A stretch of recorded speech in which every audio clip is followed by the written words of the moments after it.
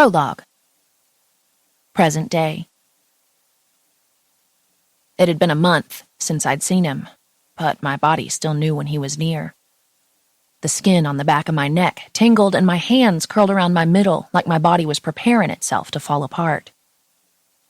I glanced over my shoulder to see Ben Shaw striding through the glass doors with a compact carry-on bag in hand, looking devastatingly handsome.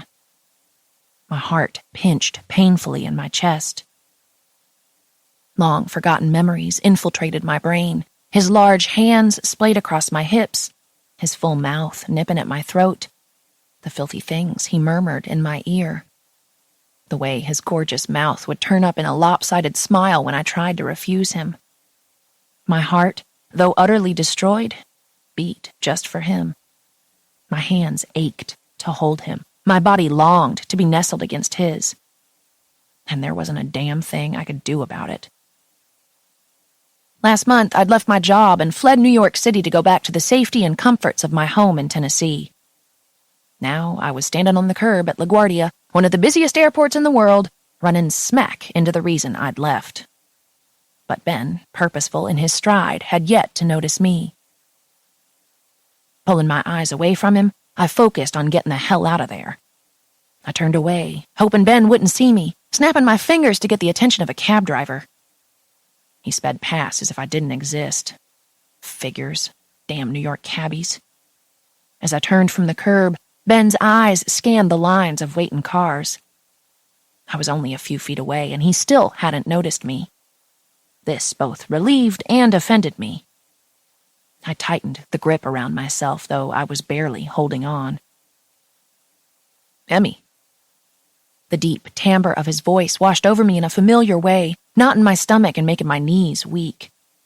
My eyes slipped closed. How dare he have the audacity to speak my name? He'd lost that right a while ago. There should be a special place in hell reserved for boyfriends who got another woman pregnant. Raising my hand in the air, I waved at a passing cab. No luck. Emmy, wait. He crossed the distance between us, reaching for me. Don't touch me. I jerked out of his reach. I couldn't handle the feel of his warm fingers grazing my skin. It had evoked too many memories. I'd been fighting to keep at bay. I watched the cars pass, unable to face him. How's the baby? I couldn't resist asking, nor could I prevent the bitter tone lacing my voice. From the corner of my vision, I saw him swallow roughly as he stuffed his hands into his pockets. We should talk, Emmy. I have nothing to say to you. Well, I do. There are a few things you should know. What could possibly be so important? I spun around to confront him, my ponytail lashing him in the face. Dark circles lined his eyes. He looked terrible. His insomnia was obviously back in full swing. He'd once told me that sleeping by my side was the only thing that kept it at bay. I closed my eyes briefly, but the memories refused to stay locked away. Thoughts of his warm body curled around mine, the way he mumbled in his sleep, and the sensation of his lips rubbing against that sensitive spot at the back of my neck drifted into my consciousness. My stomach lurched. Hold it together, Emmy. Guarding myself against the hot tears that threatened to escape, I drew a shaky breath. This tall, beautiful man overwhelmed my senses. He stood with such an air of authority that I had to physically fight the gravitational pull urging me to throw myself into his arms. Even after all this time, my body had not forgotten a thing. I couldn't believe I'd once thought he could be mine. Looking into that brilliant, hazel gaze framed by long, dark lashes, I was hit with 1,000 different emotions I'd convinced myself I'd only imagined. The way he looked straight into the very center of me. The clean, masculine scent of his skin that I was powerless against. The way his fingers twitched to reach out for me. Suddenly I was delirious, overcome with emotion and consumed by a longing so deep it owned me. And it always would.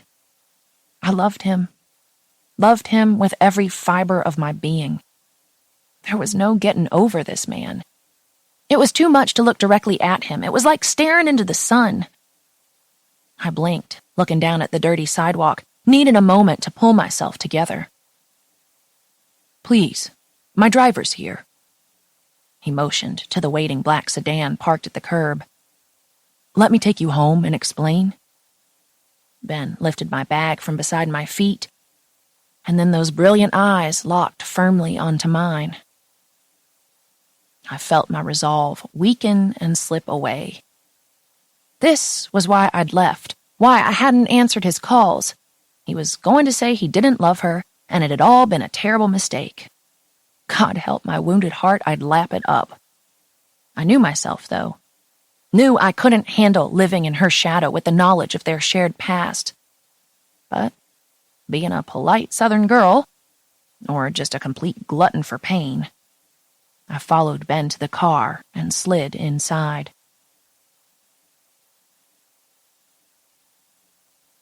One. 4 months earlier. Cursing my wardrobe, I grabbed a navy pencil skirt and a cream silk blouse out of my closet. Although I'd already worn them earlier this week, my options were limited. As soon as I got paid, I was going to blow my first check on clothes. If I stayed at this job, that is. I didn't know which outcome was more likely, getting fired or quitting. For the past 2 weeks, I'd been working at Status Model Management in New York City. Being a country girl at heart, the experience was proven to be a spectacular disaster, but at least the pay was going to be good. If I could just stick it out. I tucked the blouse into the skirt and checked my profile in the mirror. Ugh, bloated. I rummaged through my top drawer and dug out my Spanx. I quickly tugged them up under my skirt, cursing loudly all the while. God, these things are awful. I'd left my rich brown hair loose, and it fluffed out around my shoulders nicely. I could thank my mother for having good hair. I quickly dabbed concealer on the dark circles beneath my eyes and applied lip gloss. There, much better. Standing back, I gave myself one last look. Not bad. I was far from a supermodel, but I looked decent. I glanced at the clock. Shit, I'm so late. I shoved my feet into my only pair of heels, nude pumps that I pretended went with everything, and stumbled toward the door. Between the fitted skirt, tight down to my knees, and this damn girdle cutting off my circulation, walking was going to be a challenge today. Quickly grabbing the tray of muffins I'd baked last night as a gesture of goodwill from my new boss and coworkers, I launched myself out the apartment door. A warm July breeze danced around my ankles as I walked outside onto the bustling street. A swarm of yellow cabs roared past me. The scents of car exhaust, warm bread, and stale urine crammed the air, fighting for attention. A hot dog vendor on my right smiled as I walked past. A bike messenger zipped down the road, nearly hitting me as I crossed the street, and the MetLife building loomed in the distance. I was overpowered with an enormous sense of homesickness. This place was nothing like Tennessee. Even after living here a few weeks, I didn't see how the roar of New York traffic was something I'd ever get used to. Some days I wondered if I'd bitten off more than I could chew, yet I kept moving forward, kept putting one foot in front of the other. When I arrived at work with my tray of muffins, I was already late, so I shuffled as quickly as my heels and plush carpet would allow and made a mad dash toward the executive assistant's suite outside the boss's office. A few heads looked up as I hurried past, and I wondered if my heart could give out at the ripe old age of 22. Deep, exotic perfumes mingling with the aroma of leather filled my nose, and I stifled a sneeze. The agency itself was all modern, with thick, opaque glass and steel beams looking very chic and high-end. The 20th floor provided gorgeous views of Central Park in the distance. I loved looking at those leafy green treetops. I never knew you could miss seeing trees, but New York made that possible. The top of my desk was littered with at least a dozen Post-it notes, each one containing some nearly illegible message written in Fiona's messy handwriting. Crap. She'd clearly been at work for a while. Why she preferred to communicate solely on yellow scraps of sticky paper was beyond me. She never emailed me. She'd either yell something from her office or scrawl it on a Post-it note when I wasn't around. It was my job to decipher the meanings. I peeled up the first one from my desk, which was fairly clear. It said, "Call Ben in." I dropped into my seat to start organizing her notes in case I needed to refer back to one later. I shoved one note that was presumably written in hieroglyphics into my plastic-sleeved binder and then set about dealing with the rest of them. First things first, I tried to figure out which Ben she meant. Checking the database, I saw our office had 3 Bens.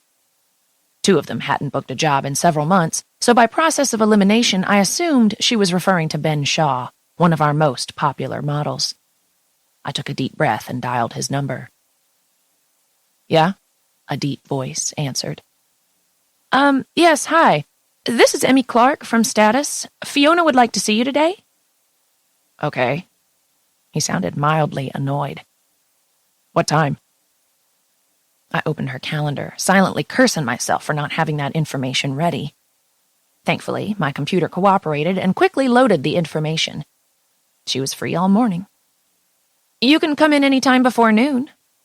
"Sure," he replied. "I'll be in later this morning." He hung up without saying goodbye. I sighed and returned the phone to its receiver. Okay then, task 1 complete. That wasn't so bad. Now to take care of the few emails I had. I liked being privy to the inner workings of a modeling agency, and Status Model Management was one of the more powerful New York agencies, often winning 7-figure contracts with major advertisers. It had a fleet of fresh new faces to feed any executive's desire. The unique thing, though, was that my boss, Fiona, who ran the agency, represented only male models. Fiona made it widely known she didn't work well with females. She'd once said it was too much estrogen, or something like that. As Fiona's assistant, my job description included maintaining the agency database of models and passing their info on to her for specific jobs. Requests would come in for certain looks, hair color, eye color, height, and weight, and I would comb through the files to find the right beautiful men for the job before sending their headshots and files over to Fiona for approval. The position certainly had its perks. Ogling delicious man candy daily was the main one. Did that make me shallow? No, I didn't think so. I'd had a bunch of crappy jobs and crappier relationships before all of this. If I wanted to be surrounded by completely delicious and highly unattainable men all day, I felt that was a God-given right. And getting paid to boot? Yes, please. Sign me up. It was my job to know the nitty-gritty details of each model to help determine which one was right for each type of job. Editorial, high fashion, fitness, lifestyle, before giving their comp cards to Fiona. This entitled me to intimate information on the couple 100 or so young men we worked with. Their shoe sizes, personality quirks, and even little-known facts, like that Nico couldn't work with Sebastian because they'd once dated and it had ended badly, or that Leo had a phobia about anything fluffy and couldn't be around tulle or feathers. I made sure things ran smoothly on set, and many times the photographers were worse than the models, demanding and pissy, with a tendency to degrade the models when they couldn't get the shots they wanted. I'd already learned part of my job would be to act as a mediator, helping to smooth things over and finding out about the expectations of the photographer and explaining them to the model. Of course, my biggest challenge was dealing with Fiona Stone, the ultra-British, ultra-bitchy head of Status Models. She was truly a rare breed. Somewhere between 30 and 40, she was stunningly beautiful. She definitely fit in among the pretty people working at the agency. Smart as a whip at business, but with the social skills and politeness of a mosquito. She was cunning, conniving, and most of all, ruthless. She negotiated hard for her models, often earning them higher rates and better contracts. But she ruled with an iron, though well-manicured, fist. And I had the distinct pleasure of dealing with her day in and day out. Lucky me. My little desk sat right outside her office. From her immaculate red leather perch, she could glance up whenever she wanted and see my computer screen and whatever I might be looking at. So, online shopping, catching up on Facebook, and personal emails were all a big no-no. I'd applauded myself that I wasn't the receptionist out front or one of the production assistants. They seemed even more miserable than I was. Nope, I'd landed the executive assistant position. Yay me! Rolling my eyes, I remembered how extremely self-conscious I had been my first day among all the toned and stylish women already working here. Little did I know that working for Fiona would prove to be a special kind of torture. She criticized everything, from my brown hair to my non-existent sense of style to my southern accent. My first Friday night, I'd gone out to happy hour with Gunnar and a few of the other assistants. He'd informed me that Fiona didn't hate me, that the sharp tongue was just part of her way. Apparently, I'd already lasted longer than her previous 3 assistants combined. Gunnar was a production assistant and occasionally worked with Fiona, too, so he knew what I was talking about. After that pep talk, I'd convinced myself I could endure anything. I would win her over. I would succeed where others had failed. No way was I going to hang it up and crawl away with my tail between my legs. No, ma'am. This was my first real job, and in New York City, no less. I would make this work. And with the promise of the travel schedule taking us to Paris and Milan soon, I wanted to make this work. Back home, no one got opportunities like this. I would be stupid to quit just because I didn't like my boss. Fiona's British accent cut through my thoughts like a siren. Stop drooling over that boy and get your ass in here. Crap. My screen had been sitting idle on the semi-nude photo of a male model. Oops. I shuffled my tight skirt-wearing self into Fiona's office. She was dressed immaculately, as always, in a Versace linen dress with a bright royal purple scarf and a pair of the highest Prada heels I'd ever seen. Those suckers put the Empire State Building to shame. Her hair was pinned back in a loose chignon, shiny dark tendrils framing her elegant face. Yes, Miss Stone? I asked. Do you know what time it is? Her expensively clad foot tapped the floor, and she didn't bother looking up from her computer screen. Tap, tap, tap. Oh, shit. Was this a trick question? It's 10 o'clock? She leaned back in her chair, peering at me intently. And what? She gave me an icy glare, making my heart pound and a cold sweat break out under my arms.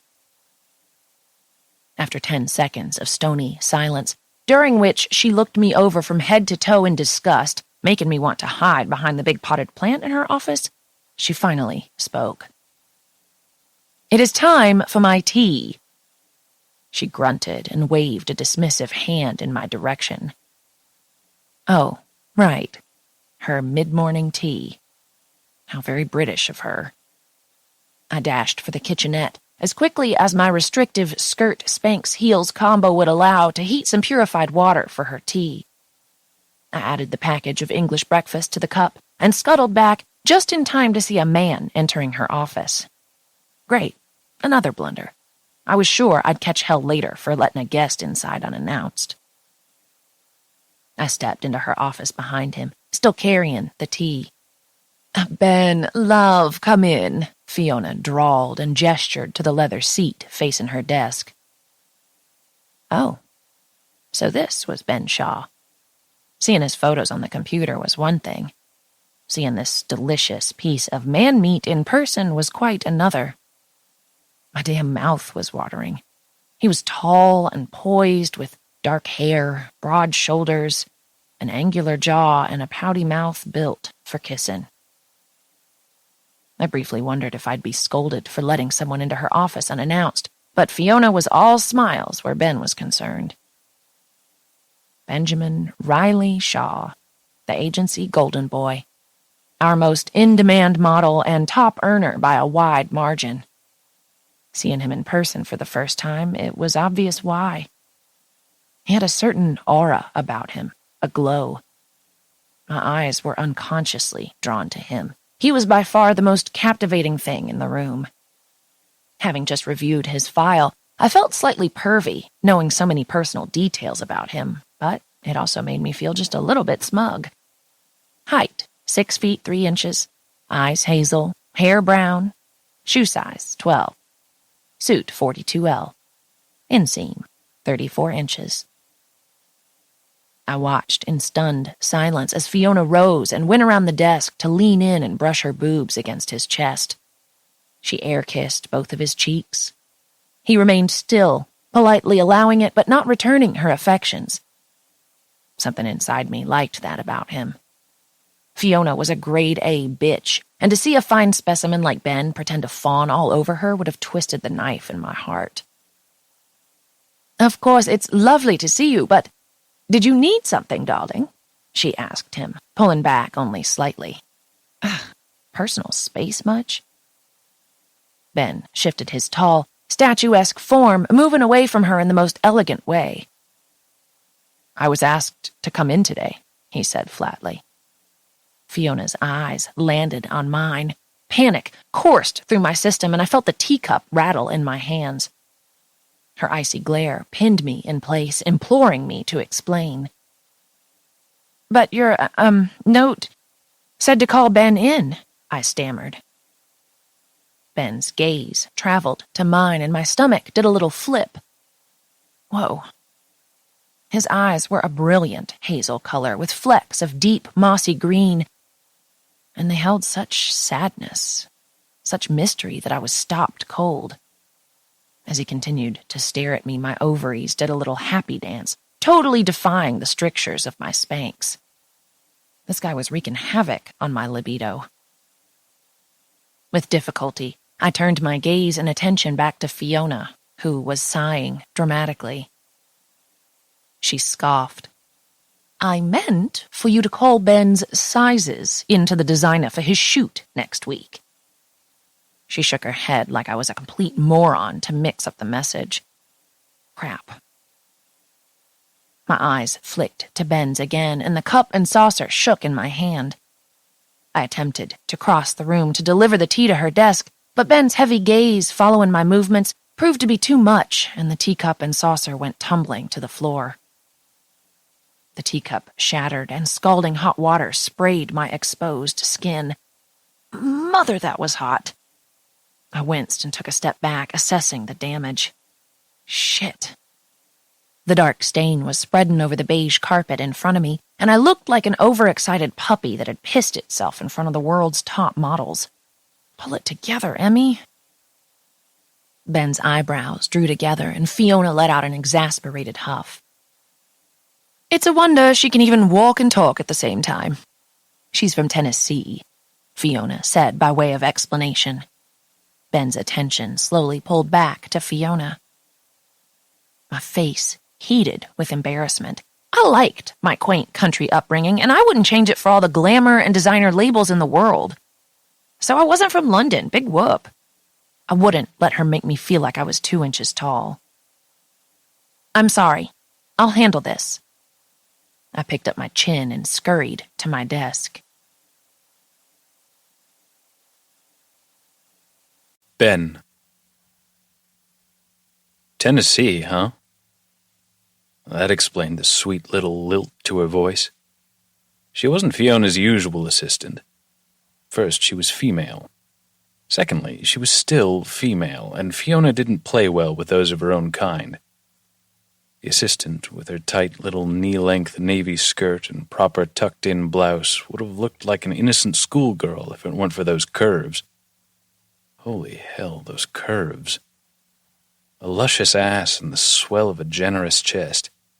Eyes up, buddy. No getting wood over the new girl. Her innocence was cute. Different. A hint of pink blossomed across her cheeks, and her teeth were buried deep in her bottom lip. She had dark hair tucked efficiently behind her ears, and her hands shook, unable to stop the teacup from rattling. She stared up into my eyes, looking lost before the teacup went tumbling to the floor. For a split second, I worried that the city of Manhattan, or Fiona, would chew her up and spit her out. A surge of protectiveness flared up inside me, the feeling strange and foreign. Also not entirely welcome. I didn't know this girl. Shouldn't care. Yet I did. I couldn't deny the instant chemistry and intrigue that buzzed between us.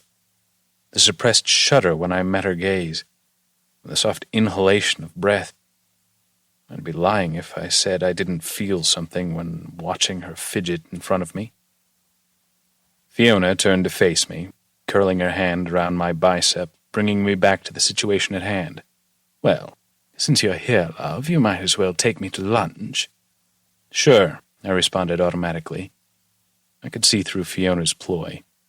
She wanted to see me today, but didn't want to admit it. I knew her games. This pretty young thing didn't, and she was left to feel like the village idiot. If she understood Fiona's true motivation for calling me in, she wouldn't be staring up at me with those innocent gray-blue eyes. If she knew the depravity lurking inside me, she'd flee for Tennessee without a backward glance. I'd devour a girl like her. Own her. The thought was intoxicating. I watched her with interest, considering my next move. "I'm sorry, I'll handle this." Tennessee picked up her chin and scurried to her desk, her confidence broken. Watching her retreat while Fiona touched up her lipstick, I decided her assistant would be fun to play with. She'd be all soft, feminine innocence, and those perfectly proportioned curves were begging for my hands. Fiona's claws would come out, though, so it might not be worth it. Fiona had done too much for me. Shit, she was my manager. I wasn't about to do something stupid like sleep with her assistant to piss her off. Bad career move. My dick would have to stay in my pants.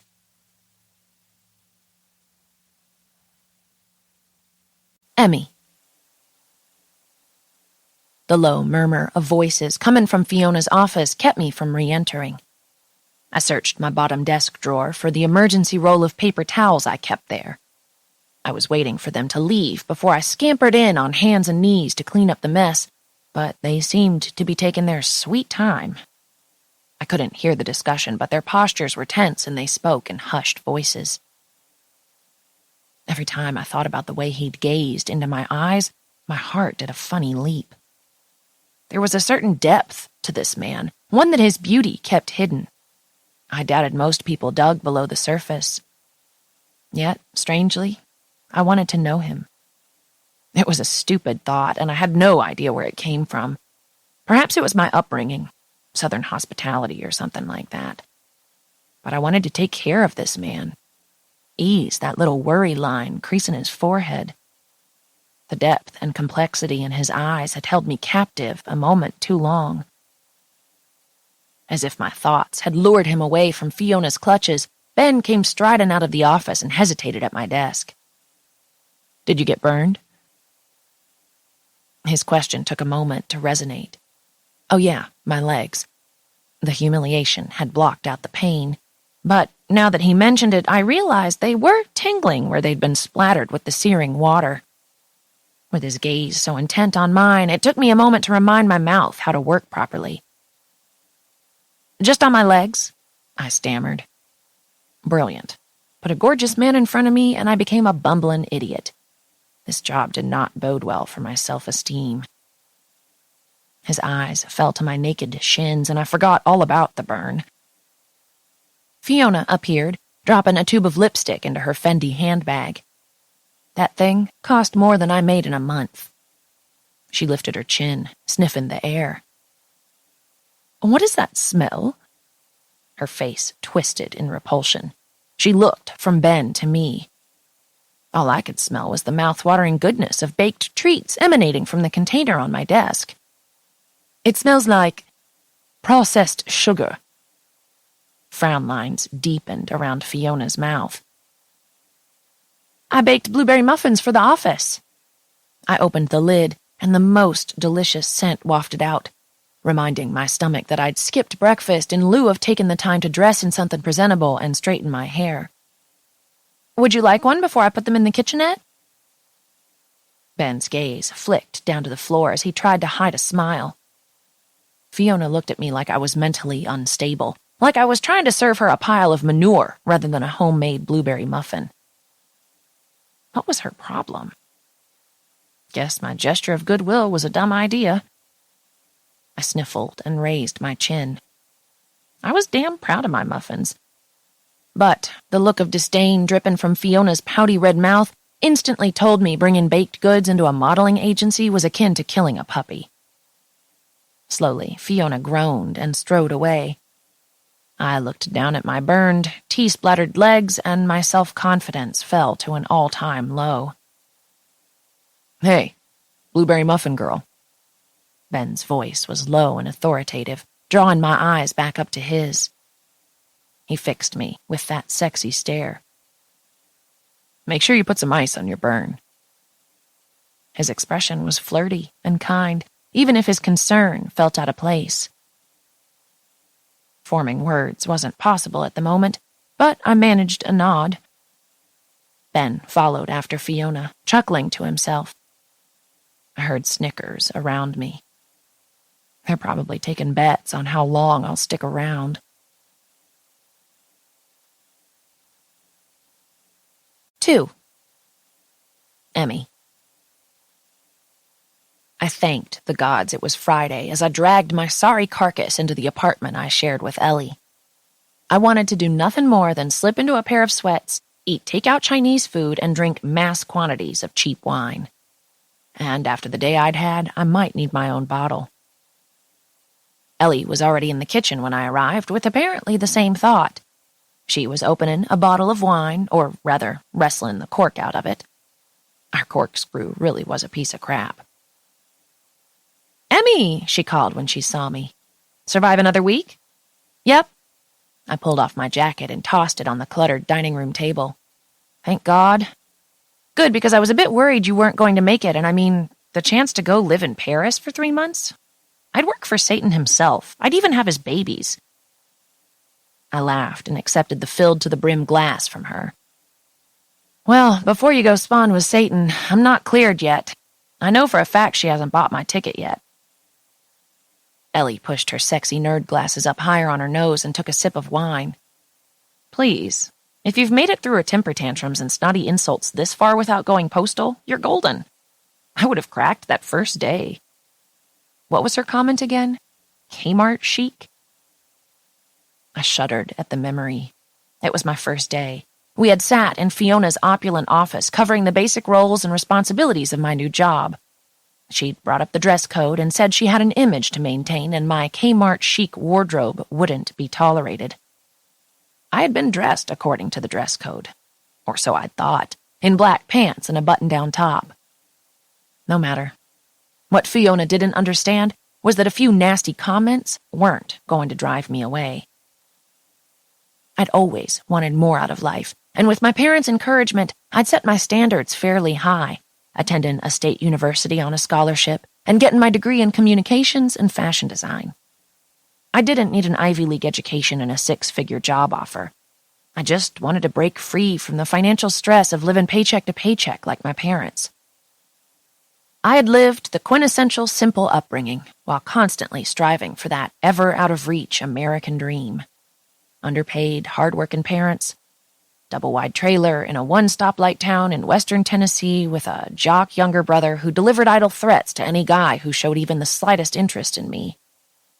Climbing trees in my younger years, cheerleading and sleepovers in high school. So, after graduating from college and landing a job as an assistant at a prestigious modeling agency in NYC, I was well on my way. I would make this work. My roommate pulled out cheese and crackers, then set them on the counter, jarring me from my thoughts. She munched on a cracker and sipped her wine. I watched her and smiled. She was spunky and fun, and I was glad to be subletting a room from her, but we were from totally different walks of life. Ellie was a sassy New Yorker who didn't let anyone blink at her the wrong way without making some sassy comment in retaliation. Being the opposite, I'd been known to stop on the side of the road to help ducks cross the street, and couldn't walk by a homeless person without giving him my last few bucks. "Okay, we need to prep you for your Euro adventure. You'll need a makeover. We'll get you smoking hot for all that hot male model action. New clothes, haircut, no more carbs. Wine doesn't count," she added, urging me to take another sip. I laughed at her enthusiasm. "Whoa there. There will be no model action in my future," I assured her. I didn't need a one-way ticket to Heartbreak City. No thanks. Still, I couldn't help thinking about Ben Shaw again. Those intense, sexy eyes, his full lips. I'd thought of him constantly since our awkward tea-spilling, blueberry muffin peddling run-in earlier. Ben was the reason Fiona and I were even going to Paris and Milan. As the agency it boy, he'd been booked for several campaigns in some of the hottest fashion markets in the world. And Fiona, super bad at disguising her crush on the poor man, told me that she always traveled with Ben when he went on extended assignments. I couldn't blame her, though. I was pretty damn close to crush territory myself. Ellie thoughtfully swirled the wine in her glass. We should also make sure you get some nookie before you go, otherwise you'll be a horny mess. What? I laughed again. No, I won't. I'm a professional, unlike you. Ellie shook her head and snorted. I didn't want to be the one to burst her bubble that many of the male models were gay anyway. She grabbed the menu for the deli across the street, picked up her phone and dialed. Yes, 2 spinach salads with grilled chicken. I raised my eyebrows at her. No carbs, she mouthed to me. It was a little disheartening to be informed by your roommate that you needed to slim down. Sure, I could probably stand to lose a few pounds, but spinach? Seriously? That was ridiculous. You're going to be in the company of male models for the next few months, she explained after ending the call. I didn't think Ellie understood that I'd be working, not competing on a game show to find my future husband. But then I made the mistake of thinking of Ben. Honest to God, I would never eat another carb again. While he and Fiona had been out to lunch, I'd opened his file. That way I could snoop in peace without her watching over my shoulder. He was perfection. Textbook perfect. If I had to draw up the specs for my perfect man, Ben Shaw is what God or Cupid or whoever would have delivered to me wrapped in a bow. Tall, broad-shouldered, and blessed with chiseled dark features. The pictures of him shirtless, or better yet, in a pair of briefs, really sent my pulse racing. Smooth, rounded pecs, golden skin, a well-defined six-pack, full pouting mouth, and the most intense eyes ever completed the look. I'd been ready to remove my panties discreetly under my desk when Fiona came back, and my sexy reverie was over in a damn hurry. As fast as my mouse would allow, I closed the pictures of him, silently cursing myself that I hadn't thought ahead to email any to my personal account for private viewing later. I had shaken my head clear of those horny thoughts and leaned back in my chair. The last thing I needed was a desperate crush on a male model I worked with. I would need to keep my wits about me if I expected to survive the next few months living in close proximity to him. Not to mention pack a big supply of batteries. Yes, an extra suitcase full of batteries ought to do the trick.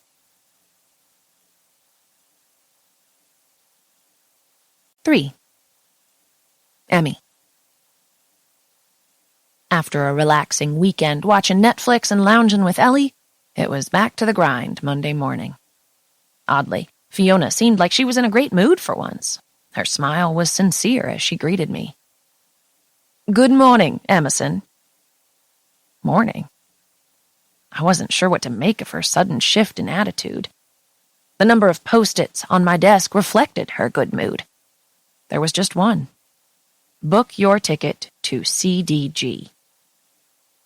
It took me a second to realize that CDG was the Charles de Gaulle International Airport in Paris. I didn't wait to be told twice. Using the credit card Fiona had given me for business purposes, I booked an overnight flight out that Friday night. Same as Fiona's. I wouldn't have a clue how to navigate Paris if I landed there on my own.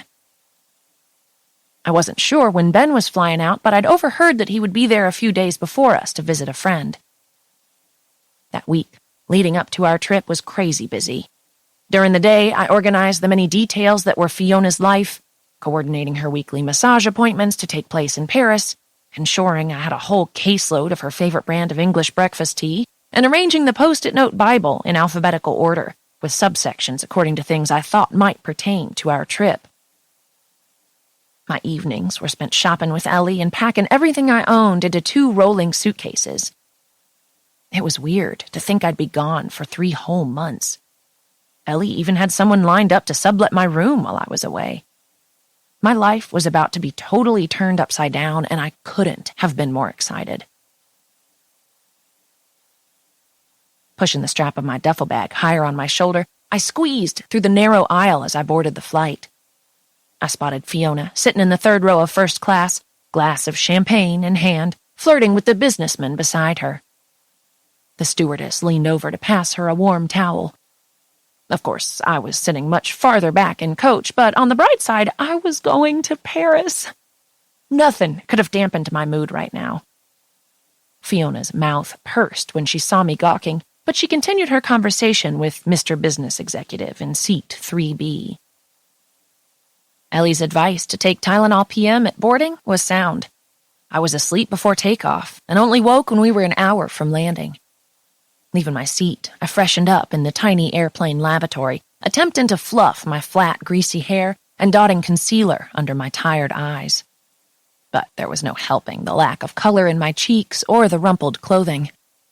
I knew I'd have a busy day ahead of me once we landed. Fiona was long gone when I finally made it off the plane. After passing easily through customs, I powered on my phone and waited at the baggage claim. Although I'd arranged for an upgrade to an international plan, I was still surprised when my cell showed a text from Fiona. "Get my bags and meet me at the hotel." She'd left. Well, wasn't that just craptastic? I had no idea what her bags looked like, so I was forced to wait until everyone from our flight had taken theirs and then read the little tags on the dozen or so bags left unclaimed. She had a whole fleet of luggage, Louis Vuitton, of course. It was a wonder she trusted me with it. After wrestling her bags and mine out to the curb and tracking down a shuttle, nearly 2 hours had passed before I made it to the hotel, an upscale boutique affair in Saint-Germain in the lovely 6th arrondissement. Stepping from the cab, the mouth-watering smell of coffee and croissants hit my nose. People sat clustered in outdoor cafes under umbrella tables, sipping espresso and eating pastries. Water flowed down the gutters as the streets were flushed clean, and elderly people fed the pigeons. The golden glow of the sun hitting the old stone buildings and the brilliant bright blue sky seemed to transform the city streets into something magical, romantic, cultured, and pretty. A place where anything could happen. The hotel lobby was quaint and simply appointed with a large oak desk, buffed marble floors, and colorful tapestries hanging on the walls. After a quick check-in, I stepped into the antique elevator, praying it would support the weight of all the luggage. My room was as tiny as I had expected. Though the hotel was quite upscale, my room held little more than a bed dressed in fluffy white linens. There was a wardrobe pushed into the corner and a TV mounted on the wall. Gauzy cream curtains framed the tall, narrow windows, lending the efficient room a pretty and enchanting vibe. It would be my home away from home. Anticipating Fiona's many demands, I planned to meet with the front desk staff to understand the Paris subway map. Best to be preemptive, since I knew I'd likely be running around the city fetching whatever Fiona needed at a moment's notice, and my learning curve was likely to be steep, having never set foot outside the United States. Plus, my French was limited to bonjour and merci. But first, I needed to get Fiona's bags to her room. They quite literally didn't fit in my own. After wrestling them in and out of the tiny elevator, I was sweaty and more than a little grumpy as I stood at the door of Fiona's top-floor suite. The door was left cracked open, and I gave a quick but firm knock before pushing it open. No one answered, but I could hear muted voices in the adjoining room. Entering the living room with plush sofas and a TV, I dragged the suitcases in after me. Voices leaked from the bedroom. Fiona was with a man, and apparently they were in a heated discussion. Awkward. I could leave the bags and sneak away unnoticed. I wasn't in the mood to face a grumpy Fiona. My agenda included a hot shower and a nap. After stacking her bags in the corner, I froze. I recognized the man's voice, deep and rich with a confident tone. Ben. My body responded instantly, my nipples hardening against my bra and my pulse jumping erratically. My body's responses to him were anything but normal. Unable to resist getting a look at him, I tiptoed closer to the doorway and peeked inside the room. "What's this about, Fiona? You're mad that I saw Madeline last night? Is that what this tantrum is?" "I'm not going to pretend I like it. But, love, you know I can never stay mad at you. I haven't seen Maddie in years, you know that, and we're shooting together tomorrow. I wanted to say hi. We hit one club, got a drink, and reminisced. It was no big deal," Ben said, his voice indifferent. "Those gossip mags follow her around, and I just don't want your image linked to hers." Fiona's voice was a soft whine, vaguely reminiscent of a lapdog in heat. "Chill. It was low-key, Fiona. I was back here, in bed alone by 11. I couldn't sleep worth shit, but I was here." "Okay," Fiona sighed. "If you say it wasn't a big deal, it wasn't. End of story." It sounded like Fiona was jealous that he'd hung out with a woman, and I knew she had issues with estrogen, but that couldn't be it, could it? Surely Ben was allowed to hang out with whomever he wanted. I couldn't resist peeking farther around the corner. They stood in the center of her bedroom, in front of the bed. Fiona had changed and was smartly dressed in a fitted black lace top and cream skirt. In contrast, I was frazzled, greasy, and still dressed in yesterday's wrinkled clothes. Ben, of course, looked like a walking orgasm, wearing dark-fitted jeans and a black tee that showed off his muscular physique. His jaw was unshaven, and his deep-set gaze was locked on Fiona's, exuding his dark, boyish charm. Good Lord, did that man know how to work it? Fiona's back was to me, and I watched as she placed her open palm on his chest and gave it a gentle pat. "I'm over it, love. I'm here now, and this season is going to be terrific." Ben's features visibly relaxed, his shoulders dropping as if her words held the power to soothe him. Just then his eyes flicked to mine, and he took a step back from Fiona, his expression weary. "Excuse me, Miss Stone?" I found my voice, knowing I'd been discovered eavesdropping. Fiona whirled around on her 4-inch Prada stilettos. "Oh, Emerson, there you are." Her voice was laced with sour frustration and held none of the sugary sweetness reserved just for Ben. "Took you long enough. Good thing I had my carry-on." She started toward me, seemingly annoyed by my interruption but acting as though being reunited with her precious luggage was the best thing that ever happened to her. Ben followed, and they both joined me in the living room. "Ben, this is my new assistant, Emerson Clark." She introduced me, waving an absent hand in my direction. Ben's large hand reached out for mine. "Emmy," I added, placing my palm against his.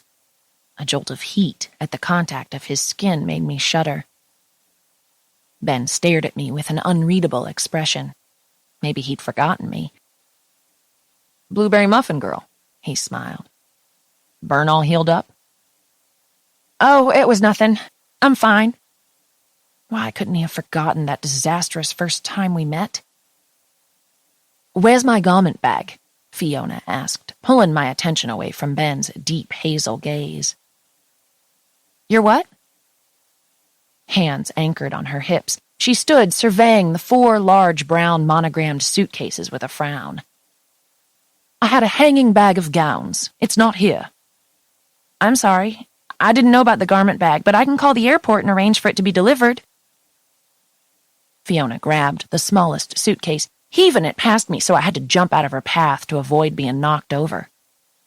Ben steadied me as I shuffled closer to him. His warm hand closed around my elbow, sending heat zipping up my arm at the contact. Whoa. Realizing my conversation with Fiona was over, and still standing open-mouthed, staring at Ben, I mumbled an apology and fled through the door. Ben. Fiona had only just arrived and she was already exhausting me. It was going to be a long damn season if she pulled that jealous pouty act every time I talked to a female. Christ. And speaking of females, I hadn't been expecting to see her sweet little assistant. That was an interesting turn of events. Honestly, I was kind of amazed. Fiona changed assistants more often than most people change their underwear. And after the debacle at her office the other day, mistakenly calling me in and then shattering that teacup, it was a shocker she was still employed. Not to mention she was cute. Another strike against her. Fiona liked to be the best-looking woman in the room, and certainly wouldn't have hired an attractive assistant. But then again, maybe she just didn't see it.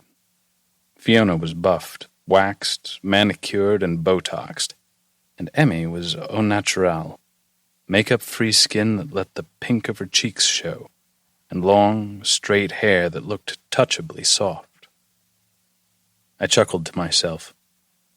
No, I definitely hadn't expected to see her again, but it was a nice surprise. Maybe this season would be interesting after all. I dutifully kissed Fiona's cheek goodbye and strolled out of the room. I found Emmy still standing in the hall. The back of her head rested against the wall. Her eyes were closed, and she drew deep breaths, her breasts rising and falling with each inhale. There was nothing merely cute about this girl. She was beautiful.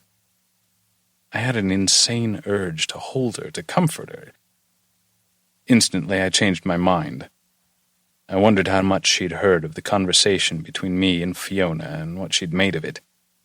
I certainly wasn't going to offer any explanation. My relationship with Fiona was complicated, to say the least. "Are you okay?" My voice startled her, and her eyes flew open and darted up to mine. She didn't answer right away. She just continued watching me. I leaned against the wall beside her and crossed my feet at the ankles. "I'm sorry," she shook her head, looking down at the plush gold and burgundy carpeting lining the hallway.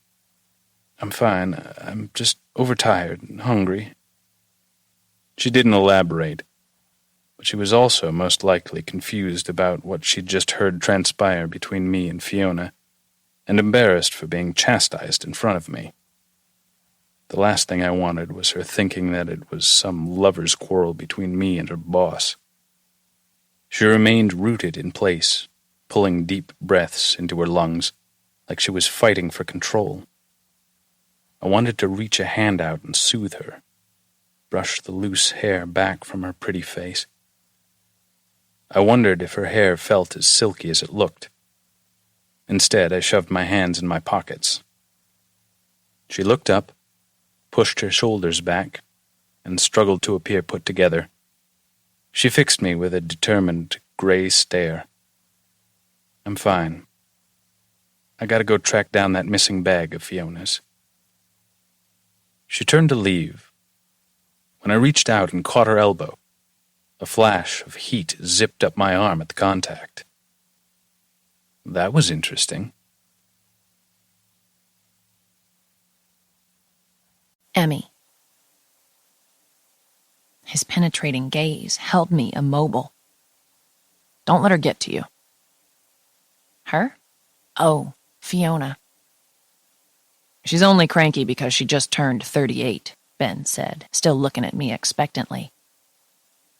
"I didn't know it was Fiona's birthday." "Yeah, last week, but she doesn't like people to know." His hand dropped from my elbow. It was probably clear I wasn't going anywhere while this beautiful man was talking to me. "Plus, I think she's pissed at me right now, so seriously, don't worry. You'll get the bag delivered, right?" Oh yeah, the bag. God, Ben talking to me and looking like he was actually concerned was enough to send my brain straight to La La Land. I needed to remember I had a job to do. "Thanks. And yeah, I guess I better go track down that bag." He nodded and stepped back. I darted for the elevators on shaky legs. It was just jet lag. It had nothing to do with him. Yeah, right.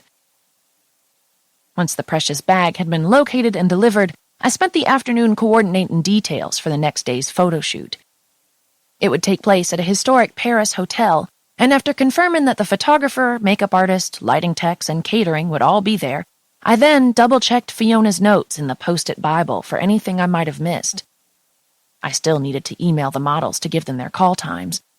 But first, I ordered room service. I was starved, and I doubted there'd be an invite from Fiona for a nice dinner out, even though it was my first night in Paris. I'd considered trying to navigate the city and treating myself to a classy meal, but dismissed the idea. A hot shower, pajamas, and dinner in bed sounded like a much better way to end the long day I'd had.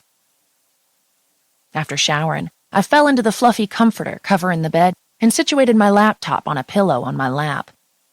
I double-checked their call times and sent notes to the models for tomorrow. I wasn't sure why, but the thought of emailing Ben was nerve-wracking. My fingers trembled. I considered writing something funny and cute, maybe signing the note Blueberry Muffin Girl, but at the last second I chickened out and typed a brief, professionally worded email. No sense flirting with a model. I'd probably just end up looking like an idiot. Surely hordes of girls threw themselves at him on a daily basis. Though a smiley face couldn't hurt, could it? From Emerson Clark. Subject: photo shoot tomorrow. To Ben Shaw. Ben, please arrive at 58 Rue de Fleurus at 9 a.m. tomorrow. See you then. Smiley face with tongue sticking out. Emmy Clark. Assistant to Fiona Stone, Status Model Management. Someone knocked on the door. Room service. My stomach grumbled loudly. After tipping the bellhop, I settled back into the pillows with my food and typed Ben's name into my browser. Dinner and a show. What could be more perfect? Google Images was my entertainment for the night. Yes, I was developing a serious fetish for him. Sue me. My email indicator flashed with a new message, and I silently cursed whoever was interrupting my sick little addiction. I opened my inbox. Ben Shaw, regarding tomorrow. Tongue! Exclamation point. I laughed silently to myself, finding it cute that he both noticed my smiley face had its tongue sticking out and took the time to respond. I typed out a response.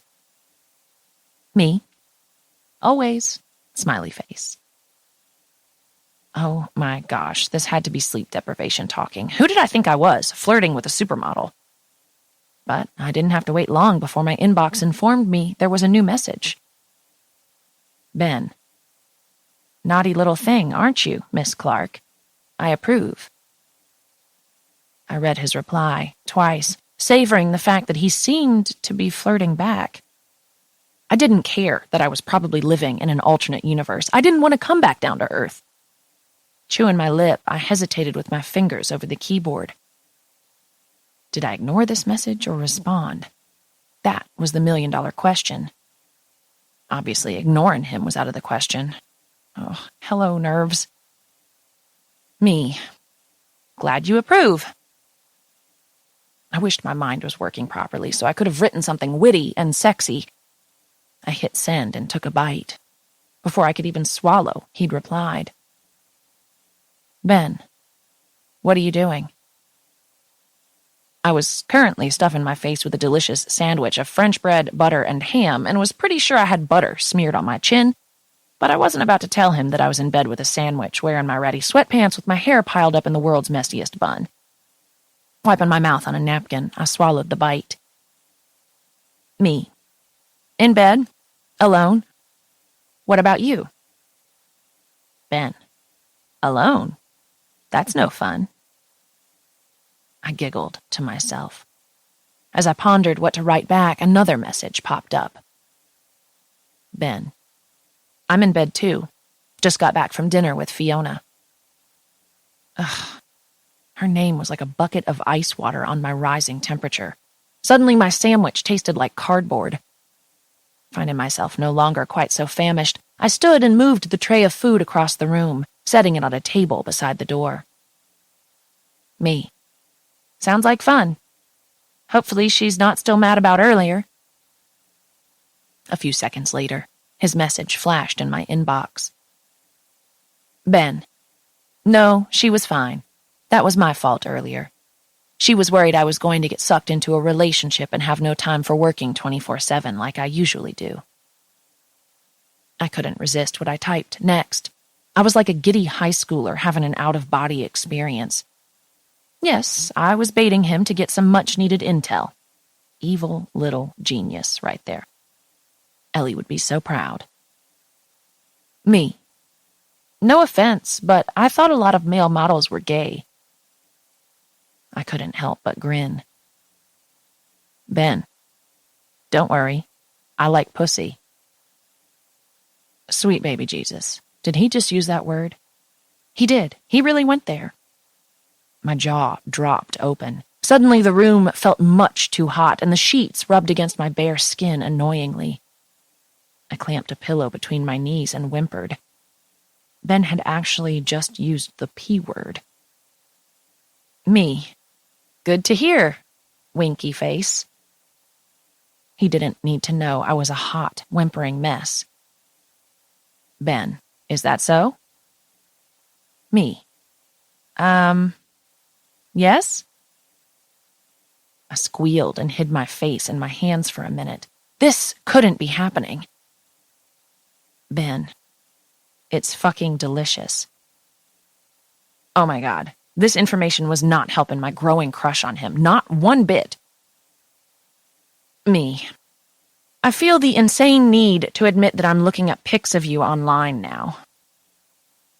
I didn't know why I told him that, but I liked this brutal honesty thing that was happening between us. Ben, I need more shirtless pics. Wait, were we flirting? I didn't know how to flirt, did I? I heard Ellie's voice inside my head. Step 1, remove his pants. I giggled and quickly typed out a response. I didn't want him to think I was a total creeper, although, to be fair, he did seem to be encouraging it. Me. No, actually, that's not what I'm looking at. I like your lips and jaw. Ben. You like them for what? Me. Good for nibbling. Ben. I like sucking on lips. My heartbeat drummed in my chest. Ben Shaw could suck on my lips anytime. Me. Smiley face. My only response was a smiley face, but damn, what did one say to that? There was no textbook, no manual for flirting with a highly unattainable model. Ben. You like that, Miss Clark? Me. Very much, Mr. Shaw. This wasn't me. I didn't engage in dirty talk or flirty banter with models. While they worked out and watched their diets, I ate ice cream in my sweats and slept till noon on Sundays. I pretended to go to the gym, but I really just circled the parking lot looking for a spot. But I liked this new me he was bringing out.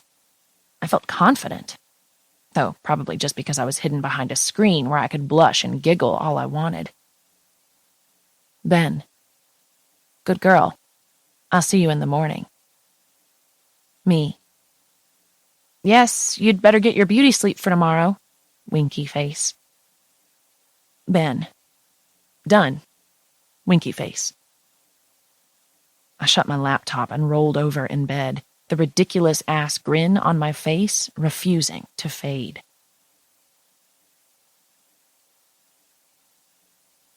Four.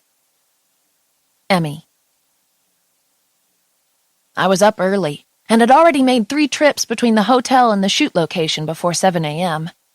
Thank goodness for the easy-to-navigate metro, and the strong European coffee I'd downed at breakfast. Emailing back and forth with Ben the night before still seemed like a dream. My body was hyper-aware that he'd be arriving soon, and though I was trying to focus, I was incredibly distracted, watching the door every few seconds. Thankfully, everything was running smoothly.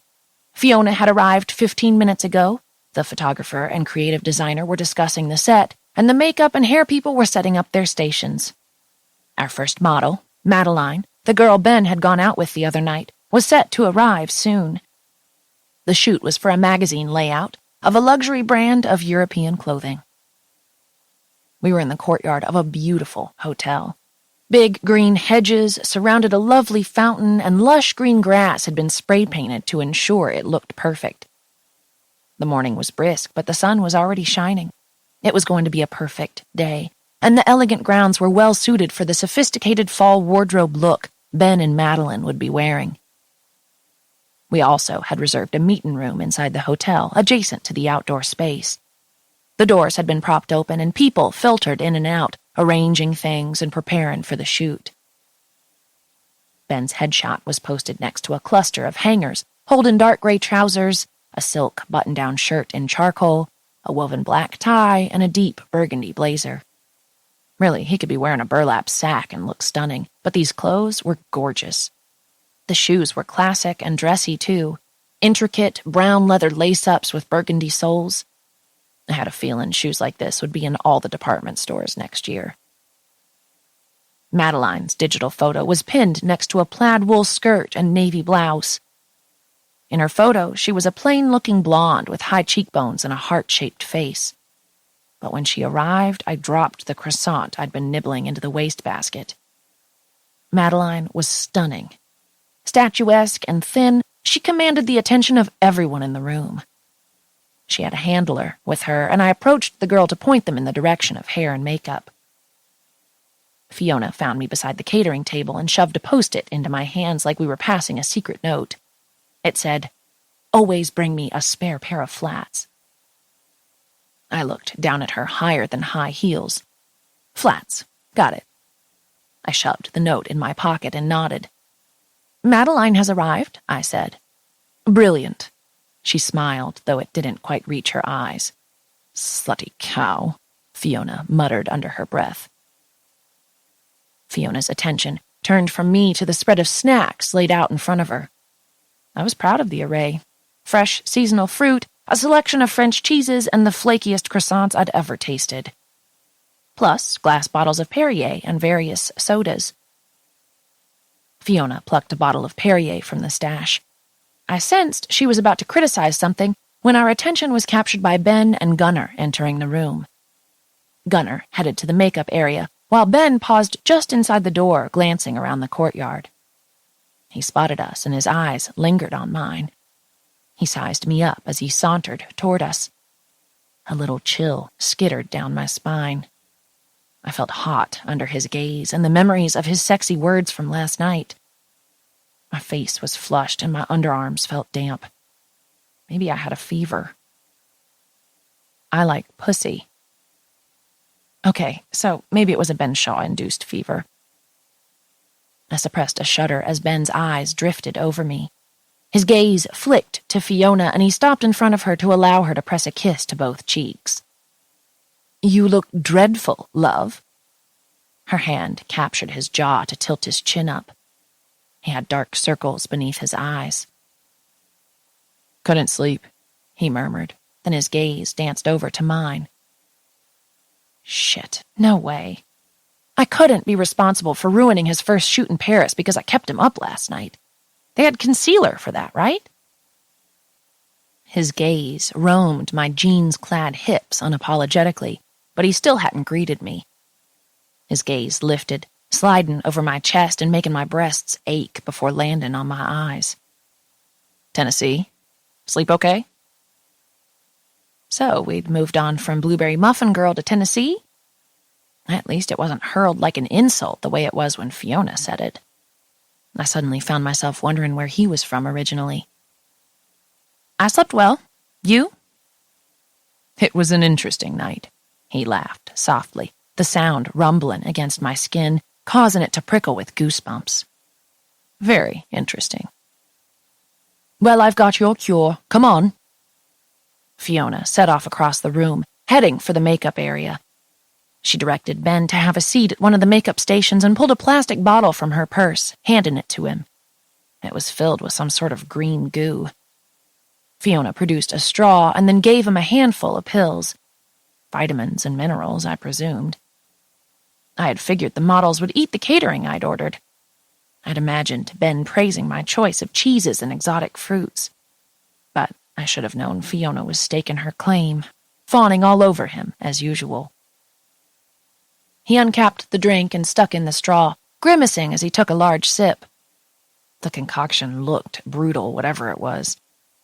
The thick green liquid disappeared slowly as Ben continued to suck it down, stopping only to pop pills in his mouth between gulps. My stomach twisted in revolt just watching him drink that nasty stuff. I guess being beautiful took work. Gunnar was chatting with the makeup artist beside us, handing her various bottles of skincare products. He breaks out with anything oil-based. I'm having him try this new organic line. It's fucking fabulous. The makeup artist accepted the bottles and added them to the heap of products covering her workstation. Her expression was aloof, very much, let me do my damn job. Gunnar smiled sweetly and sauntered away. I left Ben and Madeline to check on the set. I knew Fiona would need a chair brought out to watch from if those pumps were any indication. After dragging a stool outside for her, everything was ready. With only 2 models in the shoot today, the atmosphere seemed low-key and low-stress. Once Ben and Madeline had finished with makeup and hair, they talked with the photographer, getting comfortable with the backdrop and each other. Both models looked impeccable. Madeline's hair floated across her shoulders in a huge, wavy mass of curls, and her makeup appeared dewy and fresh with a pop of bright fuchsia lip stain. I couldn't even tell that Ben wore any makeup. Probably the point, because he just looked beyond gorgeous. His hair had been smoothed down, parted to one side and slicked with pomade. The style worked quite well for him. And the growing moisture in my panties was a clear indication of how well. All the clothes seemed to hang off their bodies in a simply stunning way. Ben exuded cool sophistication and classic handsomeness in his tailored suit. The man just oozed sexy. He's almost too pretty, huh? I hadn't noticed Gunnar slide up beside me. Oh, what? His eyes tracked Ben's movements. Don't you dare pretend you didn't notice. His lips puckered in the most mocking way. Yeah, he's attractive. Of course he is, I stammered. Gunnar sighed dramatically. Don't let those good looks fool you. That boy would be a hot mess without me, Fiona, and a pile of pills. I had no idea what to make of his pill comment, but now wasn't the time to ask because Fiona was on a rampage, complaining loudly that Ben's shoes didn't fit. He needed a 12 and they'd brought an 11. I rushed to calm the situation, but before I could intervene, Ben was at her side, speaking in hushed tones to soothe her. He'd stuffed his feet into the shoes and pleaded with her, his arms out to his side. See? I'll survive for an hour. Apparently mollified, Fiona merely nodded, and I released a deep exhale. The photo shoot began, and watching Ben work was wonderful. He made it look so easy. It was clear that both he and Madeline were experienced professionals. They worked well together, posing, moving against each other to create interesting angles as the photographer clicked away. I'd never get tired of looking at him.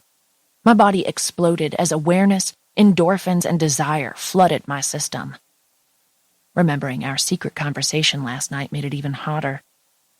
His intense gaze landed on mine as he continued to pose for the photographer, and I swear the look in his smoldering gaze was pure sex. Good Lord, I was going to need to change my panties soon. Note to self, at the next photo shoot, pack Fiona flats and an extra pair of panties for me. When the shoot wrapped, Madeline immediately disappeared with her handler, and Ben and Fiona wandered back into the dressing area, seemingly in the middle of an intense conversation. I wondered what they could be discussing that was so serious, since his performance today seemed impeccable.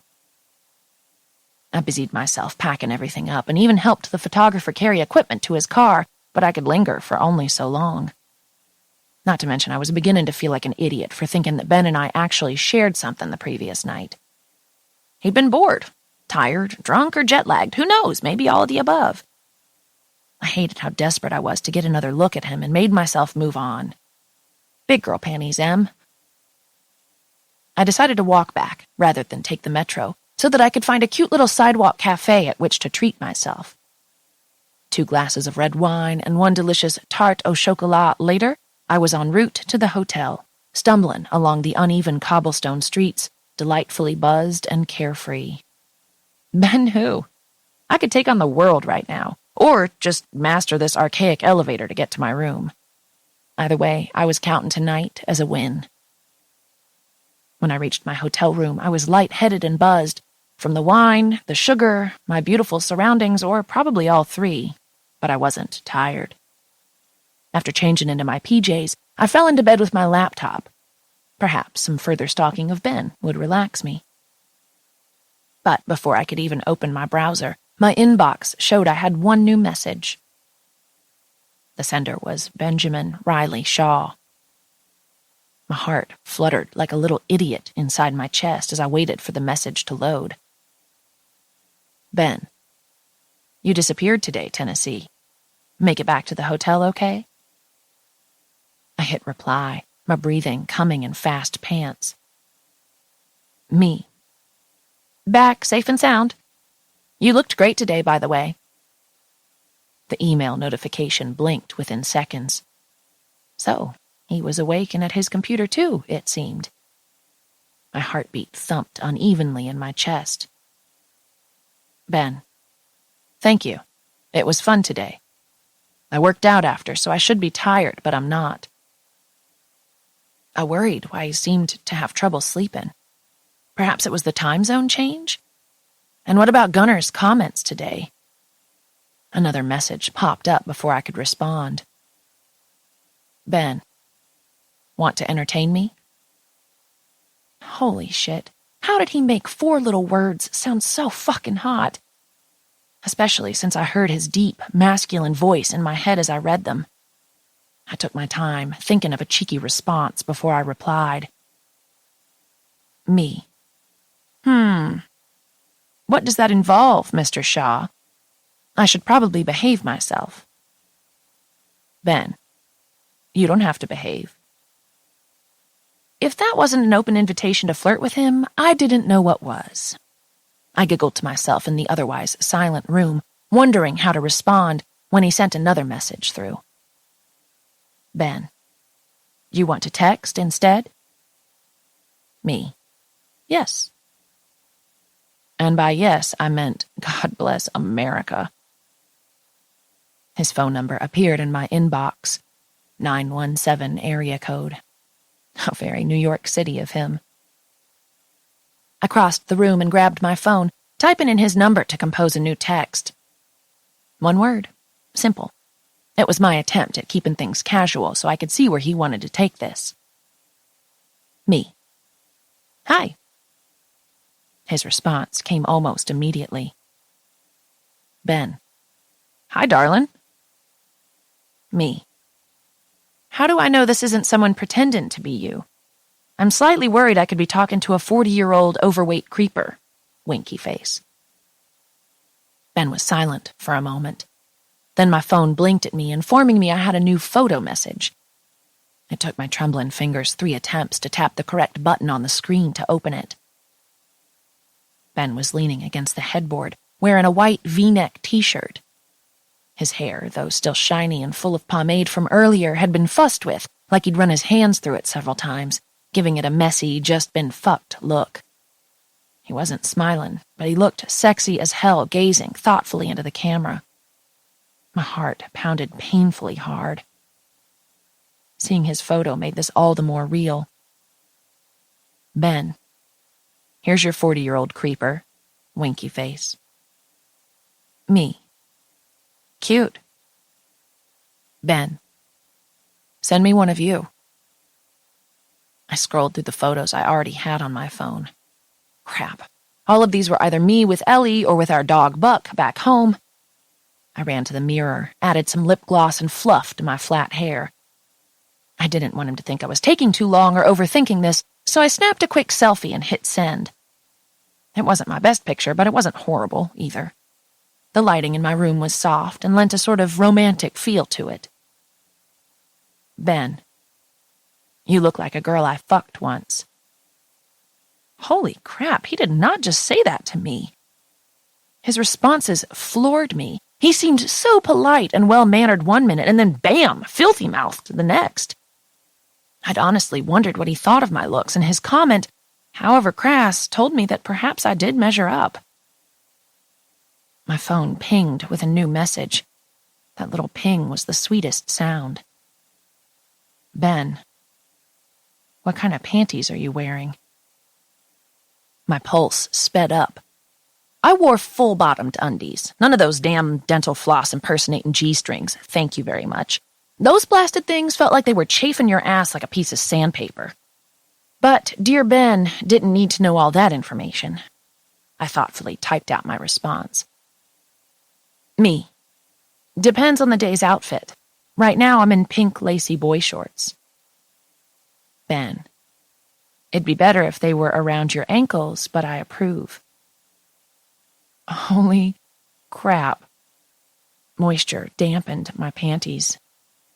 I fought to keep my thoughts under control and from jumping into the gutter. I ran through a mental list of non-sexy things. His schedule this week, the location of his next photo shoot, what he smelled like, his dick size. Ugh, where did that come from? I bit my lip. I knew I should keep it clean, but being naughty sounded like so much more fun. He was proven to be a terrible influence on me. Me. Eager tonight, aren't we, Mr. Shaw? Ben. Always, doll. Me. Do you always text like this with Fiona's assistants? Ben. No, they're usually men. And I told you, I like pussy. God, anytime he used the P word, I swear my lady parts clenched. Who knew I was such a glutton for a little dirty talk? Me. How could I forget? You worded that so eloquently. Fine then, do you text like this with other girls often? Ben. Depends on if I want to play with them or not. I took a moment to compose myself and tried to decipher his words. He didn't deny it. But did that mean he was playing with me? Or that I was special because I was one of the few he wanted to play with? I felt a wine headache coming on, and I typed out the first thing I could think of. Me. Are you seeing anyone right now? After I hit send, I silently cursed myself. I didn't want to seem overly interested. He was probably just messing with me anyway. Just bored and killing time. He couldn't really be interested in me. Could he? Ben. I don't really date. I could see that, I suppose. Being a model with a hectic travel schedule, it was probably hard for him to meet people, let alone quality women. My phone pinged again. Ben. I don't like to be tied down. So much for giving him the benefit of the doubt. He was practically admitting to being a player. Summoning my courage, I typed a response back. Me. Spoken like a true man-whore. Take that. That would put him in his place. There was a subtle difference between being flirty and being a bitch, and I wanted to stay on the correct side of it. But sheesh, someone had to call him out. Ben. Not a man-whore, babe. Only 3 girls have gotten it. It? My mouth went instantly dry. He was an exquisitely handsome man. Quite obviously, women threw themselves at him, yet only 3 lucky ladies had gotten the goods. That was rather curious information, if he was telling the truth. Maybe he had more restraint than I gave him credit for. Or maybe he'd had a long-term girlfriend somewhere along the way. I wanted to type back and ask him why he was flirting with me when he could get anyone he wanted. I wondered if he even found me attractive. But of course I didn't write any of that. I needed to play it cool. Ben. Emmy. Wow. I liked that he used my real first name more than was even remotely normal. Breathe, Emmy, breathe. Me. Yes? Ben. Do you have plans for tomorrow? Breathing became secondary as I took a moment to squeal like a giddy schoolgirl. There wasn't a shoot tomorrow, and it would be one of the few days we had off, so Gunnar and I had planned to go to the Louvre. Me. Not really. Probably going to do some sightseeing. I was so canceling on Gunnar if the opportunity called for it. He would just have to deal with it. Our plans weren't set in stone, anyway. Ben, I have plans with Fiona during the day, but if you want to meet up for a drink later. His friendship with Fiona still confused me, but maybe that was one of the things I could ask him about tomorrow. Perhaps she wasn't such a fire-breathing dragon once you got to know her. Who knew? And maybe I could discreetly pump Gunnar for information. Me. Sure, I can meet you later. Ben. Meet me in the lobby at 8. We can walk to the place I have in mind for drinks. Me. Great. See you then. And just like that, I had a date with Ben freaking Shaw.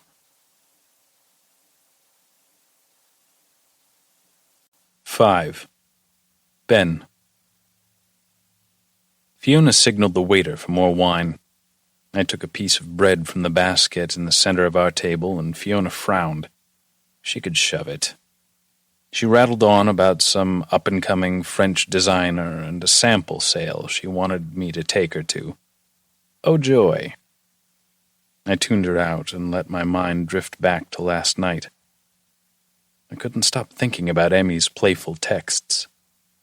I'd really just been messing around, feeling sort of lonely, and, not gonna lie, horny. I didn't expect her to get naughty with me, yet she had. Even sent me a flirty pic of herself, softly lit, with bedroom eyes and pouty lips. I smiled at the memory. I'd looked at the text first thing this morning, chuckling to myself. I was normally a really direct guy and told girls what I wanted, but I knew ordering her to come up to my room so I could fuck her wouldn't have gone over well. Something told me Emmy was different from most girls. I could tell she wasn't a one-night stand kind of girl. She was smart and hard-working, and her sweet southern accent was pretty fucking adorable. I had a vitamin consultant, a massage therapist, an esthetician, a personal trainer, a dietitian, an herbal consultant, a fucking grooming companion, whatever that was, and Gunnar, my personal assistant. The only thing I didn't have here in Paris was a friend. Maybe Emmy could fill that role. Of course, I wanted to fuck her. Badly. And I doubted how friendly she'd feel toward me after that happened. And it would happen. "What's that smile for?" Fiona asked, pulling me from my reverie. I swallowed hard, letting my smile fade. Nothing. Nothing she needed to know about, anyhow. I was looking forward to my plans with Emmy later. Emmy. Pulling out the most recent stack of Post-its, I sat down on my bed with a cup of coffee to sort through them. I figured I would handle a few of Fiona's personal affairs before I went out sightseeing for the day.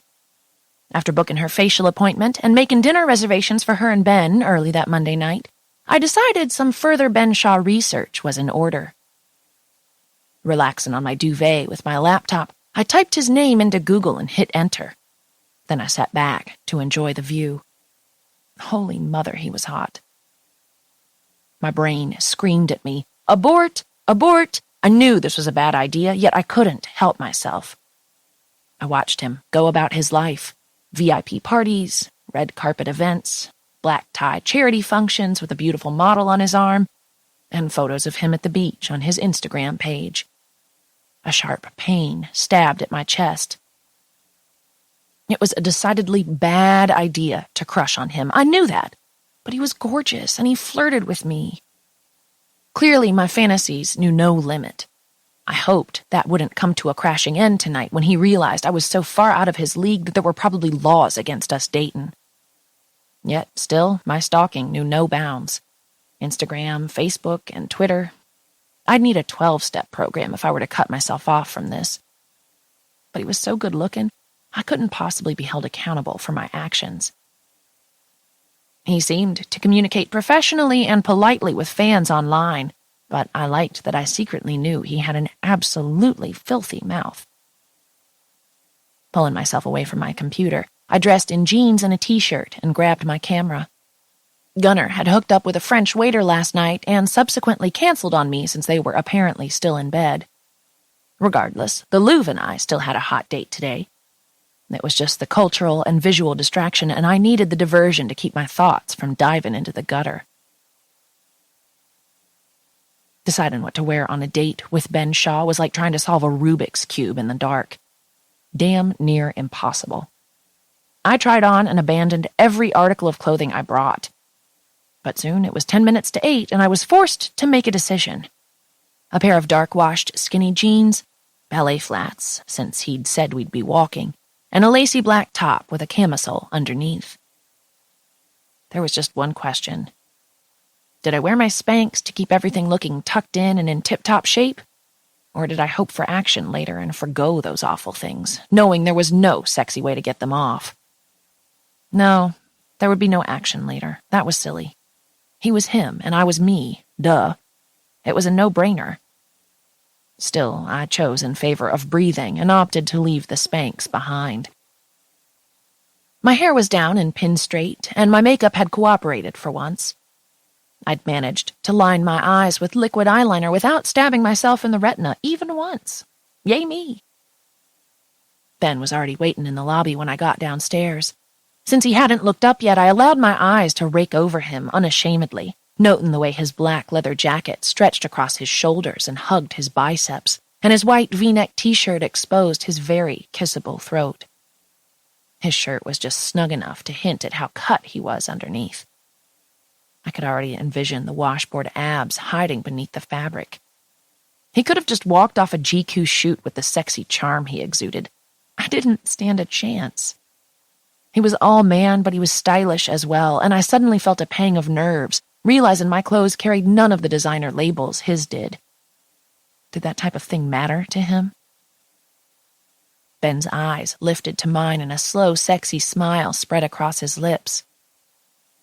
I stopped in front of him, fidgeting and knotting my fingers together. Hi.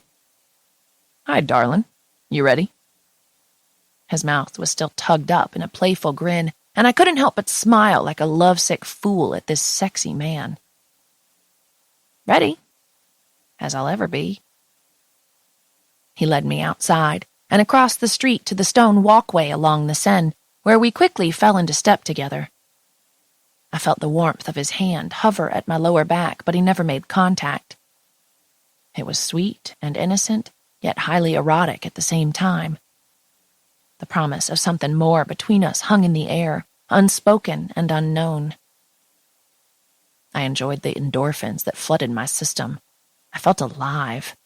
The stars were glittering like rhinestones in the darkened night sky.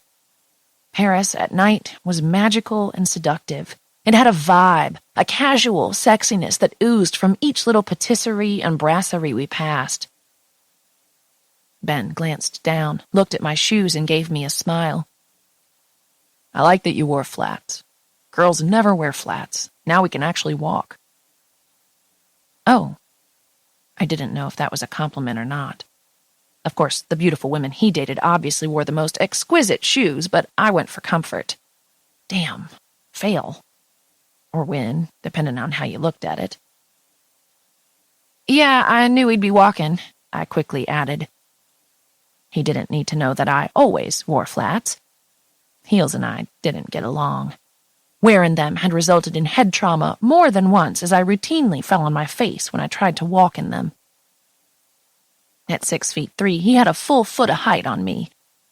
No worries, though, because I would happily climb him like a freaking jungle gym if given the chance.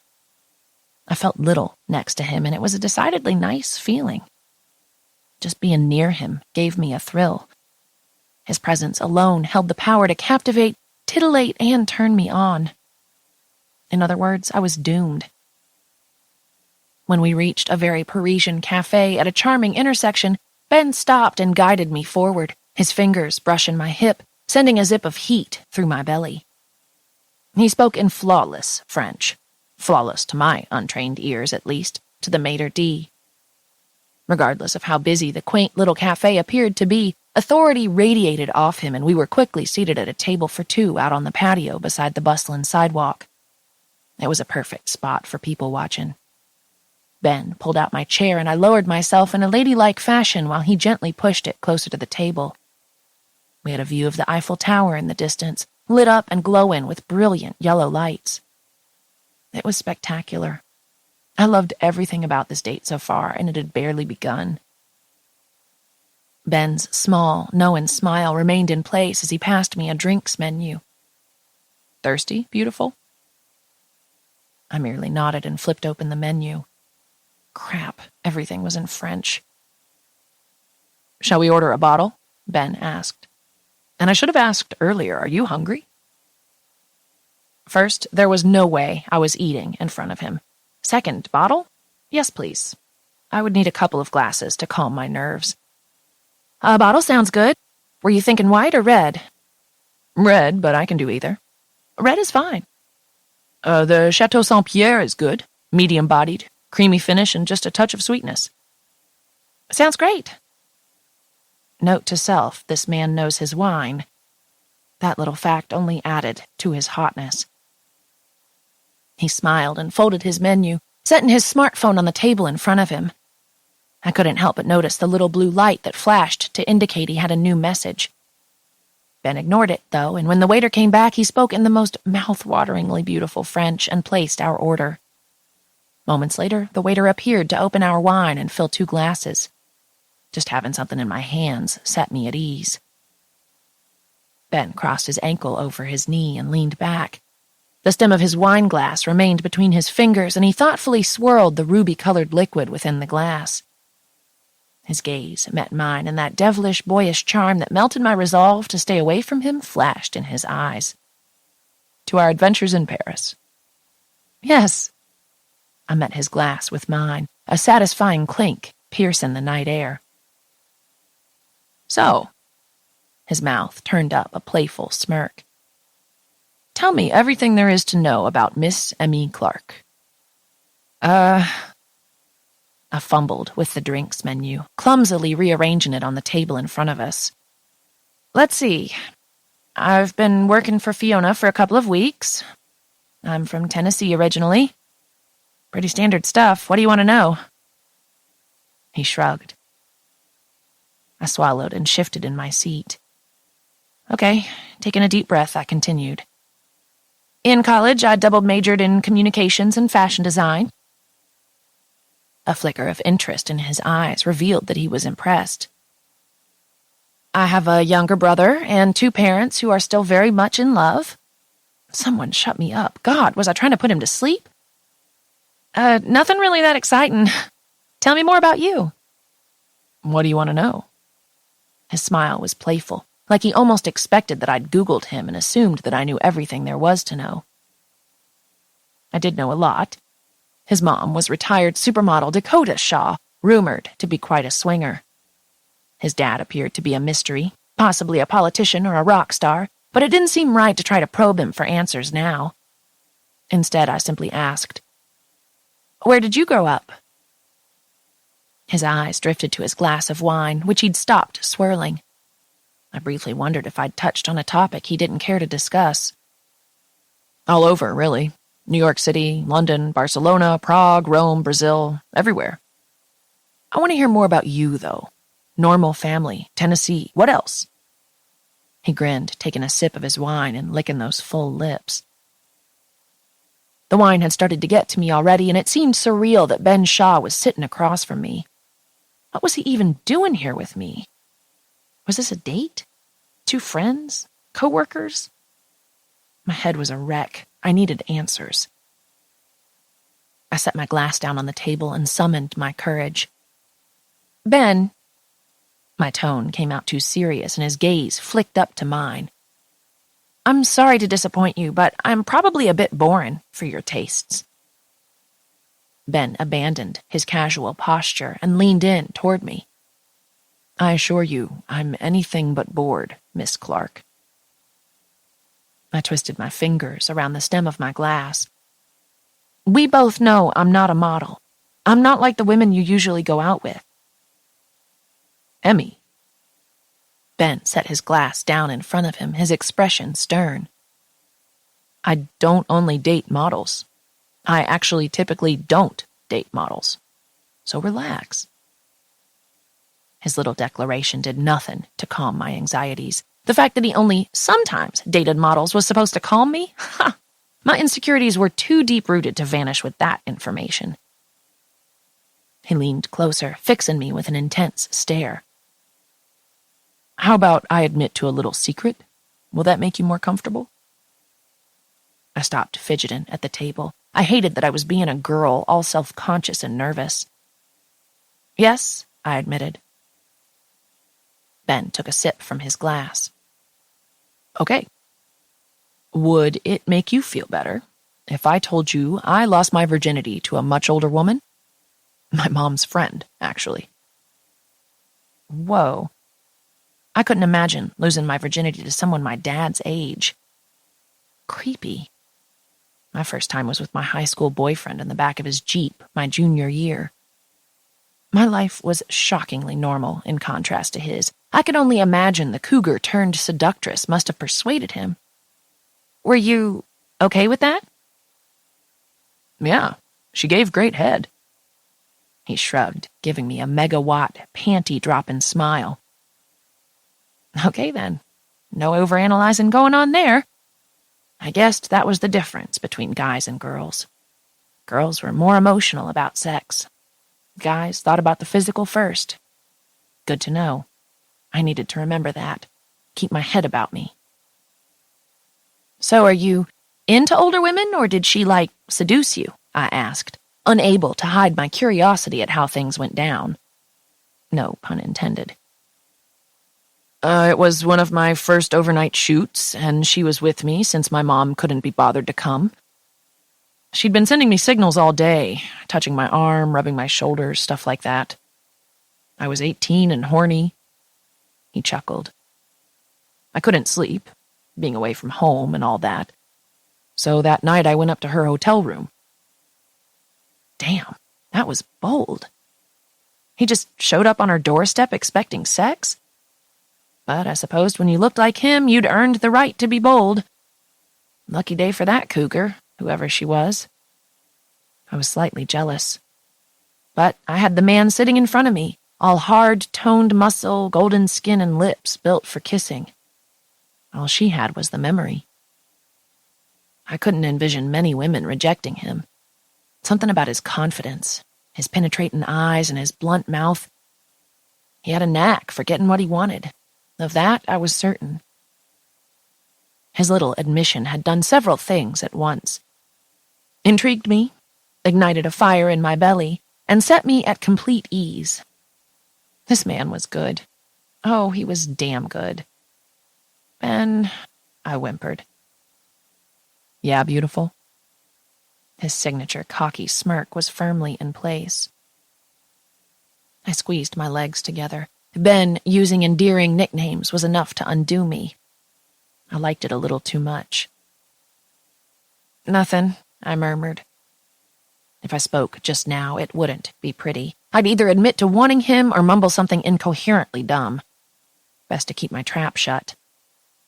I was convinced I was about to do or say something stupid, so I sipped my wine instead. Zip it, crazy lady.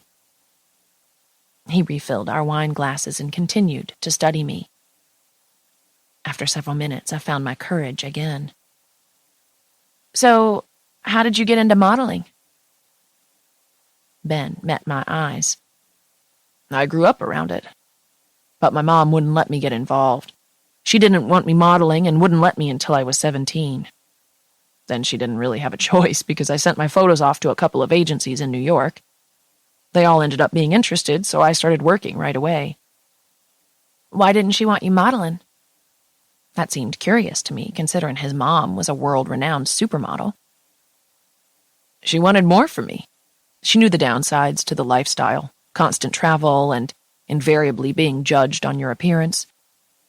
She didn't always do well with it. I'm sure you've heard of her numerous rehab stays.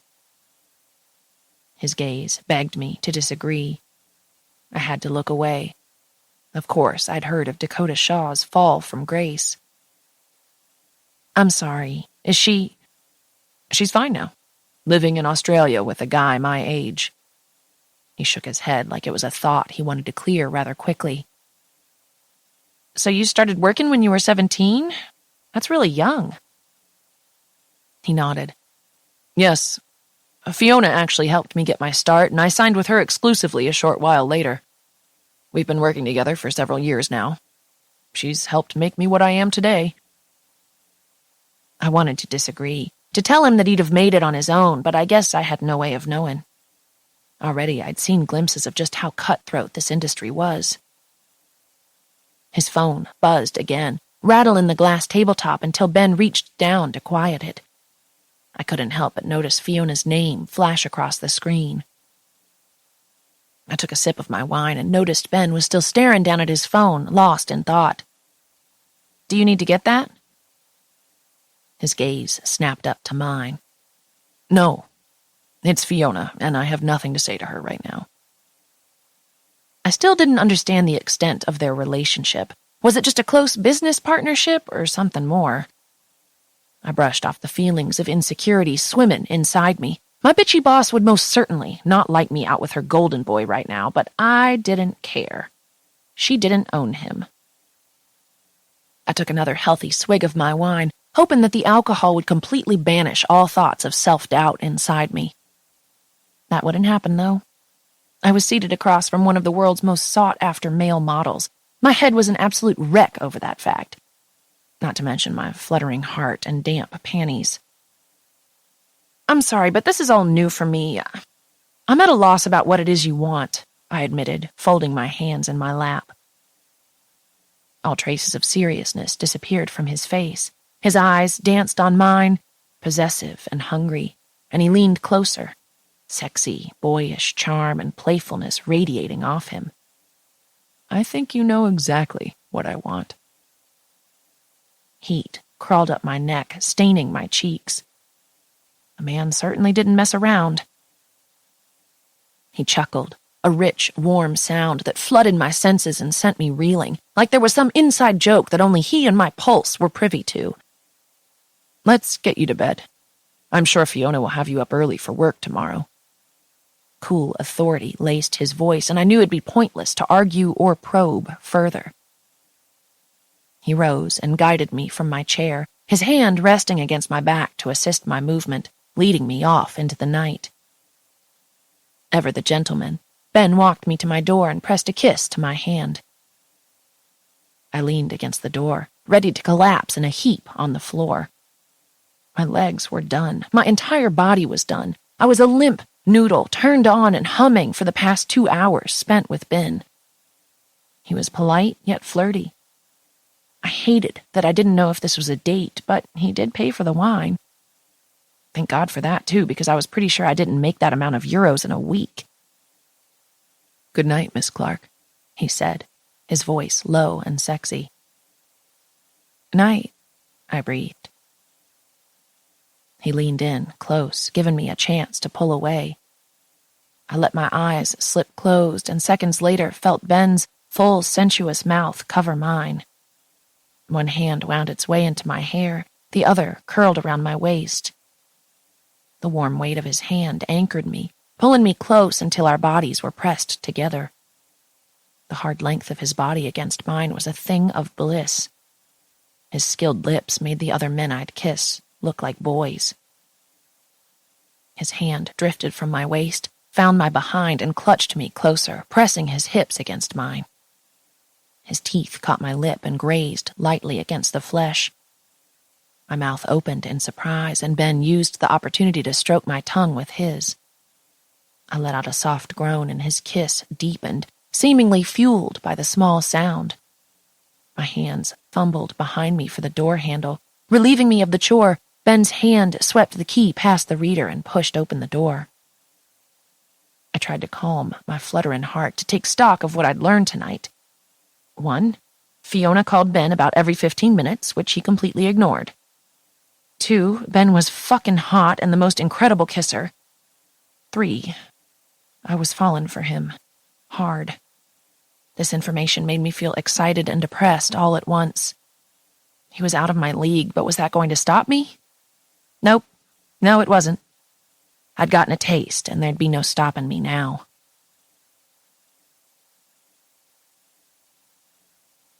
6. Emmy.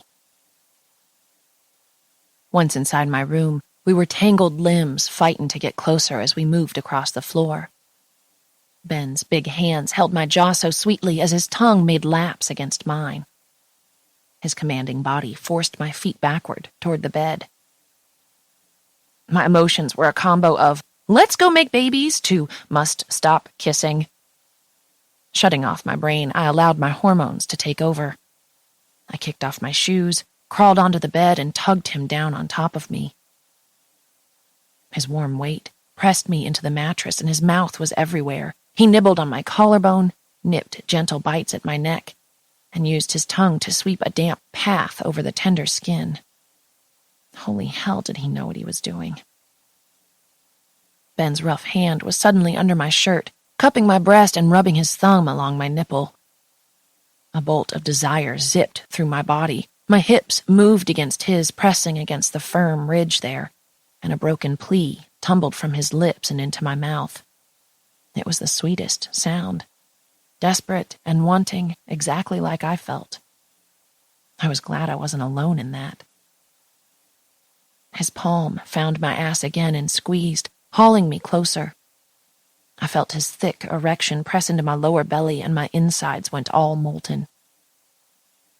Do you have a condom? His voice was low, raw with need. No, I choked out. I have some in my room, he continued, moving his hips against mine. I wanted this, I did, but my mind was reeling. Once he'd been inside me, there would be no turning back. My schoolgirl crush would be catapulted into outer space so far that I'd never come down.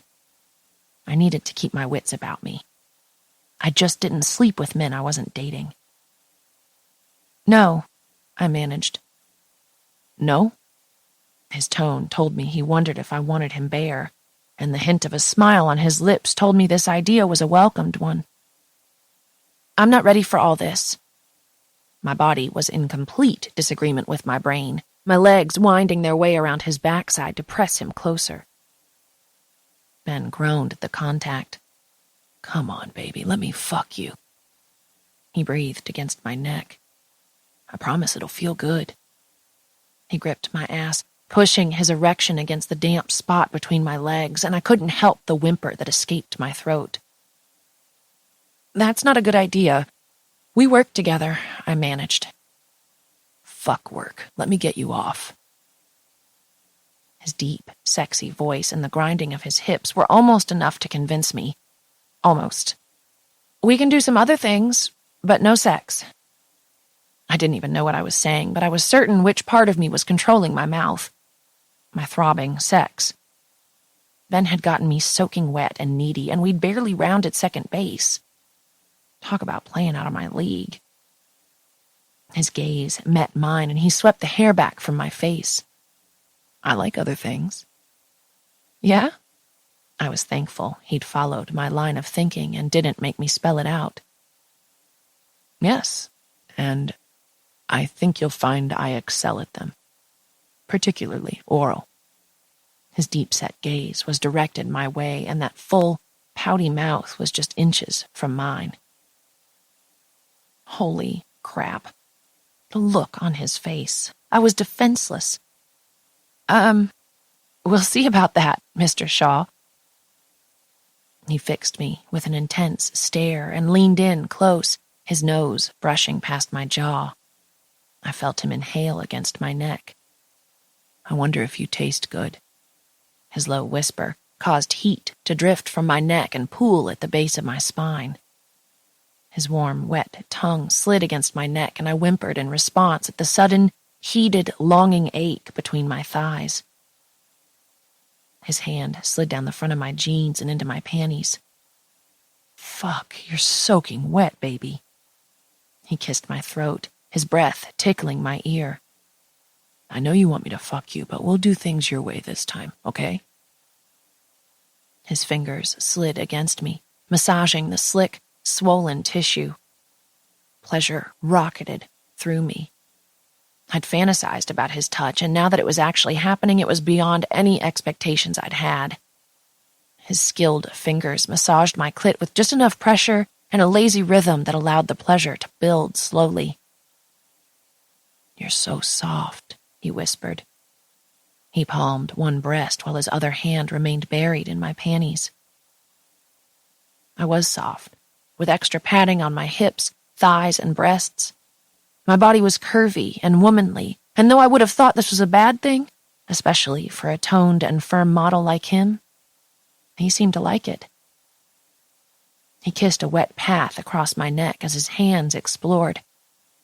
I should have stopped him, but my mind was numb and my body was all kinds of lit up. I wanted more. I deserved more, didn't I? I'd been the good girl for so long. He slid one long finger inside me and I whimpered, arching my back. "You're a little thing, aren't you?" He kissed my neck while his finger continued its slow progression, sliding in and out of me in a careful rhythm. "Ben," I groaned, frustrated by his measured strokes. I needed more. "Tell me," he growled. "I need it harder."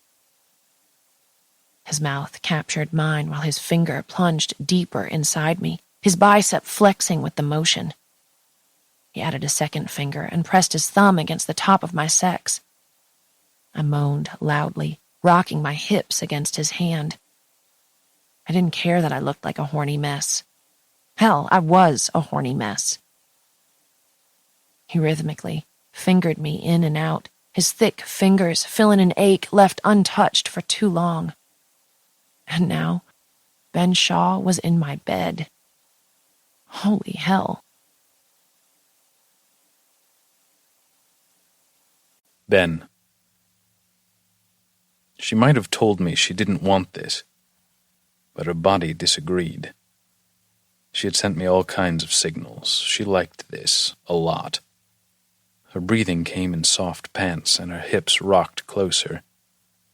I didn't even think she realized she was doing it. She wanted me inside her, even if she wouldn't admit it. But I didn't want to ask her. I couldn't bear to hear her tell me to stop. I needed to touch this girl. "That feel good, baby?" I needed to hear her say it did.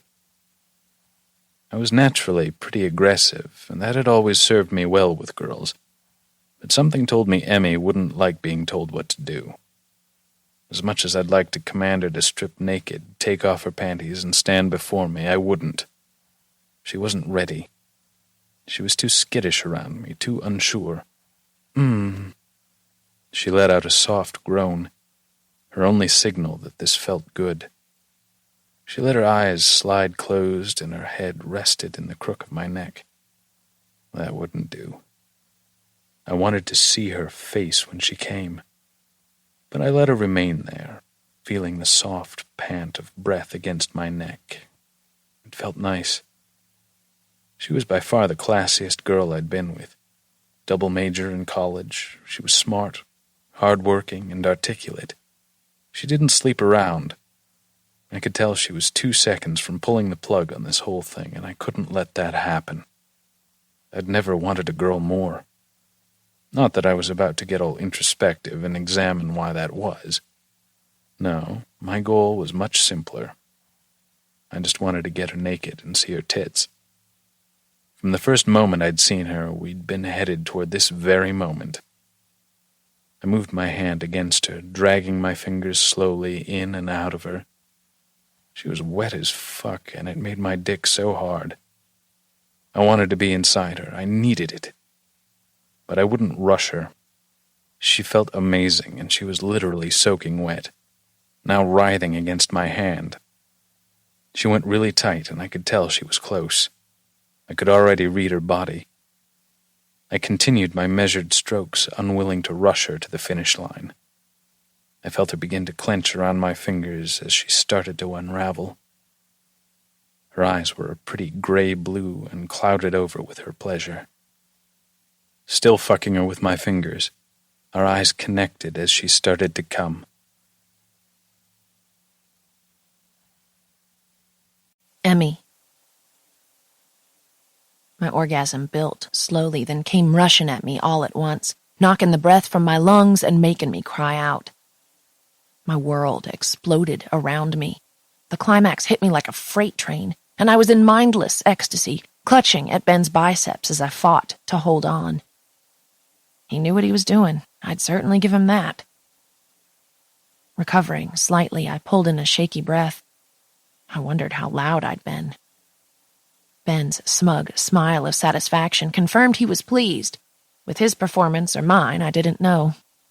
Didn't care. I needed to touch him. He removed his hand from my panties and planted a soft kiss on my mouth. Feel better, honey? A smug smile was planted firmly on his lips. His reaction was cute.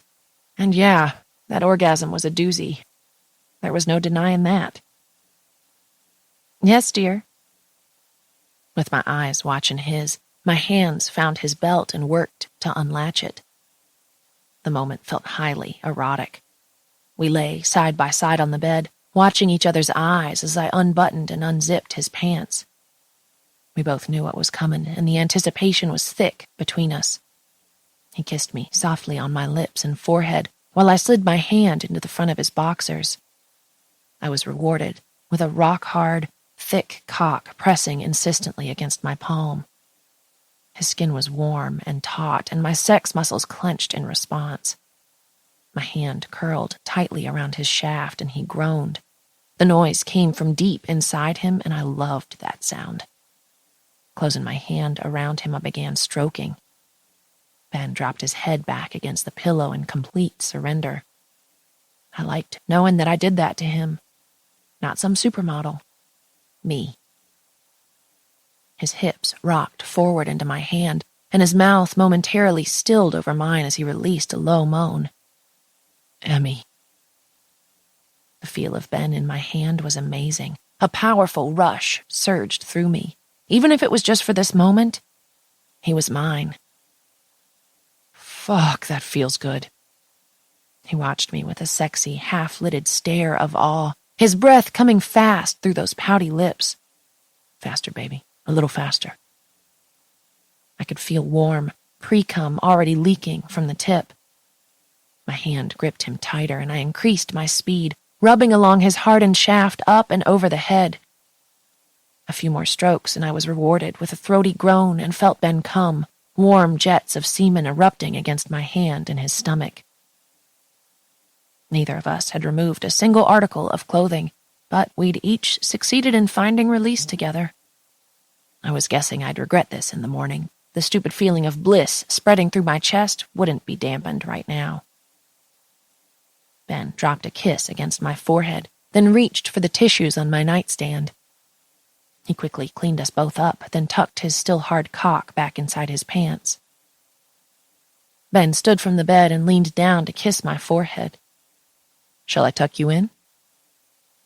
I nodded drowsily.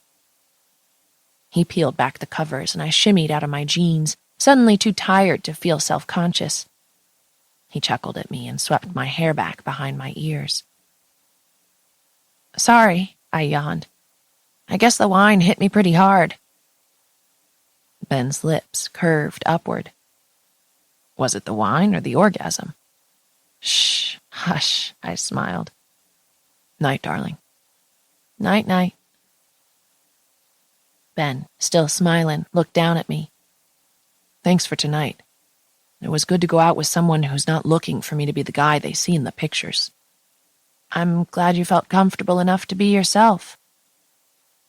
He brought his hand to my jawline, and his thumb skittered along my cheek. I did. Thank you. Sleep well. He smiled softly. We'll see. I'm not the best sleeper. I frowned. What did that mean? Wasn't sleep a vital bodily function needed for survival? I knew it was pretty much one of my favorite things in the world.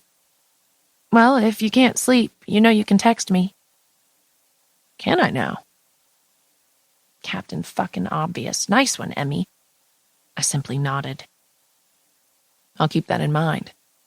His gaze lingered on mine for a moment, then he strode toward the door and left without another word. But really, what was there to say? Tonight had been nothing like I had expected. After he left, I reluctantly left the warm cocoon of the bed to brush my teeth and change into my pajamas before crawling under the covers. I was nowhere near asleep when my phone chimed with a new message.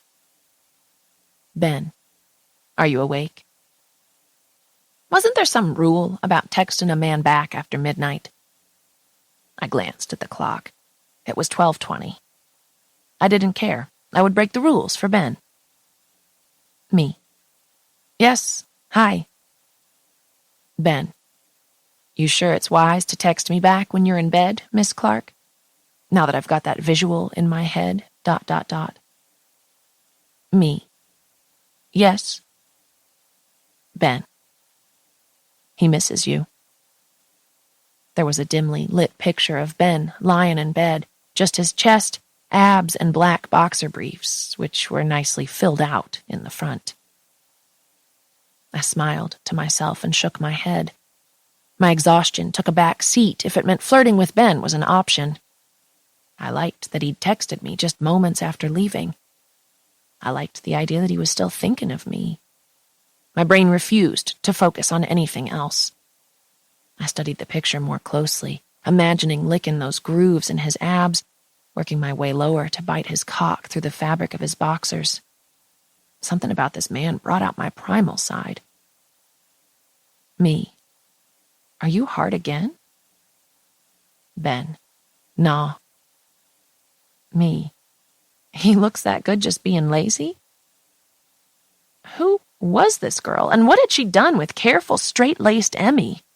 Ben turned me into a flirty version of myself I didn't quite recognize, but liked all the same. I giggled silently, my eyes glued to my phone and waiting for his response. Ben. You can play with my cock anytime. Shit. Just as quickly as it had appeared, my smile faded. Panic flared through me. I couldn't be his booty call for the next 3 months. Could I? I was treading on dangerous ground here. He was so good-looking and charming. I knew I was already falling for him in a matter of days. He'd already told me he wasn't looking to be tied down. I couldn't be his dirty little secret. Wasn't cut out for that kind of frivolous relationship. My heart would never survive it. Ben. That was fun. Me. Yes, it was. I needed to find a way to tell him that wasn't happening again. I released a heavy exhale and my phone chimed again. Ben. I want to fuck. Me. Ben, I don't do the casual sex thing. Ben. No worries, doll. I had no clue how to interpret his last text. Should I not be worried because he didn't either, or because this was just harmless flirting? Get a grip, Em. God, we were co-workers. What had I been thinking, shoving my hand down his pants tonight? I didn't want to sound like a dipstick, but I needed him to understand I was not some hussy he could have his way with. Me. Tonight was fun, but we're co-workers, Ben. That can't happen again. Cool? Ben. Whatever you want. His message did nothing to calm my anxieties. What did I want? And why was I suddenly flooded with disappointment?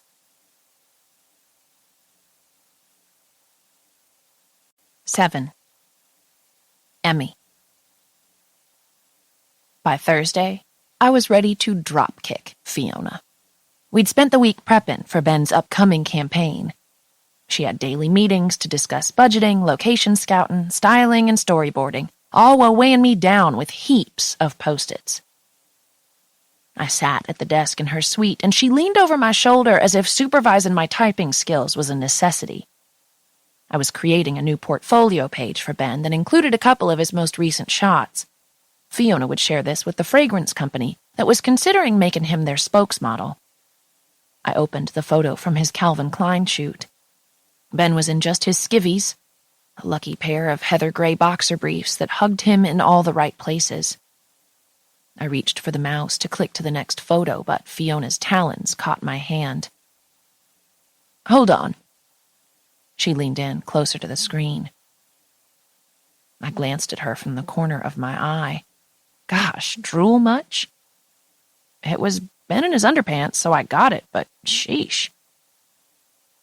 This is a nice one, I commented, trying to keep my tone neutral.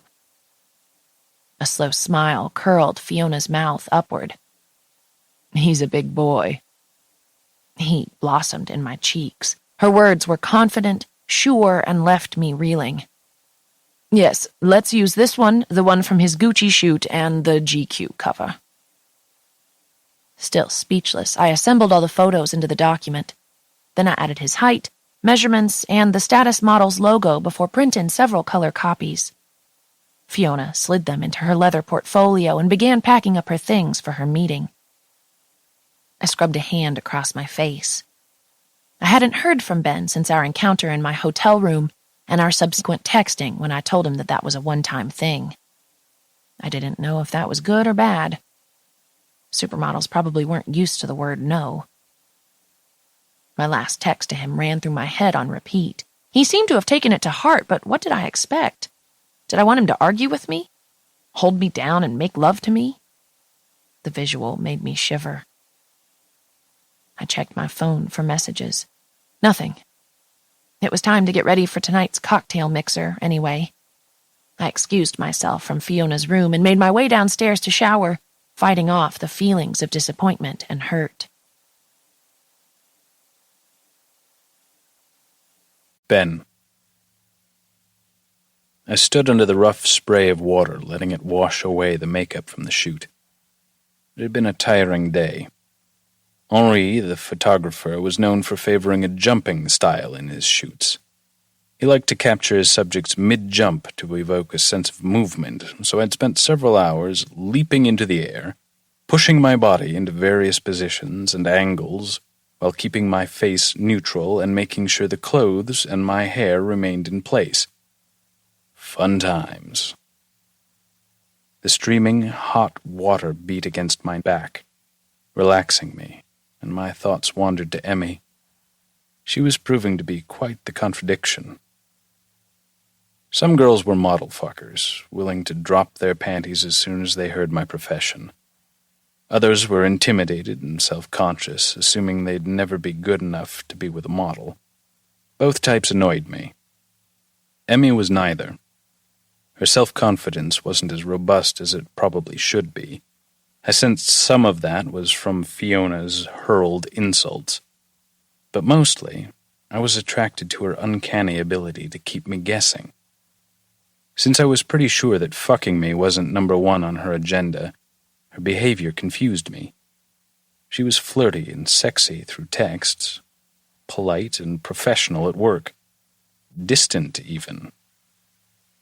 If I had to put my finger on it, I'd say she was most interested in being friends. And while I might have thought having her as a friend was a good idea initially, I didn't really have friends. Certainly not friends I wanted to fuck. Badly. I'd never had to work to get a girl in my bed. The thought was almost laughable. Almost. If my balls weren't fucking aching at the thought of waiting, it would be funny. That wouldn't do. I needed to have her. After several long minutes, I reluctantly shut off the water and climbed out of the glass-enclosed shower. I wrapped a towel around my hips, tossing another across my shoulders. Emerging into the bedroom, I rubbed the towel across my face, but the feeling that I wasn't alone caused me to pull the towel away. Fiona sat on the edge of my bed with a wide, cocky grin. "You were brilliant today." Her eyes traveled down my naked chest before coming to rest on mine. "Thank you." Crossing the room to the bureau, I grabbed a pair of boxers, a t-shirt, and jeans. The sound of Fiona's soft laughter filled the silence.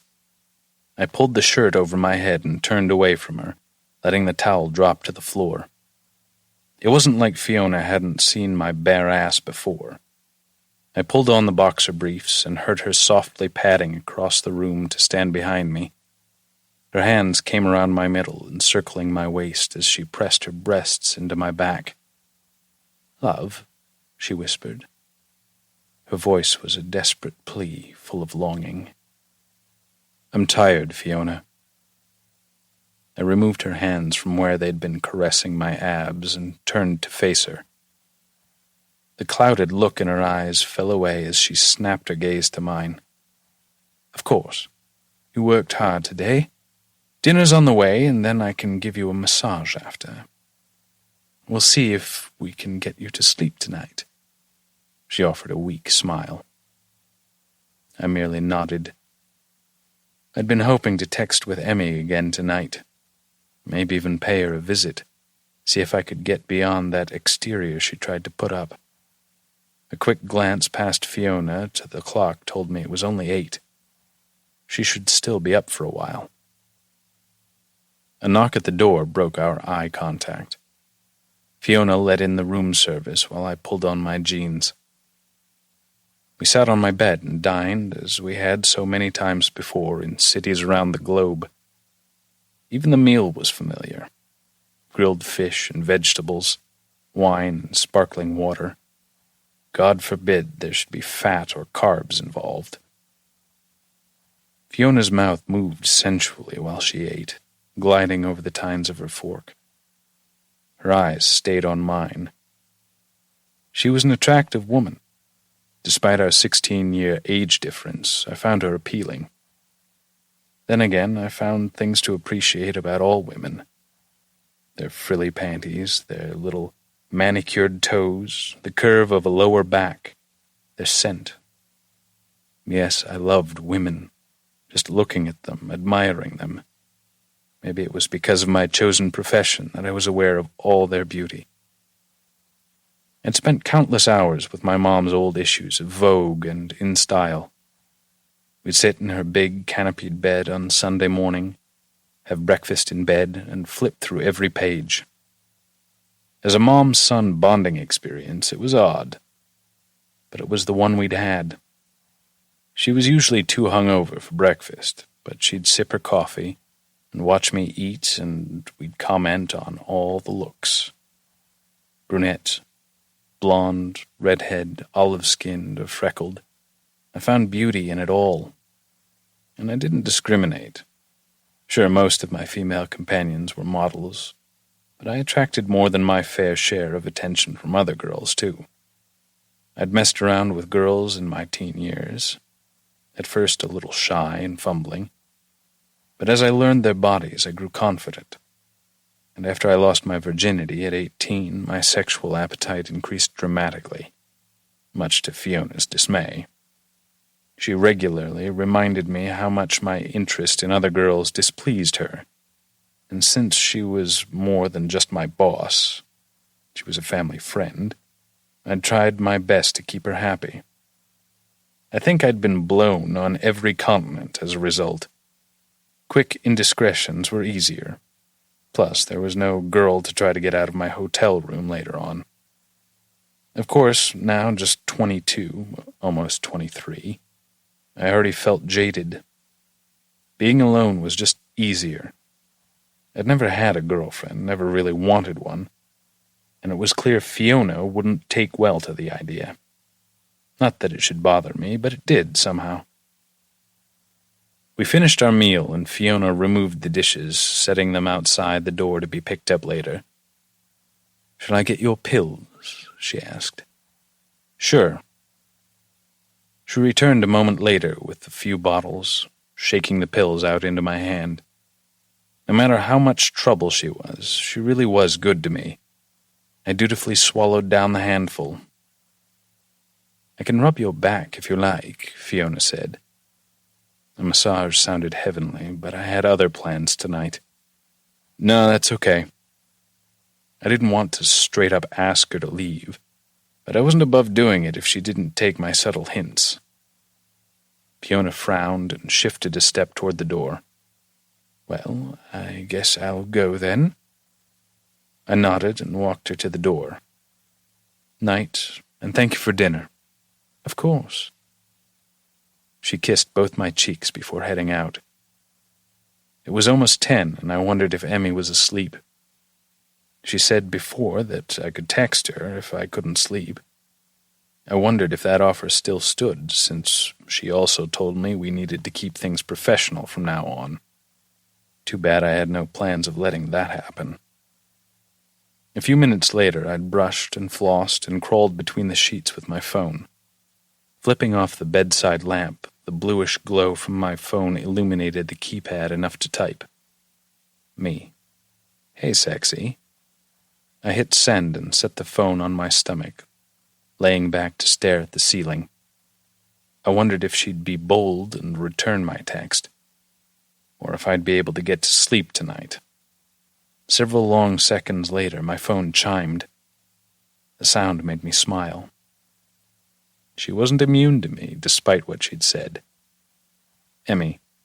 Hi. I grinned. Already I felt better. I could just hear her sweet southern accent drawing out the greeting. It was crazy how one simple word with several extra vowels could make me so happy. Me. You still up? Emmy. Nope, sound asleep. Winking smiley. Smart ass. This girl made me smile. She didn't tiptoe around me because of who I was, and I liked that. Emmy. Can't sleep? Me. Not tired yet. Emmy. Did you need something? Winking smiley. I smirked. Oh yeah, she wanted it. She might try to deny it and act uninterested, but I knew the truth. I could read her like a book. Me. Yeah? Send me a pic of your tits. I knew it was crass, but something in me liked taunting her, wanted to see how she'd react. To my surprise, several seconds later, a dark, grainy photo appeared. Emmy was dressed in a white tank top that was pulled low on her chest, exposing several inches of creamy, smooth cleavage. I wanted to stick my face in between those beauties and smother them with kisses. Me. Beautiful girl. Looks like you're lying in bed. Why aren't you sleeping? Emmy. I was thinking about you, actually. Me. Oh, really? Winking smiley. I needed to keep the upper hand, get her talking without giving too much away. Emmy. Yes, and about the other night. Me. Go on. Emmy. You're a good kisser. Me. You're sexy when you come. Emmy. Ben. Me. Yes, darling. Emmy. Smiley face. Me. What's your favorite sexual position? Emmy. I like to be on top. Me. Like it deep? Emmy. Ben. I could practically hear the whimper in her tone, the way she'd moan my name. I liked it. Emmy. Are you okay with girl on top? Me. Yes, as long as you're facing me so I can look into your eyes while I fuck you. It'd be more fun to see her reactions in person, to watch her cheeks blossom in pink, to see if she'd look down shyly or be daring and watch me with those pretty gray eyes. Her eyes were so expressive, so open. I'd love to watch the desire overtake her features, to see just how much my words affected her. But for now, I'd have to settle for knowing she was a few floors below me, alone in her hotel room, her heartbeat elevated and her panties damp. Emmy. We shouldn't do this. Me. No? Emmy. What's your favorite? I actually laughed out loud. 1 second she was telling me she wouldn't do this, and the next she was asking for my favorite sexual position. I loved how unsure she was. It was actually a turn-on to think I'd have to coax this girl out of her shell. Somehow I knew she'd be worth the effort. Me. Probably cowgirl, too. That way I can see all of the girl and control her body on me. Also, it's easier for her to go as deep as she can take. Emmy. Oh. Me? Are you getting wet, baby? Emmy. Yes. Fuck, that was sexy. Part of me wanted to tell her to rub herself, to get nice and wet for me, but I didn't want to push her too hard, too fast. I couldn't have her shutting down on me again. While I considered what to type next, my phone chimed again. Emmy, you get me soaking wet so fast. Are you hard? Me. I'm getting there. It wasn't a lie. She was getting me there. Just the thought of getting in her panties again, touching her soft curves. Emmy, I want to see. Me. Smiley face. I trusted her, but the last thing I needed was a cock shot ending up online. That'd be a publicity nightmare I didn't need. Emmy. I guess he had to be cautious with photos like that. He was a public figure, after all, and could probably get in trouble. He was smart. I probably shouldn't have been so willing to send him dirty pics, but something in me liked being naughty. Liked knowing that I was turning him on. Emmy. Too bad, because I was going to send you a pic. Ben. Emmy, don't tease me, baby. Send me one. Emmy. What do you want to see? Ben. Your ass and a sexy pair of panties. I nearly giggled to myself. He was an ass man. I had that in spades, so we were a good match there. I turned to pose in front of the full-length mirror, capturing a photo on my camera phone. It was just my lower half, my butt in a pair of black lacy panties, legs and bare feet. It didn't look half bad. I hit send and hopped back onto the bed to await his response. Ben. I like that. I felt proud, like I'd really affected him. He had no witty comeback, just raw honesty in his reaction. Satisfaction bubbled up inside me. I am woman, hear me roar. Ben. That ass is perfect. Emmy. You're sure you can't send me a pic? Ben. You're killing me, girl. Like a peacock, strutting around shaking its tail feathers, I paced my hotel room, suddenly too anxious to sit still.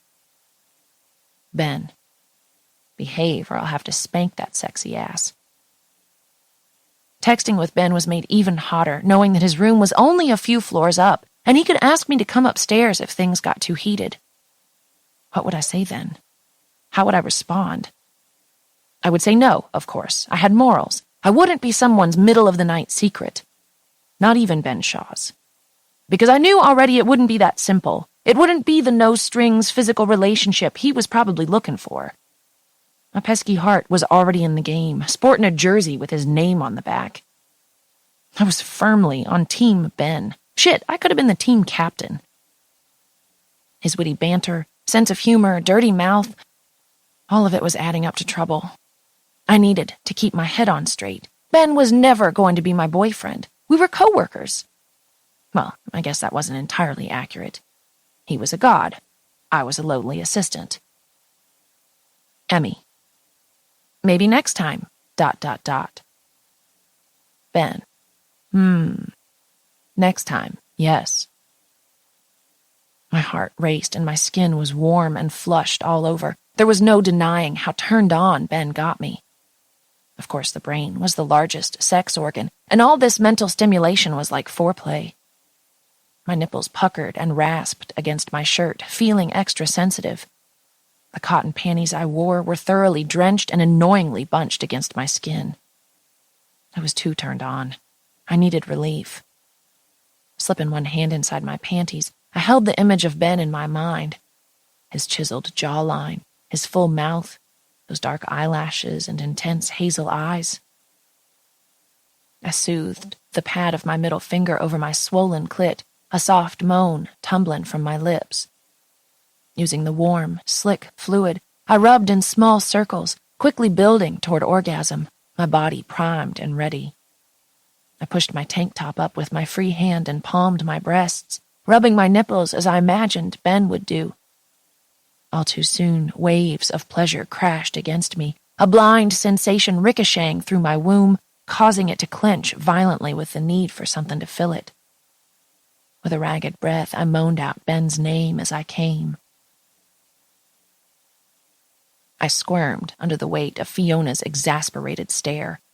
I had tried the best I could, buying an expensive but basic black cocktail dress from a department store, thinking I could make it work for a variety of occasions. Wrong again. The blocky straps and slit in the back had already earned me generous critiques from Fiona, and we were only 15 minutes into the welcome party being hosted in Ben's honor at a local nightclub. He was being paid generous sums of money to make an appearance, but hadn't even shown yet. Fiona was on her third glass of champagne and was flirting with a few of the execs from the advertisers Ben would be modeling for in the coming weeks. I inconspicuously watched the door for Ben to arrive. Moments later, I got my wish. He came strolling in, the epitome of tall, dark, and handsome. Black Gucci suit, crisp white shirt, thin black tie. His jaw was unshaven, and his hair was pushed up in a playful swoop in the front. His eyes scanned the room as those long, sexy legs carried him in purposeful strides toward our table. He crossed the room like he owned it, like he was walking a runway. It was captivating. He turned his body fully toward mine and treated me to direct eye contact for several long seconds. His eyes were so expressive, so intense that my blood pumped faster, my heart working harder just from his attention. It was startling. My eyes fell to my lap, but I could still feel him watching me. My skin erupted into flames, and my heart kicked up a notch, remembering the way his mouth felt on mine, how his fingers pumped into me until I came. I gripped the table in front of me just to keep from falling from my seat. Fiona stood to greet him, kissing both cheeks in her customary way, and then introduced him to the executives who were there to meet the man behind the pictures. I could already tell there would be some serious wooing tonight. They wanted him, and were practically salivating just from meeting him. I was sure Fiona would be in a happy mood, realizing they'd likely book him for several more large campaigns this season and next. I could almost see the dollar signs in her eyes as she introduced Ben around. He smiled and shook hands, but I could tell something was wrong. He bit down, his jaw clenching as he quietly slipped into the seat next to Fiona.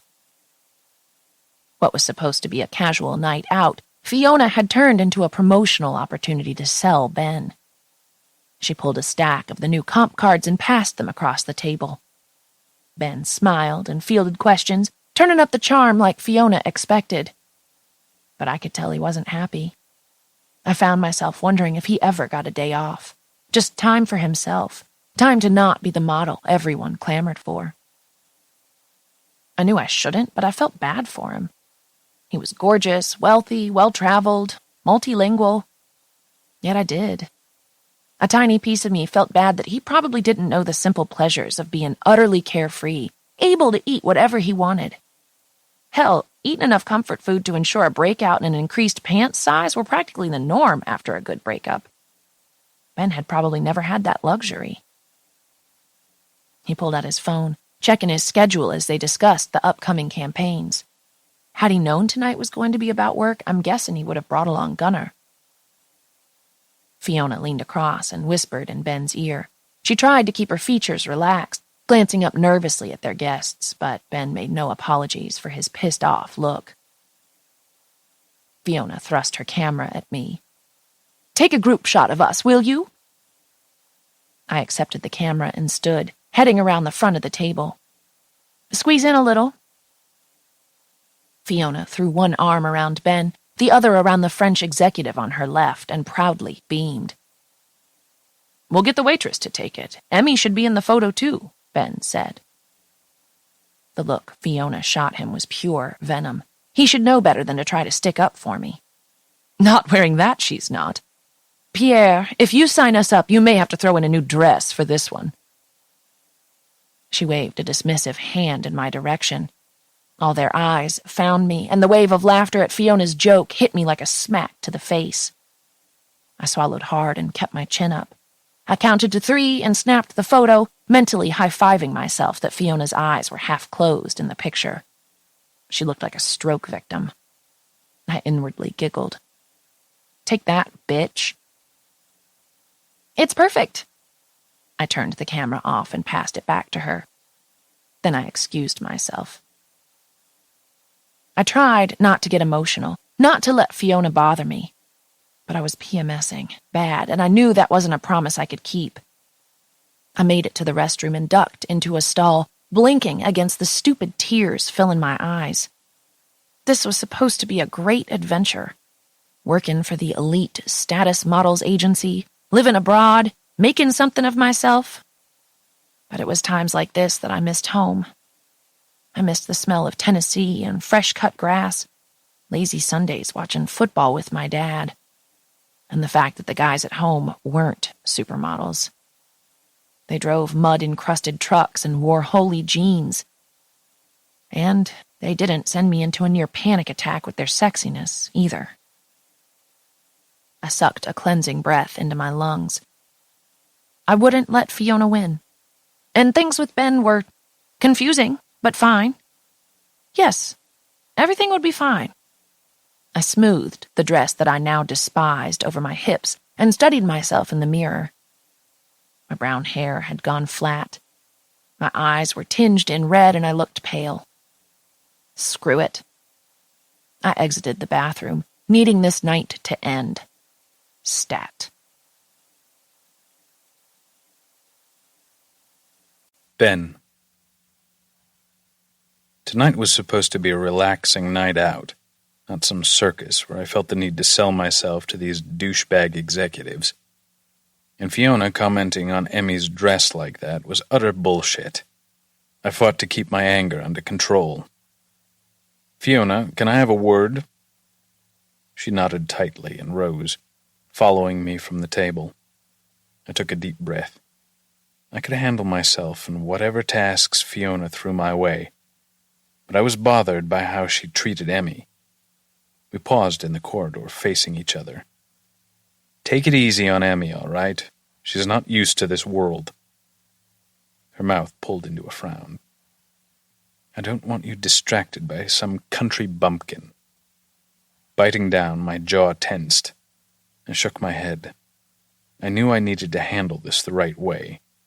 Things with Fiona were delicate, always had been, and our past was complicated, to say the least. I reached out toward her, smoothing a hand up and down her arm. Her lips quirked up at the contact. I knew just how to make her putty in my hands. I've got this. Okay, love. I should have been thrilled with the amount of work Fiona had lined up for me this season. I was set to appear in all the major campaigns, walk in several big shows, and make a slew of money. Yet all I wanted to do was go back to the hotel, hang out with Emmy, and maybe take her to Luxembourg Gardens. I wanted to see how her pretty pink skin looked in the afternoon sun. I used to go there with my mother when we briefly lived in Paris. Emmy and I could walk to a cafe, sip wine, and I could hear all about her growing up in Tennessee.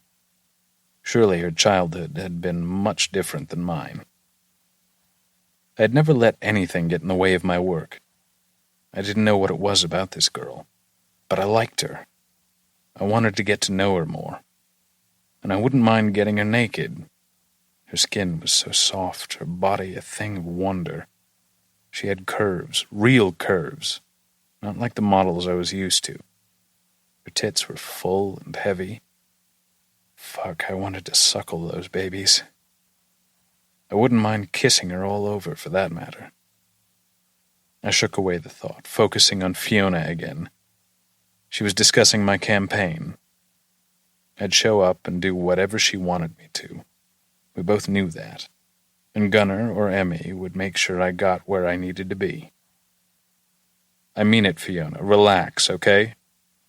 I turned without waiting for a response and strolled into the men's room.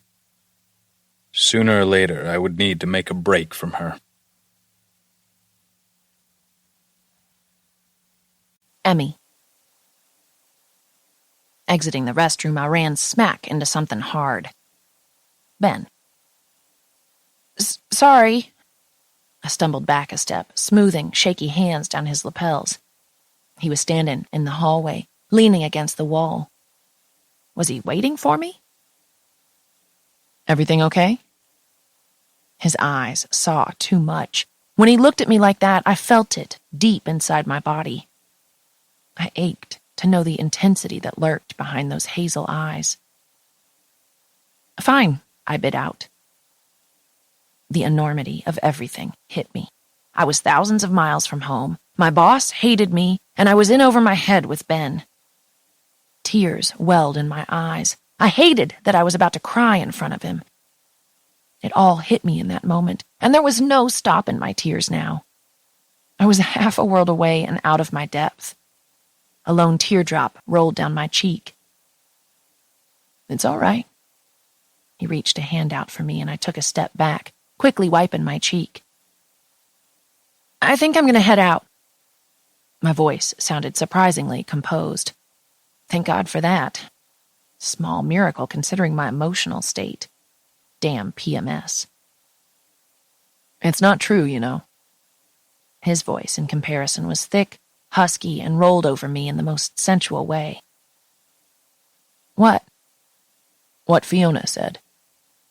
His gaze lowered, sliding over my curves. I felt squirmy when he looked at me like that, all dark and hungry. My tears dried, and a new wave of emotions hit me.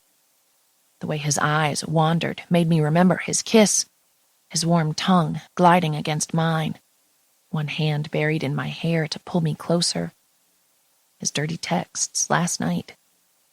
It was all too much. The dress is a cheap knockoff. She was right, Ben. I hated how dejected my voice sounded, but I could do little to control it. Ben shook his head. Trust me. I wanted to assure him he was wrong, but I suddenly found that under his hot, intense stare, with his lean body so close to mine, I'd forgotten the finer points of my argument. Hell, I'd forgotten my damn name. His eyes slid lower, caressing my breasts, and a smile curved over his lips. My breasts had never felt so full and achy, so ready to be touched, licked, and kissed. Lazily making his eyes return to mine, Ben said, Let me walk you back. I'm done with Fiona's shit show anyway. I nodded and allowed Ben to guide me back to the table. We said our goodbyes, and Fiona shot me a dark, icy stare. I kept my eyes downcast, knowing she was fuming. Awesome. I'd have to deal with that tomorrow. Once we reached the hotel elevator, Ben hesitated. The way his eyes traveled over me, I just knew he didn't see an unfashionable dress or an unpolished assistant. He saw me, a girl from Tennessee who wore her heart on her sleeve. I felt fully present with him, not because I was relaxed. That wasn't it. I was hyper-aware of every sensation, overanalyzing every emotion when he was near. When he looked at me, it felt like he'd always known me. And he accepted me just how I was. His hand at my wrist stopped me from pressing the button for my floor. Come to my room. Have a drink with me. His brilliant eyes sparked playfully on mine. He placed his big, warm hand against the small of my back, and suddenly I felt normal. His touch grounded me more than it should. Emmy? I wouldn't argue with him, not now. After the night I had, yes, please. I knew I was probably asking for trouble being alone with him again, but I felt powerless to say no. He took my hand, tucking it in the crook of his arm so it rested against his ribs. He was warm and whole, and my body responded with a tiny shudder at the contact. It had been far too long since I'd been with someone. My body was merely confused, responding to the simple contact from a man. Okay, a hot man. A hot man who brought me to orgasm with only his hand in a matter of minutes. A man I had fantasized about. He punched the button for the top floor and grinned slightly as the elevator carried us higher. Ben slid the key into the card reader and pushed open the door. I entered the darkened room, noticing it smelled like him, crisp soap and the musk of spicy cologne. He flicked on the light, illuminating a large room with a king-sized bed, a desk, and a chair in front of a large picture window. His room was bigger than mine. "Nice view," I said, walking toward the window. Gauzy white curtains framed the picturesque twinkling lights below. I heard the rattle of glass and looked back to watch him carry 2 glasses and a few little bottles over to the bed. Dumping everything onto the nightstand, he surveyed our options. "We can go super sophisticated tonight, and I can offer you an exclusive mix of cheap vodka and Perrier. Flat, of course." "And warm?" I giggled, noting the lack of ice. He tossed a sexy smile over one shoulder. "I'm classy like that. I'm in." He chuckled again, and I decided I liked hearing him laugh. I needed to hear more of that sound. I crossed the room, slipped off my heels, and sat on the edge of the bed. Ben sat next to me and handed me a glass. He filled it with vodka, and then topped it with the no longer sparkling water. Raising his glass, his eyes met mine. "To vodka, my second favorite V-word." My smile faltered.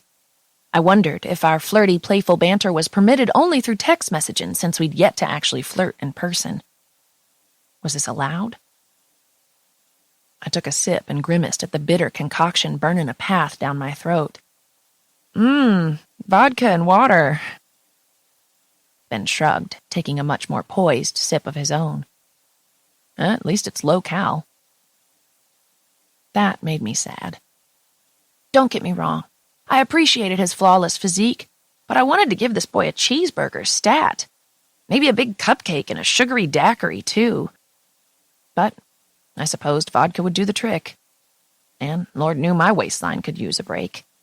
My daily chocolate croissants and cafe au laits with frothy whole milk had started to add up. I looked up and saw Ben surveying me, his playful smile lifting on one side. Just for me. This man watched me with definite interest, and in an instant, the shitty, insecure feelings inside me vanished. He took another sip, continuing to appraise me over the rim of his glass. It was times like this, when he turned all thoughtful and quiet, that I'd kill to know what was running through his mind, especially where I was concerned. "What's your angle?" he asked, finally. "I'm sorry. My what?" "I'm just confused about what you want. Your motivations." "Everyone's got an angle with me, Emmy. I've seen and heard it all. Bossy photographers trying to manipulate me into showing more skin, girls who just want to say they've fucked a model. Forgive me if I sound like a dick, but people usually hang around for my looks, money, fame, connections, or the VIP events I can take them to. I'm not interested in those things." "I know, which is why I'm confused." He swirled the liquor in his glass, taking another sip. Working alongside Fiona for all these years had messed with his head, just like the executives tonight. Everyone wanted a piece of him, a piece of this godlike man. "You're sweet to me. So giving, it's unexpected." He rubbed the back of his neck, looking lost. "Ben, when I see you on set and you're tired or hungry or have low blood sugar, my mama raised me better than that. I can't let a man go hungry." "So you're a bit of a food peddler?" he smirked. "I suppose that's an inherited gene," I returned his uneasy smile. "I'm sorry." He shook his head. "I tend to be skeptical about girls wanting to hang around me. You'll tell me if there's something you want? Autographed photos for your friends, maybe? Tell me what you want from me, Emmy." I blushed irrationally. I knew he couldn't read my thoughts or see the dirty video of me and him replaying inside my head. "Well, I don't have an angle."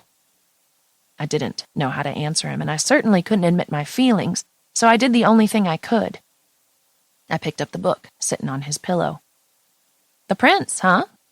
He's more than just a pretty face. I'm impressed." My awkward attempt at a topic change was cringeworthy.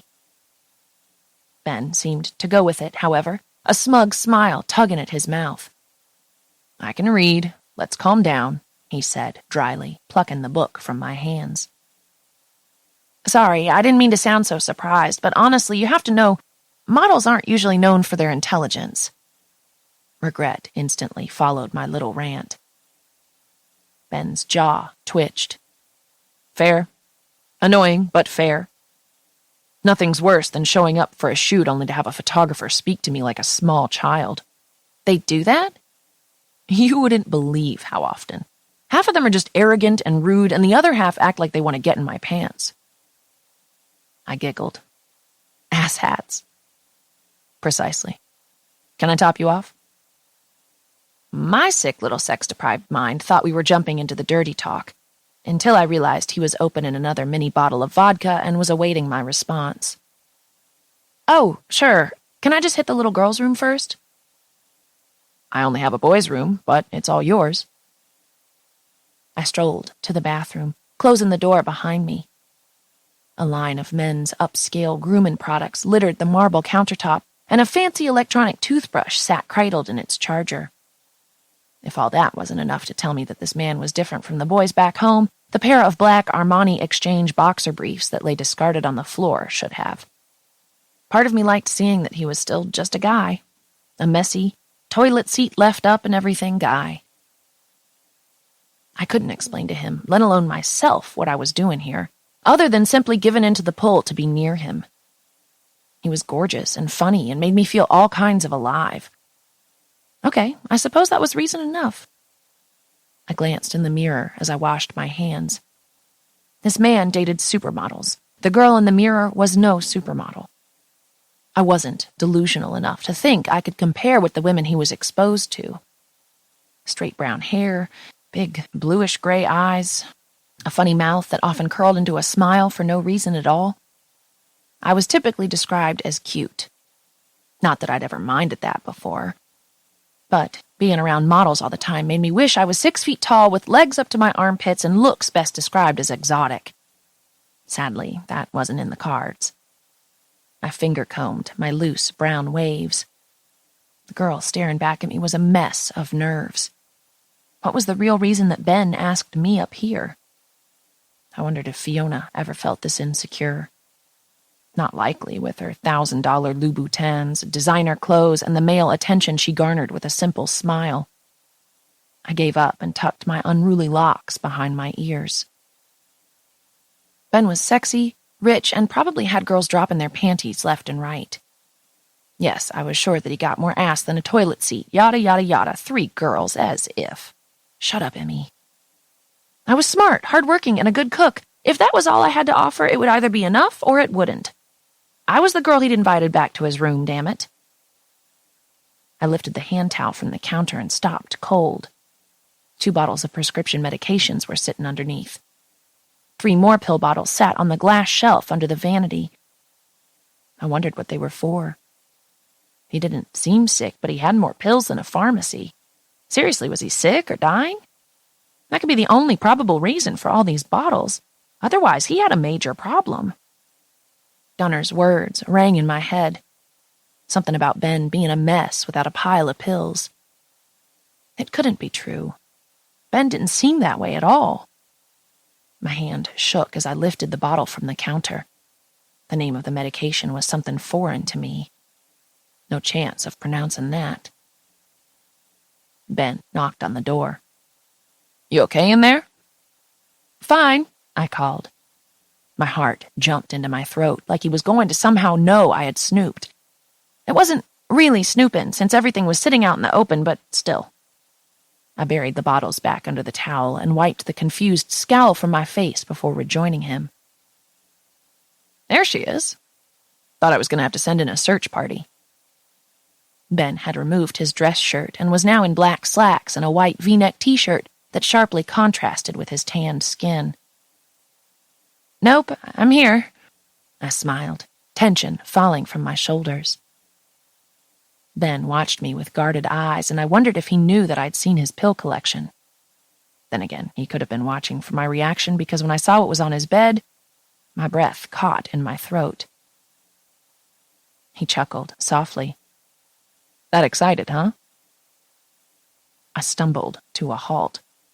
His bed held an array of sex toys, whips, cuffs, dildos, vibrators, weird little rubbery things I had no name for, and a large box sat discarded nearby. What's all this? Ben chuckled at my innocent response. Gunnar goes through my fan mail and only gives me what he thinks might be interesting. This came from a sex toy company. They want me to be a spokesmodel. Oh. My pulse accelerated. And are you going to? Not planning on it, no. The girl I'm with wouldn't need any toys, so I wouldn't make a very good advocate for their products. He patted the bed beside him. Come, sit. I just thought it'd be fun to look. Right. I joined him on the bed, arranging myself politely next to him. There sure were a lot of kinky toys. And if you wanted anything... He trailed off, leaving the second half of the sentence unspoken but seductive all the same. Was he asking if I wanted any sex toys? I fought to keep my breathing under control, but I could feel the heat crawling up my neck, my chest rising and falling with shallow pants. Sex, Ben. And to think I'd only just gotten my mind out of the gutter. Ben, I know things got heated between us the other night, but I don't want to give you the wrong impression. I'm not that girl. I've never had a one-night stand. I'm more of a committed relationship, one boyfriend at a time type. Thankful, my voice sounded calm. I pulled in a breath and met his eyes. This isn't going to work for me. I'm sorry. He watched me with an amused expression. He leaned down to whisper near my ear, his breath warm against my skin. When I want something, I can be very persuasive. What do you want? I whispered, barely recognizing my own voice. It was breathless and much too high. He rubbed his lips against my jaw, our mouths so close that I could feel the strain in his jaw as he fought the urge to kiss me. I want to fuck, Emmy. Who? Heat flooded my cheeks, and I struggled to maintain deep, even breaths. You. Ben's dark eyes roamed over me, and his fingertips caressed my jaw. Stop playing games with me. I want you. You're not like other girls. I knew he could see my pulse flutter violently against my neck. I was achy and distracted and completely thrown off center. I'd told him no, convinced him that this couldn't happen. Yet it was all I could think about. All I wanted. I wanted to feel his big, warm hands on my body, feel him press those full, sensuous lips to my skin. I wanted his thick length to invade my body while he whispered filthy things in my ear. I still hadn't answered him, and he was waiting, still watching me. I knew I was frustrating him, and I didn't mean to. I was leaving us both unsatisfied, but I couldn't let myself take that leap, could I? Could this really be just sex? Maybe I'd be stupid to deny myself this. It wasn't every day a girl got to spend a few months living and working in Paris and having a fling with a supermodel. I almost giggled at my predicament. Almost. But Ben's hungry gaze was still locked on me. I want to be clear. His voice dropped lower. My past is complicated. My future is uncertain. I travel all the time. I move every few months. But we have this. Here. Now. Don't deny me, baby. Part of me couldn't even believe I was questioning this. There were people with real problems in the world. Disease, world hunger, and my biggest dilemma was whether or not to give in to the exquisite supermodel Ben Shaw. I should have slapped myself for worrying about this so much. Just once, I wanted to do what I wanted, to listen to my body, to act on my hidden desires rather than be the good, responsible girl my parents raised. I wanted hot, sweaty sex, no strings attached. I wanted to let this man have his way with me, dominate my body, show me all the ways he could pleasure me. Everything about this man oozed sex appeal. His strong jaw, the curve of his mouth, the set of his posture, his possessive eyes.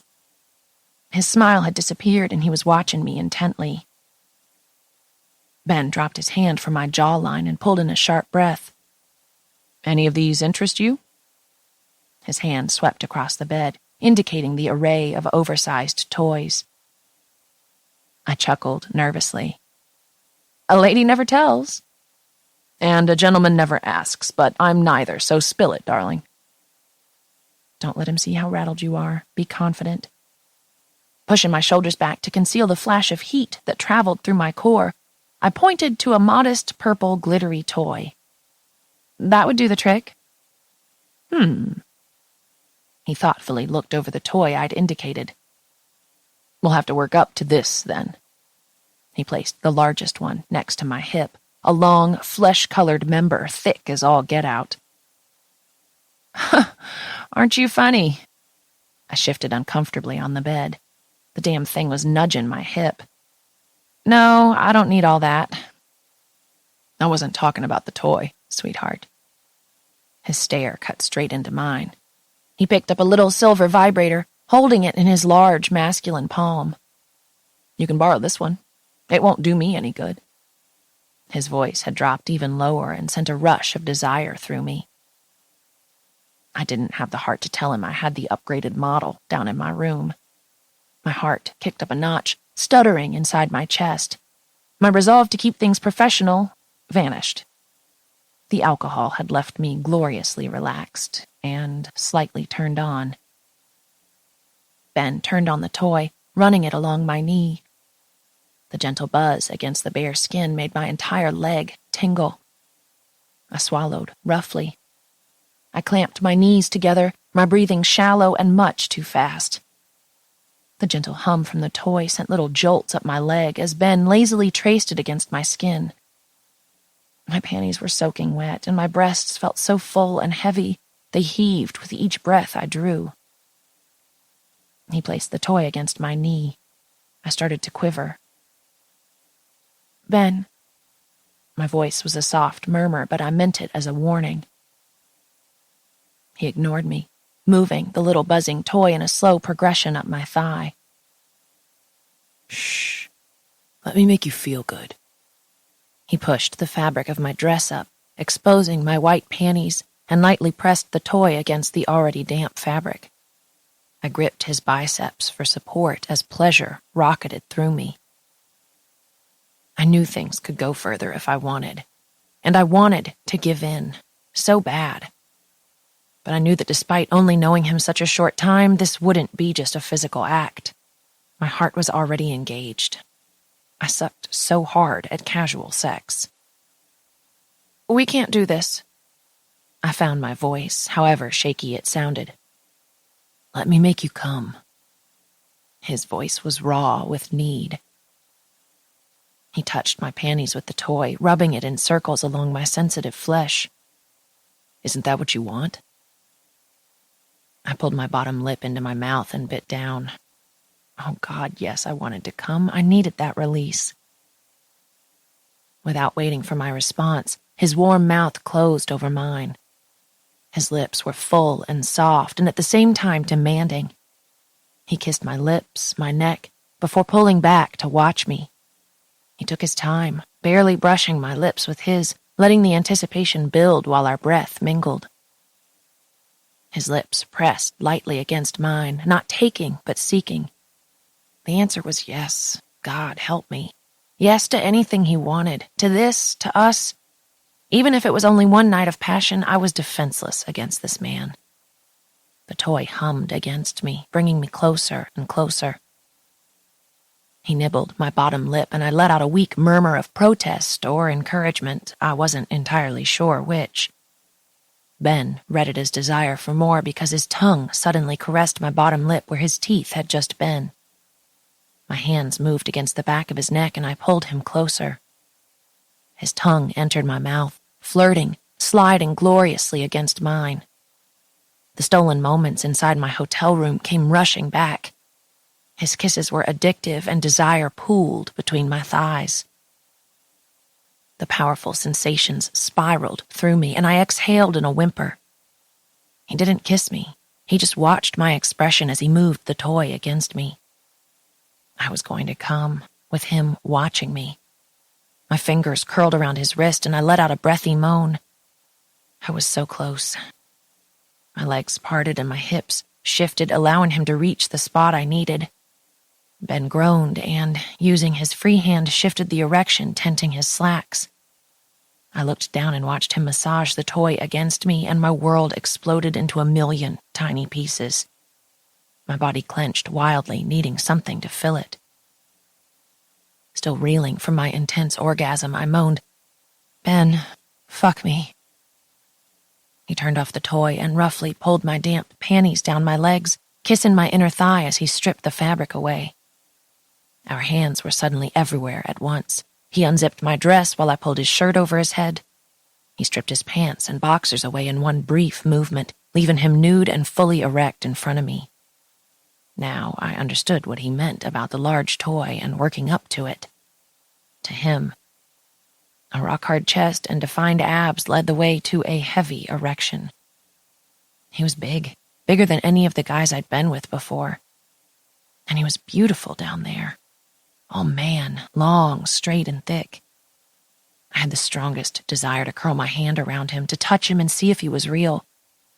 But this moment seemed real. I could see his chest expanding with his slow, certain breaths and smell the masculine scent of his skin. He leaned down over me, forcing me to lie back against his bed. His body covered mine, pressing me into the mattress. I felt one of the toys press into my lower back, which only made the moment more erotic. My legs moved around his back, tugging him closer. He let out a breathless groan against my neck, causing my sex muscles to clench uncomfortably. We tumbled together on the bed, kissing deeply. Only my bra remained in place. Ben reached into the drawer of the nightstand and withdrew a package of condoms. He leaned in to kiss me while he rolled one on. "Come on top, cowgirl." He lifted me over him so my knees were on either side of his hips. I looked down between us to where his long length lay on his belly, nearly reaching his belly button. I swallowed a wave of nerves while a smirk tugged up one corner of his mouth.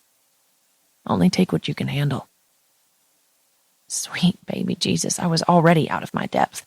I thought of our sexy texts, and a hot shiver raced down my spine.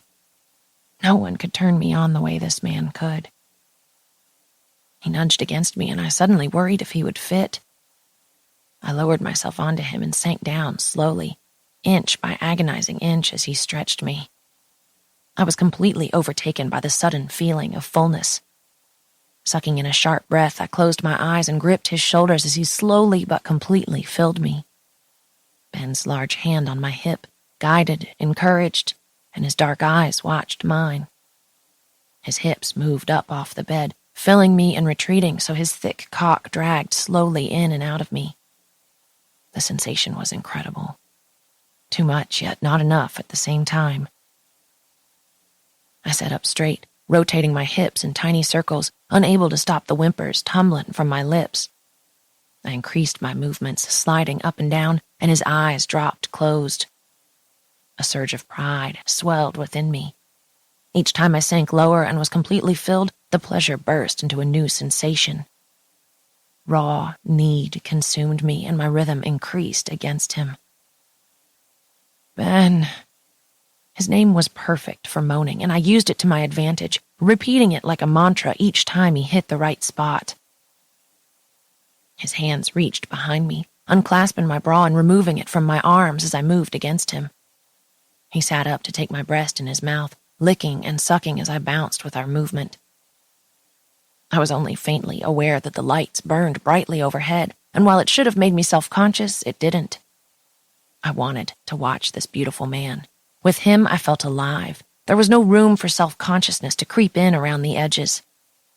I let go of all inhibitions and moved against him, crying out his name in a litany of mumbled whispers. Enough. He sat up and moved me under him in one quick motion. The man had strength to him. The edge to his voice and his serious expression made me wonder if I'd done something wrong. No more playing. I need to fuck you hard now. Oh. He moved my legs, arranged them so I was completely open for his perusal, and then he pushed forward, sinking into me, invading my body with his. My breath caught in my throat and I struggled for air. Fuck, Emmy, you feel good. His eyes were dark, his lips parted, and his breathing was fast. This man who was always in perfect control was losing it. For me. I arched my back as the pleasure coursed through me. There was always a delicate guessing game the first time I was intimate with someone new, wondering how long he would last, if he would warn me before he came, if he'd be loud about it or completely silent. With Ben, I didn't have to guess. This tight little pussy's going to make me come too fast. His pace slowed, dragging his length in and out of me slowly. He moved his hand between us and pressed his thumb firmly to my clit. I cried out loudly, moving my hips. I loved how he knew to slow to an almost stop for me to completely enjoy the sensations blossoming inside me. My tight walls clung to him, pulsing and gripping as pleasure exploded deep inside. Ben, I breathed. His hand pulled away and his strokes slowed, milking the second orgasm from my body. Once I quieted, his pace picked up and he pumped into me several times, hard and fast. He buried his face in my neck, kissing me softly as he came. Emmy. The deep, broken quality of his voice against my neck undid me. I was falling for him. He could own me completely, use me for his plaything, and I wouldn't care. That realization sent panic racing through me. What was I even doing? This wasn't me. I pulled away from the warm cocoon of his body. Ben, we can't do this. Fiona will fire me. His brow drew together. Who I fuck is none of Fiona's business. That's good. Actually, it stung like hell. Because she hates me and I wouldn't want anything to affect your bookings. He smiled at me like I was a small child. I can handle Fiona. All of this was too much. I needed out of this room. I should probably go. I leapt from the bed, gathering my clothes. He sat up, confusion apparent in his features. His lips, always full and sensual, were swollen and slightly pink, his breathing still too fast. I almost felt bad leaving him like this. Almost. Until I realized I was in just as ragged a state. My heart was fucking pounding, and I was woozy, not from the alcohol, but from him. He was intoxicating. And apparently there was nothing between us but the physical act. It wasn't enough. I stepped into my still damp panties and slid them up my legs. Okay. He didn't try to stop me, and I wasn't sure what that meant, but a pang of disappointment settled in my chest. I pulled my dress into place and tucked my hair behind my ears. He rose from the bed and walked me to the door. Slipping into my shoes, I rushed through the open door. Emmy. His low voice washed over me in a way that was both familiar and intoxicating. I spun to face him. His expression had softened, turned more serious. Are you okay? I'm good. I'll see you in the morning. Your call time is 8:30, I mumbled, still weak and shaky from our erotic encounter. Frown lines settled around that sensuous mouth. I know. Gunnar told me. Well, good night. I disappeared down the hall, trying to forget the look on his face that couldn't have possibly been disappointment.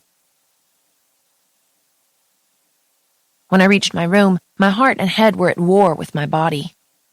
My body knew exactly what it wanted. Ben. My head knew I should draw a professional line between us and maintain it. My heart fluttered, a giddy fool at the thought of him. That was bad. I paced my hotel room, my legs still jelly from the thorough fucking he'd given me. There was no way I'd be able to sleep yet. I was still tipsy from the vodka and my hormones were raging. I needed Ellie. She'd know what to do. We hadn't been in touch since I'd arrived. I'd left her emails unanswered and knew it was time to give her an update before she called in a rescue squad. I felt a little guilty, realizing I never even called her when I'd landed. This phone call was long overdue. She could help me sort out this mess. Ellie never had any trouble in the guy department. Her looks were dark and exotic, and she exuded enough sexy confidence to capture any man's attention. I felt like a fish out of water when it came to men, especially a man like Ben. I prayed she'd have some answers for me. If I was to survive the next 3 months, I needed help. Glancing at the clock, I realized it was afternoon in New York. Ellie was likely at work, but with any luck, I could catch her. I paced my hotel room as the phone rang. Other than calling my mom when I'd arrived, it was the first time I put my international calling plan to work. "Emmy," she answered after several rings. I laughed, despite myself. "Hey, Ellie." "How's Paris? How's the mega bitch? I miss you. The new roommate's a nightmare." My shoulders relaxed at the familiar sound of her voice, and I sunk onto the bed. "Everything's good. God, girl, I miss you. I need some girl time bad." "What's his name, sweetheart?" I released a deep sigh. Was it that obvious? "Ben." Name sounds harmless enough. So what's the story with this Ben? "He's the reason we're all here. Ben Shaw. Just Google him. He's way out of my league." "So what? You want to know how to get him to notice you?" I could hear Ellie typing, at work, no doubt. "No, we've hung out a couple of times, but God, Ellie, he's a freaking supermodel. I like him, but seriously, what chance do I have?" "Hush, you're as cute as they come. Okay, please hold. I'm Google stalking him now. I need a visual." I swallowed nervously and lay back against the bed, waiting for her to confirm I had no business crushing on this man. Fuck me running. He's hot. I'd peel those Calvin Kleins off with my teeth, nibble on that package. I laughed. Sadly, I knew the exact photo she was looking at. It was one of the first images that came up on Google when you typed in his name. Told you. Seriously, I'd bite that firm cock right through the fabric, just gnaw on it. There was no beating around the bush with Ellie. She always said exactly what was on her mind, which is why I knew her advice would be perfect. "Is he really that hot in person, without the perfect lighting and camera angles?" she asked. "Hotter," I confirmed. Something about the deep tone of his voice, the confident way he carried himself, his intelligence. He was the complete package. "Damn, honey. So, you guys have hung out?" Ellie urged me to continue. "Yes, grabbing drinks, stuff like that. And of course I've seen him on set. He's sent me a couple of naughty texts." I smiled at the memory. "Ooh, a hot boy who knows the value of dirty sexting. I approve." I could hear the smile in her voice. "Yeah, but I just feel so out of my element. I'm torn between keeping things professional and dropping my panties every time I see him." She laughed, that deep, throaty chuckle I missed. "My vote is panties off." "Well, about that." I hesitated. "Have you slept with him?" "No." The lie slipped easily off my tongue. "Just a little messing around. With his penis in my vagina 30 minutes ago." "Okay, well, if you really like him, make him wait for sex. Guys like the chase. Don't give up the pee right away." "Right." Shit. Fuck. I dragged a hand through my tangled hair. "Seriously, just have fun, girl. Don't overthink this. Even if he is a model, he's still just a guy." "Ellie, he's dated supermodels, and I'm sure he's used to girls throwing themselves at him left and right." "Yes, exactly, but that's exactly what you're not going to do. Don't be one of his groupies, following him around like a lost puppy. Be Emmy. You're funny, cool, and real. If he likes you, he likes you." "True. Thanks, hun." She made it sound so simple. I knew I could count on Ellie. "Okay, well, I've got to get back to work. Keep me posted. Oh, and Em, don't fall in love with him." Asking me to not fall in love with Ben was like asking a meth dealer not to let you get addicted. Not possible. "Thanks for your advice. Bye, hun." I ended the call and curled onto my side, hugging a pillow to my chest. The scent of Ben was still on my skin. I could recall in perfect detail the way he felt deep inside me, his hard body moving above mine. And I wanted more.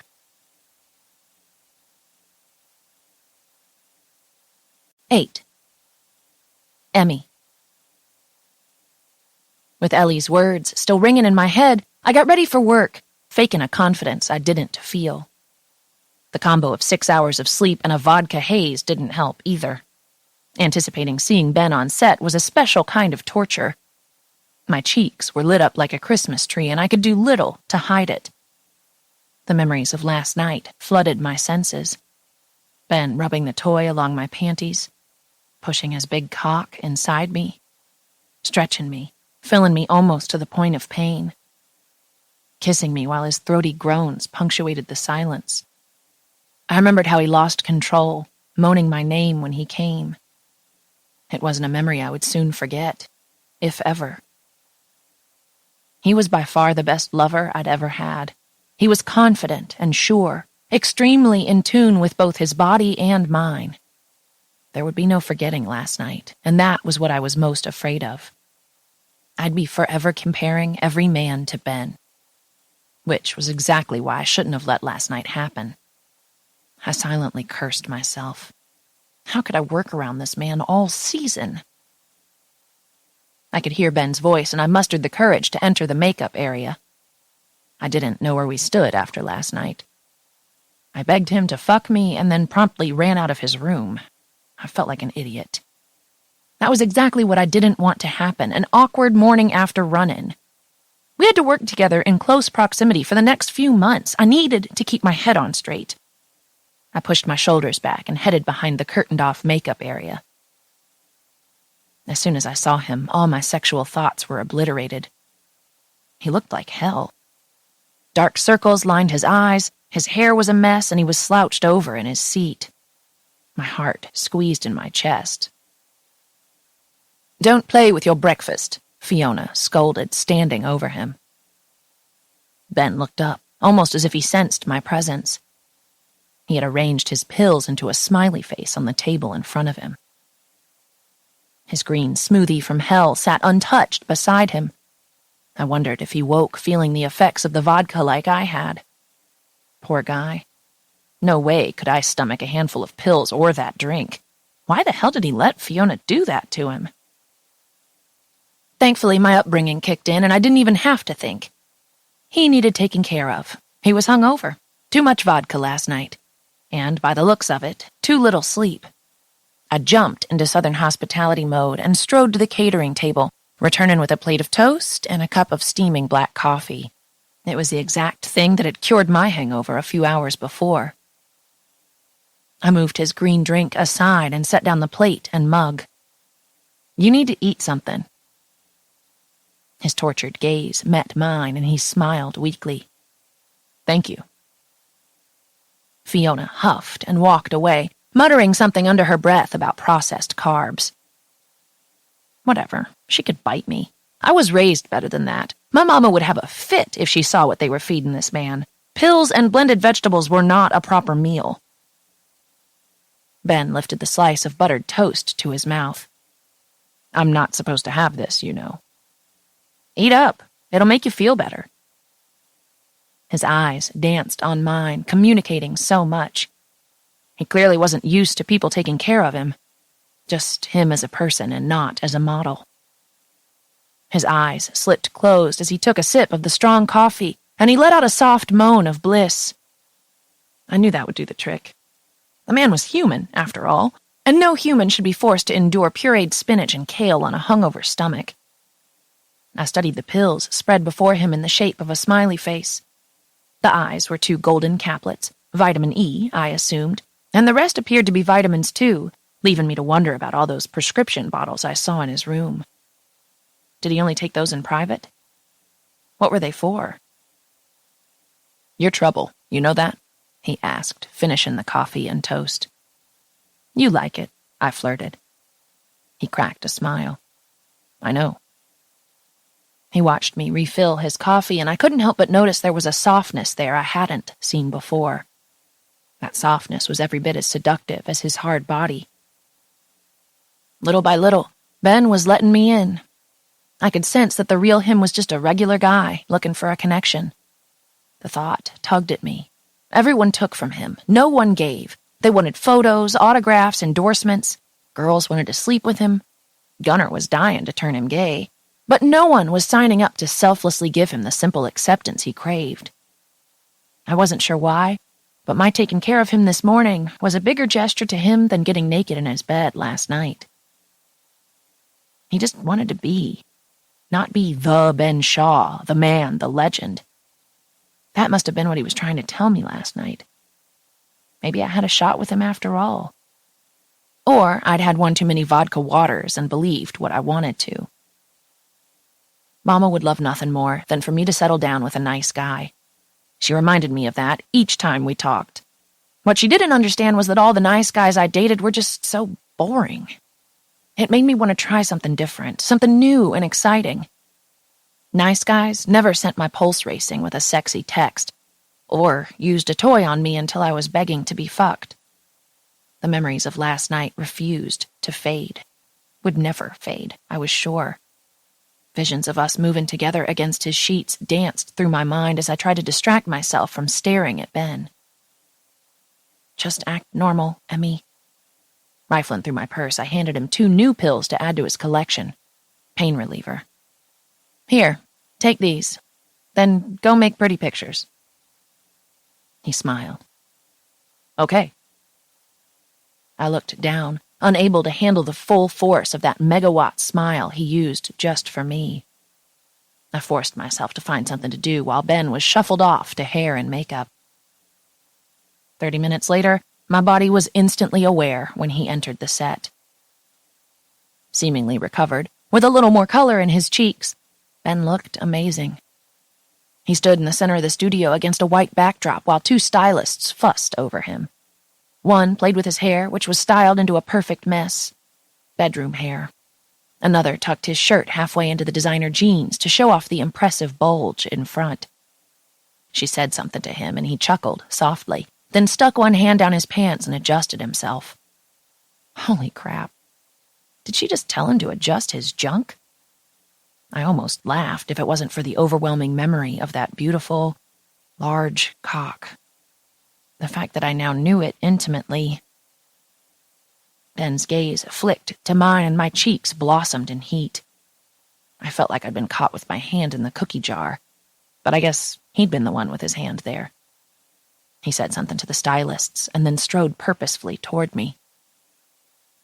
His penetrating gaze remained on mine, warm honey with flecks of mossy green. Can we talk? His voice was low and laced with concern. I nodded. Of course. His hand captured my wrist and he towed me around the corner, out of sight from the crew. I caught Fiona's eyes, which zeroed in on Ben's hand on me and narrowed. Following Ben behind the large drop-clothed set, we stood just inches apart. His hand remained on my wrist, his fingers lightly pressing into the skin. My pulse was thrumming at the contact, my body instantly responding. Ben looked cool and in control. Thank you for taking care of me. That green concoction didn't look very appetizing. It's not, he chuckled lightly. Well, you're welcome, but it was nothing. His voice softened. I appreciate it. Ben took a step closer and heat raced down my spine. Emmy, about last night. I'm sorry about that. His jaw clenched. Sorry you ran out on me, or sorry that it happened? Ben, we work together. We shouldn't... He stroked my cheek lightly with his free hand. Things like this happen on the road, Emmy. It doesn't make you a bad person. Now I felt like an even bigger idiot. I'd drunkenly slept with the man one time, and suddenly I was acting like we were dating. Get a grip. It was fun, right? I attempted a more light-hearted stance. He smiled his panty-dropping smile that I'd grown so fond of. His brilliant hazel eyes burned brightly, flecks of deep green glinting in the light. Tell me what you really want. Ben, I managed my voice just a whisper. I couldn't admit what I really wanted. He stepped in closer, his fingertips dropping away from my jaw as he studied me closely. I was terrified he'd see how I really felt. This wasn't some fun fling, fuck buddies due to the convenience of a close living situation like he'd implied. I was developing real feelings. I wanted to get to know him, the real him. I wanted to go on romantic strolls around the city, to lounge in bed in his arms, to learn about all the many sides of this man. Fiona appeared around the corner, obviously curious about what business Ben and I could possibly have together. Her gaze darted back and forth between us. "The photographer is ready, love," she drawled in her perfect British accent. Her eyes moved again between Ben's playful expression and my stiff posture. "Everything okay?" Ben dropped his hand from my wrist.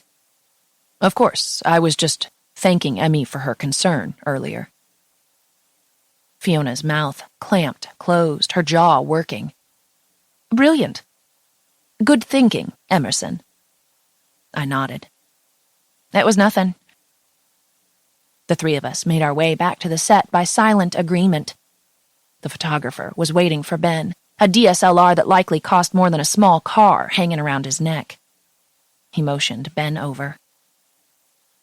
I watched him converse with the photographer about his vision and review the storyboards and inspiration shots.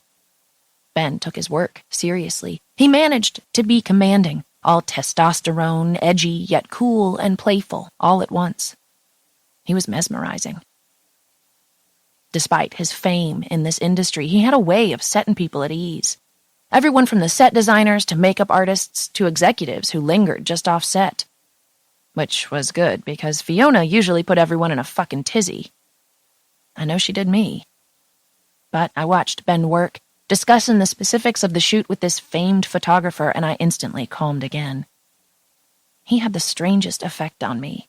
One minute he was winding me impossibly tight, and the next captivating me with just his presence. Ben got into position in the center of the set, and was fussed over again briefly by the stylists, hair, and makeup people, but honestly, he looked perfect. I felt like slapping their hands away. Can't mess with perfection. The photographer took a few shots, then called for lighting adjustments. A big, white umbrella-looking thing and a silver reflector were adjusted at different angles. Once they were ready again, the photographer prompted Ben very little. He knew how to move on camera, holding each pose for a few clicks, then turning, tilting his jaw just slightly, pouting his mouth, placing his hands on his hips and his hair. He knew how to work the camera. The one thing that remained constant despite his movements was his death stare, looking straight into the camera. Those hazel eyes burning so intensely. A shiver raced up my spine, remembering how dark and hungry his eyes looked when he rubbed the toy against my panties last night. The photographer clicked away in obvious joy at getting to work with such a talent. "Chin up," he directed. "Beautiful." Click, click. "Relax your shoulders." Click. "Stunning, just like that." Click, click. The ads for the designer jeans hugging Ben in all the right places would be on billboards and in magazines in the fall. I felt like a cool kid that I got to sneak a peek at the behind-the-scenes action. "Great. Now look off camera. Pick something to focus on," the photographer told Ben. His eyes found mine. "Good. Stay there," the photographer said. Ben's pouty lips parted and his gaze slipped lower, settling over my chest. His jaw twitched. Desire raced through my system. My breasts felt so full and heavy they practically throbbed for his touch. Every tilt of his jaw, each flex of his arms felt sexual to me, a silent beckoning. I suppressed a hot shiver. The things he could do to my body without laying a finger on me scared me. This man was devastating to my system. "Smoldering," the photographer called out, continuing to click away. If he only knew. My panties were about to ignite. Honest to God, I was a fire hazard. Ben needed to stop looking at me like that. His eyes wandered the length of my body, and I lost any interest I had in keeping us apart. My body wanted this too bad. Craved it, like a junkie needing a fix. I became aware of Fiona beside me, her posture stiff and foreboding. She knew Ben was watching me. "Don't drool, darling," she warned, her voice dripping with sarcasm. I snapped my mouth closed. Oops. I guess I had been staring open-mouthed at him, and my breathing was much too fast. I was thankful she couldn't possibly know the thoughts racing through my mind, the blood pumping south, making my lady parts throb. "He's doing great," I commented instead. Even my voice betrayed me, sounding husky. Fiona's thin lips curled into a practiced smile. "Ben's very good at what he does.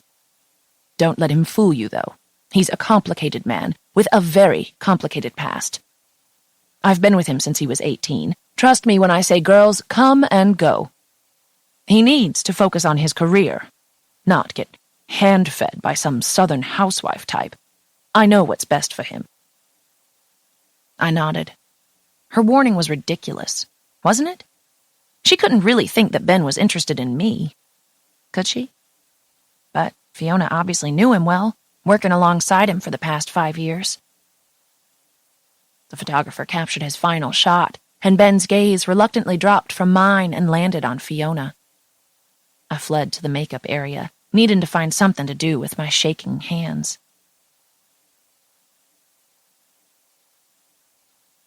9. Emmy. Gunnar and I had rescheduled our outing and spent the day silently roaming the massive Notre Dame Cathedral. Afterward, we headed to a little sidewalk cafe to grab some wine and appetizers. I listened to him complain about the latest guy he was seeing while nibbling on still warm, crusty bread slathered with generous amounts of butter. We were on our second glass of wine, and I still wasn't sure how to pump him for information about Ben. I didn't want to give anything away. Didn't want him to know I'd begun seeing him on the down low. "What's on your mind?" He grinned at me. "You look like the cat who caught the mouse, honey. Spill it." Okay, so much for being inconspicuous. Was I that obvious? It's nothing. I've begun sort of seeing someone. It's still really new. Oh, that wonderfully fun, exciting new stage. New sex. Cheers. He lifted his wine glass to mine. Who's the lucky guy? A local? They're not circumcised here, you know.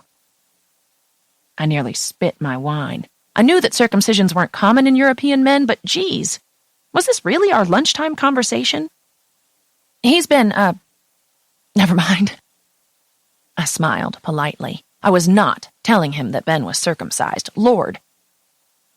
Gunnar chuckled. He's been cut. So he's not a local. He leaned forward on his elbows. Holy shit, it's not one of our boys, is it? Heaven knew I couldn't tell a lie to save my life. No comment. He's a status model, isn't he? Shit, this wasn't good. There were only a few models traveling with us in Paris. Maybe. Gunnar grinned. Emmy, stop being cute. I know it's Ben. How? I blurted. He laughed easily, tipping his head back. 1, you just admitted it. 2, he's straight, unfortunately for me. And 3, I've seen the way you look at him. Damn, was I that obvious? Don't say anything, Gunnar. This is still new, and I don't know where it's heading. Disaster City, that's where. He took another thoughtful sip of his wine. I don't like it, Emmy. He frowned. It's all in good fun, Gunnar. Seriously, it's not a big deal. My dreams of pumping him for information vanished. Gunnar was not in support of this, and I wasn't even sure why. He reached across the table and took my hand. You're a sweet, wholesome girl, and he's got more issues than Vogue, honey. My stomach turned. The wine I'd consumed churning. How could this possibly end well? Maybe Gunnar was right. I needed to be careful, keep my wits about me. Of course, all I wanted to do was crawl right back into Ben's bed. Crap. 4. The number of days since I'd seen Ben. 7. The number of times I'd allowed myself to read our thread of naughty texts. 1. The number of times I'd made myself come while moaning his name. That would be a dangerous habit to get into. I couldn't have him running circles through my head all day and owning all my orgasms. I needed something within my control. I crawled into bed, flipping off the lamp and resting my phone on the pillow beside me. just in case. I hadn't heard from him, but I hadn't reached out to him either. I knew the past few days he'd been busy meeting with casting directors and designers for the upcoming Paris Fashion Week. He had been cast in a slew of shows, according to Fiona. I should have felt proud of him, excited for the agency I worked for, but instead, I just felt lonely. I wanted the man, not the model. There was nothing quite so lonely as crawling into bed alone 4,000 miles from home. My legs were restless under the sheets, my limbs aching with the need to do something. A good mattress workout would do the trick. Ben beneath me. Come on top, cowgirl. I remembered the way he lifted me by the hips, moving me over him, positioning himself at my entrance, controlling both our pleasure. A hot shiver ripped through my body, making me crave him more. I was so wrapped up in him, my emotions twisted and raw, my body hot with desire, that I briefly considered just quitting, flying back to New York and looking for a regular job. One without supermodels and bitchy British cougars. I was a wreck. I kicked the covers off my restless legs, suddenly too warm. Several days without hearing from Ben, especially now that we'd been intimate, seemed like a lifetime. At least Fiona and I were getting along okay. Thankfully, she didn't suspect that I'd hooked up with her prized possession. Otherwise, the shit would hit the fan. Hard. I'd kept things professional with her this week and tried my best not to let her cryptic comments cut into me. But during the quiet times, and especially at night, I couldn't help my mind from drifting to thoughts of Ben. I wondered what he was doing, if he was sleeping okay, what all those pill bottles were for. I know I should just let it go, but something inside me couldn't. I needed some girl talk. I grabbed my phone and checked the time before dialing Ellie. We caught up briefly while she got ready for work. Mostly she complained about the new roommate drinking all her soy milk. I took a deep breath and decided to tell her about things heating up with Ben. I will spaz if you tell me you've slept with him, she said. I chuckled. Initiate spazzing. What? She screamed into the phone, making me laugh harder. Holy shit, Emmy, details, stat. Well, he's amazing. Honestly, the best ever. Amazing kisser, sweet and tender, yet takes control in the bedroom. Wowza. Big dick, too? Ellie.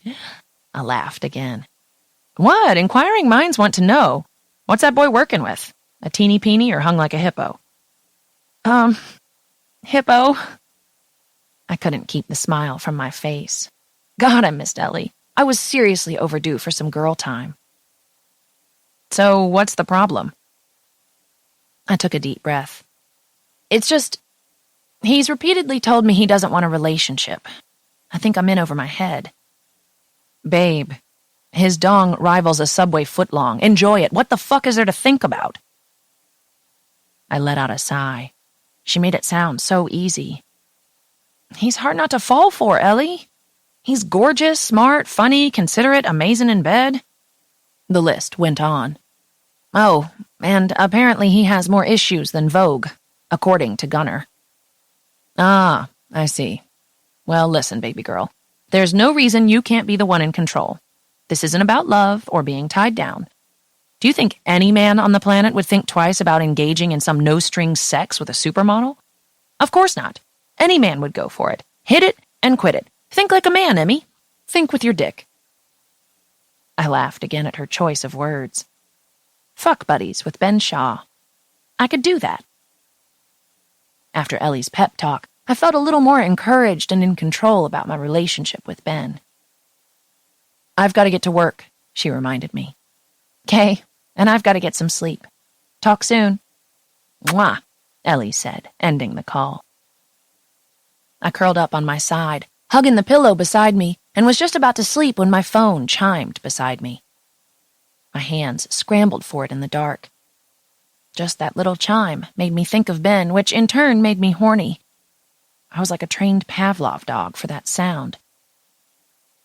Ben, it's my birthday.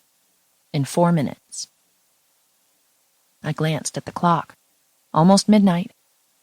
I hadn't known it was his birthday tomorrow, today, whatever. I smiled at the image of him lying in bed alone, several floors up, feeling alone and just needing someone to know it was his birthday. I liked that I was the person he reached out to. I waited until the clock changed to midnight, then texted him back. Me. Happy birthday. Ben. Thanks, beautiful. You should come to my birthday dinner tomorrow night. I replied that I would be there, and Ben provided the name of the restaurant. I hadn't known there was a birthday dinner for him. Surely Fiona had planned it. Normally she made me handle everything, from sending her clothes out to be laundered to booking her monthly bikini waxes. My only conclusion was that she'd wanted to keep this from me. Tomorrow night should be interesting.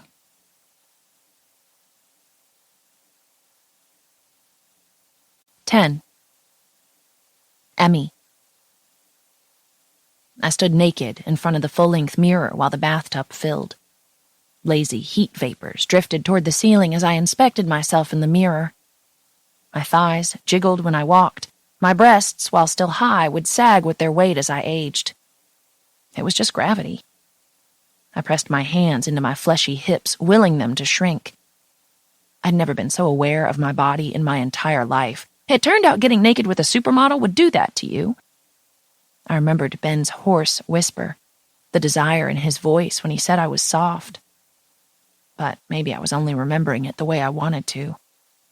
Maybe he'd prefer I had a six-pack, or a tiny, firm little butt. Once the tub was filled, I stepped into the steaming hot water and sank down, submerging myself in the fragrant bubbles. I lathered every part of my body, exfoliated every inch, and shaved every bit of hair until I was bare. I shampooed and conditioned my hair and made sure all of me was scrubbed clean. As much as I told myself that I couldn't be with Ben again, I didn't trust my body not to betray me. I emerged, pruned and boneless, but I felt wonderful. After wrapping myself in the fluffy robe from the wardrobe, I worked the calluses from my heel and trimmed, filed, and painted my fingernails and toenails. I plucked stray eyebrows in the magnifying mirror in the full sunlight pouring through my window, where I could see every speck of everything. After every pore was extracted and spotless, I expertly applied my makeup and styled my hair. I slathered lotion on my skin, mixing in several droplets of baby oil. I was soft and glowing when I was done. I knew I couldn't compete with the women Ben attracted, but my self-confidence had tripled in the last hour. I needed this. I wanted to feel sexy tonight. Powerful and in control. Ellie would be proud.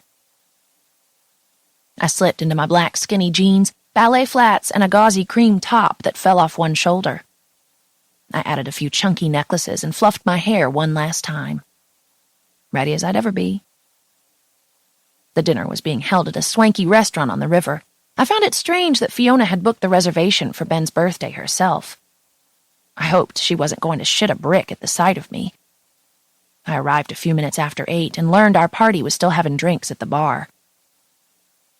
I took a moment to gather myself and scope out my surroundings. Deep beats of house music played in the background, glittering dim lighting from crystal chandeliers and beautiful people mingling at the high-top tables completed the ambiance. I was glad I'd taken the time to make myself presentable. Fiona's shrill wave of accented laughter caught my attention. She, Ben, and a few others I didn't recognize were at the far end of the bar. Ben looked scrumptious in tailored dark gray trousers and a button-down shirt rolled to his elbows, showing off those thick, sexy forearms coursing with veins. His shirt was open at the collar, and memories of inhaling the skin at his neck danced through my mind. Fiona spotted me across the bar, and her mouth pulled into a tight line.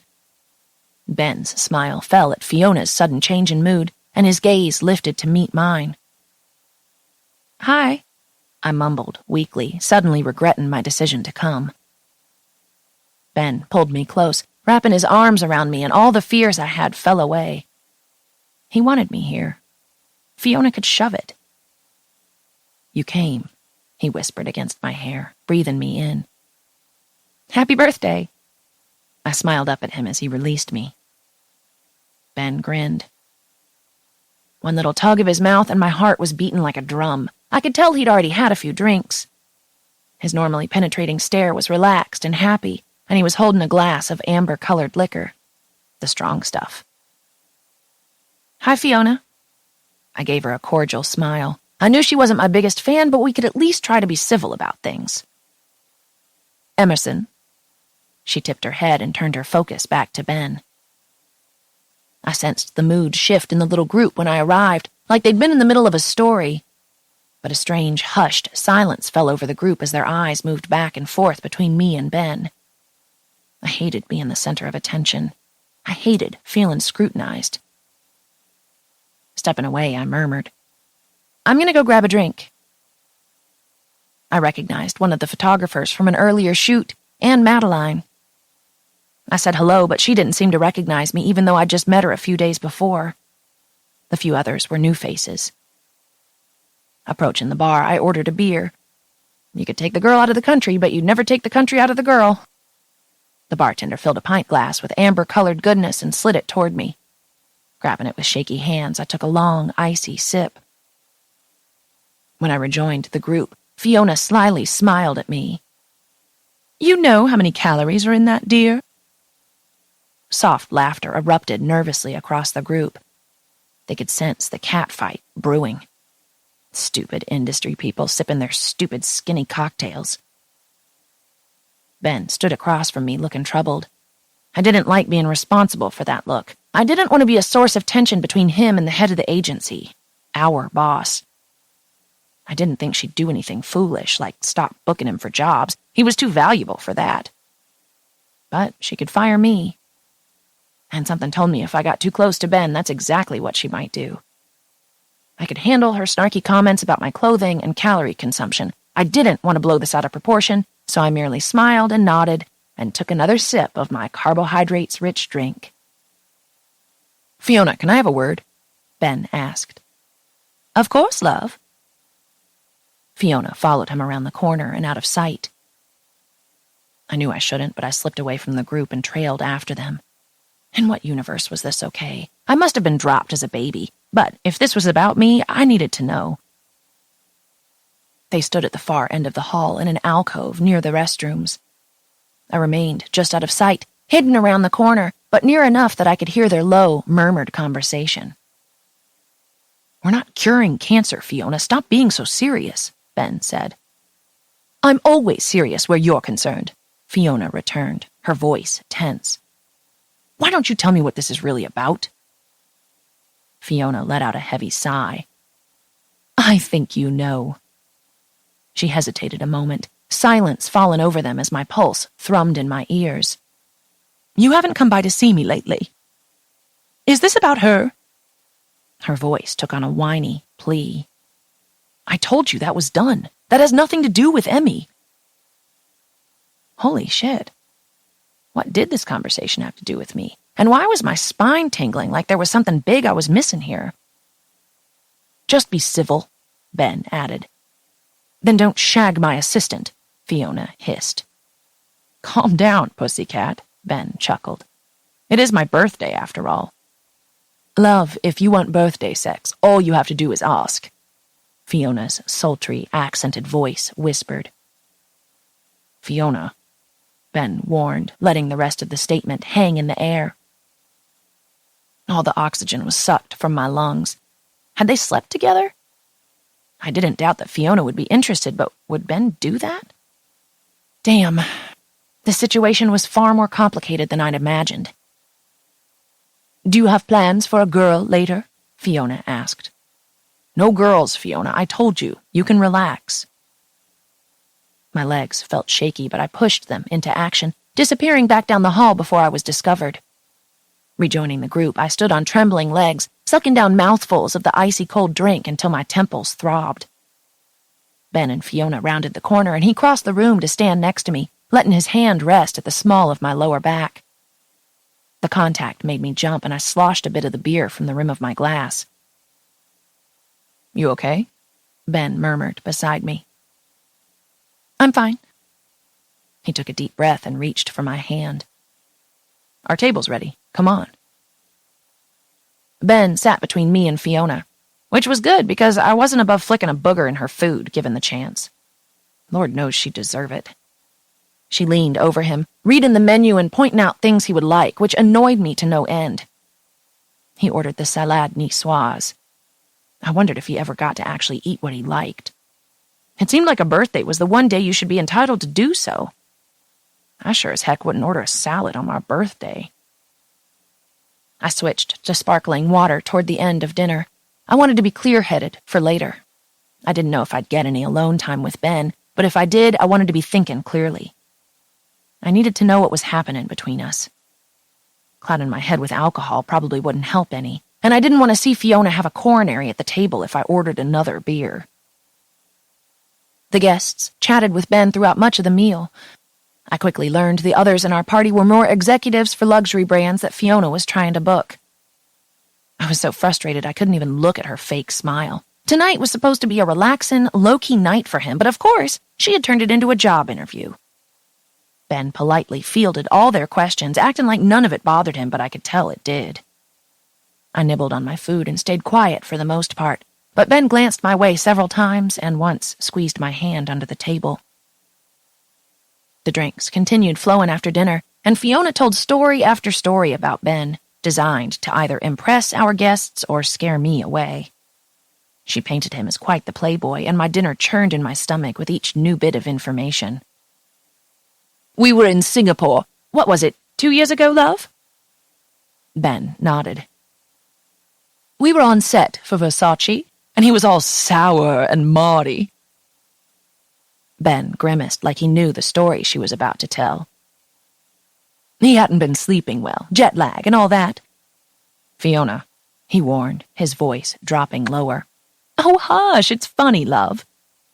Fiona waved a hand in his direction, then turned back to the group. "It was a brilliant set, beautiful clothes, and our gorgeous model here was pissy, in need of a good shag. I knew he needed to take the edge off before we started shooting." A few of the business executives leaned forward in interest, and Madeline's cheeks grew pink. Ben was growing increasingly agitated. He removed the napkin from his lap and balled it on the table beside his plate. Fiona continued. "So I found this little assistant in the back, asked if her duties extended to oral, and shoved her at Ben. She took one look at him and nodded, pulling him into an empty broom closet.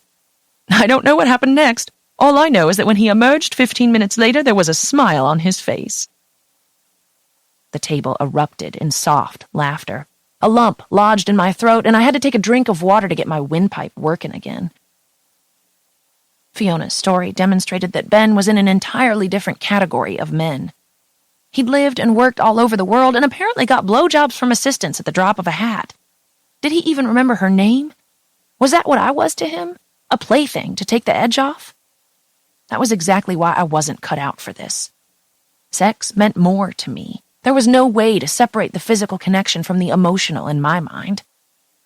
Ellie was right. I never should have slept with him.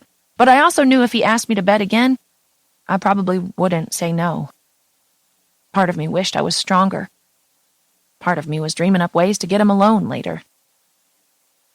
Fiona carried over a large bag filled with wrapped gifts, taking each one out and placing them in front of Ben.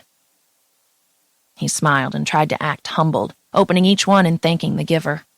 An Hermes scarf, Cartier watch, Balenciaga satchel, men's grooming kit, some luxury brand I didn't recognize but was surely out of my price range. I did get him something, or rather, made him something. It was in poor taste to show up to a birthday party empty-handed, but there was no way I was going to embarrass myself by whipping out a homemade gift among this extravagance. It would stay tucked in my purse. Thank you very much. Fiona packed the gifts back in the bag and asked the restaurant if a concierge could have them delivered to the hotel. It was amazing to see she was actually capable of making her own arrangements. After dinner, coffee was poured, but there was no dessert. What was a birthday party without cake? Ben looked bored to tears. I needed to rescue him. I leaned in, closer. No cake on your birthday? That's practically a crime. He shrugged. I'm not allowed to have cake. Allowed? I wasn't gluten-free, all-organic, dairy-free, or vegan. I liked food. I often ate too much of it. Sue me. We need cake. I pushed my chair back from the table and grabbed my handbag. "Thank you for dinner," I said to Fiona. Then I grabbed Ben's hand. "Come on." His eyes widened and darted up to mine, and after a second of hesitation, he rose to his feet. "Fiona." He bent to press a kiss to her cheek. She smiled, fake as all get out. "Off so soon?" He shrugged. "Yes, if that's okay with you all." He directed the statement to the table. Everyone nodded and smiled, no one willing to disagree with him. Genius. Fiona couldn't say anything. Everyone else had already agreed. I could have kissed him, but I would save that for later. Once we were safely outside the restaurant, Ben gripped my hand, lacing his fingers between mine, his mouth twitching in a smile. "Phew, thank you for rescuing me." I beamed up at him, feeling like an utter genius, and squeezed his hand. We ventured to the bar/restaurant inside the lobby of our hotel, slid into a secluded booth, and ordered 2 glasses of fizzy champagne. When the server came back, I ordered the biggest slice of chocolate cake they had. "Really?" Ben grinned at me. "Sure you can handle all that, sweetheart?" I nodded enthusiastically. "Bring it on." When the server delivered the cake, it was with a little Parisian smirk. It was towering off the plate. "I didn't expect it to be so large," I commented. Ben's eyebrows raised suggestively. He handed me a spoon. "Ladies first." I was about to argue that it was his birthday and he should do the honors, but his stern expression left no room for discussion. I accepted the proffered spoon and dug into the dense cake. My favorite bite, the little triangle piece right from the tip. Ben's eyes followed my movements, watching as my mouth closed around the spoon. I moaned, dropping my head back. His eyes widened and he visibly swallowed. Ben dug in, joining me in chocolate bliss. I haven't had cake in years. He took a bite and his eyes slipped closed as he chewed. Holy shit. I laughed. These calories were so worth it. So was watching Ben's expression. He clearly enjoyed himself. Ben leaned back against the booth, crossing his arms and observing me. I took another bite, licking the chocolate frosting from my spoon. As my tongue darted out, his breathing hitched, his chest rising and falling systematically. I liked that I was having an effect on him. Lord knows he affected me. My entire body hummed in arousal when he was near, and forget it when he swept that deep hazel gaze fringed with dark lashes over my curves. I mentally parted my knees, ready and waiting. "Hope it's been a good birthday." I lifted my champagne glass and clinked it against his. "It is now." I smiled at the compliment, glad I'd had the courage to save him. "I got you something. Well, made you something." "You made me something? What is it?" "It's nothing big. I just felt dumb giving it to you at the restaurant." He leaned back in his seat, studying me. "I like that you waited." Ben's gaze followed my movement as I reached into my purse to retrieve the gift. I handed him a flat package wrapped in brown paper, suddenly feeling like an idiot. This isn't 6th grade, Emmy. Ben looked down at the gift, his eyes wide and filled with disbelief. "You made this for me?" I nodded sheepishly. "I've never gotten a homemade gift." He held it with reverence, as if it were something priceless and important, rather than a CD, a playlist I'd burned just for him. "It's nothing. Open it." Homemade gifts and cards were pretty much the norm in my family. Growing up, we didn't have much extra money, and we tended to get creative. Ben tore away the paper and smiled when he saw the silver disc with my messy writing scrawled in black marker. "Birthday boy." I picked out a bunch of sexy jams, songs I was hoping he hadn't heard before from the eclectic mix of music on my laptop. "Thank you. This is awesome. The best gift I got all night." His smile was genuine for the first time tonight, reaching his eyes and crinkling the corners. My heart pounded in a strange rhythm, knowing he was watching me. These simple acts, the cake, the homemade gift. I don't know why, but he acted as if these gestures meant more to him than the $1,000 dinner and extravagant gifts he had just received. "You're welcome," I murmured. Why my voice had gone all husky and low, I didn't know. "Let's get out of here." His tone left little room for argument. But wasn't this what I wanted? I wanted to feel desired and sexy, to lose myself in this man. The glass of fizzy champagne had gone straight to my head, and I clutched Ben's arms as we made our way to the elevator. He was unusually quiet and intense, and I wondered what was going on inside his head. Once inside the elevator, Ben left no doubt where we were headed. He punched the button for his floor, then turned to face me, caging me in with his arms against the wall. He dipped his head to inhale the scent of my neck, sending a rush of pleasure tingling down my body. "Come upstairs with me," he growled, his warm breath washing over the curve of my jaw.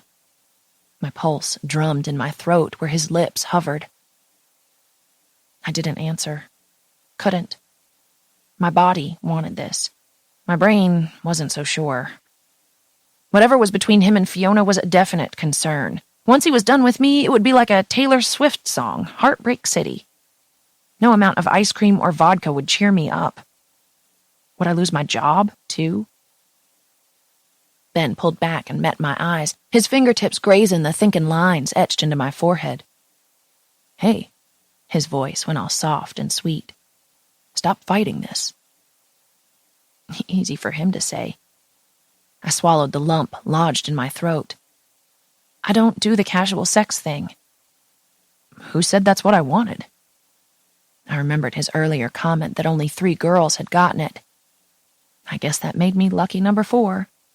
You're the one who ran out of my room the other night. Why had I done that? I'd been tipsy from the alcohol and humiliated that I'd let things go that far. I knew my heart was already engaged, and it was safer and easier to flee than face an awkward post-sex discussion. "Ben, what am I supposed to think? You're you and I'm me." Confusion fixed across his features and his mouth pulled into a tight line, but he stayed silent. The elevator stopped and he motioned for me to exit as the doors slid open. We walked to his room in silence. When we reached his room, Ben, still watching me quietly, let me inside. "I'm sorry I left," I said. He nodded and lifted my hand to his mouth. "Spend the night with me." Raw need blossomed inside me. I was powerless against his charms. "Like a sleepover?"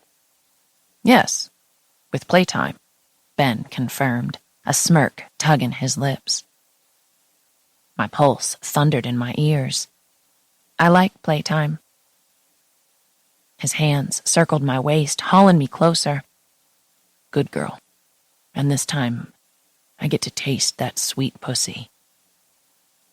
I turned bright pink and my knees trembled. I braced my hands against his shoulders, needing something sturdy to grasp onto. I nodded, completely lost and fallen for this beautiful man whose deep hazel eyes were watching mine. "I want you. It's simple. Don't make it complicated," he whispered. My eyes slipped closed. "This isn't just sex, Ben." Soft fingertips stroked my jaw. "I know, beautiful. Stop assuming you know what I want. I've never had a girl like you. Soft." His thumb caressed my cheek. "Sweet." His lips pressed over mine. "And southern." His hand found my backside and he squeezed, pulling me closer. "Let me do this. Let me have you, Emmy." I opened my eyes and nodded. He could have anything he wanted so long as he touched me soon. My knees were jelly and my nipples were hard and tingling. "Only if I can have you, too." "You can have anything you want." His tone was so solemn, so sincere. I believed him. With a sudden burst of confidence that I could have this man, I dropped to my knees in front of him. I needed to consume him, to own him. I fought with his belt and button, then tugged open his zipper. His hands remained at his sides, and when my eyes fluttered up to watch his, a playful smirk was tugging his lips. The growing bulge in his trousers proved he wasn't as calm and in control as his expression demonstrated. Seeing him up close and personal was so intimate. I nuzzled my nose and mouth against his flesh, breathing in his scent. He smelled so good, a trace of soap and musk. Oh, man, I wanted more. Moving lower, I pressed tender kisses along his length and heard him suck in a breath. I could feel him watching me. Knowing he was looking down at me only fueled my desire, and I licked and suckled as I tried to take him deeper. His hips pushed forward as he invaded my mouth, and my hands scrambled to stroke his engorged shaft. It was a powerful thing, pleasing him like this, being in control of his pleasure. I thrust my mouth down around his cock, taking him all the way to the back of my throat. His large length hit my tonsils and I gagged, salivating around him. Ben moaned and his knees went stiff. I knew I had done something right. I loved learning what he liked. If he wasn't going to tell me, it was up to me to find out. And apparently he liked it deep. I continued my ministrations, not stopping until he bumped against the back of my throat with each thrust. Yeah, baby, fuck. His fingertips threaded through my hair, tugging me closer. A low whimper escaped the back of his throat, the sound raw and primal.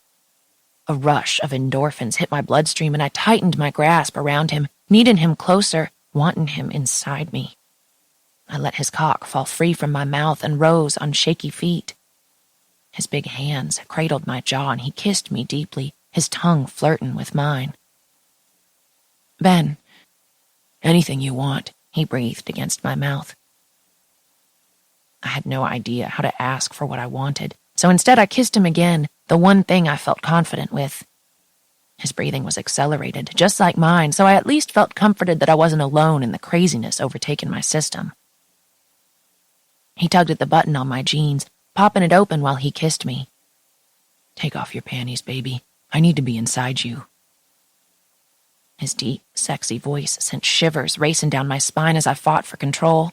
His fingers skimmed across my belly, lighting up my nerve endings and making my pulse race. I don't want to use a condom. I want to feel you.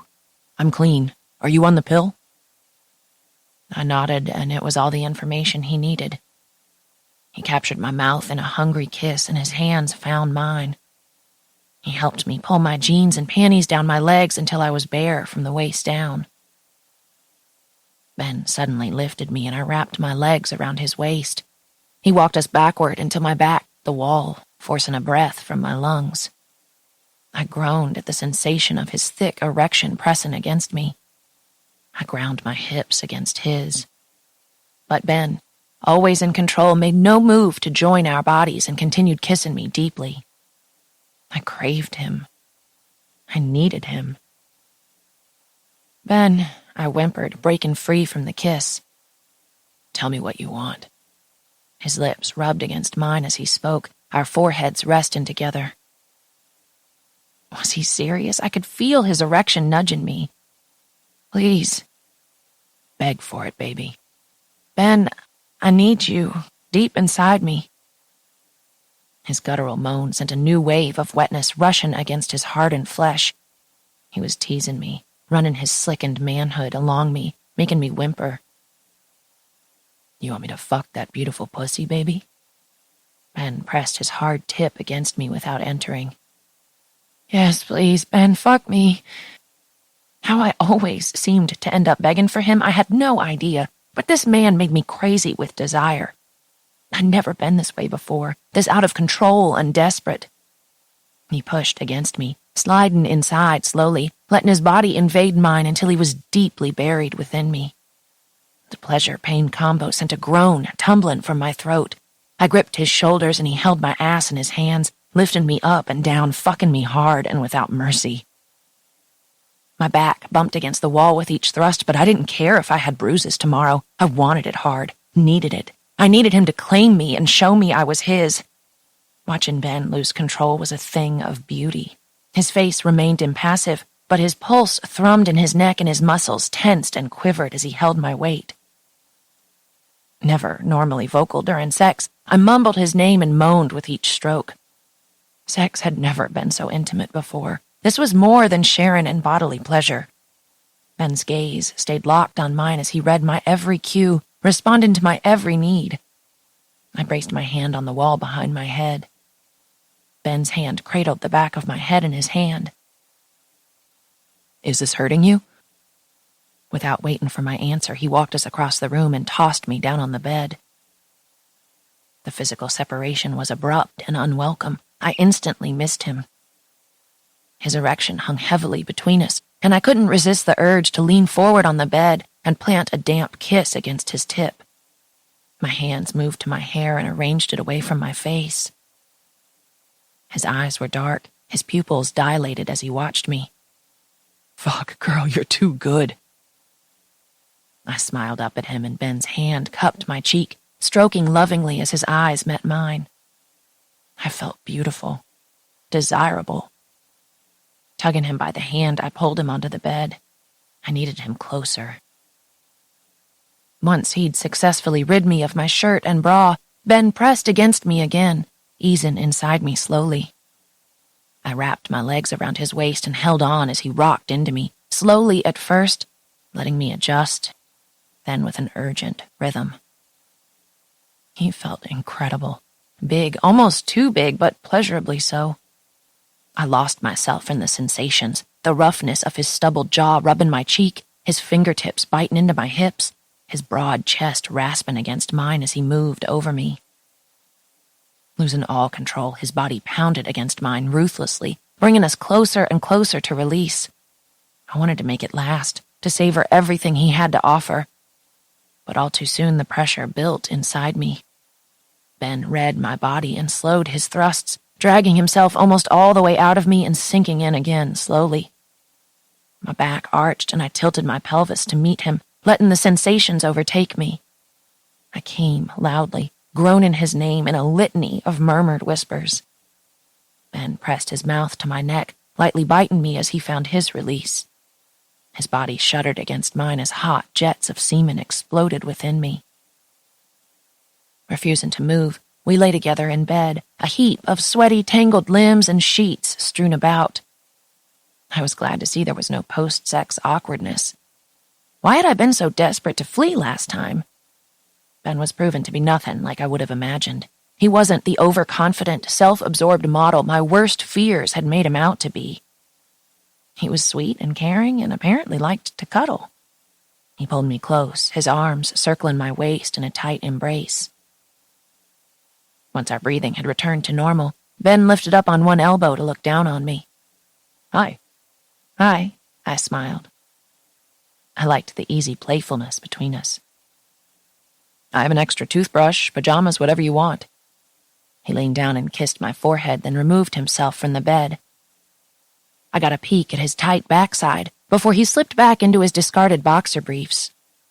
He removed a white t-shirt from his wardrobe and tossed it on the bed for me before heading into the bathroom.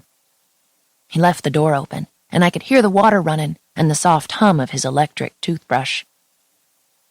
I stretched in the bed, taking my time before moving. Slipping the t-shirt over my head, I joined him in the bathroom. I guessed he was serious about this being a sleepover. With toothpaste bubbles on his bottom lip, he smiled lazily and surveyed me from head to toe. Messy bedroom hair, smudged makeup, and an oversized t-shirt that fell to mid-thigh. By the look on his face, you'd think he'd never seen me look more gorgeous.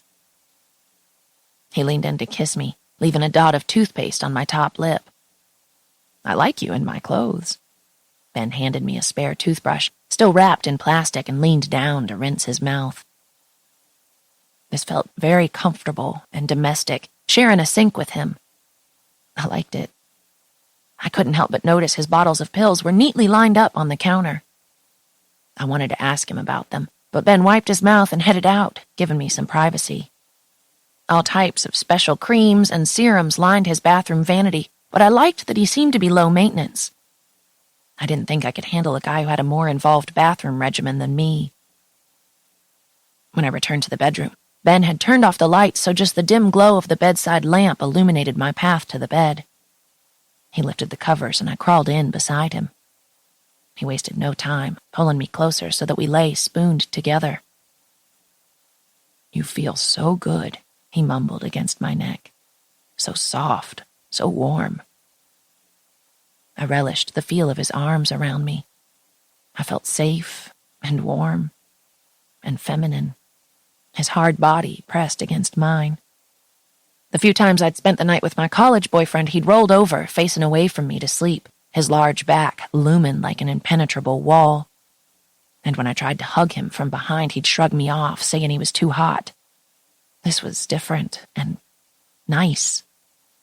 Our own little warm cocoon, away from the prying eyes of the world. He didn't have to be the man everyone expected, and I wasn't the meek little assistant out of her element. I was just Emmy. I felt at peace. Ben pulled me closer, wrapping his arms around my waist and pulling me in until my back was pressed against his front. "Sleep, baby." I couldn't forget the pills I'd seen in his bathroom. I knew now might not be the best time to ask, but... "Ben?" I whispered. I couldn't resist asking the question, burning a hole in my brain. "Those pills in your bathroom... I know I shouldn't pry, but..." He released a heavy breath. "Tell me." I rolled over to face him, his features barely visible in the soft moonlight. "Are you okay? Are you sick?" "I'm okay, Emmy," he whispered. "That's a lot of pills, Ben. I'm just worried." His warm hand captured mine and squeezed. "I don't want to hide anything from you." "So don't," I whispered. He was quiet for a moment, just the sounds of our breathing in the silent room. "But I also don't want to scare you away." My heart rate kicked up a notch. Did he have a pill-popping addiction? Was he sick? I braced for the worst. "You won't. I'm here." "Just don't go anywhere." I squeezed his hand back. "I'm not planning on it. I was here for the next 3 months, or however long this thing between us lasted." He was quickly getting under my skin. "I will tell you, but it's a conversation for another time." "Okay." I wasn't going to lie. I was a little disappointed. Now seemed like a fine time. We were safe and warm, and it was dark. But Ben wasn't ready. I guess I had to respect that. "Rest, baby." He clutched me tighter, like he was truly afraid I was going to leave. I closed my eyes, curling into his warm body, and tried not to worry about what the future might hold. Within a few minutes, he was breathing deeply against the skin on the back of my neck, his heavy exhales signaling he'd already fallen asleep. I couldn't help remembering all the times he said he had trouble sleeping, and a smile overtook my mouth. He was asleep. My baby. I curled my legs up, getting comfortable, and let him hold me.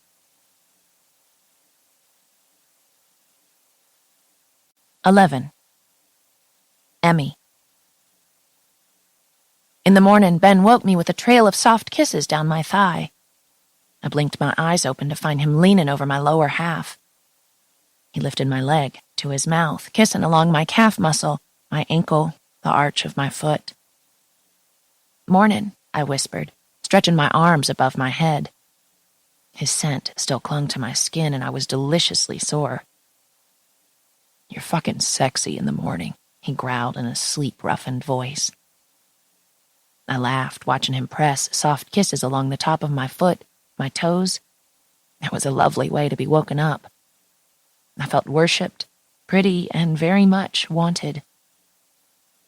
He kept his gaze on mine, the hungry look in his eyes making my belly flutter. His teeth grazed my instep, and the laughter died on my lips, need filling my system almost instantly. Memories of last night danced through my mind, watching Ben's mouth move over my skin. He kissed a path up my lower leg, hovering briefly at the skin on the back of my knee. His breath tickled, and I squirmed in the bed, already anticipating where he was heading. He gently bit the flesh inside my thigh, and my sex clenched. Pushing my t-shirt up, his fingers hooked into my panties, and he dragged them down my legs. I pulled the shirt over my head and tossed it beside the bed, while Ben shoved off his boxers. I noticed the clock read 10 after 7. He had a fitting at 8. You have to be at the Versace offices at 8. Yes, but first I need breakfast, and this little pussy has been begging me to taste it.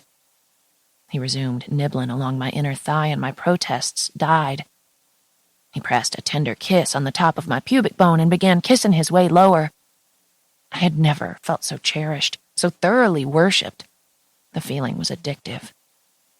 I could sense his warm breath, his unshaven jaw scratching my inner thighs. Completely unrushed, Ben continued lightly kissing me all over. I squirmed against the mattress, ready to have his mouth cover me. He gripped my hips, holding me in place, and softly chuckled against my skin. Lie still, you naughty little thing. His tongue made lazy strokes against me, tasting me, torturing me with his unrushed exploration. I whimpered and threaded my fingers in his hair, fighting the urge to pull him closer. Ben delivered on the promise that he excelled at oral. His warm mouth covered me, sucking lightly, swirling his tongue against my sensitive flesh in a hypnotic pattern. Within minutes, my world exploded in pleasure, and I thrashed against him, clutching the sheets in my fists as I came. He rose on his knees, his lips pink and swollen from his assault on my lady parts. He was fucking sexy. His hand caught his eager erection and he stroked himself slowly, continuing to watch me. My body was still trembling from the intense orgasm when Ben positioned himself against me and pressed forward. I dug my heels into his ass and arched my back, forcing him deeper. His thick length invaded me, parting me, making me whimper. A low growl murmured in his throat. Fuck, your body feels good. I'll never get tired of this. My walls clenched around him and I clung to his shoulders. Ben pounded into me, not holding back as he sent us both closer to release. He captured my wrists and held my hands above my head as our lower bodies joined in a frantic rhythm. He released one hand to grip my bottom, lifted me to meet his thrusts, and drove into me with wild abandon, his eyes slipping closed and his forehead resting against mine. Our mouths brushed, lips parted with heavy breaths. For only knowing each other a short time, we were closer than two people had a right to be. But I didn't care, didn't want to overanalyze why I'd fallen so deeply. I only knew I had, and that Ben seemed to be falling for me, too. Emmy, he groaned, releasing a sigh. I can't last, baby. Inside me, I breathed. Come inside me. He clutched my ass, capturing my mouth with his, and kissed me deeply as he exploded inside me. Shit, you're too much, beautiful girl. Ben kissed my forehead, then moved to lay beside me. My galloping heart soared at his words. I constantly wondered what he thought of me, of my looks, always nervous that I didn't measure up. But his little declaration did a lot to ease my worries. It was a small thing, but hearing him call me beautiful made everything okay. His hand rested against my hip, and as much as I wanted to turn and snuggle into his warm, broad body, I knew we were running late and didn't have the luxury of cuddle time. I sat up and tugged the sheet to cover my breasts. I wasn't completely comfortable with Ben seeing my body, especially in the stark morning light. He watched me, his eyes sweeping over the bare skin of my shoulder with a dark, hungry look that my body already seemed to know. My stomach chose that exact moment to rumble loudly, interrupting the silence. Ben smiled lightly. I'm sorry I don't have time to take you out for a proper breakfast. I smirked. Your idea of breakfast or mine? I'm craving my mama's cooking. Biscuits and gravy, eggs, and homemade pecan pancakes. He laughed. I'll have to see where you come from sometime. I can't say I've ever had a true Southern breakfast. I liked the idea of taking Ben to Tennessee. Yes, well, vitamins and a green smoothie hardly count as a proper breakfast where I come from. Ben chuckled. Fiona means well, Emmy. She really does. My quirked-up eyebrow told him I disagreed. I've been with her a long time. I want to make sure you guys get along." "I'm pretty sure she hates me," I mumbled. He thought it over, not disagreeing. "She's just protective of me." He rubbed the back of his neck. "And things certainly won't get easier once she knows I'm seeing you." "Oh, I was seeing Ben Shaw now. Whatever happened to going on actual dates, knowing where you stood, who you were dating, if you were exclusive?" Ellie and I complained about that often. Nowadays, you had guys you were talking to, seeing, or hanging out with casually. Or, in the case of Ben and me, having mind-blowing sex with. But I didn't dare inquire about what this was between us. Because, let's be serious, if this was all he had to offer, I would take it. No questions asked. Already I was in too deep. I couldn't hold back. Men like Ben didn't do traditional relationships. For all my Googling, I'd never once turned up a past girlfriend. Maybe he kept his private life private, but still, jetting around the globe was hardly conducive for maintaining a healthy relationship. Not to mention he had girls throwing themselves at his feet on a daily basis. Why would he need to bother dating? He could get regular sex whenever he wanted it, without any strings, any hassles. Getting the milk for free, my mama would say. I wasn't like him. I knew I'd want more. I wanted it all. A committed boyfriend, monogamy, eventual marriage, 2 kids, and a house in Tennessee. Hopefully, near my parents. But I could enjoy this with Ben and worry about my future later. I was choosing to live in the here and now, and I had a very tempting half-naked man in front of me. It was no question.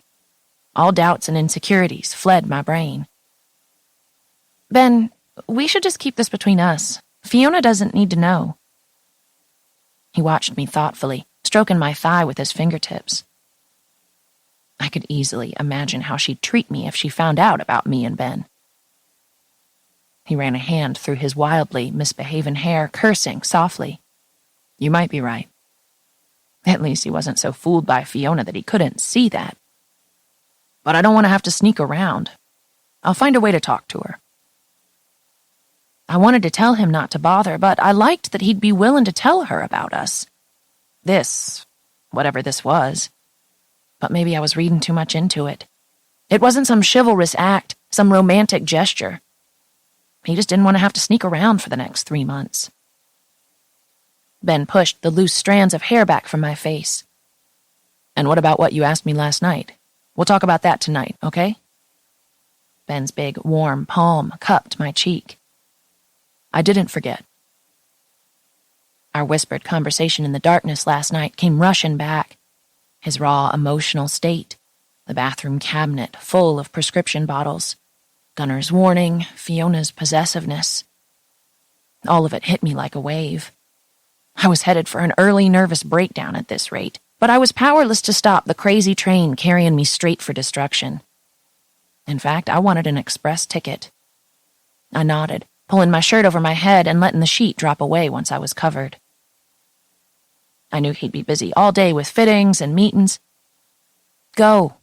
I shooed him from the bed, knowing he was already late. "I'll let myself out." He dropped a light kiss on my lips, then rose from the bed.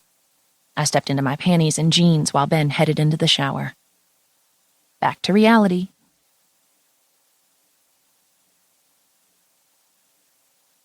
"12. Emmy."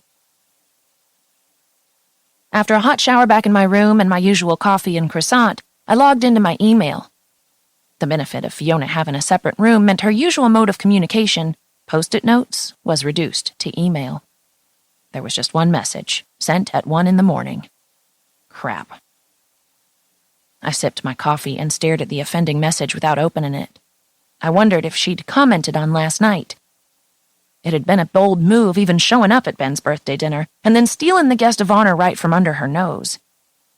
What had I been thinking? Fiona was my boss. She could fire me and send me packing at her discretion. And then what would I tell my mom? I'd gotten fired for sleeping with one of the models? God, could you imagine? I shuddered. Opening Fiona's email, I breathed a sigh of relief. Her note instructed me to meet her at 11 a.m. at the Yves Saint Laurent offices in the 8th arrondissement near the Champs-Élysées. I knew Paris Fashion Week was just a few weeks away, which meant our schedule was about to get crazy. When I arrived at the limestone building, a beautiful young receptionist sat at the sleek, marble-topped desk. Her lips were painted YSL red, her dark hair tucked into a sleek chignon. "Bonjour," she greeted me in a perfectly pretty and feminine accent. Great. Even the receptionist had me feeling insecure. "Bonjour," I returned, stopping in front of her desk. I'm with Status Model Management. I'm supposed to meet Fiona Stone," I muttered, hoping to God she spoke English. Yes, this way." She rose on precariously high black patent leather pumps, how very chic, and showed me down the hall. The hallway was lined with guys looking to be cast in the show. Some sat on the floor, others stood.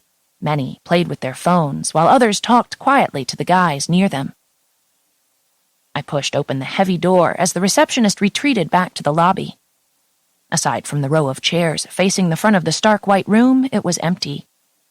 I spotted Fiona right away, seated with a small cluster of stylists. I approached them carefully, cursing myself for not dressing better. I was in simple khakis, sensible flats, and a white button-down shirt paired with a navy cardigan. Basically, Fiona was going to have a stroke when she saw me. But I didn't care. I had a job to do, and I was comfortable. I inched my way toward my boss. A male model came out from behind the curtain slung across the front of the room and began walking for the stylists. With his classic death stare in place, he strutted forward. His walk was perfect, cold and calculating without blinking. He paused, then turned and headed back behind the curtain. Today was casting for our guys, as well as fittings for the ones who had already been chosen for the show. I slid down into the chair behind Fiona. She instantly turned and looked me over with a critical sigh, shaking her head and frowning. Off to a great start, Emmy. We watched several more guys come out and walk for the group of Yves Saint Laurent executives. I did my best to quickly pass Fiona the comp cards as each guy was announced. I'd printed off the portfolios that morning and arranged them in a binder, choosing our younger guys with dark features and intense looks. A favorite of YSL. As much as I complained about Fiona, I enjoyed my job and I took pride in what I did. John Paul from our agency, just 19 years old and starting his career in this crazy business, came out next, dressed to kill in a beautifully tailored pinstriped suit that appeared made just for him. "Street walk, darling," Fiona drawled, correcting him. His walk had been too exaggerated, too much swish in his hips. I'd come to learn street walk meant walk as naturally as you would down the street, no posing, no hands on hips. Each designer preferred a different walk. Versace was known for wanting lots of swagger and attitude, but apparently the classy folks at YSL were looking for the understated. John Paul straightened his shoulders and walked naturally down the center of the room before turning on his heel and heading back behind the curtain. The stylist seated next to Fiona jotted notes into her iPad. Little things like the way your hips moved when you walked mattered so greatly in this field. It was a cutthroat business. While the models' walks set the mood for the show, it was all about the clothes. Then fashion editors would write about the next big trends, orders would be placed, and the next year we'd all be wearing remnants inspired by these shows. It was fascinating, really. I wasn't expecting Ben to be here, but the production assistant announced, "Ben Shaw," in the most adorable French accent. My eyes snapped up to the front. Ben walked out from behind the curtain like he owned the room and strutted down the walkway. He looked straight ahead and didn't make eye contact with anyone. A smile tugged at my lips. He was devastatingly handsome, outfitted from head to toe in the designer clothing. A cropped, gray wool coat for fall paired with fitted black trousers. Oh, wow. He was sex on a stick. I couldn't believe this was the same man I just shared a bed with. The same man who'd sleepily offered to take me to breakfast. He was absolute perfection. Ben was a professional, his walk sure and strong, his gaze cast forward, undistracted and certain. Unlike the guys who were nervous or scattered, their gazes darting to check for reactions as they walked, Ben was utter confidence, staring straight ahead and letting nothing stand in his way. Commanding and sexy as hell. His eyes caught mine and a lazy smile lit up his face. My body temperature ratcheted up several degrees. Moments later, Ben turned and disappeared back behind the white curtain concealing the small changing area. My phone vibrated in my pocket, and though I knew I shouldn't let it distract me from work, I pulled it out to see who was texting me. To my surprise, it was Ben. Ben, I can't stop thinking about how good you taste. My cheeks flamed bright red as I shielded my phone and peeked around me. No one was paying any attention to me, but that was beside the point. He couldn't just text me things like that. We were at work. Ben, come back here, babe. I want that pretty pussy. Holy shit, was he crazy? Me. No way. You'll get us both in trouble. Go change into your next outfit. Ben, just a little taste. I should have typed back no, been firm and resolute, but instead I just replied, later. My heart hammered away at my ribs as I watched my phone waiting for his reply. I was astounded by the things he wrote me. He normally seemed so polite and well-mannered, but I secretly liked that he had a filthy fucking mouth. Thankfully, my phone stayed silent for the time being. A moment later, Fiona dug her smartphone from her purse, answering it loudly, interrupting the poor model walking for her and the YSL reps. Fiona cupped a hand over the mouthpiece of her phone and tried to speak privately in the not-at-all private room. I can't come back there right now, love, she sighed heavily. Did you sleep last night? Are you coming down with something? She listened for a moment, then added, Hang tight, I'll send Emmy. Fiona turned to me, shoving the phone back in her giant bag. It's Ben. He's feeling flat knackered. Early mornings are not his thing. I didn't mention that it was already after 11 a.m. I merely nodded. Go bring him a pain reliever and some water, dear. She shooed me with a dismissive wave of her hand. Sure. I hopped from my chair, grabbed my purse, and headed back behind the curtain, ready to give him a piece of my mind. This was some little ploy to get me back here, and he was using Fiona to do it. He was going to get us both in trouble. I didn't know whether to be mad, nervous, excited, or horny. When I spotted him, he was standing casually near the back, his eyes already pinned on mine. His eyebrow quirked up, and he raked his gaze boldly down my body, stopping at my chest. He smiled just slightly. My sex muscles clenched. That cleared up the horny part. But geez, we couldn't do this now. Was he crazy? Approaching him, I stopped at arm's length. We can't do this, Ben. Fiona will fire me so fast I'll be on the next plane out of here. Never going to happen. The cool authority in his voice made my stomach flip. Ben. Emmy looked all proper in her pressed khaki pants and button-down shirt. Made me want to mess her up and leave her looking thoroughly fucked. Claimed. It was twisted, I know. I never really thought I could get a normal girl. They all wanted me for my persona, what they saw on the outside. The supermodel they thought I was. I didn't feel like that guy. Which is why I liked that Emmy seemed to see beyond it all. Part of it was because I'd let her in. Told her things about me I rarely told anyone. Things only Fiona knew. I'd been around enough women to know that the way Emmy affected me was different. Sure, I had physical needs that I satisfied, but I was never stupid enough to believe it was love when they looked at me. Some would profess their devotion, swear they loved me, but I wondered if they could even see past the designer-labeled clothes. Emmy saw through that and directly into the real me. She leveled me with her humanity, her realness.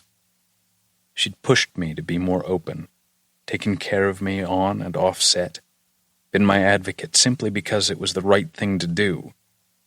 And she had an open-faced belief that the world was a good place and that people could be trusted. It was refreshing, especially in the business. She wouldn't be changed simply because she'd gotten a job in an industry where looks were everything. From what I'd seen, she was the type to stay true to herself. I realized with absolute clarity I respected the hell out of her. I stepped toward her, closing the distance she'd purposefully left between us. "Do you trust me?" I could still remember her smell, her taste, the little whimpering sounds she made last night. She was fucking delicious, and I wanted more. She swallowed, visibly shaken, but gave a tiny nod. It was enough. I took her hand and pulled her behind the partition that separated off a small area for changing.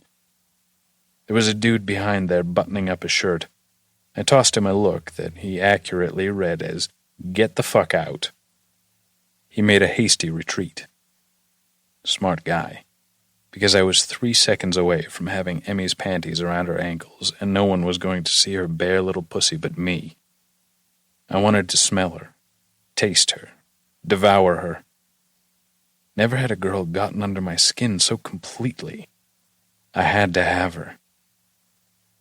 The expression on her face was a mix of panic and curiosity.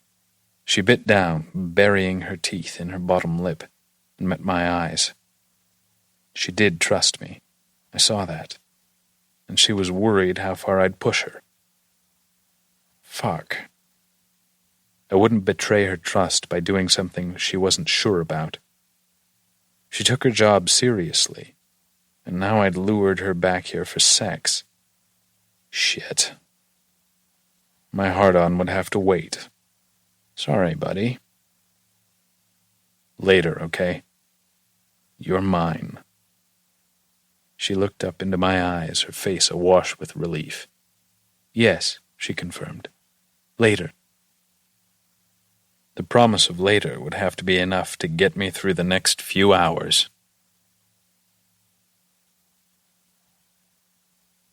13. Emmy. It was 8 o'clock when I made it back to the hotel, and I was exhausted.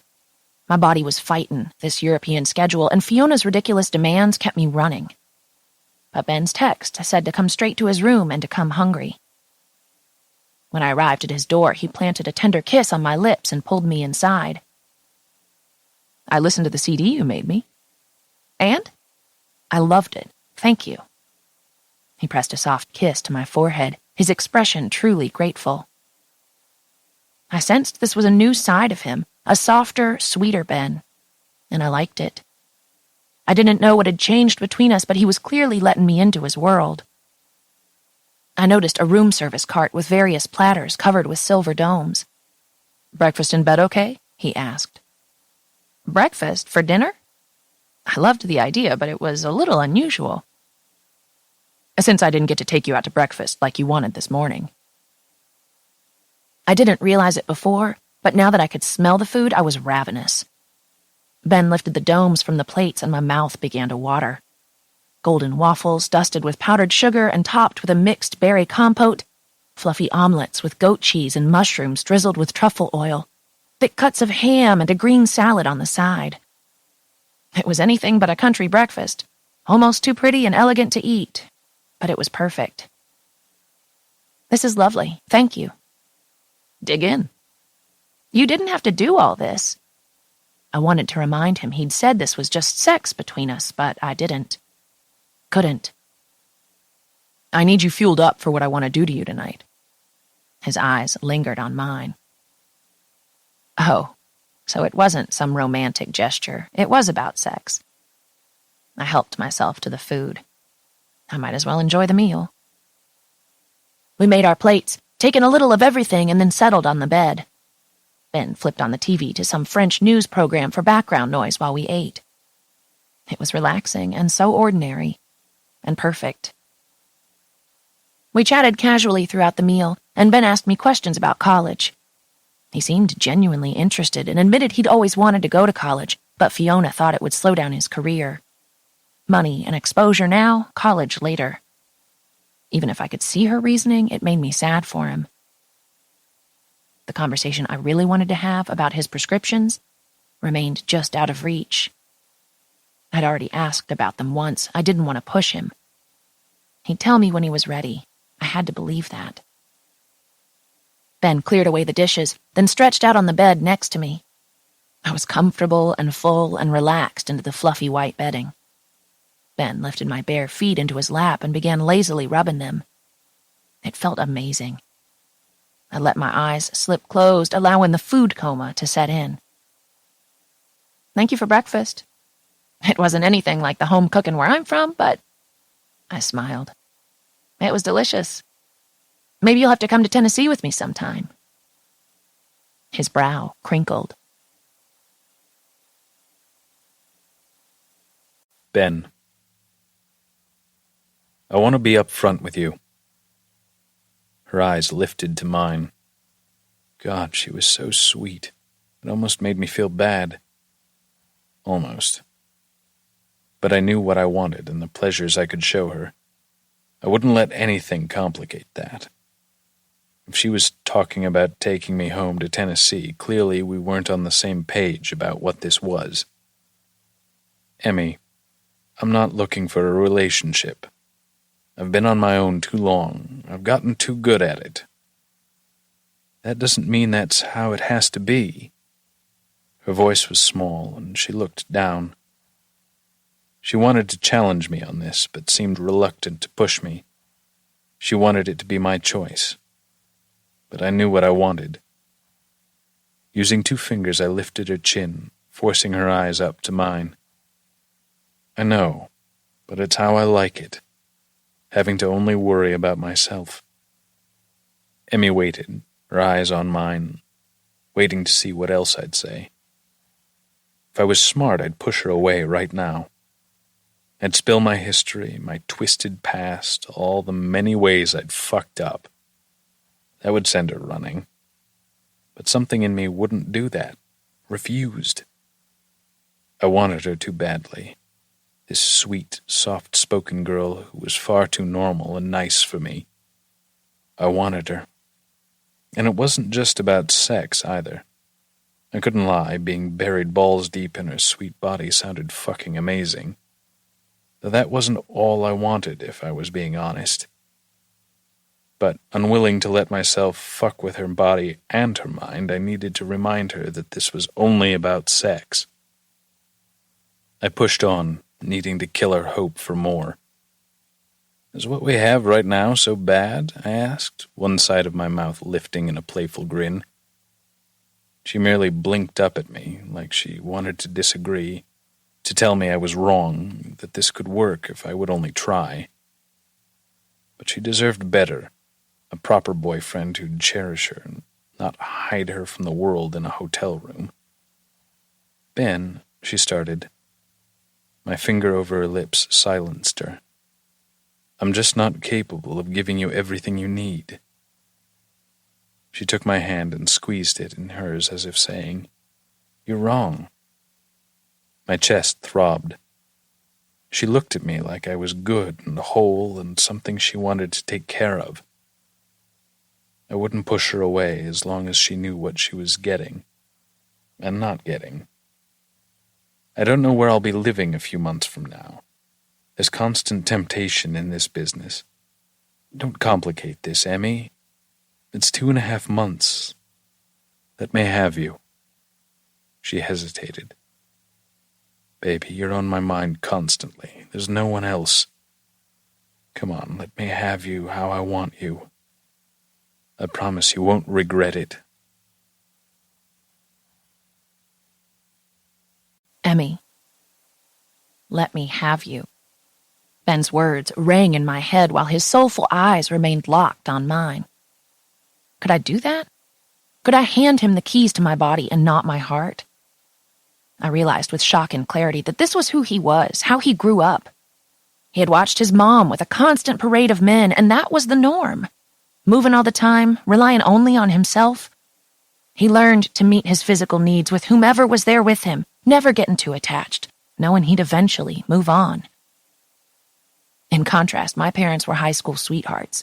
I was pretty sure they'd been intimate only with each other, yet I knew they regretted nothing.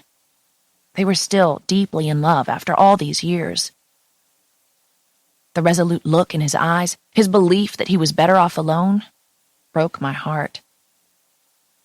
I tried not to read too much into it. He said it was 2.5 more months, just sex. But every time he said or did something sweet, like this breakfast, or opening up to me, or insisting I spend the night in his bed, my heart got confused. I knew it was stupid, wishful thinking, but maybe we could be more. Maybe I could change his mind about commitment. It was probably stupid, but my brain latched on anyway. Didn't every girl want the fairy tale romance with Prince Charming? Maybe this was my chance. I couldn't give up on him. "Thank you for dinner," I murmured, determined to relax and enjoy myself, despite his disappointing attitude on relationships. "Anytime, beautiful." Each time he called me beautiful, my heart skipped a beat. He made me feel all squirmy, like I was 15 again, trying to attract the cute guy's attention. Luckily, I seemed to have somehow captured his complete attention and adoration. His thumbs stroked my instep, and his eyes stayed locked on mine. "Does this feel good?" he asked, pressing his knuckles firmly into the bottom of my foot. Good wasn't a strong enough word. After walking all day in unsupportive flats that pinched my feet, this was heaven. I fucking love it. Actually, I flub it. He raised an eyebrow. "Inventing new words, Miss Clark?" I smiled and nodded shyly. "I'll call Webster's," he said. "Have it added to the dictionary."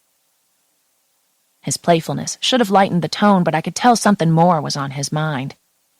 He continued rubbing my feet for several minutes in silence before laying them gingerly at the end of the bed to join me, leaning against the headboard. He didn't meet my eyes, just continued staring straight ahead. "I take meds for anxiety and insomnia, and a couple different prescription sleep aids. I've had trouble sleeping since I was a kid, and the anxiety meds help with that. I don't like taking the sleep aids. They make me feel like a zombie." I waited, nodding, slightly urging him to continue. "I didn't have the most traditional upbringing." That was the understatement of the year. His mom was a celebrity, and they'd lived all over the world. I knew instead of going to school, he'd had a private tutor that traveled with them. "I used to stay up late at night, babysitting my mom while she partied. Used to force my eyelids to stay open, trying my hardest to stay awake. I was convinced something bad would happen if I fell asleep. It was a stupid childhood fear, really, but I used to find her in the morning and regret not staying up to take care of her." His childhood had been so different from mine. Instead of days filled with climbing trees and catching frogs, and nights spent making pillow forts, Ben watched over his mom. It broke my heart. I now understood the intensity in his eyes was due in part to his life experiences, the wariness to open himself up for a relationship. But it had to mean something that he was sharing this with me. Ben took a deep breath and released it slowly. I gave his hand a gentle squeeze, urging him onward. "I'd find her in the morning, sick, hungover, vomit in her hair, mascara smudged under her eyes, or worse, unconscious on the floor. Sleep was the enemy, and even now, I don't know why that stayed with me all these years. The hectic travel schedule, time zone changes, stress from work, you name it. I guess old habits die hard because I still can't sleep for shit." I thought about the times I'd seen Ben on set, the hardened intensity in his eyes. His steely look had nothing to do with hours of practice in front of a mirror, but instead had everything to do with a sad, lonely life devoid of love. How had no one made this beautiful man feel loved and cared for? He shrugged, looking down. "I'm probably not the guy you thought I was." I grabbed his hands and gave them a squeeze. "No." His eyes lifted to meet mine. "You're better. You're sweet and giving and insanely good at dirty texts. And a boy that loved his mama was something I could relate to." He laughed, a deep, rumbling belly laugh that was like music to my ears. "The crazy thing is that last night, I curled right up with you and fell asleep. I never do that. Every night I lie awake for hours. You're like a magic cure." I remembered the way he'd held me against his chest, his breathing growing deep and even as he'd fallen right to sleep. It was sweet to think I was some type of cure to his insomnia. He leaned toward me and kissed me softly. Thank you. Ben. Her gaze was so sincere, so humble, so caring. I had no choice but to open up and tell her the whole sordid truth. Even if it was too much for her to handle and she got up and fled the room, that would have been okay too. I'd repeatedly told her this wasn't anything more than two people enjoying each other. But the idea of her leaving sent an ache racing through my chest. I didn't want to watch her walk away again. I was glad she hadn't. She'd simply grabbed my hand and squeezed. Emmy was caring and warm. She was the make-you-soup-when-you're-sick type. She'd bring you a pain reliever and palm your forehead to see if you had a temperature. She had natural motherly instincts. Not that I would know much about that. No, I didn't have that type of mother. I had the party till 4 a.m., red carpet, jet-setting, yacht-gracing, actor-dating type of mom who barely managed to stay out of the tabloids. Emmy's sweet, simple lifestyle and outlook was a nice change of pace. It was shockingly normal, and I found that great. Sometimes I craved normal, especially since my life was anything but. I'd envied those families in the sitcoms I watched growing up, with a mom and a dad who went to jobs and came home each night, threw the ball around in the yard. I'd never known anything like that growing up.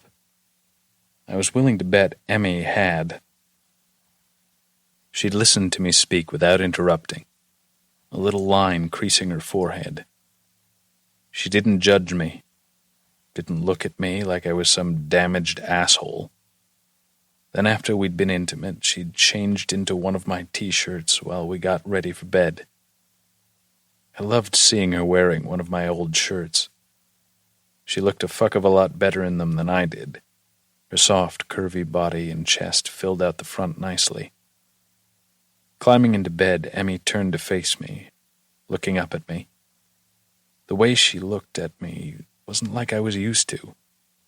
She gazed deep into my eyes in a sort of mesmerized way while I brushed the long strands of hair back from her face. The moment meant something. I'd told her it was just physical, yet even I couldn't deny that this felt deeper than two people sharing a blissful post-sex moment. I didn't quite understand it, but I couldn't look away either. Her pretty gray eyes were wide and continued watching mine. Her skin was pink and glowing, and a calm relaxation spread across her features. I liked knowing I put that look there. I just liked being around her, even without the sex. It was a strange realization. I didn't have girlfriends. Shit, I rarely hung out with friends, period. My travel schedule didn't allow it. I had fellow models I hung out with and girls I fucked. But Emmy was more than that. I didn't know how or even what that meant. She just was. Everything about her was special and beautiful. I didn't know what was happening between us, but this was definitely some type of moment. The way her eyes saw everything, looked straight into me, was too much. I pulled her down to my chest, feeling her heart thumping wildly against mine. Rest, baby. I just wanted to hold her. Normally, I wanted girls gone as soon as I came. But not Emmy. She could stick around. She was warm and soft. She smelled nice. And she didn't feel the need to fill the silence with mindless chatter, a quality I definitely appreciated. This was nice. Just the beating of our two hearts and her soft breathing. It provided the perfect backdrop to fall asleep to. Something I never thought I'd say. But this girl seemed to be a cure to my insomnia. Emmy. I woke in the night, too warm, with a heavy weight pressing against me. Ben's arm was flung over my middle, locking me in place beside him. I tore the covers off my legs, separating myself from the death grip Ben had me in. I rolled away from him, the cool sheets feeling like heaven against my overheated skin. Waking slightly, Ben whispered my name and I could tell something was bothering him. The distressed tone of his voice was like a knife to my heart. He bore some great burden, and I was the key to freeing him. I moved closer, and forgetting all about how warm I had been, held him tight, running my hands up and down his back to soothe him back to sleep. If he needed me, I was there. He breathed my name once more before dozing off again. I wanted him to feel safe and comforted, to not have to take those pills again. His story about his mother ripped at my heart. Ben was like no one I'd ever met. I could feel something pulling us together in my very soul. We were the same. This man who wanted more had desperately tried to win his mother's love and approval. I wanted more, better, for myself too. I wanted to make my parents proud. I wasn't trying to win their approval, but wanted to show them all their hard work was for a reason, that I could make something of myself. We were each driven by that basic need to please our parents. I guess it was true what they said. You never really escaped your childhood. The desire to soothe his fears was an overwhelming urge. I wrapped my arms around him and held on tight. After last night, I was eager to get to the hotel to see Ben. It felt like we were moving in the right direction. He'd opened up to me, and I could see us spending passionate nights together in his bed becoming a regular thing. Something that would be just fine with me. Once inside my room, I shucked off my shoes and tossed my purse on the chair, then retrieved my phone to call Ben. Glancing at the clock, I realized he should be back from his shoot. He answered on the third ring, sounding breathless. Hello? Hi, sexy, it's me. Hi. His tone was short and slightly frustrated. Is now a bad time? One sec. I heard him say something to someone in the background, and a female voice answered. The voice had a British accent. My stomach nodded. Where are you? My room. Can I call you back in a few? Sure. I put the phone down with shaky hands. He said he'd call me back later, but he was in his room with Fiona, and something about that didn't sit right with me. I didn't trust Fiona. Didn't know if I trusted the two of them alone together. I made my way to his room, some unknown force propelling me forward. I knocked on the door, my heart pounding and my expression determined. A few moments later, Ben answered, his face flushed, his pulse thrumming in his neck. Emmy. He was dressed in jeans and a t-shirt, but his hair was damp, like he'd just come from the shower. Had he showered with Fiona? My stomach cramped violently at the thought. Ben's hand moved to the doorframe, blocking me from entering. I'm discussing something with Fiona. Now's not a good time. His voice was low and his posture tense. I'd definitely interrupted something. Glancing behind him, I spotted Fiona sitting on his bed, her heels kicked off and her purse spilled open beside her. I'd always figured Fiona was emotionally indestructible. Yet here she was. Eyes red and swollen, with tears freely streaming down her cheeks. She hastily wiped her face with the back of her hand. Ben cleared his throat, and my eyes swung back to him. The mood was tense, and it was clear I was intruding. I'll call you in a bit, he said, speaking in hushed tones as he watched me with sorrowful eyes. I nodded and swallowed the lump in my throat. Ben closed the door, leaving me standing alone in the hall. Holy shit. Ben. Fiona had thrown me for a fucking loop. Showing up at my door crying like I'd never seen her do. I'd listened and held her while she cried and told me all about her failed attempts to have a baby. I'd never taken Fiona for the motherly type. But at 38, she was apparently desperate to have a baby, with or without a man in her life. It was admirable of her desire to be a parent. Of course, there was little I could do to help other than hold her and try to quiet her sobs.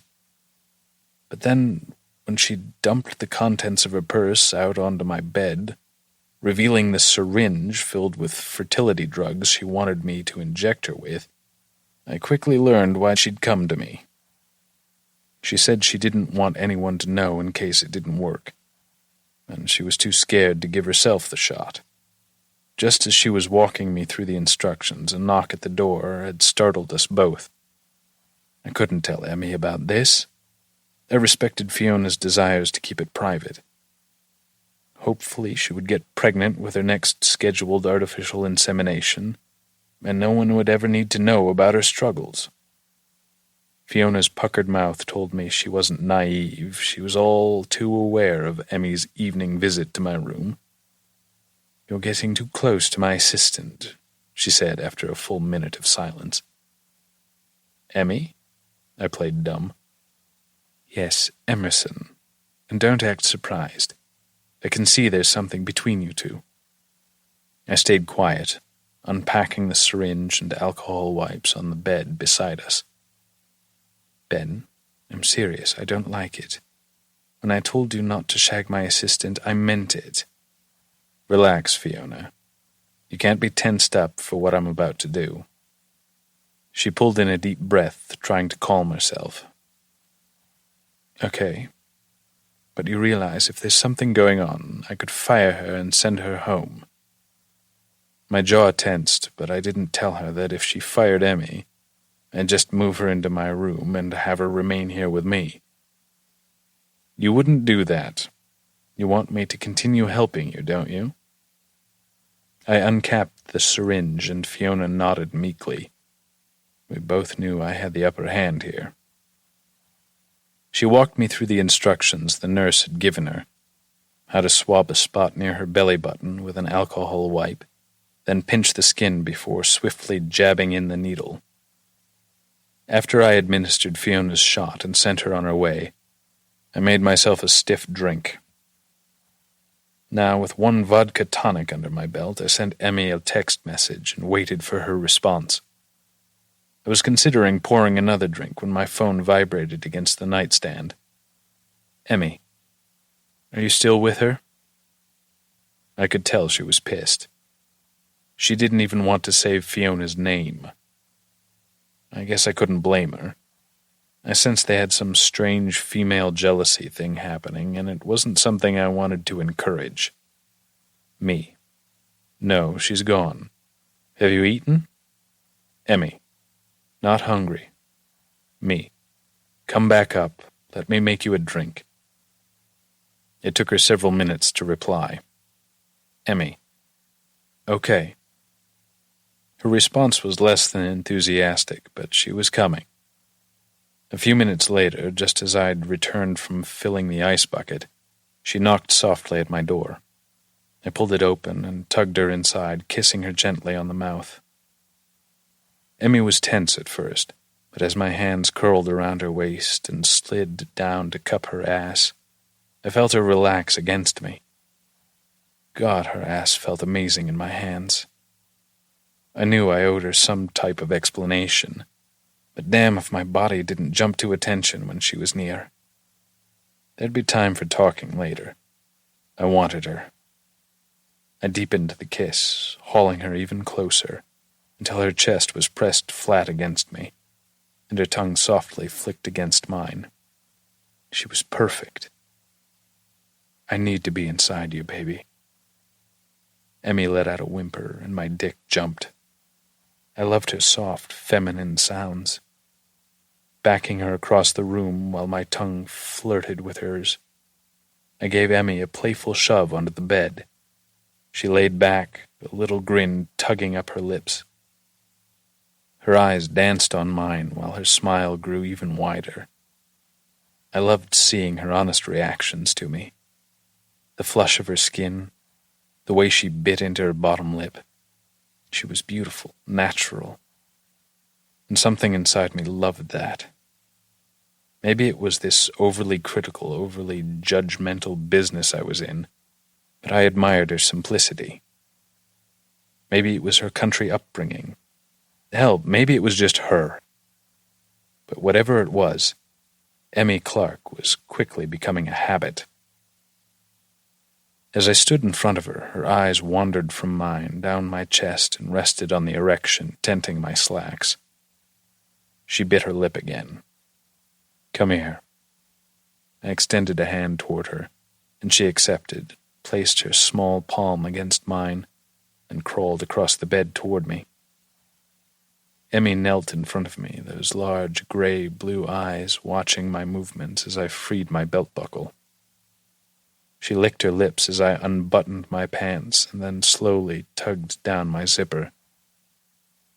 Leaning up on her knees, Emmy's hands reached forward to help. I clasped her hands in mine, placing them firmly at her sides. "Behave!" Her eyes widened at my warning, but she obeyed. She was naturally feisty, yet so submissive in the bedroom. It was a big fucking turn-on. I pushed my jeans and boxers down my legs and then gripped my length. Her pulse fluttered erratically in her neck and her eyes zeroed in on my cock. I lazily stroked my length, slowly drawing my hand from base to tip. The desire in her eyes made me rock fucking hard. I cupped Emmy's cheek. "Come here, pretty girl." Looking up at me with complete lust, Emmy leaned forward and opened her mouth. Fuck. The warm caress of her tongue was fucking bliss. Emmy opened wider, her eyes still locked on mine as I pushed forward, filling her. When the head of my cock hit the back of her throat, she gagged slightly, and I retreated, reluctantly dragging myself out. Still covered in her saliva, Emmy stroked me, her little hands massaging and caressing me. It felt amazing. I didn't want her to stop, but she still had far too many clothes on. I wanted to see her beautiful tits, to kiss her all over, to make her come, to fuck her senseless. Grabbing the hem of her shirt, I lifted, and she obediently raised her arms above her head, allowing me to remove it. She wore a lavender lace bra I hadn't seen before. I liked that there were so many things to discover still. It was a pretty, frilly thing, but I wanted it the fuck off her body. Reaching behind her to free the clasp, the bra dropped down her arms, and I removed it slowly while leaning down to kiss her full mouth. I didn't think I could ever get tired of kissing her mouth. The little breathy sounds she made, the way her hands restlessly tugged me, trying to get closer. She was so sexual and sweet at the same time. It was heaven. Emmy. Several weeks passed, and Ben and I continued seeing each other regularly. I knew I was being delusional. I knew we weren't dating. You didn't date a man like Ben Shaw.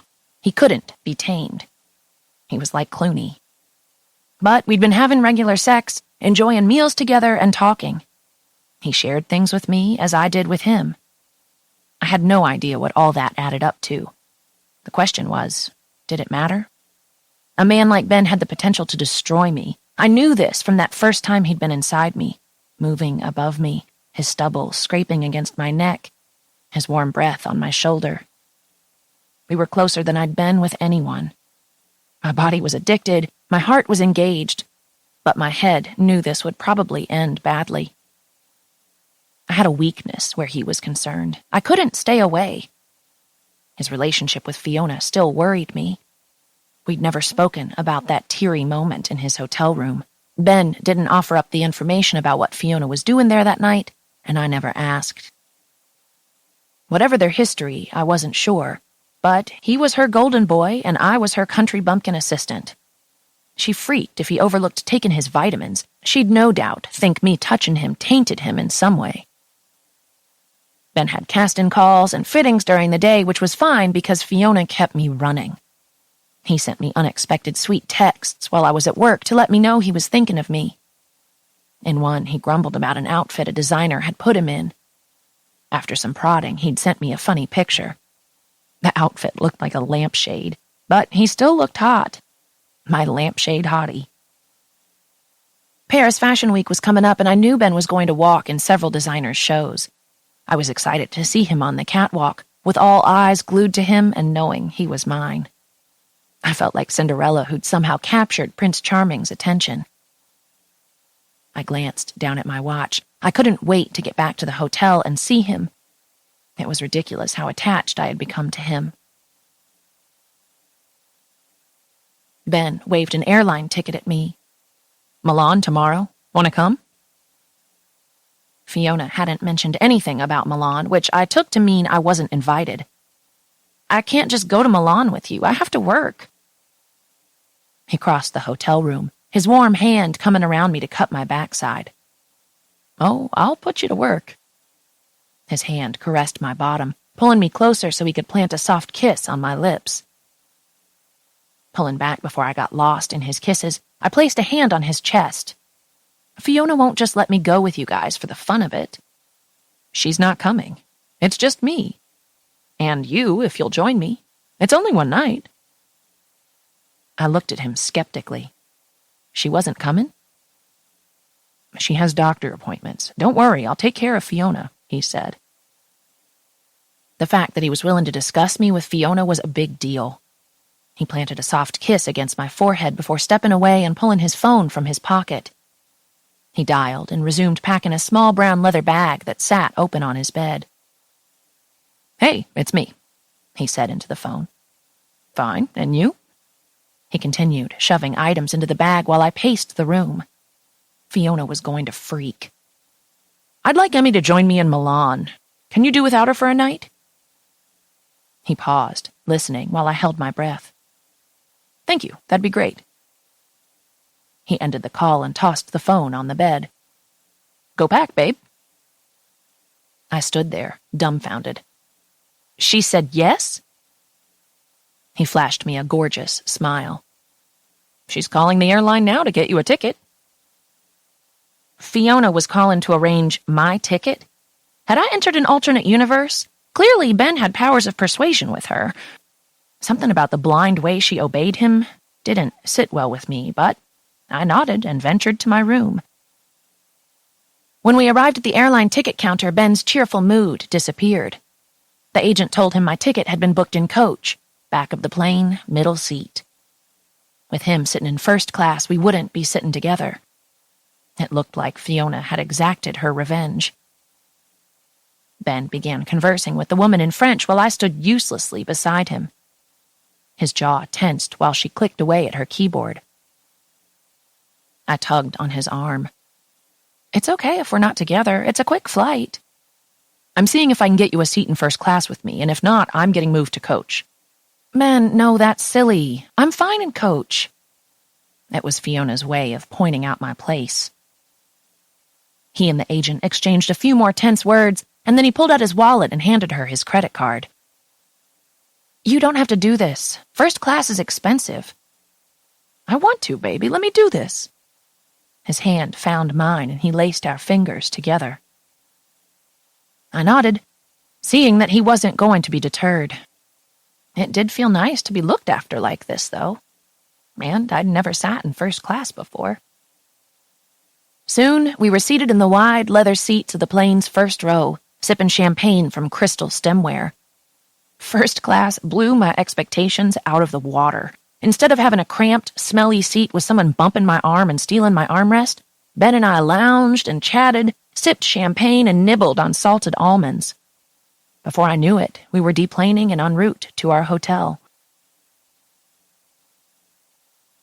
There's someone I want to introduce you to, Ben said, kicking off his shoes. I'd envisioned a romantic, candlelit dinner in the heart of Milan, but I nodded. Okay. Angelo and Rosa own a winery just outside the city. I haven't seen them in years. We'll have a tour and dinner, if that sounds okay to you. Yes, of course. I just need to shower. He nodded. Will an hour work? I'll call ahead. An hour's fine. I'd have to hustle. I needed to shave, too. 57 minutes later, I emerged from the marble bathroom, showered and made up, dressed in a black pencil skirt, strappy heels, and a silver-beaded tank top. Ben was lounging across the bed, reading a novel he'd picked up at the airport. I grabbed my little diamond-studded earrings left to me by my grandmother and stood in front of the bureau mirror to put them on. Ben rose from the bed, coming up behind me to sweep my hair over one shoulder, and planted soft kisses against the back of my neck. That feels nice. I dropped my head to rest against his shoulder, and his arms came around me. You look beautiful. Our reflections staring back at me were a study in contrasts. Ben was a foot taller than me and strikingly handsome. The plain brunette I saw with him wasn't beautiful to me, but I was glad he thought so. Ben slipped on his loafers. His 2-minute getting-ready ritual left him looking amazing, as usual. He was dressed in dark chinos and a polo shirt rolled up at the sleeves. He looked casual, yet still gorgeous. We hailed a cab and were en route to the countryside, holding hands in the back seat. Homes and buildings dotted the rolling hills, which soon turned into an expanse of leafy green trees unlike any we had back home. So, how do you know Angelo and Rosa? I asked. Rosa is a friend of my mom's from a long time ago. They used to model together during Milan Fashion Week, and now she runs a winery with her brother. I usually try to visit when I'm in town. I turned to face him. She's not the one you lost your virginity to, is she? Ben laughed loudly, catching the attention of our cab driver in the mirror. No. I wasn't sure what was so funny about that, but when we arrived 30 minutes later and Rosa greeted us in the driveway, I understood. She was roughly 50 years old, and time had not been kind to her. She was a large woman. She'd probably been quite attractive in her youth, but her face was now lined with deep wrinkles from working in the sun. She pulled me into her arms while speaking in Italian to Ben. He laughed and conversed with her, though you could tell the language didn't come as naturally to him as French. He struggled for words and nodded along. I worried that I'd be left out tonight if she and her brother spoke only Italian. Extra wine for me, then. Rosa held me at arm's length, surveying me from head to toe. So nice to see Ben with a real woman, she said at last, her English heavily accented. I wasn't sure if I should take offense or thank her for the compliment. I chose the second. Ben's arm, looping around my waist, sealed the deal. He was proud to introduce me to people he considered family friends. Emmy's as real as they come. He pressed a soft kiss to my temple. Angelo came strolling out of the house, a straw hat atop his head, and joined us, hugging and kissing both Ben and me. His English wasn't quite as clear as Rosa's, but at least I wouldn't struggle tonight. Everything set up? Ben asked, nodding toward a barn in the distance. I wondered what he had planned. Yes, please, go, enjoy, Angelo said. And we'll see you for dinner in an hour or so. After greeting us, they shuffled back into the winery to attend to their customers. It was a beautiful day, and there were several cars in the parking lot. Ben said we'd have dinner with them later, once the winery tours were done for the day. He took my hand and led me toward an old barn on the edge of the property. The barn appeared to be several 100 years old. It was dimly lit and cool inside. Ben brought me to the back, where we walked down several steps to a rustic wine cellar. Stone floors and shelving units stacked with wine bottles lined the walls. There was a small, round table set up in the center of the room with 2 bar stools, and the soft glow of white Christmas lights strung from the ceiling made the room romantic and alluring. On top of the table were a bottle of chilled white wine resting in a marble ice bucket, along with a platter of assorted cheeses and sliced meats. It was a lovely, romantic gesture. I glanced back at Ben. Did you arrange this? He nodded, silently watching me. Sort of a private tasting. I thought this might be more relaxing than joining one of their tours. Very thoughtful of him. He pulled out a stool and motioned for me to sit. Once we were both seated, Ben uncorked the bottle and poured us each a glass of wine. Cheers. He clinked his glass to mine, his dark eyes still watching me. Cheers, I murmured, bringing the glass to my lips.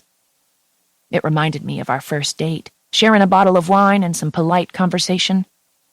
Of course, now we were much more well acquainted. And I felt slightly more comfortable around him, though he still sent my pulse spiraling out of control. We sipped our wine and nibbled on delicious cheeses while Ben told me some of the vineyard's history. It had been in the family for 60 years and run by the various relatives during that time. I liked that family values seemed to be alive and well in Italy. Big family dinners and running businesses together were the norm. It reminded me of the South in some ways. Soon the bottle was empty, and Ben rose from his seat to select another from the hundreds surrounding us in the room. I ventured over to where he was closely inspecting a bottle. I'm guessing you'd like this rosato. The word rolled from his tongue with his Italian pronunciation. It'll be fruity and light. And it's pink, I added brilliantly. Yes, it is. He smiled at me sweetly. My favorite color. I raised a brow. Pink is your favorite color? His hand pressed between my thighs, stroking delicately. Pink is definitely my favorite color. He smiled devilishly. Whoa. Setting the bottle down on the shelf, Ben leaned in closer, bringing his hand to the nape of my neck to pull my lips to his. He kissed along my mouth, jaw, and cheeks. Feeling lightheaded from the wine and the rush of blood pounding in my ears, I clutched his bicep. It was warm and solid under my palm. He placed sweet, tender kisses all over my lips and neck. He took his time seducing me. It was impossible not to fall under his spell. He lingered at my neck, trailing kisses down the column of my throat, stopping at my chest. I felt his teeth graze my collarbone, and darts of pleasure shot down to my breasts, where I desperately wanted to feel his mouth. I squirmed against him, still clutching his biceps, brushing my breast against his chest. Ben, we can't here, I breathed against his mouth. Are you only brave enough to tease me through text? He trailed a finger along my jawline. Where's your courage, sexy girl? I wasn't sexy or courageous, but Ben made me feel like maybe I could be. I glanced around at our surroundings. At least it seemed semi-private, and if our hosts were busy with customers... He dragged his fingertips down my spine, his knuckles brushing past each vertebra, lighting my skin on fire while he nipped at my lips. He was so unrushed, so sexy and in control while I felt like I was burning up. I gripped him through his pants and found him already rock hard. When my hand wrapped around him, we each let out a simultaneous groan. Ben roughly pulled my tank top down, revealing my black lacy bra, and pressed a kiss to the center of my chest. My heart thumped steadily as I looked down and watched. His full lips traveled across my breastbone, pressing delicious kisses. He dragged down the cups of my bra, exposing my breasts to his mouth. His warm tongue circled one nipple, while his eyes lifted to watch my response. His tongue flicked back and forth over the sensitive peak, and I let out a soft groan. Ben responded by sucking my breast into his mouth, kissing and licking me greedily.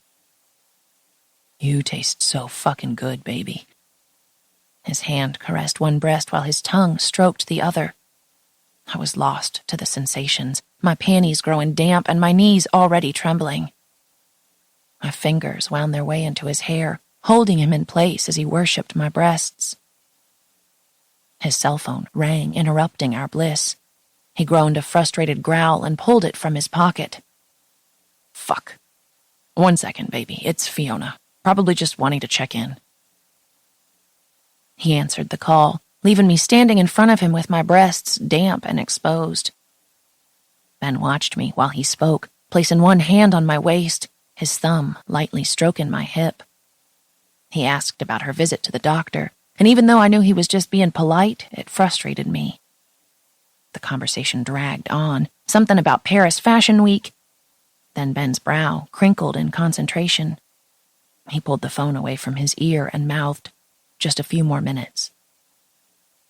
I tried not to pout. I knew it wasn't attractive, but I hated that Fiona called him, interrupting our private time together. A sudden idea took hold of me. Fueled by 3 glasses of wine and a healthy dose of lust, I dropped to my knees in front of him. His body went as tight as a wire. Ben's eyes widened as I reached for his zipper and tugged it down. I couldn't help the smile curling on my mouth. I liked that he brought out my daring side.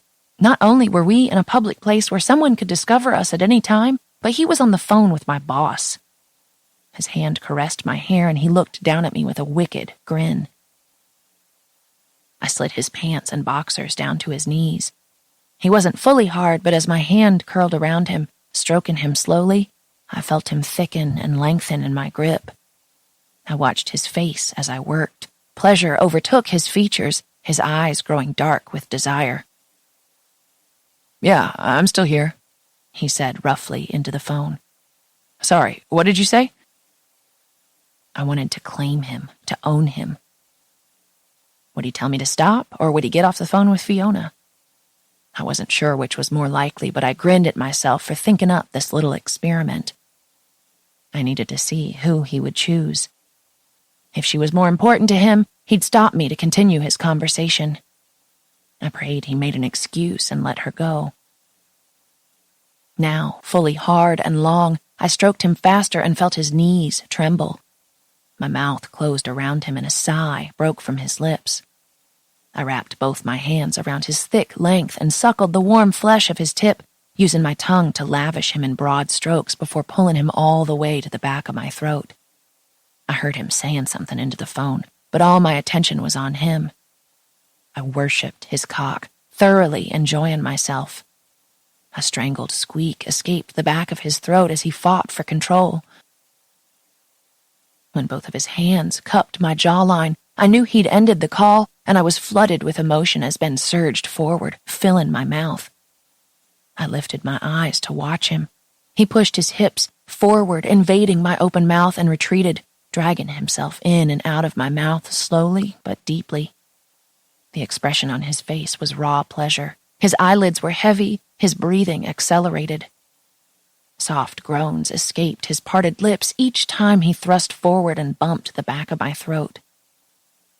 "Fuck, baby, that's pretty."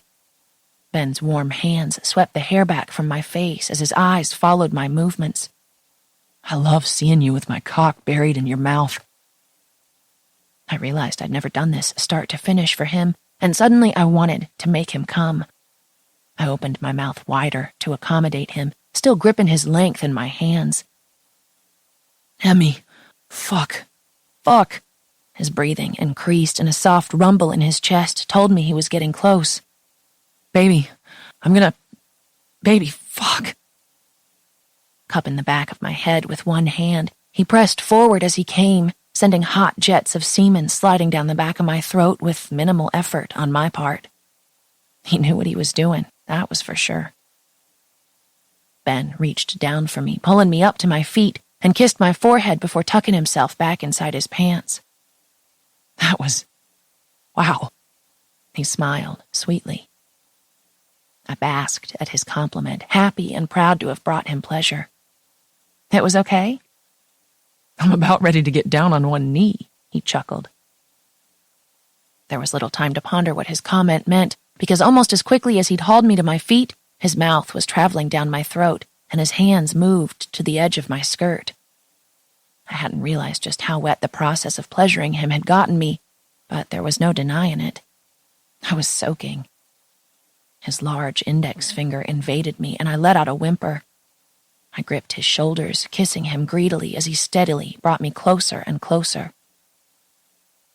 Voices just outside the wine cellar broke our kiss as we both looked toward the door. Shit! I struggled to arrange my skirt and cover myself, but Ben's hands stopped mine. Was he crazy? Angelo and Rosa were apparently leading their tour group through the barn. "Let me finish, sweet girl." His mouth crashed against mine and his fingers continued their sweet assault, sending me spiraling closer to the edge. I didn't know if it was the sense of danger, the possibility of being discovered, or Ben's dominance over my body, but I came apart completely, shamelessly rocking my hips against his hand to ride out the sensation. Ben kissed me to quiet the moans tumbling from my lips. The voices trailed off, and somehow we weren't discovered. Afterward, we made our way inside the house, and Ben showed me to the guest bath where I washed up and made myself presentable. As we entered the large dining room with a rustic plankwood table, the smells of garlic and tomatoes and roasting meat greeted us. Angelo uncorked a bottle of red wine, and Rosa arranged several large serving platters in the center of the table. "Grazie," she greeted us warmly, stuffing each of us into a chair. I didn't realize it before, but now that I could smell the food, I was ravenous. Ben's eyes lingered on mine throughout the meal, probably because I couldn't help the moans each time I tasted a new dish. I can't say the conversation exactly flowed, because, well, it didn't. Neither Angelo nor Rosa spoke great English, but the food was delicious. Some of the best things I'd ever tasted. Roasted meats, fresh ravioli stuffed with ricotta cheese and sweet basil, all paired with scrumptious local wines. Our hosts were warm and welcoming, and it was a lovely meal. At the end of dinner, Ben called for our car, and our hosts walked us to the door. Rosa pulled me in for a hug, thanking me and telling me that Ben was a good man and needed a good girl. It was clear she was a motherly figure to Ben, and I felt honored that he'd thought to introduce me. "Thanks for coming," Ben said once we got in the car. I smiled and rested my head on his shoulder. The drive back to Milan was dark, and I was sleepy. I snuggled against him, full and happy. I hoped nothing would change.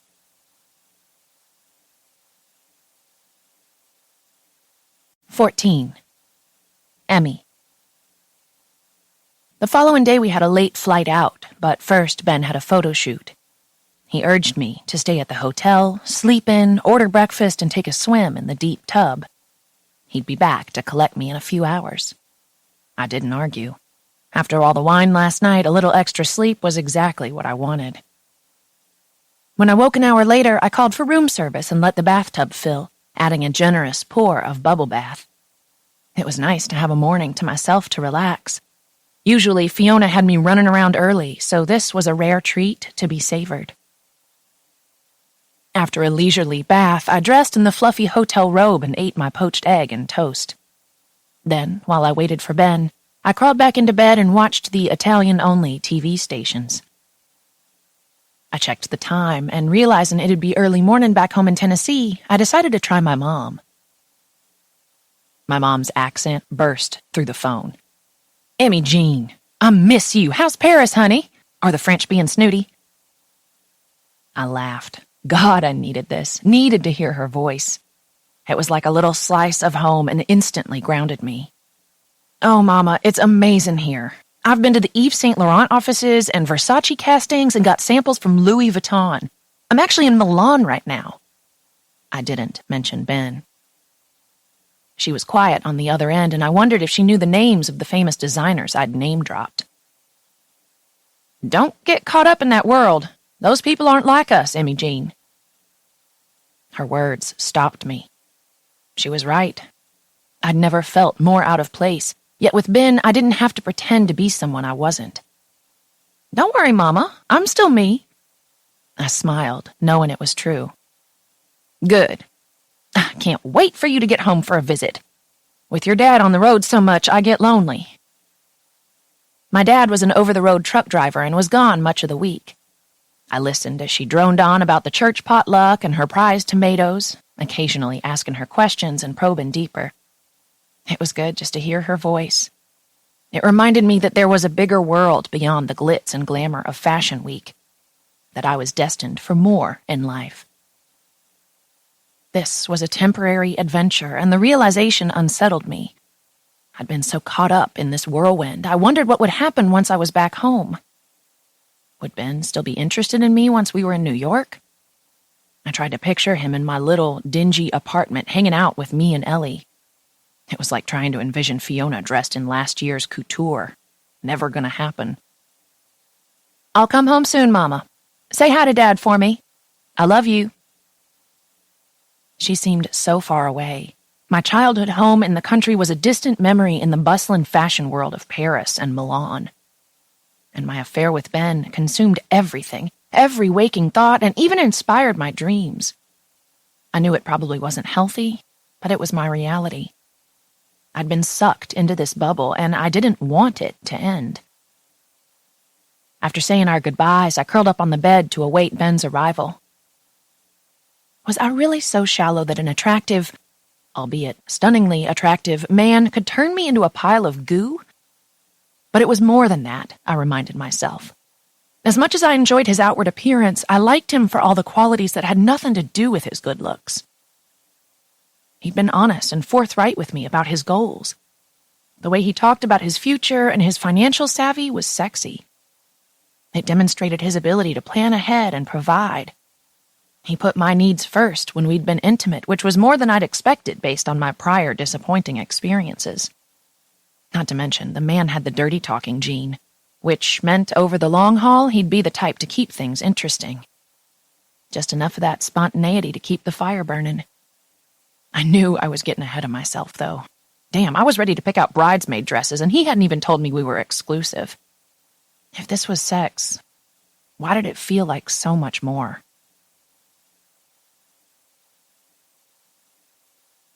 15. Emmy. Fashion Week was in full swing in Paris. The air buzzed with energy and excitement, and there was a flurry of activity. I headed backstage at the Versace show to see if I could find Ben. Guys were everywhere, in various stages of undress. Some were seated at the makeup stations, their hair being coaxed into new styles and held with clips to let the creation set. Others changed behind partitions, modesty aside. Ben was easy to spot. He stood several inches above everyone around him. My perfect Greek god. My sexy man. I felt proud watching him. The makeup artist used a foundation brush to dab on concealer, brightening up his skin tone. The dark circles he once had under his eyes had disappeared. Perhaps sleeping next to me at night really had done the trick. Fiona stood near his side, sipping a glass of champagne and chatting casually with the stylist while the makeup artist worked her magic. Ben was walking in several shows today, but was currently wearing a pair of faded jeans that made his butt look adorable, and a white t-shirt. His eyes caught mine, and an easy smile bloomed across his pouty mouth. He really was gorgeous. I returned his smile, sending him a silent wish of good luck, and then headed back out to the seating area. I needed to make sure Fiona's reserved seat in the front row was all set. I would be sitting several rows back, but felt lucky I'd been able to get a seat at all. Gunnar was watching the show from the hotel via live video feed. I found my seat and settled in. I wondered if I was allowed to take any photos with my camera phone, but I supposed I could find photos of Ben later online. There were a million photographers here, their flashes already popping like crazy. I saw Fiona slip into her seat in the front, and I knew the show was about to start. Little butterflies danced in my belly in anticipation. Hot lights and flashing cameras flooded the stage. Loud, gyrating music thumped through the sound system. I didn't know the order or when I would see Ben. Some shows lasted only 7 or 8 minutes. Others were closer to 20. It just depended on how many looks they had to show, and I didn't know how many exits he had. The first of the models began walking, and a slow smile overtook my face. I was here, in Paris, at my first fashion show. The feeling was surreal. I watched in transfixed fascination as the parade of beautiful men marched confidently down the catwalk. This season was all about bold colors, solids, blacks and whites, and lesser-used animal prints. Apparently, snakeskin was going to be big next year. Suddenly, Ben was there, strutting beautifully toward me on the runway. He was utter perfection, confident, sure, and sexy as hell. His walk was poised, his chin up and his dark gaze straight ahead. My eyes wandered the length of his body, taking in the charcoal gray suit and bold red tie, A leather satchel hung from his shoulder. Never had a slim-cut suit and a merce looked more sexy. I knew he didn't get to keep the clothes, but damn, I wouldn't mind slowly undressing him later, unwrapping him like a present. My pulse kicked up at the thought. With all the after-parties to follow, I only hoped I could get some alone time with him. Once the shows ended for the day, I scrambled backstage to find him. It was insanity. Photographers, designers, and models everywhere. And everyone was in a celebratory mood. Drugs, alcohol, naked people. Wow. Giving up any hope of finding him, I sent him a text telling him I'd see him at the after-party and headed out. After swinging by the hotel to change into something more evening-appropriate, skinny black ankle pants paired with a silk purple halter top and strappy silver sandals, I navigated to the metro that I'd grown comfortable taking over the past several weeks. When I arrived at the hotel where the after-party was being held, I felt out of place and awkward as I made my way inside the elegant hotel. Stopping at the front desk, the reception staff directed me to take the elevator to the third-floor ballroom. I was not at all prepared for the scene that greeted me. Low house music thumped from the speakers, and along with the dim lighting set an evocative mood. Plush white sofas were arranged in a U-shape and filled with stick-thin female models chatting amicably. I continued past them, feeling like I was back in my high school cafeteria, passing the cool kids' table to sit alone in the corner. Needing some liquid courage, I approached the bar before seeking out Ben, or even Gunnar. Any friendly face would do. But first, I wanted a drink in my hands. I preferred an ice-cold beer, but opted for a glass of champagne, which seemed to be the drink of choice tonight. I took a sip of the semi-sweet, chilled champagne and closed my eyes. I hated how out of place I felt. It was obvious who the models were and who the regular people were. I was too short, too curvy. Never had I been more aware of my body than standing in that room of size 0 women. I headed farther down the bar to an empty stool where I could sit and take the pressure off my feet. Damn pinching heels. Easing into the modern half-moon-shaped seat, I noticed the man next to me, head down, sipping his beer quietly. He must have noticed the way I longed for his bottle of beer because, just seconds later, he signaled and nodded to the bartender, and a beer was uncapped and placed in front of me. I turned to him, all smiles for the first time tonight. Was I that obvious? He smiled easily, his features open and friendly. Braden Kincaid. He extended a hand toward me. Emmy Clark. I placed my palm against his. And thanks for the beer. Anytime. It was obvious he was a model. He was tall, at least a couple inches over 6 feet, and his body, while lean, was toned and firm with muscle. His hair was a shade lighter than Ben's, a mix of warm brown and blonde, and his eyes were a striking blue. Braden turned fully in my direction, still watching me as I tilted the bottle to my lips and took a long sip. I wasn't much in the mood for conversation, but something about him set me at ease, more than it probably should have. Swallowing the icy gulp, I turned to face him. Were you in some of the shows today? He took a pull of his own beer, the broad column of his throat working as he swallowed. It was hard not to be affected by this man physically. He truly was gorgeous. Armani, Prada, Iceberg, Jill Sander, and Calvin Klein. Fun stuff. Oh, now I remember. You opened the Jill Sander show. You were the one wearing those hot pink pants. He smiled, his eyes sparkling on mine. You caught me. They were giving out samples after the show, but I don't think I'll need to wear those ever again. I'd like to keep my man card, thank you very much. I laughed easily, instantly put at ease around him despite only knowing him a few minutes. So what do you do? He asked. He'd worded it in a polite way, but it was obvious he knew I was not a model. I work for Fiona Stone. Ah, I see. The knowing smile that tugged at his mouth told me he was familiar with her, but I didn't probe any further. Most people had heard of her, or status model management. That was no surprise. But I didn't feel like swapping Fiona horror stories, so I let it drop. And I think you should be proud being dressed in pink today. It takes a damn confident man to pull that off, I said, changing the subject away from myself. He shook his head. Yeah, I'm sure my parents would be real proud. I had a manicure today and strutted the catwalk in pink. Every father's dream right there. I laughed, though I wondered if there was any truth in his words, and if his dad approved of his chosen profession. Where are you from? Mention of his family had me wondering where he grew up. His accent was definitely American. Ohio. What about you? Tennessee. I should have guessed. Why, my accent? I was used to people commenting on it. Yep. He grinned. The small talk relaxed me. We each took a sip of our beer and let the comfortable silence permeate the air around us. Braden's knees brushed mine, and I couldn't help but notice the dark wanting in his deep blue gaze. It made my skin tingle. I should go look for my friends. My voice had gone all husky and low, and I cleared my throat. Thank you for the beer. Braden lifted my hand from my side and pressed it to his lips. Anytime, Jellybean.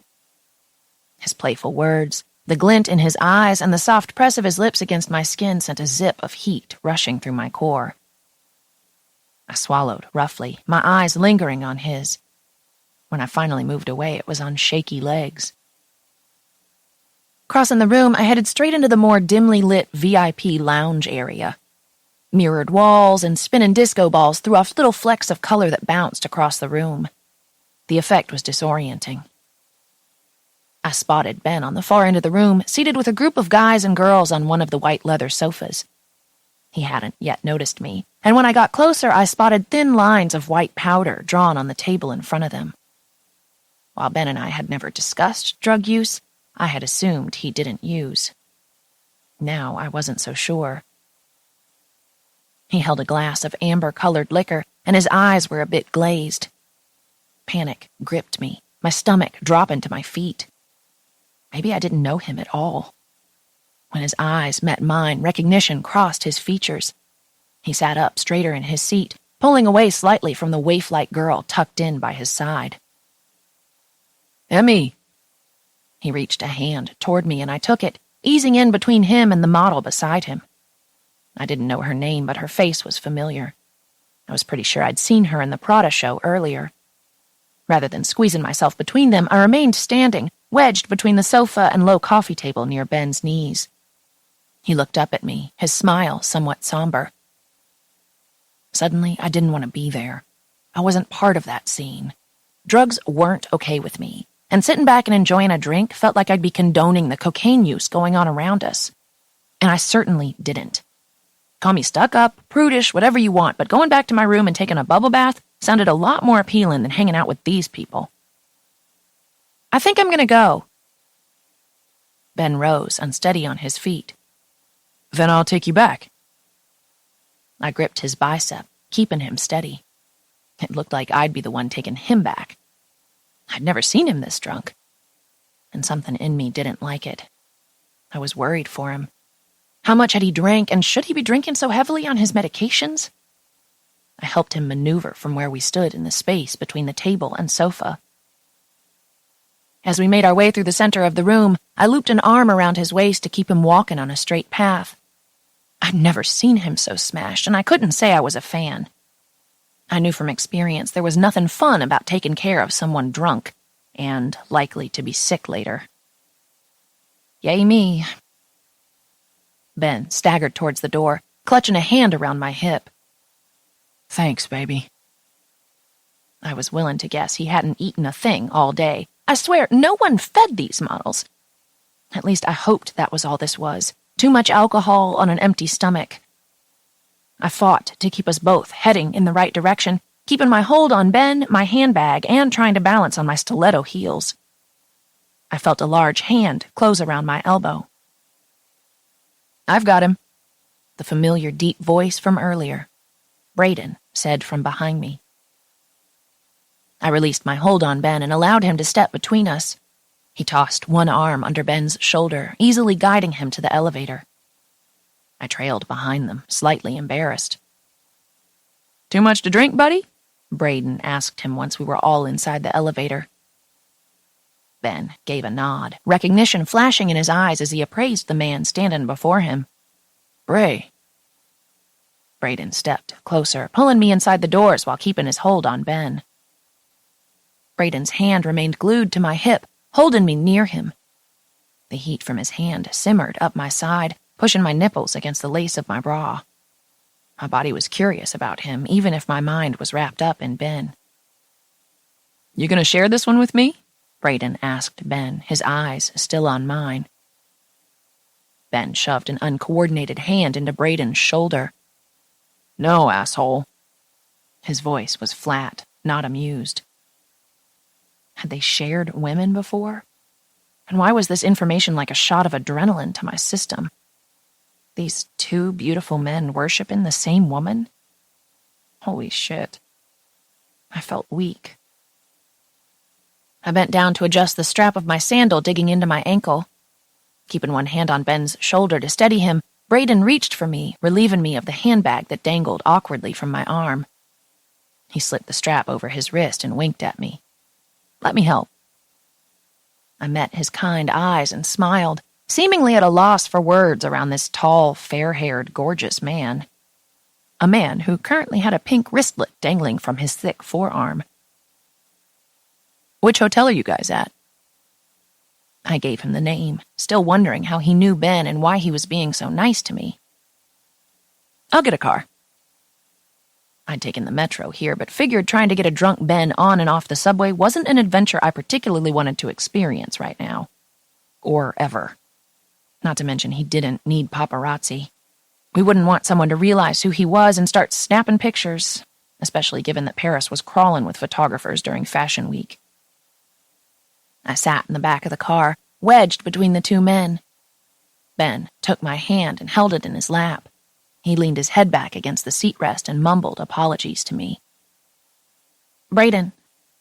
"Hmm?" I was too aware of his body heat next to mine, his legs occasionally bumping my thigh. "You don't think he took something, do you?"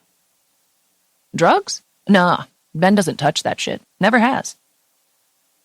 I wasn't sure how Braden knew that, or the extent of their relationship, but his confidence set my mind at ease.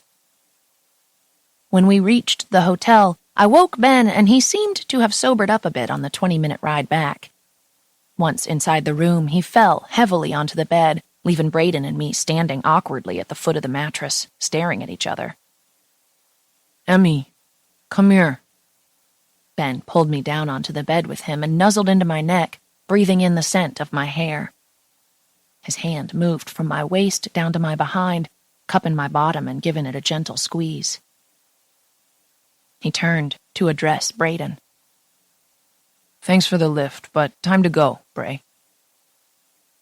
Braden chuckled softly. "I don't think so, man. It's called whiskey dick. You're not getting any tonight. Besides, you wouldn't be much use to her." Braden's navy blue gaze met mine and I shuddered. Ben's grip on me tightened. "I always make Emmy come." "Gah.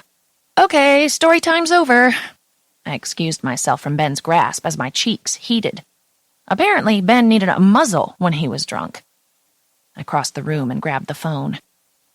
"I think I'll order some room service. See if giving him something to eat helps." I looked at Braden. "Would you like something?"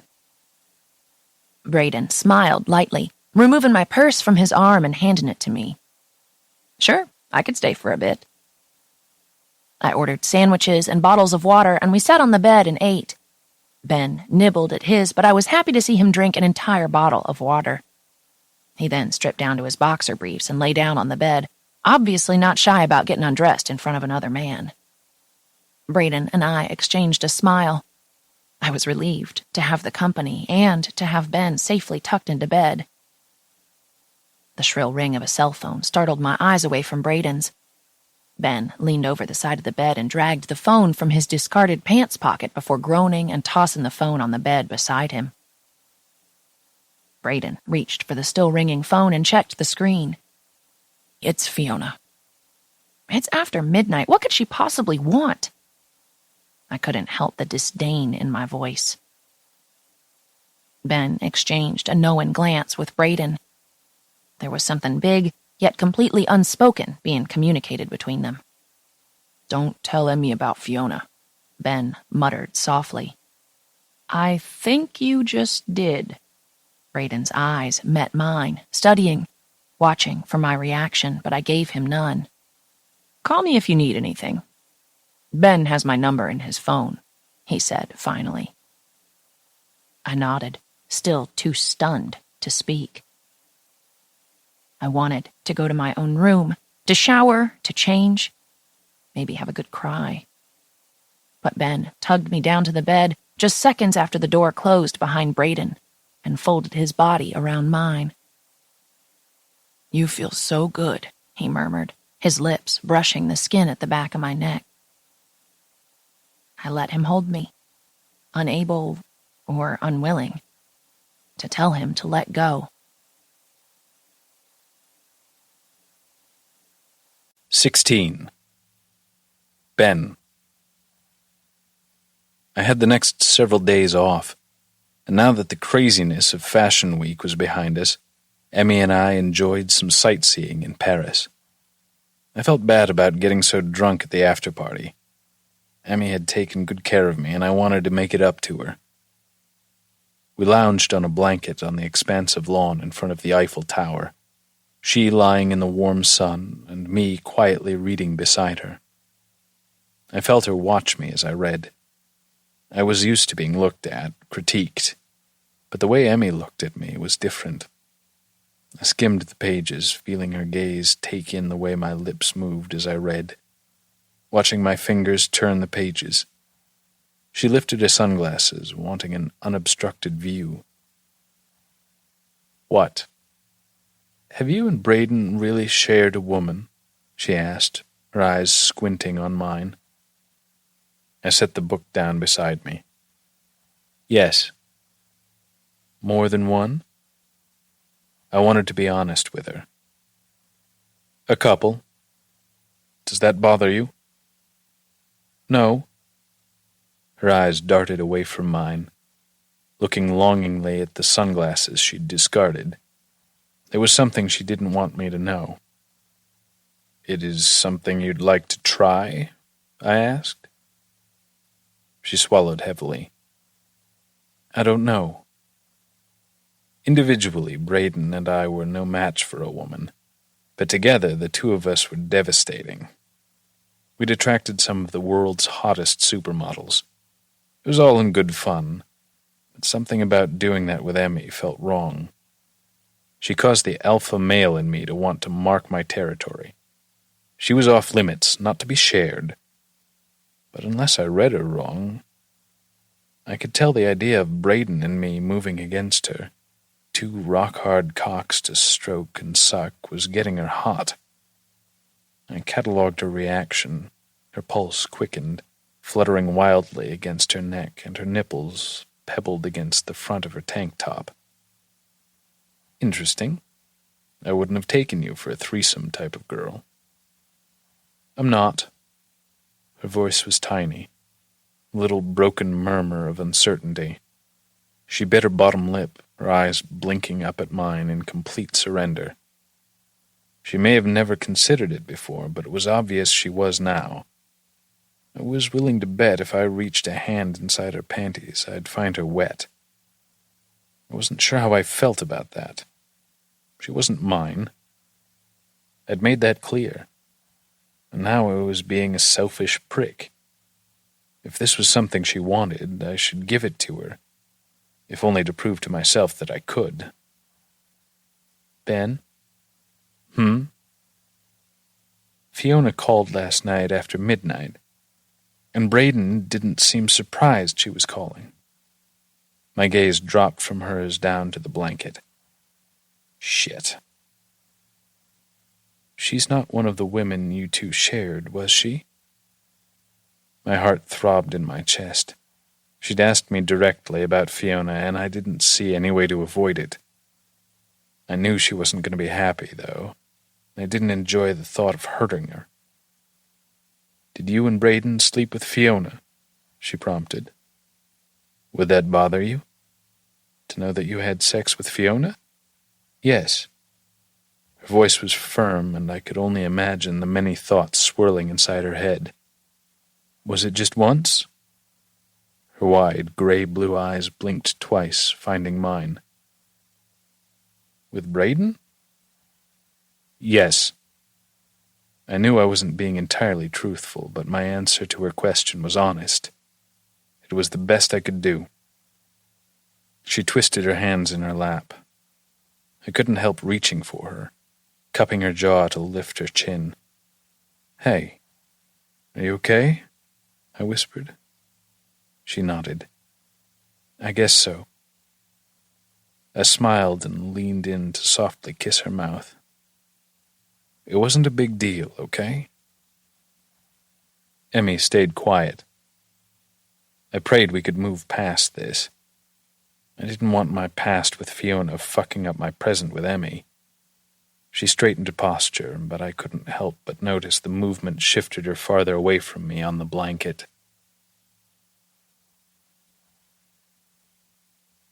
Emmy. The fact that Ben had been intimate with Fiona was devastating. I couldn't help picturing Ben kissing her, his mouth moving over her throat, his hands gripping her hips. I squeezed my eyes shut. My breath caught in my throat like someone was sitting on my chest. She was the anti-me, my nemesis. How could he have been with someone like her? During the last several weeks, I'd convinced myself that Ben and I were growing closer. If not a real couple, at least moving in that direction. But if he was willing to share me with his friend, how serious could he actually be about me? Maybe that was exactly why I shouldn't question this. If Ben was okay with it, shouldn't I be? This was all just casual exploration. I was in Paris, the most romantic and seductive city in the world, with the opportunity to enjoy the company and intimacy of 2 male models. I knew what Ellie would say. Go for it. So why was my stomach in knots? And why did my mind keep replaying the subtle way his jaw had tightened when I'd acted open to the idea?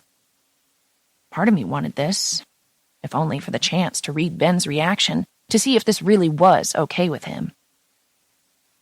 I quieted the portion of my brain yelling at me that this was nothing more than a sick little competition. The need to conquer something that Fiona had done wasn't healthy, and I hated myself for thinking that way. I shouldn't need to compete with her. It was childish and petty, but it was how I felt. No denying that fact. I just needed to shut off my brain and let my body take the lead. Ben and I hadn't talked about Braden again, but several days later an envelope was delivered to my room mid-morning. I slid out the thick note card. Join Braden and me for dinner and drinks, 8 p.m., Grand Capri. I'll send a car for you at 7:45. Ben. He wasn't asking. He was telling. But before I had time to freak out or ponder his intentions, another knock at the door grabbed my attention. The concierge delivered a large box. I carried it inside and placed it on the bed. Lifting the top and shoving aside mountains of white tissue paper, I discovered a dress. Not just any dress, but an evening gown. My mouth dropped open. It was a Vera Wang, sleek and expensive-looking black silk, halter-style top with built-in bra cups and a long slit cut up one side. It was a classic style that I knew would still be stylish years from now. I hugged the soft material to my chest, savoring the feel of it. I'd never owned something so pretty. Moving aside more tissue paper, I lifted a shoebox from the bottom of the package. A pair of shiny, black Christian Louboutin platform heels. There was a note inside of the shoes on a damn Post-it, of all things, that said, "Only what you can handle." My blood pumped erratically and a hot shiver ran through my body. What did that mean? If all I wanted was dinner and then to come back here alone or just with Ben, that'd be fine? Or if I wanted them both, was that on the table too? God, this was awkward. What had he said to Braden? No, that was crazy. Just because I was a bit curious did not mean I was going to go through with it. I was willing to go out with them tonight, but that was it. I had all day to ponder these and loads of other questions before my date. But it also afforded me the luxury of time to get ready. I figured a long bath would help me relax and I could devote some much-needed attention to my neglected e-reader. Pity. My mind was spinning. A text from Ben that afternoon asked how I was feeling. Me. Nervous. I chuckled at the brutal honesty in my response. So much for playing it cool. Ben, don't be, baby. Remember, only what you can handle. His words did nothing to calm me. He sounded so in control, so certain. I could only hope he was, because I was neither. Ben, I'm sending someone over to help you get ready. She'll be there at 5:30, if that's okay with you. Me? Sure. I wasn't used to having someone fuss over me, but if Ben thought it would help, this was his world and I was just playing in it. I bathed, shaved, and smoothed sweet-smelling cream on my arms and legs. I had just finished blow-drying my hair when Lucia arrived at 5:30. I was slightly worried she'd just be in my way, but I couldn't have been more wrong. She quickly took charge, introduced herself with a friendly handshake, then unpacked her black rolling suitcase full of makeup and various hairstyling instruments. She directed me to sit and then assessed my skin and features, and I was relieved to hear she spoke fluent English. Ben had thought of everything. What type of look would you like? I had no idea. Oh, just something natural. What colors are you wearing tonight? A black dress and shoes? She nodded. A special occasion? Heat flooded my cheeks as a wave of embarrassment washed over me. How did I explain my situation with a model who wasn't quite my boyfriend, yet I wanted him to be, and that I'd be going on a date with him and his equally delicious model friend for an apparent threesome? No, that wasn't something you told people, though I knew Ellie was likely to get it out of me, especially if tequila, or as I liked to call it, truth serum, was ever involved. Something like that, I offered. Lucia applied natural makeup, dusted bronzer across my cheeks and forehead, lined my eyes with charcoal, applied several coats of mascara, and dabbed my lips in rosy pink gloss before handing me a mirror. I loved it. I looked elegant and very pretty. Having this special treatment made me feel confident and put together. A small miracle considering how nervous I was about tonight. I felt like a princess getting made up for her wedding day, when, in actuality, somehow I found myself headed off for a date with 2 men. I wondered how Ben really felt about this. I knew he wasn't looking for anything serious with me, but when I'd brought it up, his jaw had gone tense and his whole body posture had changed. Unless I had imagined it. When I'd learned of his past of sharing women with Brayden, I was surprised more than anything. Heck, I didn't think that kind of thing actually happened outside of porn videos. I'd never been particularly drawn to the idea of menage. Yet, the idea of Ben and another man, not just any man, but Brayden, both pleasuring me was like system overload. I couldn't deny my curiosity. After my makeup was done, Lucia curled my hair in big, loose waves and ran her fingers through before setting it with hairspray.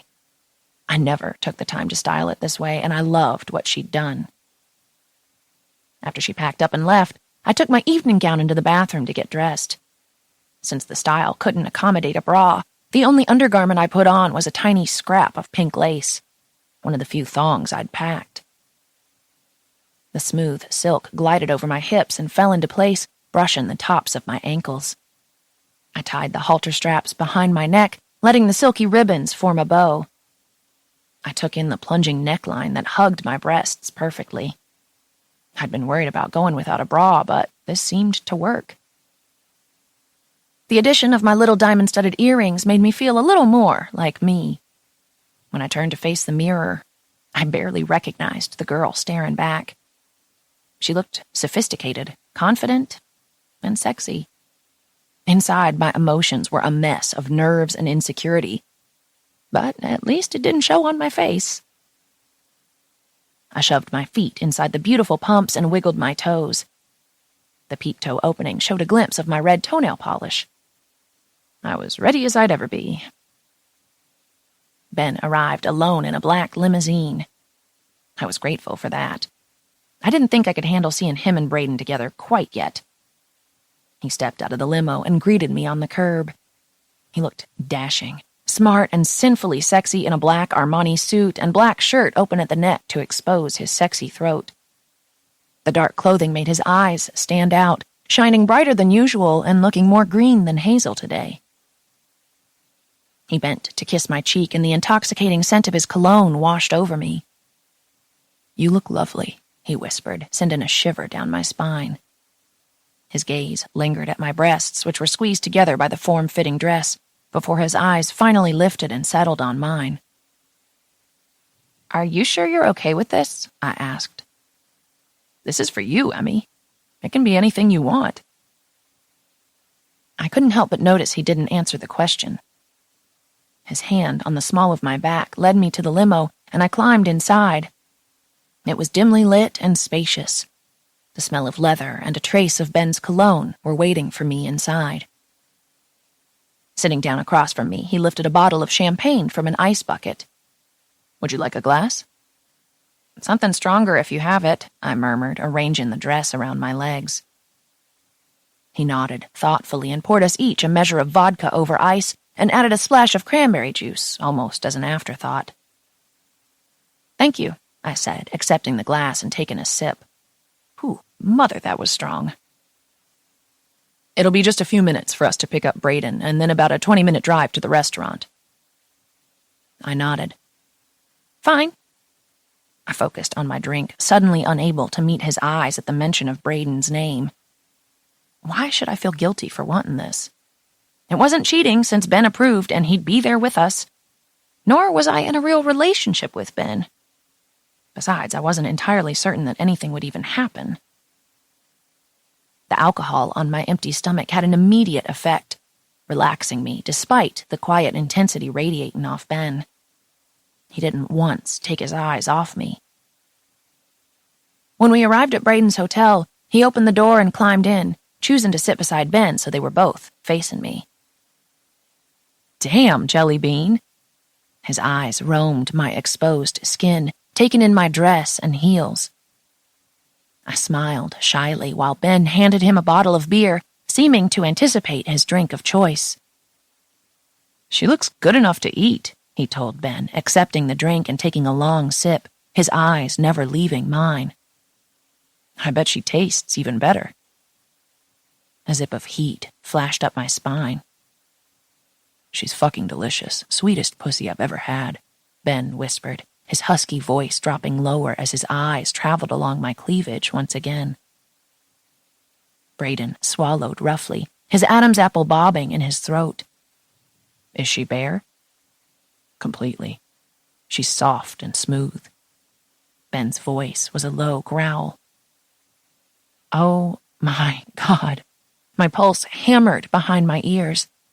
They were talking about my lady parts like I wasn't even here. Ben moved across the limo, settling on the seat beside me. His fingertips moved to my neck, trailing softly and tilting my jaw so he could press his lips to my fluttering pulse. He laid delicate, damp kisses all along my jaw and throat. His lips moved up my neck, kissing my cheeks softly before pressing a tender kiss to my mouth. My eyes slipped closed, enjoying the attention. Ben's coarse cheek against my skin sent sparks of heat between my legs. When I opened my eyes, rather than looking at Ben, who continued softly kissing me all over, my gaze wandered to Braden on the seat across from us. His beer sat abandoned in the cup holder, and the growing erection in his dress pants was obvious. He was enjoying the show. Ben's hands moved to untie the ribbon behind my neck, and my heart slammed wildly in my chest. Panic gripped me, but I was too turned on to stop him. Once I was exposed to Braden, I knew there'd be no going back, but I didn't want to stop this. Ben's deft fingers did away with the tie and lightly caressed my skin as the halter top was unfastened. Braden's deep, penetrating gaze slipped from mine to watch as the dress dropped away from my chest. My breasts, aching and heavy, responded instantly to the cool air conditioning, my nipples hardening. Ben's eyes met mine as his hands lovingly cupped my breasts, softly stroking his thumbs across my nipples as he watched my reaction. I pulled in a shaky breath, sucking my bottom lip into my mouth. Hitting the button for the intercom, Braden spoke in French to the driver, telling him to keep driving, I presumed. Then he came to my other side. I was flanked by two gorgeous men. Never in my wildest dreams had I ever imagined being part of a scene like this, but I was undeniably turned on and excited by the idea of it. I'd assumed we'd take things slowly, share conversation, dinner, plenty of drinks to up my courage, giving me time to feel out the situation and see if I wanted more. Apparently they were not okay with waiting. But the damp spot in my panties told me neither was I. Braden's hand cupped my breast, and he rolled my nipple between his thumb and forefinger, emitting a soft groan when his palm made contact with my plump flesh. "Can I taste you, Jelly Bean?" The top of my dress rested in my lap, my breasts fully exposed. I nodded and watched as he lowered his head, his mouth softly closing around the tip of my breast and suckling gently. His warm tongue licked me in easy strokes while Ben moved in to kiss my neck once again. Ben's warm mouth moving against my neck and Braden's damp tongue teasing my nipples was all too much. I squirmed in the seat, whimpering loudly, and gripped a hand on each of their thighs. There was no denying they were both rock hard in their dress slacks. Ben broke away from the kiss, his breathing accelerated and eyes filled with desire. Braden slowed his movements, kissing and nippling each of my breasts while Ben lifted my skirt to find the lacy edge of my thong. He tugged it down to my knees and over my calves, carefully disentangling it from my heels. Then he stuffed it into his suit coat pocket without a word. His eyes held mine, and I nearly whimpered at how sexy he was when he was in control like this. I was his to use as he saw fit, and I knew he'd take care of me and make me feel good. With the dress bunched around my waist, Ben pushed my thighs apart, and Braden trailed ticklish fingertips up my inner thigh. I'd never been intimate with someone I barely knew, but somehow I already felt comfortable around Braden. He was open and sweet, and he'd helped me selflessly the other night with Ben.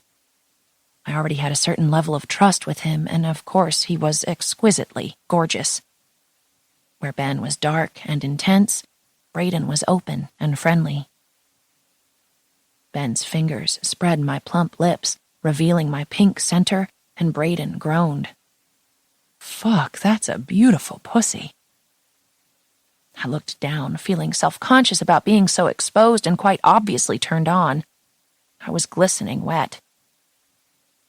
Braden's large palm slid up my thigh, stopping just before he reached my sex. He'd paused to gauge my reaction. My eyelids fluttered in weak desperation, and taking that as a sign of reassurance, the pad of his thumb brushed against me. I shivered as the rough digit swept circles around my swollen clit. "I want to watch you come. See this beautiful pussy get nice and wet." Braden's voice was deep and washed in desire. I loved knowing how hot I was getting these two men without even touching them. I nodded, and his hand cupped my sex, his palm resting against my clit. Pleasure shot through me. He slowly slid one finger inside me, groaning as his first then second knuckle disappeared inside as though the act of penetrating me was physically torturing him. Ben lavished attention on my breasts, sucking and licking more greedily than Braden had. I curled my fingers in his hair and moaned. The action pushed my hips closer into Braden's hand, and his pace increased. Between Ben's wicked mouth teasing my breasts and Braden's fingers pumping into me, my orgasm came hard and fast, slamming against me unexpectedly. Tossing my head back against the cool leather seat, 4 hands held me steady as little tremors racked my body. Ben's mouth crashed into mine, our tongues tangling as I let out a final cry of pleasure. Holy shit, that was intense. More intense than anything I'd ever experienced, and all they'd done was kiss and touch me in a few strategic places. I needed to pull it together. Ben pulled my thong from his pocket and slid it back up my legs, dropping one more soft kiss on my mouth. The limo stopped and a smooth male voice spoke over the intercom. Brayden pressed a button and answered the driver in fluent French. Ben handed me my purse and took my hand. This was like a well-orchestrated event, and I was the main attraction. It was almost too much. It bothered me how proficient they were at this. It was quite obvious other women had been treated to this same ecstasy. Ben watched me with guarded eyes, checking to make sure I was okay with what had just happened, and I pushed the silent doubts away, determined to make the most of my magical night. Ben helped me from the car, my legs still shaky, and guided me toward the door while Brayden trailed behind. Ben laced his fingers between mine, the action somehow possessive. Even if he was willing to share me with Brayden, our joined hands said we were a couple.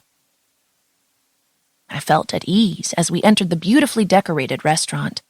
Light tones in creams and whites contrasted with the dark mahogany floor. The lighting was dim, just scattered sconces and soft glowing candles dotted each linen-clothed tabletop. I felt a little self-conscious being out with two men, like everyone knew what we were up to, what had just happened in the limo. But, of course, they didn't. They were probably just ogling these two male models, and who could blame them? Brayden and Ben glided across the floor like they owned the place. I merely tried not to call attention to my trembling legs and still flushed cheeks. Ben pulled out my chair, and he and Brayden waited until I'd slid into the seat before gracefully lowering themselves into their own, like all of our moves were coordinated. Their eyes, still heavy with desire, watched my every move. As the server came by to fill our water goblets, I couldn't help but wonder if they were each still hard and ready under the table. I could hardly focus on the menu with the memory of our erotic limo ride still clouding my senses. Somehow I heard Ben suggest the filet and an accompanying glass of red wine. I merely nodded. It sounded delicious, even if my appetite was nowhere to be found. Our drinks were delivered, a bottle of red wine for me and Ben, and a tall glass of beer for Brayden. He made me smile.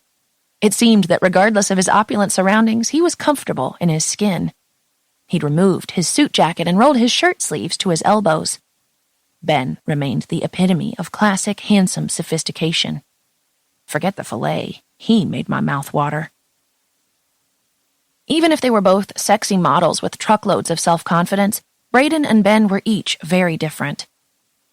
As we talked, I learned Brayden's upbringing mirrored mine. Two loving parents, suburban home, and public school education. Rather than starting in modeling right away, he went to a university for 2 years before being discovered at the university gym. I began small, doing photo shoots for fitness magazines, which eventually led to national campaigns and now international work as well. Brayden explained while peeling at the label of his bottle of beer. He'd refused the pint glass he'd been offered, much to the server's dismay. Shortly after, I left college, no longer passionate about the business degree I was pursuing, and started living out of a suitcase, traveling the world for various modeling jobs. How did the two of you meet? I looked between them, wondering who would answer. Ben nodded once to Bray. Our paths crossed numerous times over the past several years, usually Fashion Week in Milan or Paris, and of course New York City. We started hanging out and just sort of clicked. I nodded. I could see that they were comfortable around each other, even if they were quite different. Ben was more reserved, an observer, and when he coolly raked the room with those brilliant hazel eyes fringed in dark lashes, women and men alike took notice. Maybe it was because it seemed like he'd pose a challenge, or because they just wanted to see him direct that haunted gaze their way. But he had women clamoring for him, trying to get him to smile, and men wanting to strike up a casual conversation. He just didn't seem real somehow. He was too stunningly handsome.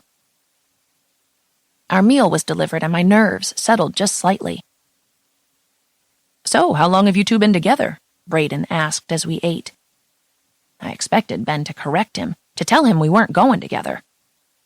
About a month now, Ben said instead, his knee brushing mine under the table. I forced the piece of meat down my throat. Interesting. When dessert was offered, I opted for a berry tort. Ben and Braden passed, each looking at me hungrily. Oh my. Apparently I was on their dessert menu later. The thought was dizzying. The way Ben watched me take slow, tentative bites of the tort made me wonder if he thought I was purposely drawing out our meal. And maybe I was, but the truth was this dessert shouldn't be rushed. Sweet berries burst on my tongue, and the flaky pastry was light enough to melt in my mouth. It was heaven. "What made you change your mind?"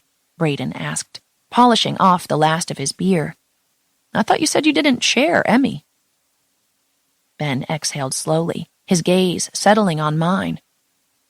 "Tonight is for her, whatever she wants."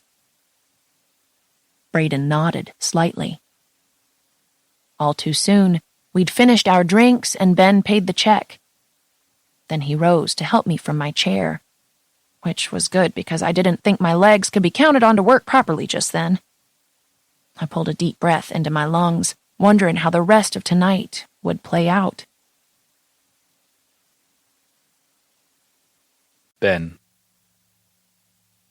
Emmy was silent on the limo ride back to our hotel, and I was grateful for Braden's nonstop chatter on the latest basketball stats for his favorite team. It wasn't something I followed, but I appreciated his effort to fill the silence. I had no fucking clue what I was doing. The idea of anyone else touching Emmy was fucking giving me a migraine. She'd come so easily for Braden, and I knew that shouldn't bother me, but it did. I could tell how proud of himself he'd been, that smug smile on his face. My hands had clenched into fists with the desire to wipe it from his face. Shit. I'd agreed to this for her, but damn if I wasn't having doubts. I needed to man the fuck up. She wasn't mine. I'd told her that time and again. This shouldn't matter to me, yet it did. It'd be a serious lesson in restraint to keep from punching Braden in the jaw when he touched her later. Even the way his hand reached for her, resting against her lower back as we led her to and from the car, annoyed me. How was I going to handle him putting his dick anywhere near her? I poured myself another healthy measure of vodka and downed it, hoping to turn off my brain for the night. It clearly wasn't working correctly. It wasn't the head I was supposed to be thinking with anyhow. I met Emmy's wide eyes from across the limo. Her breathing was shallow and fast, and her eyes moved between each of our forms. She didn't seem bothered by what had happened earlier. More like turned on, curious and eager. I both liked that and didn't. She was this sweet girl from Tennessee, loving and tender, but with a naughty side, too. It was confusing as hell. Fuck it. I slammed another drink just as our limousine pulled to a stop. I needed to be more drunk to deal with this shit. 17. Emmy. Once inside his hotel room, Ben seemed to need to mark his territory, to claim me as his before anything else took place. While Braden poured us another drink, Ben lifted me into his arms, held me snugly against his chest, and kissed me deeply. His actions confused me. He was so tender, so loving. It seemed contradictory to what tonight was all about. But I wasn't about to complain. This was Ben. This was what I'd wanted all along. He pressed one more soft kiss to my mouth, then lowered my feet to the floor. Though with these sky-high heels I was still several inches shorter than him, we were a bit more on a level playing field. The top of my head at least grazed his chin. He kissed my forehead and his eyes locked on mine. I tried to read whatever he was trying to tell me, but couldn't determine whether his haunted gaze was indecision or just concern for me. I swallowed and stepped away. Braden turned to face us, directing his attention to Ben. "You're sure you're okay with this?" "Why wouldn't I be?" Ben asked, his voice flat.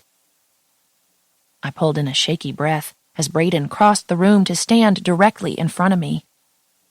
He brushed his fingertips past my jaw and dropped a light kiss on my lips. It was so light I wondered if I'd imagined the contact. He dropped to his knees and removed my heels one by one. As I stepped out of them, my height was reduced by a good 6 inches. "Fun-sized," he said with a chuckle, and rose to his feet again. I smiled at him. He made this feel so easy and relaxed me instantly. It was like we weren't getting ready to have a threesome, but just 3 friends hanging out, flirting, and seeing where the night took us. Realistically, I think we all had a good idea where it was headed. They each softly petted me, smoothing hands up my bare arms, brushing the hair off my neck to tenderly kiss me there, caressing my hips. Ben cupped my bottom and squeezed. Their dual attention was dizzying and turning me on. Braden tilted my chin up to meet his eyes. "Are you ready for me?" I let my gaze wander down to the large erection tenting his slacks. "You've already got me hard," he growled. I bit my lip, sizing up the rather impressive bulge. Braden gave it a squeeze and adjusted himself. "I want to see." I surprised myself by finding my voice. Braden smiled lazily and began unbuttoning his pants. "Anything for you, Jelly Bean?" He pressed my hand against the bulge in his pants. "See what you do to me?" I squeezed him, and he released a soft groan. He began slowly pulling his belt free from the loops. "You want to see what a real man looks like?" Ben gave his shoulder a playful shove, and my tummy turned with nerves. My nervousness evaporated as Ben tilted my chin up and kissed me. Sure, it felt a little strange to be kissing one man while I stroked another, but not as strange as I would have thought. It was Ben, after all, someone I had totally fallen for, and he and Braden had done this several times before. It was obviously something they were comfortable with. I loosened up and went with it. Now, free of his belt, Braden slipped the pants down over his hips. I noticed several things at once. He went commando. His size was comparable to Ben's, long and firm but with a thick vein coursing up his length. Shaved completely. And a silver barbell piercing the head. Whoa. "What the fuck is that?" Ben asked with a frown, looking at Braden. I followed his gaze down to the silver ring piercing the head of Braden's cock. "It's an APA." Braden shrugged like having a piercing down there was no big deal. "I'm not allowed to get piercings or tattoos," he explained, meeting my eyes. Except, apparently, on this forbidden part of him. I remained speechless. "He didn't have that last time," Ben explained, turning to me before directing his attention back to Braden's offending member. "What the fuck, man? That's not gonna hurt her, is it?" Braden laughed and tossed his head back, so a rich, throaty chuckle tumbled from his lips. "Fuck no. She'll be begging you to get one next." He smiled confidently, his hand reaching down to find his cock, stroking it slowly up and over the head and the piercing. I had to admit, I was curious. I had no clue how that thing would feel inside me. But I was hesitant to touch him for fear of doing something wrong. He could read the indecision on my face, his eyes zeroing in on my mouth where my teeth grazed my bottom lip. "Come here, Emmy," Braden whispered, his eyes heavy with desire. "Touch me." His hand closed around mine, showing me what he liked. Light grip, long, measured strokes moving up and down to caress his whole length, including the piercing. His head dropped back and his eyes slipped closed. I looked to Ben for his reaction. His face remained calm, his expression unreadable as he watched my eyes. I continued, slowly stroking Braden as his breathing stuttered in his chest. He felt foreign in my hand.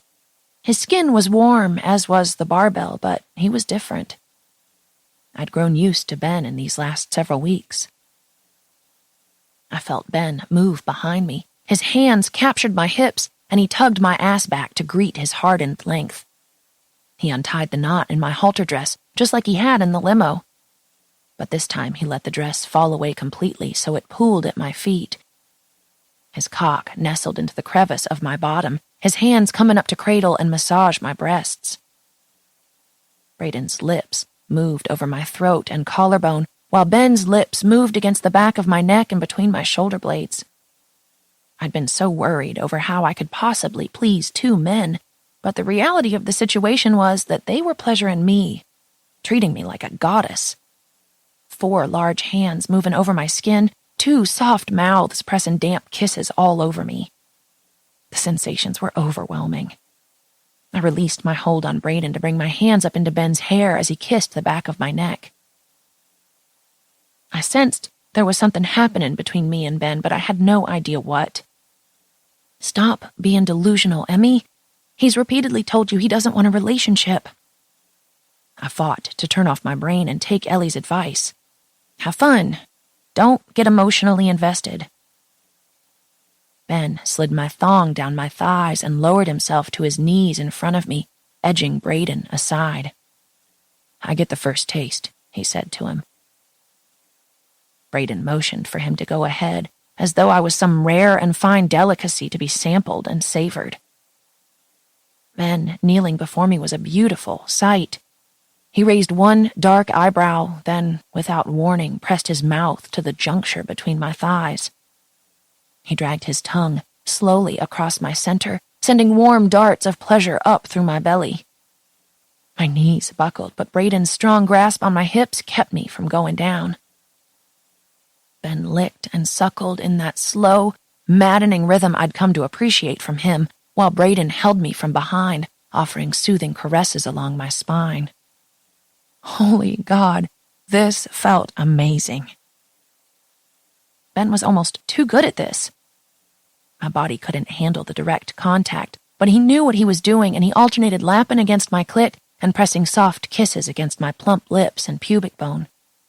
All too soon, I dug my hands into his hair and came loudly, thankful for Braden's firm grip on my hips.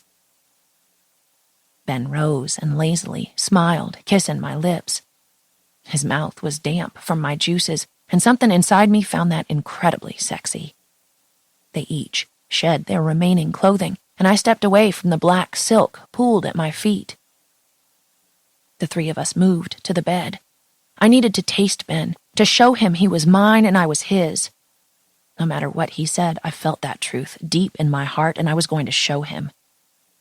I pushed him back against the bed and moved over him, taking his rock-hard length in my hand and letting my mouth sink down all the way until my lips met his taut stomach. He sucked in a breath, his abs tightening. "Shit, baby," he cursed. His hands cradled my hair, and I stroked him enthusiastically, from base to tip, while I suckled his firm length.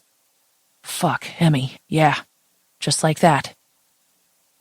I felt the mattress dip as Braden moved behind me and buried his face in my upturned bottom. Holy crap! His tongue circled my entrance, teasing me, and I let out a small groan around Ben's thick length. All too soon, Ben pulled himself free from my mouth. "You're gonna make me come, Tennessee." My heart leapt at hearing his old nickname for me. It made things feel more intimate between us, hearing him refer to me like he did when we'd first met. Braden moved from the bed and sheathed himself in a condom, and I was hit with a wave of nerves, wondering what they had in store for me. Wondering if I could really go through with this. Ben tugged me closer so that we lay facing each other in the center of the bed. "Are you sure?" he whispered, his hazel gaze searing into mine. "Are you?" I watched him closely, determined to understand what was going on inside his head. Rather than answer me, he looked over my shoulder and gave Braden a nod. I was laying on my side, half draped over Ben, when I felt Braden lay down behind me. Braden kissed the back of my neck, smoothing his hands over my generous backside. "Fuck, I love this ass, Jelly Bean." A nervous squeak escaped my throat as he parted my legs, positioning me so that my top leg rested over Ben's hip and Braden's cock brushed against my center. I whimpered, as Braden pushed forward, slowly, carefully filling me. My breath caught in my throat. It was a snug fit already, but the piercing provided added friction. There was just something so naughty about the thought of his piercing inside me. I liked it. I squeezed my eyes closed and groaned as he sunk all the way in. "Shit," Braden cursed. "She's so tight." "I know," Ben bit out. Ben hugged me to his chest, cradling me against his warm body. He kissed my forehead and allowed me to adjust to the fullness of Braden penetrating me. When I opened my eyes and met Ben's, the tension in his jaw and blazing possessive look in his eyes caught me off guard. I kissed him, unsure what he wanted in that moment. After several moments, he grabbed my hand, bringing it down to his cock. "Stroke me, baby," he whispered, his voice ragged. I reached between us and gripped him, letting my hand slide all along him, gliding from base to tip. Braden surged forward, rocking my body against Ben's. The moment was incredibly erotic, being sandwiched between two men. Two sets of legs tangled with mine, their large hands caressing and petting me. Ben kissing my mouth, Braden's tongue lavishing my shoulder. I lost myself to the rhythm, stroking Ben in the same measured tempo of Braden's movements against me. Ben's hand moved between my legs, pressing small circles against my clit, and already it was almost too much. I moaned out his name and he smiled, watching me closely. "Not yet. Come with me, baby," Ben whispered against my mouth. My body broke out in chills as I fought to slow the impending orgasm threatening to overtake me. My hips moved of their own accord, pressing against Ben's hand and pushing Braden's cock deeper inside me. Pulses of pleasure shot through me. "Slow up." Ben's hand reached across me to press against Braden's hip, forcing his thrusts to slow. The tension in his expression told me Ben wasn't particularly thrilled with touching another man when they were both naked, but he did it for me. Since Braden didn't possess the ability to read my body's reactions quite like Ben did, he directed him, ensuring my pleasure was put first. Even if another man was fucking me, he would make sure it was being done properly. Having both of their complete attention undid me. I came harder than ever before, burying my face in Ben's chest and crying out. Ben's hands took over my disjointed movements, and he firmly stroked himself until I felt warm semen flowing over our laced fingers. My pussy clenched and Braden pressed in deep once more, groaning out his own release. I remained cradled in Ben's arms, resting my cheek on his firm chest, enjoying the sensation of just being held. I knew it was stupid, but in that moment I felt so loved, so protected. I never wanted to leave this warm spot. And I didn't have to, because Braden returned with warm washcloths and cleaned me off while I remained nestled against Ben. And after ditching the condom, Braden crawled back into bed with us. Ben lifted his head from the pillow and frowned. "What are you doing?" "Going to sleep. Your girl drained me." Braden tossed me a sexy smile. "Get the fuck out. I get to hold her."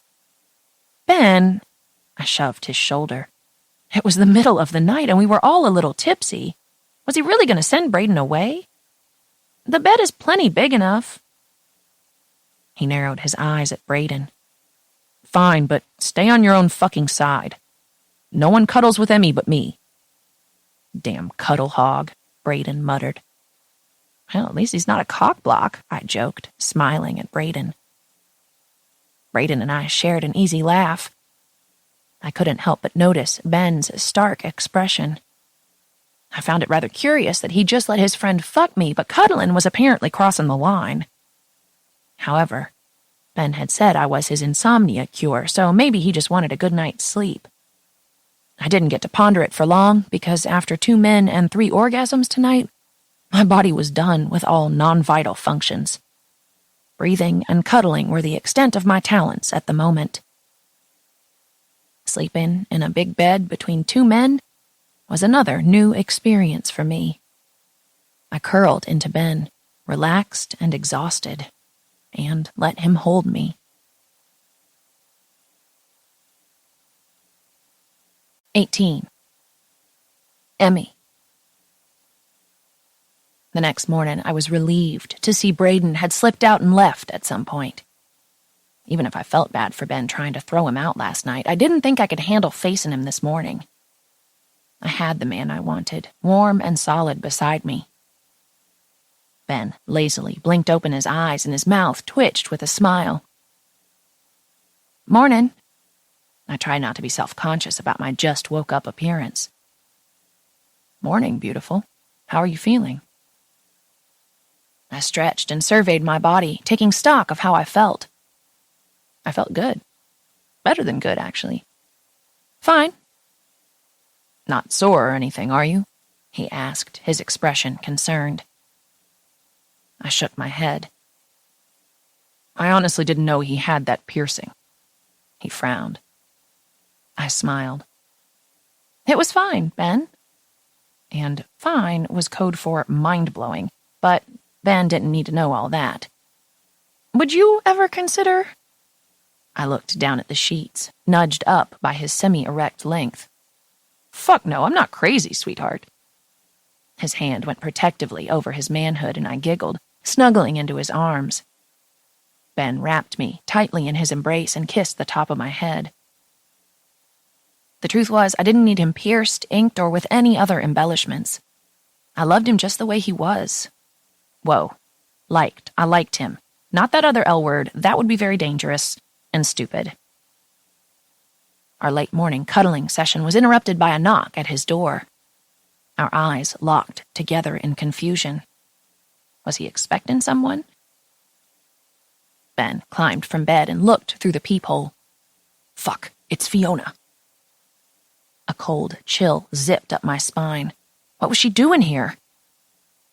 Get in the bathroom, he commanded, pulling the blankets back, urging me from the bed, the warm, safe nest we had just shared. Without complaint, I allowed him to guide me into the bathroom. He shoved my clothes and shoes at me and hung my purse strap over my shoulder before shutting the door.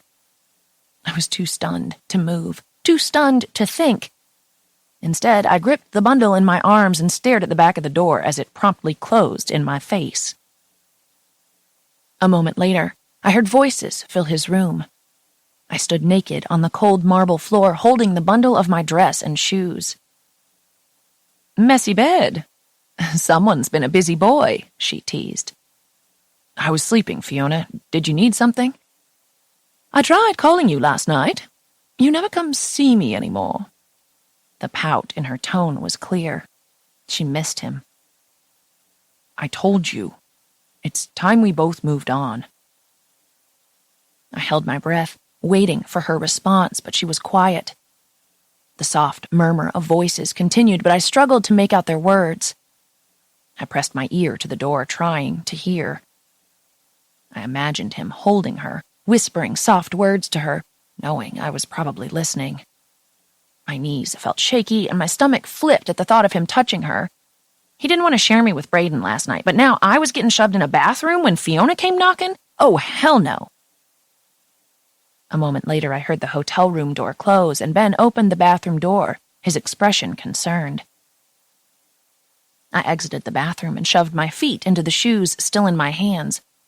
I made quite a sight, dressed in an oversized t-shirt and Louboutin heels, silk Vera Wang dress wadded up in my fists. I'm sorry you had to hear that. I swallowed a massive lump in my throat. Ben, have you been fucking her? My voice came out surprisingly calm, considering every nerve ending in my body was firing at once. I felt sick, dizzy, heartbroken, and slightly homicidal.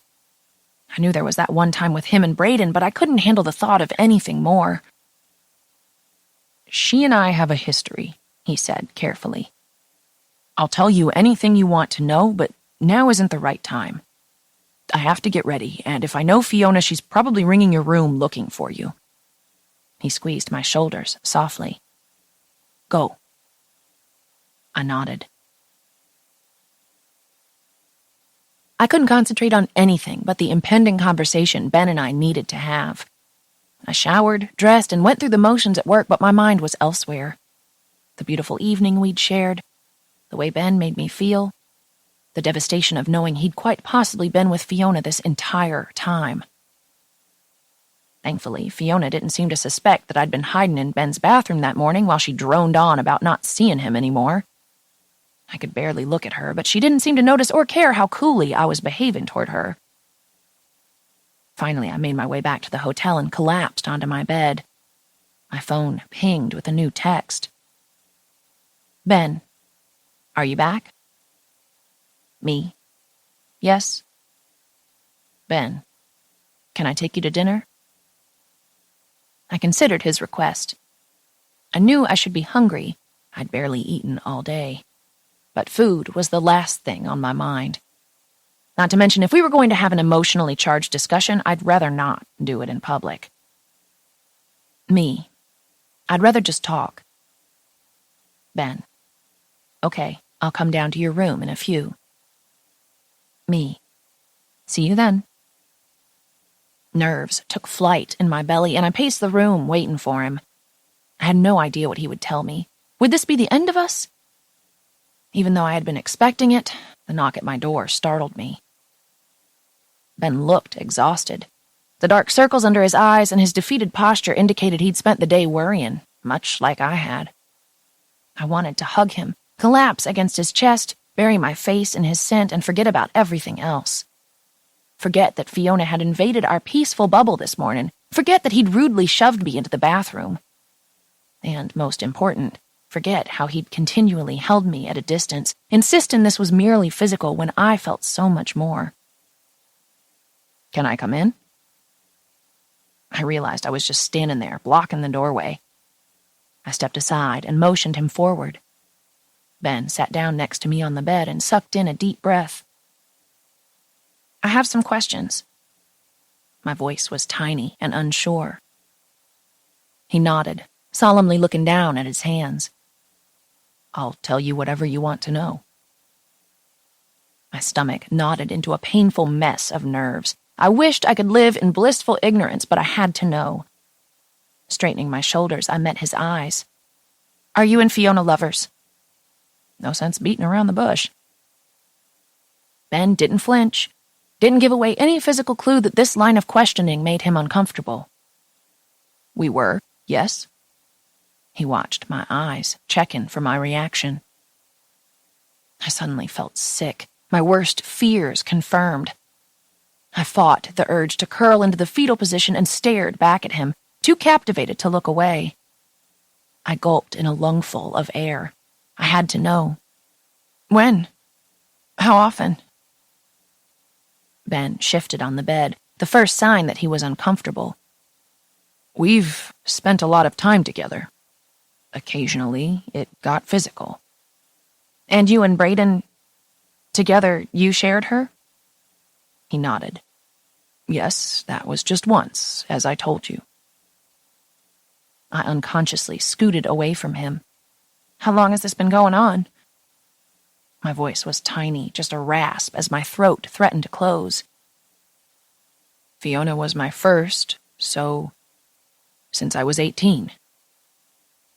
Holy fuck. He was 23 now. 5 fucking years? He'd been sleeping with her for 5 years? Not to mention you never forgot your first. Never. She was the friend of his mom's that had taken his virginity. I felt physically ill. They were forever linked through their ongoing and obviously intimate affair. I'd always had this underlying suspicion that she was in love with him, and now I understood why. Their relationship was so much deeper and more complicated than I'd ever imagined. It wasn't some drunken hookup after a Fashion Week party with Brayden like I'd originally assumed. It was so much more. Ben shifted closer and reached for my hand. I quickly snatched it away, fist in my hands in my lap. It was just sex, Emmy. It didn't mean anything. I wanted to hit something. If he honestly believed sex didn't mean anything, especially an ongoing relationship with the same person for 5 years, he was an idiot. I hate that she knows every intimate detail about you. Things I thought were ours. She's felt you inside of her many more times than I have. He hung his head. I'm sorry. I should have told you sooner. I haven't been with her in months, since before you and I got together. I felt so naive. It was too much to take in. He'd never said we were exclusive, yet still, I'd never imagined something like this. I felt hurt, betrayed, shattered into a million pieces. My poor heart thumped unevenly in my chest. How dare you wrap me up in this, seduce me, say it was just sex, all the while knowing Fiona is my boss, who I already have a tough relationship with. Did you ever even think about my career? What she'd do to me when she found out you weren't sleeping with her because you had a new plaything? He didn't respond, but his eyes widened, telling me he hadn't considered it. As I sat on the edge of my bed, my knee bouncing wildly, several things clicked into place at once. Suddenly, everything made sense. The fact that he'd only slept with 3 girls before me was the result of his ongoing affair with Fiona. He didn't need to date or go looking for a hookup. She traveled with him wherever he went, cock-blocked him from dating other girls, and gave him regular sex. God, I hated her. Ben, I can't do this. He bit down, his eyes blazing with fire. I've spent the whole day trying to figure out how to tell you this. I don't want anyone else, Emmy. And after last night with Brayden, I don't ever want to see anyone touch you again. I want you to be mine. I want a real relationship, just you and me. And now I've apparently fucked it up before we even got started. I didn't argue. I just twisted my hands in my lap, unsure how I felt about his little declaration. Was he just saying all that because I was mad about Fiona? Do you want me to go? His voice was soft and low. I nodded, unable to meet his eyes. Yes, I need to think. Alone, I added. He released a slow breath. I'm sorry, Emmy. I told you my past was fucked up. I knew I'd ruined things, somehow. But I swear, I never slept with her once you and I started seeing each other. I had no doubt she'd propositioned him several times, so his abstaining should have made me feel better. But it was a shitty consolation prize. I need time. And I needed an ugly cry. No one needed to see that. Okay, he said softly, rising from the bed. He bent down and pressed a tender kiss to my forehead. I'm sorry. The door closing behind him was an ominous sound. I curled into a ball on the center of the bed, wrapping my arms around myself. I felt sick, humiliated, completely disoriented. I let myself fall apart, sobbing quietly into a pillow until it was thoroughly soaked and I'd given myself a headache. Sometime later, I rose from the bed, heading off in search of a pain reliever. When I caught my reflection in the bathroom mirror, I winced at the girl staring back at me. My eyes were puffy and swollen, my hair was tangled and damp around my face from the onslaught of tears. I needed to pull it together. I swallowed 2 pain relievers with a glass of lukewarm tap water and splashed cool water on my cheeks. I grabbed my phone and crawled back into bed. It was stupid considering I'd kicked him out, but still, the ache in my chest intensified at seeing I had no new messages. I dialed Ellie, too dazed to even calculate what time it was in New York. She answered on the 3rd ring. Emmy! Hi, I croaked. Damn voice sounded like a man. Awesome. Em, what's wrong? In some ways, I was relieved she instantly knew something wasn't right. I didn't think I was capable of pretending or making polite small talk right now. I took a deep breath and pulled the covers up to my chest. You know my bitch of a boss who I hate? Fiona, right? Yeah, well, I just found out Ben's been sleeping with her on and off for 5 years. Christ. Yeah. I let that sink in and fought off a fresh wave of tears. Speaking the words out loud was about to turn me into a faucet again. So he's been seeing you both? Fucking asshole. No, he said he hasn't been with her since he and I began whatever it was we had. Do you believe him? She asked, her voice rising in uncertainty. I swallowed the lump in my throat. Yeah, I think so. I don't think he'd lie about it. He's told me whatever I asked, and he's been with me pretty much every night, so... Okay. Ellie drew out the word like she was mulling something over. You guys were just casual, physical, no strings attached, not exclusive, right? I guess, I confirmed. And he said the relationship with her is over now that he's seeing you? Yeah. I'm sorry, Emmy. You're my girl, and I've got your back no matter what, so if you tell me we need to castrate him, we will. We'll put it on the fucking calendar and it's done. But babe, honestly, you knew how he approached relationships, and this was something he was doing long before he met you. And then stopped once he started seeing you. I blew out a frustrated breath. You think I'm overreacting? I quickly remembered the date and noted it was possible that PMS was rearing its ugly head a few days early. Well, it's possible that this feels like a bigger deal because it was with Fiona, who you despise. But it's totally up to you. Do you even want to continue this fuck buddy's relationship if your heart's in the game and his isn't? That can be dangerous, too. I remembered Ben's solemn look when he told me he wanted to do this for real. No one but us. Actually, he told me today that he wanted a real relationship with me. Just the two of us, no one else. Ellie remained silent for several long seconds. Wow. I didn't know how to interpret her awestruck silence. What? It sounds like this is what you wanted all along. You said he's a great guy, and you're falling for him, and now he wants a relationship, but because of who he slept with before he ever started seeing you, you're gonna hold that against him? It did sound stupid when she put it that way, but I wouldn't cave, even if I was tempted to. Not that easily. Him sleeping with Fiona for 5 freaking years was a huge deal. She was my boss, his boss, too, in a sense. That was messed up. It wasn't something I could just overlook and laugh off. I had to see Fiona every day, knowing they'd been together. I shuddered at the thought.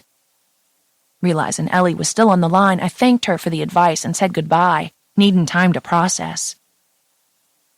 I shuffled into the bathroom and turned on the faucet to fill the tub. Escaping into a steam and hot bubble bath and shutting off my brain was the only thing I wanted tonight. 19. Ben. I didn't want Emmy to think I'd brought up the idea of a monogamous relationship between us to smooth over my past with Fiona. That wasn't the case. Not at all. I should have told her about Fiona sooner, or not answered the door that morning.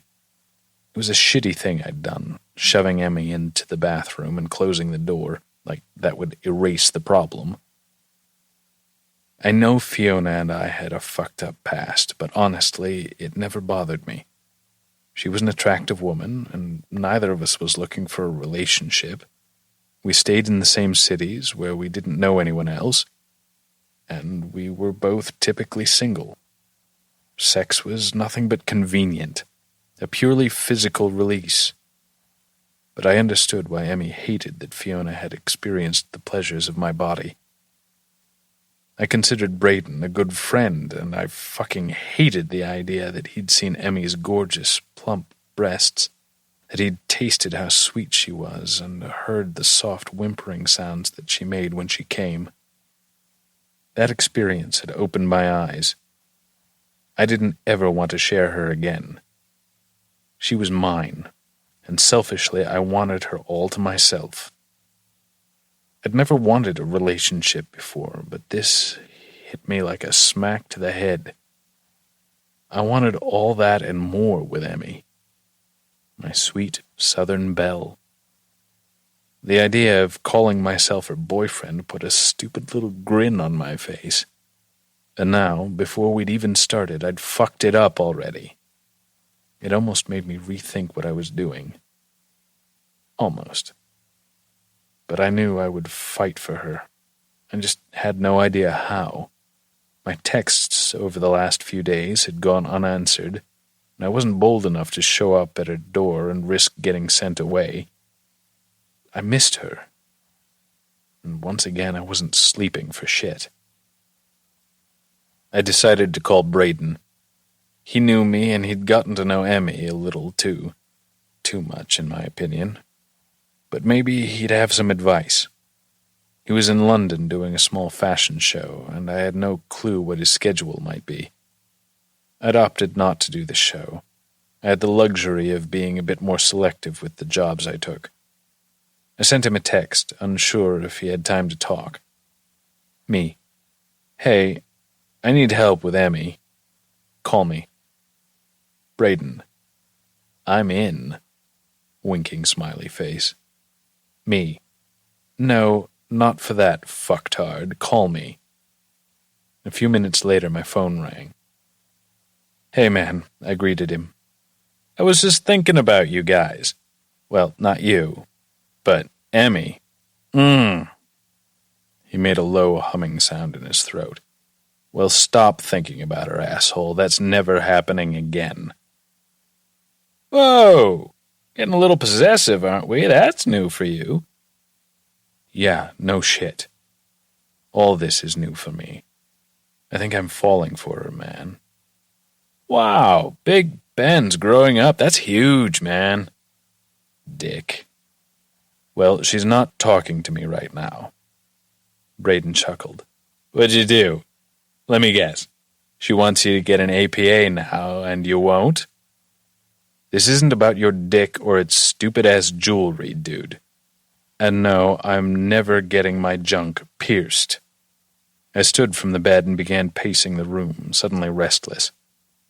I explained Emmy's already strained relationship with Fiona, and the hurt in her eyes when I told her about our past. Braden stayed quiet, listening to the whole thing. I blew out a heavy sigh. I need to get her back. What do I do? You need to show her what she means to you. Make her understand how special she is to you. Make her forget all about Fiona.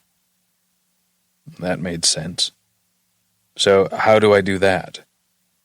You have to think about the things she likes. If she's into poetry, you write her a poem. Or if her favorite food is sushi, you find the best Japanese restaurant to take her to. Shit like that. Okay. That was pretty good. Thanks, man. Now I just needed to think about what to do to show her how I felt. Christ, I wasn't good with feelings. This should be interesting. 20. Emmy. That week after Ben's confession about his relationship with Fiona was hell, but I threw myself into my work. Being Fiona's bitch was the perfect distraction. I thought about Ben often, a dull ache always present inside my chest, but I did my best. I woke groggy and unrested, went about my day, and collapsed into bed each night, clutching my phone. I had to talk myself out of calling him at least 600 times. I called Ellie instead. I'd successfully ignored his few texts, one adorably addressed to Tennessee. It was difficult not to cave, but I deserved better. I knew I did. And the daily pep talks from Ellie helped remind me. Ben would need to try harder if he actually wanted to go at a real relationship. I needed to make sure he was committed to this idea. I wanted to see him work for it. I needed to make sure he was serious about me before jumping back in, because I was his body and soul. Slipping out of my heels, I was ready to collapse on the bed when a knock at the door stopped me. My heart thumped unevenly, and I wondered who it could be. It was a delivery from the concierge. Opening the door wider to accommodate him, the concierge wheeled in a cart and unloaded several items onto the table. A glass vase of flowers, a six-pack of Hap and Harry's Tennessee Lager, one of my favorites from home, and a white bakery box full of blueberry muffins. What in the world? Once the concierge had left, I tried to make sense of this delivery. The deep purple irises on tall, vibrant green stems had a light, floral scent that reminded me of home. The note card attached to the vase of flowers said, "State Flower of Tennessee." Oh, that was interesting. All my favorites from home. Did irises even grow in France? And I doubted they sold this brand of beer. Had Ben done this? Flown these in just for me? I lifted an ice-cold bottle of beer from the carton, twisted off the cap, and took a long sip. My taste buds did a little happy dance. Looked like I'd be having muffins and beer for dinner, which suited me just fine. It was strange how these little comforts of home improved my mood. I smiled for the first time in a week. Everything looked brighter. My phone rang and I crossed the room, beer in hand, to fish it from my purse. Hello? Hi. It was Ben. The coarse sound of his voice surprised me. I had been so wrapped up in my own little world I hadn't even thought to check the caller ID. I didn't say anything else, and neither did he right away, but I could hear him breathing. "Did you get a delivery?" he asked, tentatively. "Yes, thank you, it just came." "That was very thoughtful of you." "It's nothing. I just wanted to show you that I was thinking of you. That I care about you, Emmy. You're all I can think about. We should talk. I miss you." I missed him too, every hour of every day. Okay. Okay? His hopeful, happy tone made me smile. "Yeah, come have a beer with me. I'm guessing you've never had Happen Harry's." He laughed. "Be down in a minute." When Ben arrived, the urge to crush myself against his body was nearly overpowering. Instead, I opened the door wide and invited him in. Handing him a beer, I couldn't help but notice the deep, dark circles under his eyes. He hadn't been sleeping well, and I felt a pang of guilt at that realization. He took a slow sip from the bottle, tilting his head back, but his eyes remained on mine. His scrutiny was too much. I busied myself at the little table, removing 2 muffins from the pastry box, and placed them on napkins for us. Ben's large form loomed just behind me, and I felt the heat radiate from his skin. Felt him breathe my scent against the back of my neck. He reached around me to set his beer on the table, then took mine from my hands and placed it beside his. "Emmy." His gruff whisper sent a rush of goosebumps breaking out over my skin. His hands captured my jean-clad hips, and he tugged me back a step until my back met his firm chest, and his arms closed around me, hugging me from behind. He buried his face against the side of my neck. "I can't do this anymore. I miss you so fucking much, baby. And I'm so sorry about everything with Fiona. I should have told you sooner." His soft, whispered apology murmured against my skin, made tears spring to my eyes. I missed him too. Terribly. I turned in his arms, feeling the first of the tears roll down my cheeks. Ben looked at me, a pained expression on his face, and brushed away the drops with his thumbs, capturing my cheeks in his palms. I didn't say anything. Didn't need to. The look we shared communicated so much there was no need for words. Ben watched me in wonder, smoothed the hair back from my face, and ran his fingers through the long strands before he eventually bent down and brought his mouth to mine. "I'm falling for you, Emmy," he whispered, just as his lips pressed against mine. Endorphins, lust, love, and desire flooded my system all at once. I kissed him back, hard, crushing my mouth to his. His words were everything I'd wanted to hear, but actually hearing them in his deep, sexy voice was too much. I clawed at his clothes, pushing my hands under his shirt, tugging at his belt. Ben groaned against my mouth, and his hands helped me. He tugged off his shirt, only breaking our kiss for a second, then removed my top. He cupped my breasts over my white, lacy bra, groaning as his palms made contact with my skin. I'd missed that. I'd missed him too much to go slow. And Ben obviously felt the same way. I felt his rock-hard erection press into my stomach. Desire coursed through my veins, and I groaned into his mouth. Ben lifted me off my feet, carrying me in a cradle hold over to the bed. He laid me down against the center of the mattress and looked down at me. My breathing came much too fast, my chest rising and falling rapidly. His eyes lingered on my chest, moving over each curve. He delicately traced a fingertip along the lacy edge of my bra before reaching behind me to unclasp it. He petted and kissed me gently all over. Sliding down the bed so he was even with my chest, he placed tender kisses along my collarbone, ribs, and the center of my stomach. He lifted my hands to his mouth, kissing the inside of each wrist, right where my pulse slammed violently in my veins. I twisted restlessly underneath him, trying to press my core against his heavy erection. He chuckled against my skin, lighting me up like a damn Christmas tree. I was so turned on, so unabashedly horny. I wanted him. I needed him to claim me. Even if he wasn't good at using pretty words or big emotional displays, I needed him to show me. He came to rest beside me, laying so we faced each other, stroking my cheek softly. His eyes watched mine with wonder. God, I've missed you. I placed my own palm against his rough cheek, and my thumb skittered past the bruised-colored skin underneath his eye, acknowledging that this past week had been rough on us both. You said that night with Braden made you realize some things? I whispered. He swallowed and nodded.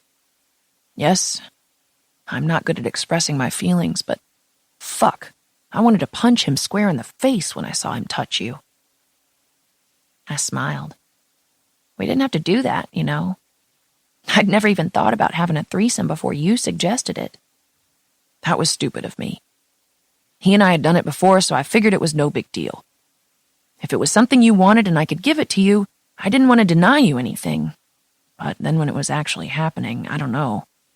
All this emotion and regret just hit me like a brick. I didn't want him touching you. I wanted you all to myself. Your sweet laugh, your beautiful, lush body. I don't want to share you, Emmy. You don't have to. He leaned forward and rested his forehead against mine, lightly kissing my lips. Never again. I nodded, agreeing completely. It was sort of a bucket list thing, and once had definitely been enough for me. I need to be inside you, he whispered hoarsely. I let out a ragged breath. Ben. His fingers fumbled with the button on my jeans, and I found myself helping him to push them down my thighs. Once I was stripped of every last stitch of clothing, Ben curled his hand around my pubic bone, his fingers lightly brushing my sex. This pussy's mine. No one gets to fuck this but me. Yes, Ben, just you. He shed his boxer briefs and jeans in one quick movement, sending them over the edge of the bed. I gripped his smooth, firm length in my hand, slowly stroking him, and was rewarded by a husky moan tumbling from his parted lips. My body responded with a surge of moisture between my legs. I need to fuck you, Emmy. Reading the tension in the firm set of his jaw, I knew this would be hard and fast, and that was exactly what I needed. We both needed to chase away any lingering thoughts of Braden or Fiona. This was just us, wild and passionate. His body slanted over mine. Ben kissed my mouth hard and inched himself forward, the head of his cock parting my folds as he pushed inside me slowly, allowing my body time to adjust. He sank all the way in, inch by delicious inch, until he was fully buried within me. I sucked in a sharp breath at the same time he released a low groan, cursing under his breath. Fuck, baby, that's so good. I was doing little more than lying underneath him, but I took the compliment, pressing a kiss to his neck. I loved his scent, the weight of him on top of me. Finally, Ben started to move. Little, shallow thrusts until he was sure I was stretched around him and ready for more. I wrapped my legs around his back, and Ben gripped my ass in one hand, angling my hips up to meet his thrusts. The sensation was almost too much. He was so deep inside me. He drove into me, pounding hard against my core. I clung to his broad back while he moved against me, pushing me into the mattress with each deep thrust, claiming me, owning me, making me his. Ben. Afterward, I held her, feeling her body tremble and pulse after her final orgasm. Being intimate with her helped to chase away some of the memories of Bray. That wasn't something I wanted creeping around the edges of my memory, because I'd meant every word I'd said. She was mine. I'd never needed anyone quite like the way I needed her. After her heartbeat had recovered, she rolled to face me in bed, so we were laying side by side. "We should talk, Ben." I nodded. I didn't know what more there was to talk about. In my mind, things were pretty fucking clear. I had Emmy back. That was all that mattered. "What's on your mind, baby?" She brought a hand to my cheek and rested it there. She sighed deeply. "Are you sure you want this?" She motioned between us. "I just came twice. I'm with the most beautiful girl in the world, and I'm about to get the best sleep of my life. I'd be a fucking fool not to want this." She swatted my arm, a smile blossoming on her mouth. "I know what I want, but you're not the relationship type," she reminded me sternly. "I told you, it's not a choice. I need you." I didn't know the right words to make her understand, but she watched my eyes and seemed to take it all in. "Relationships that start with sex don't work, Ben." I tilted her chin up to meet my eyes. "Nothing about my life has been conventional. Let me do this my way." Unwilling to even allow her time to answer, my mouth captured hers in a hungry kiss. I couldn't wait a second longer to feel her lips on mine. She was so soft, so sweet. I didn't know what it was about this girl, but I wanted her, needed her. After our third round of sex in as many hours, we were both worn out. Emmy showered and changed into little sleep shorts and a tank top, while I got 2 fresh beers for us and the muffins we'd forgotten about earlier. Neither of us had eaten dinner, but they would do the trick. When Emmy emerged with damp hair combed straight down her back and freshly scrubbed pink cheeks, she smiled at the little picnic I had set out on the bed. I fed her bites of muffin. She liked only the tops. And we sipped our beers, made small talk, and snuggled together in the bed. I navigated the conversation around any mention of Fiona, happy that my peace offering seemed to work. My little beer-drinking, blueberry muffin girl. I continued to give Fiona her injections, but worked hard to keep things purely professional between us. I was expecting her in the next few minutes and made sure I turned my phone to vibrate. Emmy would probably call now that she was done with work for the day. I wanted to talk to her, but I needed to help out Fiona first. And since Fiona and Emmy mixed about as well as oil and water, I didn't want to upset either of them right now. Emmy wouldn't understand me helping Fiona like this, and Fiona was in a delicate enough state of mind with all these damn fertility drugs. Her first 2 attempts at getting pregnant hadn't worked, and I began to wonder if putting her body through all this was really worth it. But I wouldn't question her. I could see the determination blazing in her eyes when she handed me the syringe. Fiona lifted her shirt and I swabbed the area clean, watching her inhale sharply at the cold alcohol. "Sorry," I murmured. The goosebumps faded and I flicked the vial, pushing up the plunger until a bead of liquid formed at the head of the needle. "It's okay," she whispered, her eyes solemnly regarding mine. "Thank you for doing this. There's no way I could inject myself." "It's no trouble, Fiona. I just hope for your sake this is the last time we have to do this." She nodded, her eyes going misty. Using the distraction, I pinched her skin and stuck the needle in, trying to be as gentle as I possibly could, burying the tip in her flesh. Fiona always jumped a little, but other than that, we had this little routine down to a practiced science. Securing the small bandage in place, I discarded the needle in the sharps container. "Doing okay?" She nodded. "What would I do without you?" 1,000 times I'd wanted to tell her about Emmy, but something inside me kept putting it off. Emmy. During the day, I dreaded my time with Fiona. I still couldn't look her directly in the eye. Every time I saw her, I thought about her and Ben. It was torture. He wanted to tell her that we were together, but I kept dragging it out.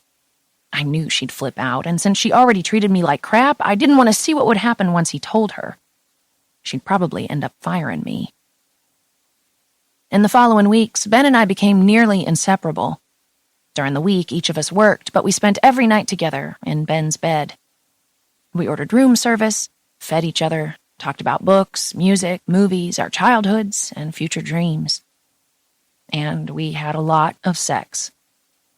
The closer we got, the more we seemed to crave each other. Once or even twice a night wasn't enough. Oftentimes after sex, I felt like I'd run a marathon. My muscles trembled and became woozy, and I was drenched in sweat and cum. I hadn't known I was capable of multiple orgasms, and I never thought men were either. Well, perhaps men weren't, but Ben Shaw, a god in bed, was. And even he came 2 or 3 times during our crazy hours-long sex bouts.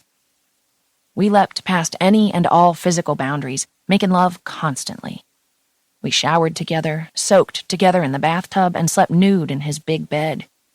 He refused to let me feel self-conscious, constantly petting me, kissing me, and telling me I was beautiful. It was perfection. A dream come true, really. I realized with absolute clarity that I was falling in love with him. It was impossible, but I was. He was sweet and caring and made me laugh. I wanted to share his bed every night, sleep wrapped up in his arms, chase away his demons, and make sure he was well fed. I wanted to be the one to take care of him, the last person he saw before bed, and the first person he saw when he woke. He was mine, totally and completely, even if he didn't know it yet. When I looked at him, I didn't see the model in the magazines. I saw a man with basic needs and desires I wanted to fulfill. I wanted to be the one he called out for in the night, the one who caressed and soothed him back to sleep, the one who fed him, who cared enough to get him off those shit pills. It pissed me off that no one had cared enough to do these things before me. At the same time, I was entirely grateful that I got to be the one. He was mine, and I knew then that I loved him. Not the idea of him, not the model, or the prestige or luxurious lifestyle. I loved this man, this broken, sensitive, dirty-talking man. I wanted to give him everything, all of me, my family, and everything he never had. But it still wasn't enough because he deserved all that and more. Lovin' Ben Shaw was the most terrifying feeling. It was like being on a roller coaster with no lap bar, free-falling without a parachute, and dying of heart-squeezing breathlessness all at once. I had no idea if he was even capable of a committed, traditional relationship. But it didn't dampen my feelings. I loved him with my whole being, whether or not it was returned. It wasn't a choice. And that scared the ever-loving shit out of me. With the TV humming low in the background and providing the only light, Ben spooned his big, firm body around me. We dined on some of the best fresh ravioli I'd ever had, and were full, sleepy from sex, and drifting off to sleep. Ben pressed a sweet kiss against my neck and murmured about how good I felt in his arms, when 3 dumb little words tumbled from my lips. I love you. I held my breath after I said it. It was entirely true, but crap, I hadn't meant to just drop it on him like that. Now or maybe ever. Ben remained silent, but I knew he'd heard me. I'd felt him stiffen just slightly when I'd uttered those 3 little words. After a few heartbeats' time, he pressed another kiss to my head and said goodnight again. His tone final. My heart thumped wildly in my chest. I didn't plan to just blurt it out like that, but when I did say it, I certainly didn't expect it to be met with utter silence. My stomach cramped with nerves, and I was wired and nowhere near sleep. But I had to lie there, acting like nothing was wrong. Shit, I wanted to cry. Instead, I bit my lip and stayed quiet, focusing on keeping my breathing deep and even. All too soon, Ben's body shifted closer, and his arm around me became dead weight. He groaned softly in his sleep. I envied that he could fall into a peaceful sleep right now. My mind churned with unanswered questions as I tried to relax. It was going to be a long damn night.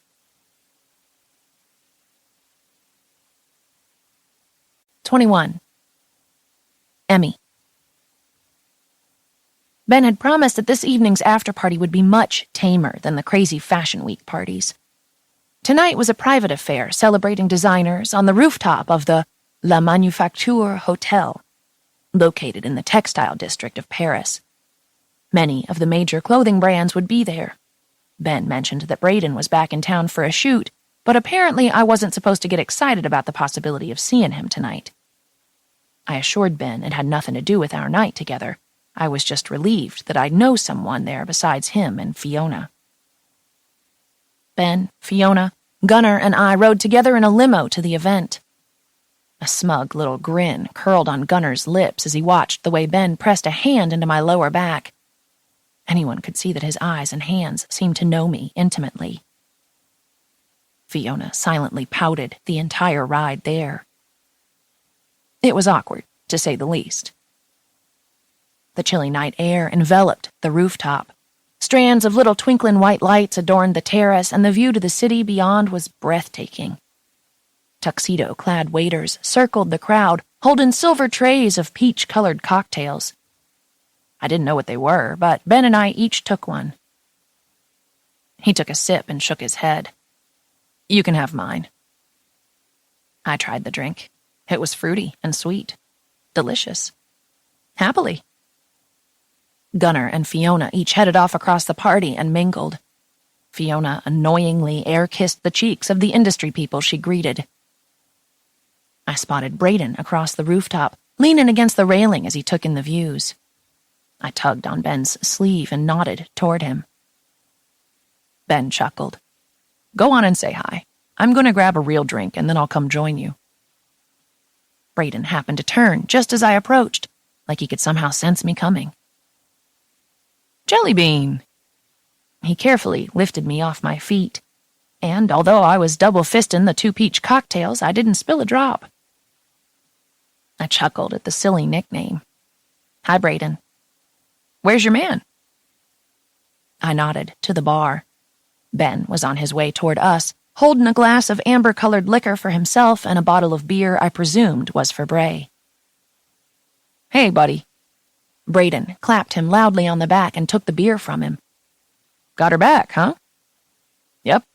Thanks for your advice, man." Ben smiled and pulled me to his side to kiss my temple. I was a little self-conscious of him touching me in public. Fiona still didn't know about us, and I was worried what she'd do when she found out. Ben and I had discussed it and decided to keep things quiet for a little while longer. I noticed a glass of champagne marked with lipstick sitting beside Braden's empty bottle. "Is someone here with you?" I asked, nodding toward the glass. His eyes went to Ben's, and his expression looked pinched. "Yeah, London's here. She just went to the restroom." Ben tensed beside me. Before I could ask who London was, Gunnar came to retrieve Ben. "There's a designer from Gucci here, and he wants to meet you." "Sure."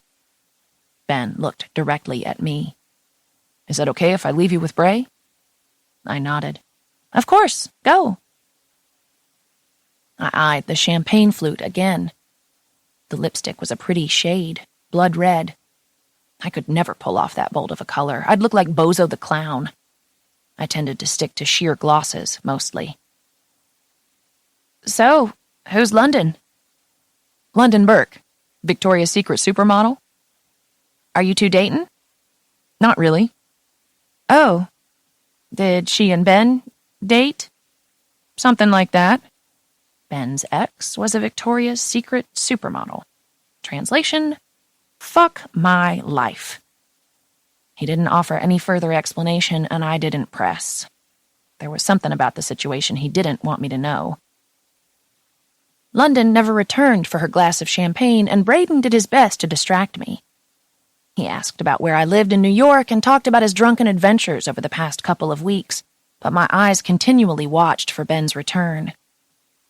An hour later, with still no sign of him, I excused myself from Braden. After consuming 3 of the Little Peach cocktails, I was in desperate need of a restroom, and I wanted to find Ben. I ventured inside, used the restroom, and reapplied my lip gloss, studying myself in the mirror. I was wearing a little cream-colored dress with a scoop neck and the black pumps Ben had gotten me. I felt cute, but a little unsure. I hated how working around models caused me to constantly need reassurance from Ben that I was enough. I turned away from the mirror, frustrated. I just wanted to find him. Re-emerging into the night air, I scanned the rooftop for Ben. It should have been easy to spot him in the large, open, rectangular area. I saw Fiona talking to Braden where I'd left him, but no sign of Ben anywhere. Where had he gone? I noticed 2 girls exit the rooftop through a door I assumed was a stairwell into the hotel, so I decided to follow them. The girls headed down the flight of stairs, gripping the banister as they navigated the steps, wobbling on their stiletto heels. I followed them inside one of the hotel's top-floor suites. It seemed the party had slipped into this space, too. Club music thumped in the background, and the kitchen counter was littered with liquor bottles, lime wedges, and mixers. People stood, talking in the living room, mostly girls in 2 short cocktail dresses who were no doubt freezing outside. I crossed through the room, still not finding Ben. Blood pumped erratically in my veins as I realized a hotel suite also meant bedrooms. And if Ben wasn't on the roof, and he wasn't in the living room... Oh, God. I felt weak, but I pushed my legs into action, heading down the hallway. There were 3 doors. 2 were open, revealing an empty bathroom and a bedroom. And the 3rd door was closed. Not hearing any sounds from inside, I reached for the knob. It felt cool in my palm. I turned it slowly and pushed the door open. The lights were on, but the room was empty. At the far end of the room, a sliding glass door was open. The sound of voices from the balcony outside drew me forward. My stomach danced with nerves, and my heartbeat thrummed dangerously fast in my chest. I was terrified of what I might find, but I had to know. "Are you honestly saying you don't miss me at all?" a female voice asked. "London," Ben's voice answered, his tone a playful warning. "I didn't say that." She laughed, a soft, calculated laugh, the laugh of a woman used to getting exactly what she wanted. "Because no one fucks like you, Ben." "That's a good point," he chuckled. "We had fun together, right?" Her voice had dropped lower, gone all sultry. "London." His was a soft plea. I couldn't listen anymore, but rather than exit gracefully, I turned and slammed right into the glass balcony door, rattling it loudly. Ben turned suddenly and caught my eyes. "Emmy." I fled, feeling the first of the tears already threatening to spill over. I retreated the way I'd come, back toward the living room. I would hail a cab back to the hotel, alone. Ben and London trailed behind me, and once we reached the living room, I ran smack into Braden. He reached out to steady me, gripping my upper arms. "Jellybean, you okay?" He must have come in search of us, and unfortunately he'd brought Fiona with him, too. More people had crowded the living room, like the party was slowly but surely moving inside. Braden's gaze wandered behind me to Ben and London, and he winced. He must have known all about their history. Emmy. Ben reached for me. That was nothing, just London and I catching up, I promise you. London stepped closer on precariously high heels. Her dress, if you could call it that, was a swatch of red satin that barely covered the important bits. Plenty of cleavage, incredibly long legs, long blonde hair, and that red lipstick I'd noticed on the glass earlier. Tears blurred my eyes, but what I did see of her was stunning. I'm sorry, I didn't mean to cause any drama, London spoke up, sounding sincere. I'm London. She offered me her hand. Oh, God, she was nice, too. I just stood there, uselessly staring at her hand. Ben stepped closer. This is Emmy, my girlfriend. Fiona made a strangled cry at hearing the word girlfriend. I had to admit, it surprised me, too. Nice to meet you. I've never known Ben to have a girlfriend. London smiled widely at me. Ben? Fiona's raspy, accented voice pierced the awkward silence. No one said anything for several long moments, but I could see tears filling Fiona's eyes. She and Ben watched each other intently, her features awash in hurt. A second later, Fiona turned and fled, elbowing partygoers out of her way as she made a mad dash for the front door. Ben gave me a sympathetic look, then darted out after her. Watching him go after Fiona felt like a knife was being shoved into my chest. After hiding me from Fiona all that time, he chose this horribly tense moment to announce that we were together, and then ran out after her? My heart stopped. I felt sick. Sicker than I had when I heard his flirty banter with London. Black spots clouded my vision. Oh, fuck, I was going to pass out. Braden's hand lightly stroked my lower back and kept me from collapsing. London still watched me curiously, and the hush that fell over the room told me several others were, too. Get me out of here, Bray, I whispered. His warm arm encircled my waist, and he guided me away from the carnage. The party on the rooftop had died down significantly, with just a few people lingering. Braden led me to an out-of-the-way seating area in the corner. I stopped by the bar and grabbed a bottle of Jack and 2 glasses. His brows shot up, but he said nothing and motioned to a couple of plush chairs situated around a stone fire pit. I sank into the chair and poured us each a healthy measure of whiskey. I wasn't near drunk enough to deal with all the confusing feelings Ben stirred up within me. I'd told him I loved him, and he'd said nothing, and now tonight I catch him flirting with his ex, who, happens to be a supermodel. Then there was Fiona. I gulped the liquor, just wanting to feel numb. Whoa. Easy there, Jelly Bean. Braden's hand on mine stopped me from pouring too much into my already empty glass. I leaned back into the plush cushions, kicked off my heels, and rested my feet in Braden's lap. Are you cold? He started to remove his suit jacket. I waved him off. I'm fine. The fire helps. Little blue flames danced from the rocks inside the elegant gas fireplace, gently warming the air around us. Tell me how I can help. You want me to kick his ass? Braden asked, finally. I'd really just wanted some company while I got intoxicated, but his willingness to help made me smile. You'd do that? I thought you two were friends. He shrugged. We are, but I like you better. You have better tits. I still couldn't believe I'd had sex with Braden. That was random. Nah, you better not. His face is his moneymaker. I wouldn't want to be responsible for taking down his career. Of course, if you wanted to chop off his... I glanced at Braden. Baby maker? Yeah. I laughed for the first time that night. That'd be fine with me. I don't know what that was with London earlier. I know he thinks with his dick most of the time, but he's different with you, Emmy. You have to see that. I thought it over, silently. I wondered if he was over London. She seemed like she was looking to get lucky tonight.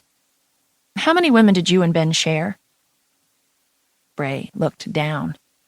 I could tell he didn't want to betray guy code by telling me their secrets, but I also trusted he'd be honest with me. Just Fiona and one other, a girl named Mia. So they hadn't shared London. Interesting. Was Mia a model too? Braden shook his head. No, she was a girl in New York that Ben dated briefly. I winced. I didn't know if that made it better or worse that she wasn't a model. It might have been worse because I liked the idea of being the first. For the record, I think he only shared to avoid getting too close to girls. He's never been the type to want a relationship. The whiskey was working too well already, and suddenly I wished I was sober for this conversation. Did Ben at one point want a relationship with Fiona? I needed to pay attention and figure out all these little clues Braden was dropping. Braden leaned forward and gave my knee a squeeze. Hey, it's going to be okay. He's crazy about you, I know it. I sniffed. I wouldn't cry. Thanks, Bray. We'll see. A short while, and 3 glasses of whiskey later, Ben appeared in front of us. There you are, Emmy. I've been looking everywhere for you. I lifted my chin, glancing out at the city lights of Paris below. It might have been childish to ignore him, but I had nothing to say to him at the moment. How's Fiona? My tone was bitter. I didn't care. I wouldn't know. I asked the concierge to see that she got a cab, and I've been looking for you. He knelt in front of me. I need to talk to you, please, baby. Damn it. The desperation in his eyes and the rough tone of his voice had all my resolve melting away. I nodded. Okay. Braden. Ben tipped his head toward the exit. No, I want Braden to stay. Ben's gaze narrowed. Fine, he bit out. I grabbed Braden's hand and gave it a squeeze. His gaze locked on Ben and he shrugged as if apologizing. I didn't want to kick Braden to the curb. He'd been there for me tonight, and in our brief encounters, I'd grown to trust him. He was a good guy. The jury was currently out on Ben. Ben sat in the chair next to me with his body fully turned toward mine. I'm so sorry about earlier, but baby, nothing happened with London. I heard you, Ben. You weren't trying real hard to dissuade her. That wasn't it. Will you listen to me? There was nothing to dissuade because she had no chance with me. I'm yours, Emmy. His words tugged at something in my chest, but I couldn't be distracted by my pesky heart right now. You were flirting. No, I was trying to be polite. I rolled my eyes and emptied the contents of my glass down my throat. Ben took the glass from my hands. A second before that, I was telling London about you. Did you hear that part? No, I admitted. What did you say? I told her I'd fallen for a sweet Southern belle. Ben's hands captured mine. You've stolen my heart, baby. No one and nothing's going to change that. I belong to you. He brushed the stray tendrils of hair back from my face, looking at me adoringly. I don't want to spend a single day without you. I've never needed anyone, Emmy, but I need you. I love the way you take care of me, and I want to take care of all your needs. If letting this dickhead into our bed showed you anything, it's that I'll give you anything, baby. Braden snorted, complaining under his breath that he wasn't a dickhead. When I saw Bray's hands on you, I wanted to punch him. I've never felt that way before. Sex was never an emotional event until you. I need you by my side, in my bed each night. The thought of my day without you to brighten it is the most depressing thing I could imagine. I'm falling in love with you, Emerson. My lips curled into a smile. My eyes met his deep, hooded gaze, and for just a heartbeat's time, it was just us. No one else existed. No one else mattered. His palms cupped my cheeks, drawing me closer. His mouth stopped just millimeters from mine, his warm breath dancing over my lips. "What's your middle name?" "Jean." "Really?" "Shut up." "I'm in love with you, Emerson Jean," he murmured, his lips brushing mine. My heart thumped wildly in my chest. I'd waited so long to hear those words, and now actually hearing them in Ben's deep, sexy voice, with his warm lips brushing mine, it was even better than I could have ever imagined. "I love you," I whispered back, just before his mouth crashed against mine. Ben lifted me from my chair, planting me in his lap, and kissed me roughly. It was as though he was starved for me. His mouth moved over the skin of my neck, my jawline, and then settled over my mouth. His tongue battled mine, sucking and tangling until I was writhing in his lap. My dress was hitched up my thighs, and I ground closer, pressing my core against the straining bulge in his pants. His hands moved to grip my ass and tug me against him. I released a breathless moan, my body shuddering at the contact. From somewhere beside us, Braden cleared his throat. Ben's mouth left mine just long enough to bark an order to Braden. "Get them out of here." He nodded to the last of the people who lingered on the rooftop. Apparently, Ben didn't want an audience for whatever was about to happen. I was too drunk and too turned on to stop him. While Braden escorted the group to the exit, Ben's mouth captured mine again in a devastating kiss. "I love you, Emmy. I love you. I need you," he murmured in between kisses. The possessive way he said those words sent sparks of desire shooting through my system.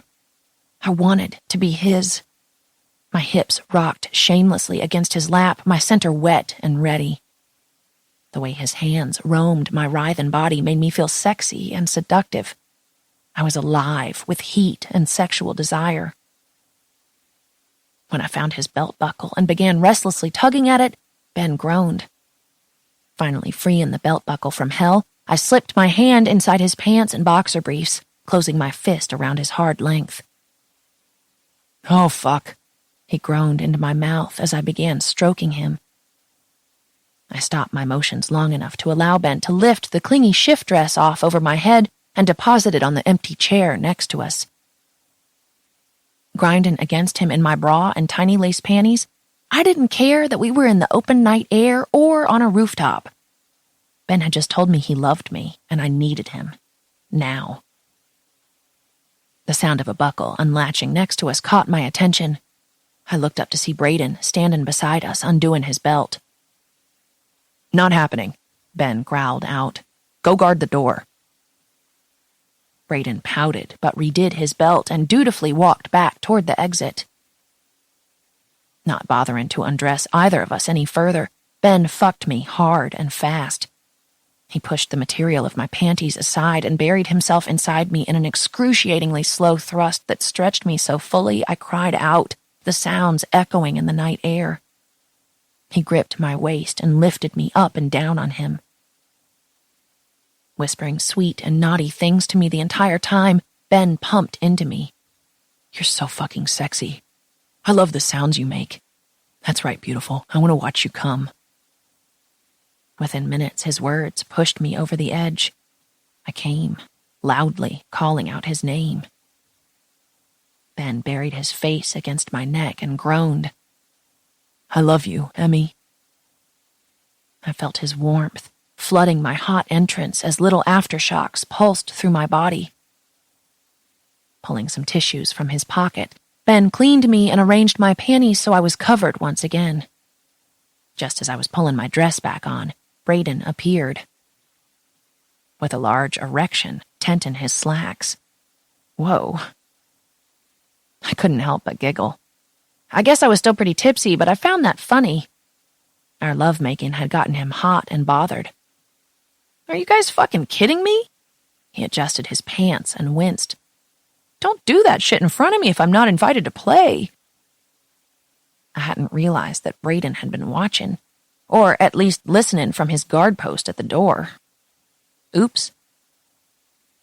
"That's never happening again, man. Emmy's not your plaything. She's mine. Ben possessively pulled me to his lap again, nuzzling into my neck.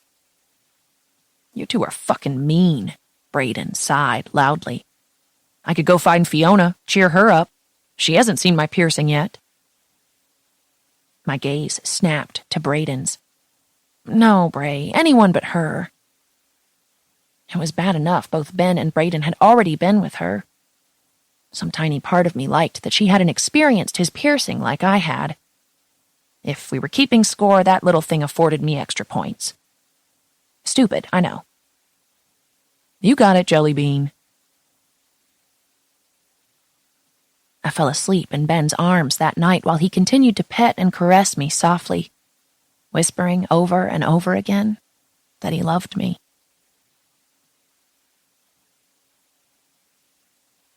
22. Emmy. Ben and I lay around relaxing much of the day until there was a knock at the door in the late afternoon. It was a bottle of champagne delivered from the concierge. The note card read, For Ben and Emmy. Enjoy. Love, Fiona. See? I knew she'd come around, Ben said, uncorking the champagne with a loud pop. She was being too nice. Something was up. Ben didn't see it, but I did. I also found it interesting she had addressed the note card to both of us, like she knew I stayed in his room and only went to mine to change clothes. But I smiled and accepted a glass of the bubbly. I love you, Emerson. He couldn't seem to stop saying it, which was just fine with me. I love you too. I smiled at him and then sipped my drink. Fizzy and sweet. Ben? I want you to come home with me. See where I'm from. Meet my parents. His gaze softened. I'd like that. We hadn't yet spoken about what would happen once we left Paris, but I held out hope that we'd make a go at a real relationship back in New York. I knew he traveled a lot for work, but with Fiona's approval, maybe I could travel with him. My phone chimed from my purse and I glanced at it. It was Fiona. That was strange. She rarely called me. She usually sent a text. Hello? Hi, darling. Did you guys get the delivery? Darling? That was new. Yes, thank you. Ben's already poured us each a glass and it's delicious. That was very thoughtful of you. My voice sounded light and cheery. Good job, Emmy. I silently patted myself on the back. Way to be civil with your boyfriend's ex. I felt proud. Very grown up. Wonderful. Well, you guys enjoy it, and then later I'd love for you to swing by my room. I'd like to talk about adding more responsibilities to your role. You've proven to be quite capable. What? Seriously? Oh, okay. That sounds great. I just need to shower and... Fiona cut me off. Nonsense. We're all practically family now. Just come by whenever. Okay, I will. See you soon. I hung up the phone, deep lines of confusion etched across my face. Who was that? Ben asked, taking a sip of his champagne. It was Fiona. I think she wants to promote me. His smile lit up his face. See? Told you everything would work out, baby. I love you.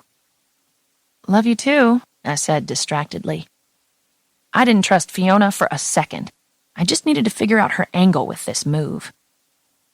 I was too distracted to enjoy the champagne with Ben, and after several minutes he chuckled, urging me to pay her a visit. Just go, he laughed. Call me after. I will. Thanks. I pressed a quick kiss to his lips and headed out. When I reached the penthouse suite, I paused before the ornate cream and gold enameled door. I smoothed my hands over the black dress pants I'd changed into and straightened the hem of my burgundy blouse. This would turn out okay. It had to. I knocked at the door and lifted my chin. I wouldn't let her intimidate me. Couldn't. When Fiona opened the door, she looked like shit. I'd never seen her dressed so casually, in black yoga pants and an oversized sweatshirt that hung to her knees. Her hair was in a sloppy ponytail, and she wasn't wearing any makeup. "Fiona," my voice croaked. "Are you okay?" She swallowed and nodded. "Fine, love. Come in."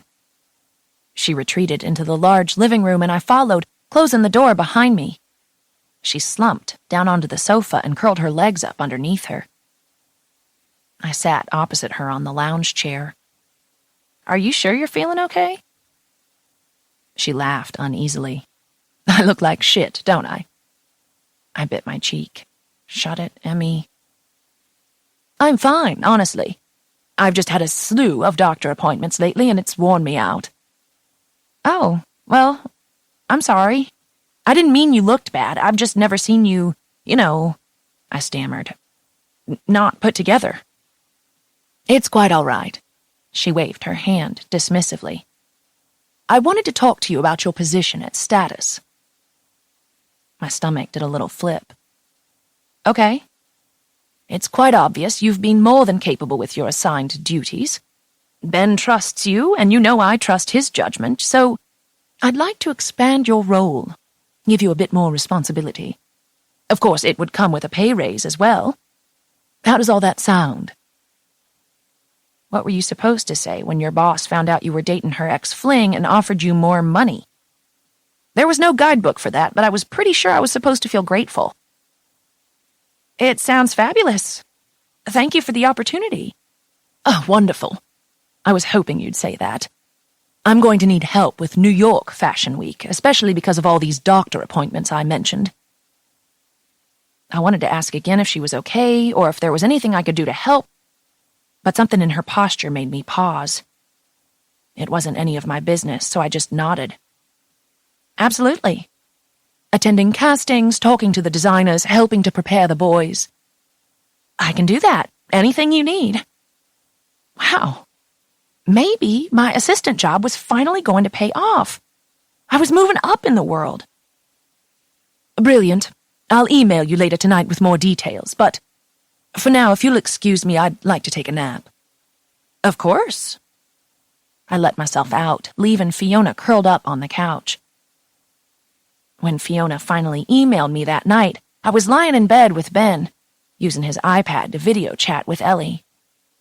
But when the email from Fiona came through, I sat straight up and told Ellie I'd talk to her later. It began with my new pay, a healthy increase from my previous salary, and then went into detail about my duties in preparation for New York Fashion Week. On the last line of the email, I finally uncovered her ploy. I'd be leaving Paris in 2 days. Our relationship was so new, so fragile. I feared what the distance might mean. If this were a Lifetime movie, I'd run away with this man and never look back. But sadly, life didn't work that way. The entire ride to the airport, Ben kept telling me he was proud of me and that I should be excited about this opportunity. I couldn't help but think it was just a ploy for Fiona to get rid of me since she had learned of my relationship with Ben. I trusted him, but that didn't mean I was happy about him spending 3 weeks alone in Paris with the woman he'd had an ongoing affair with. I didn't trust her. Not at all. Ben paid to upgrade my seat to first class, even though I told him it wasn't necessary, and then walked me as far as security would allow. "Hey, it's just 3 weeks." He cupped my cheeks in his big palms, meeting my eyes with a worried stare. 3 weeks and 2 days, I pointed out. Ben smiled and pressed his lips to mine. "We'll talk every night. I'll send you dirty texts." I giggled, despite my sour mood. "Did you just tell me you'd sext me?" Spoken like a true fucking romantic right there. "Anything for you, baby. I love you, Emmy." "I love you too," I told him, drinking in that brilliant hazel gaze I'd miss so much. "Behave." "I will, I promise."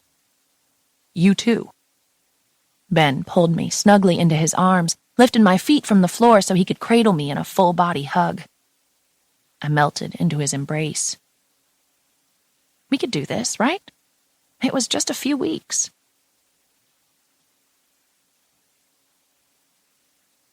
23. Emmy. Ben was increasingly hard to get a hold of in the weeks that followed.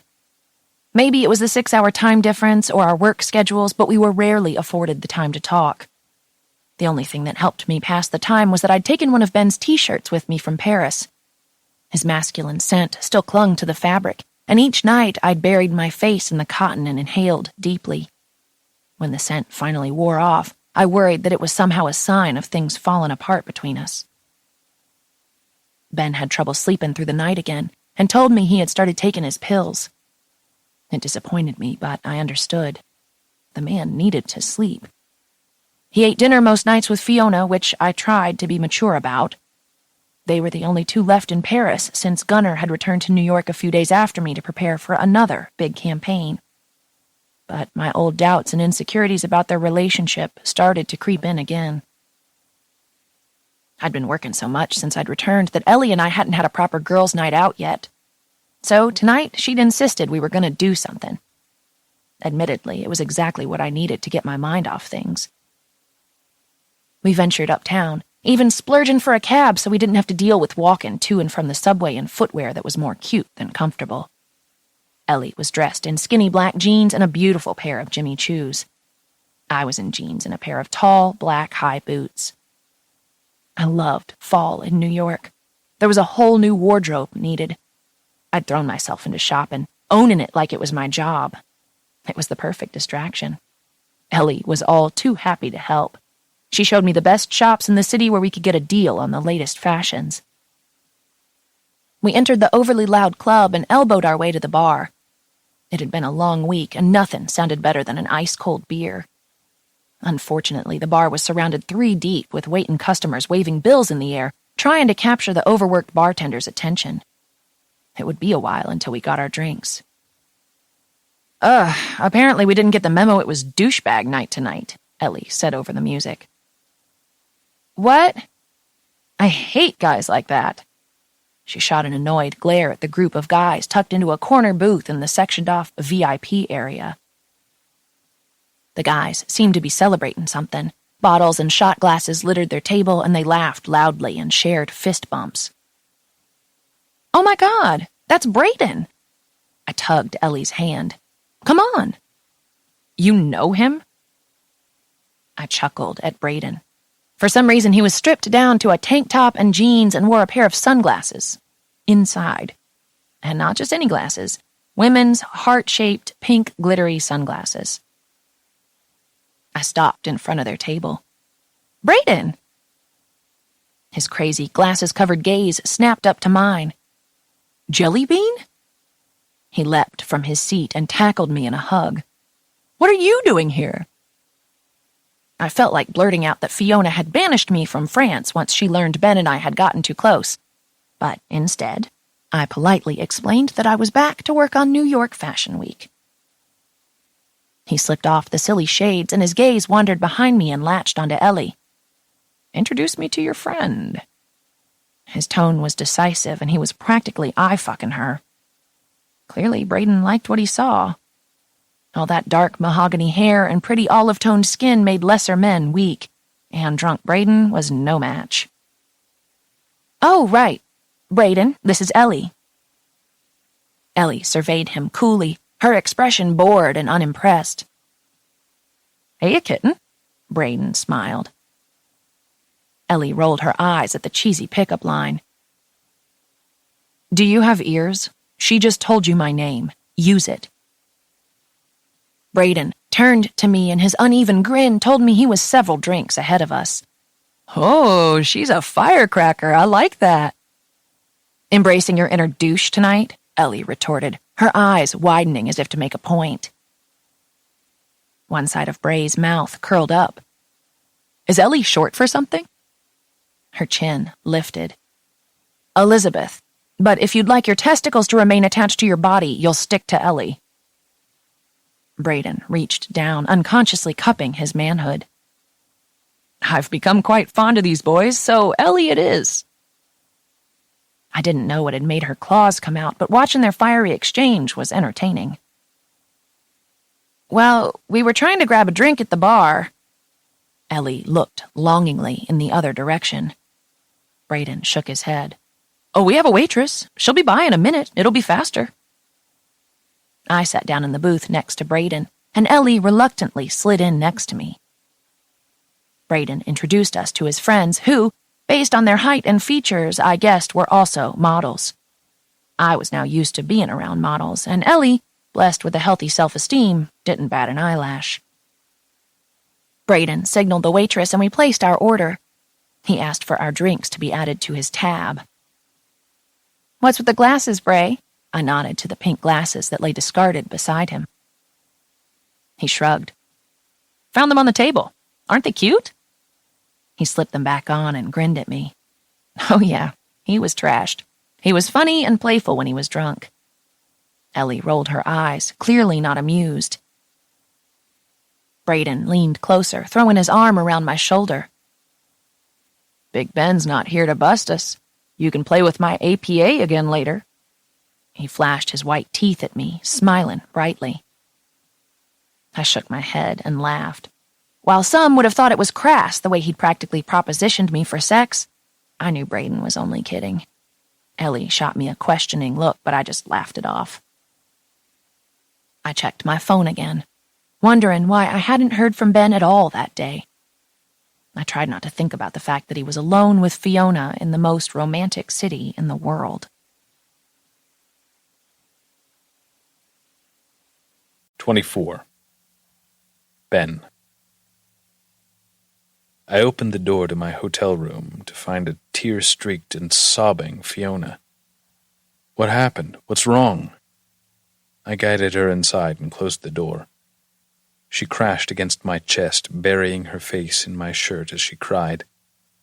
I brought an arm around her, doing my best to comfort her. I had my last insemination today. She sucked in a breath to steady herself, her eyes gazing down at the floor.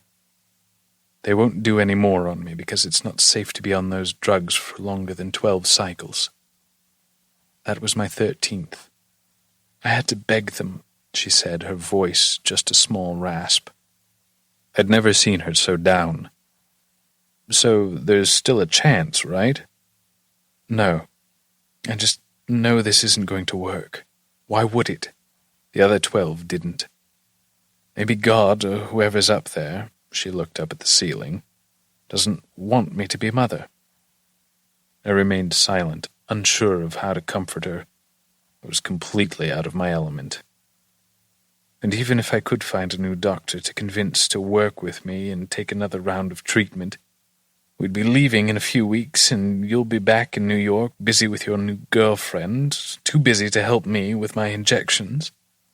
Hey, I reached out for her hand. I'll never be too busy for you. She laced our fingers together. I know. You're too good to me. Unsure of what else to do, I pulled her to my chest for a hug, and Fiona nestled against my neck. After a few moments, the sobs racking her chest had quieted, and her hands slid down my sides to cup my ass. I stepped back. Fiona, I pleaded, my tone a weak excuse for a warning. It would be so easy to slip back into our old roles, to fall into bed together, to comfort her that way. But I realized that it never made me happy. I never could sleep for shit the times we did share a bed. That was reserved just for Emmy. She wiped the tears from her cheeks and blinked up at me. Fiona was a beautiful woman, even with her tears. But I couldn't do this. Ben. She didn't say anything else, just continued pleading with me with those intense brown eyes. If I could fix this, Fiona, I would. You know that. Recognition seemed to click for both of us at the same time, as our gazes snapped together and she took a step closer. Ben, you could fix this. You could give me a baby, the most beautiful little baby. Fiona, I shook my head. Ben, no one has to know. Emmy doesn't have to find out. I released a frustrated sigh. Fiona had worked hard to build my career, to make me wealthy and successful over the past 5 years.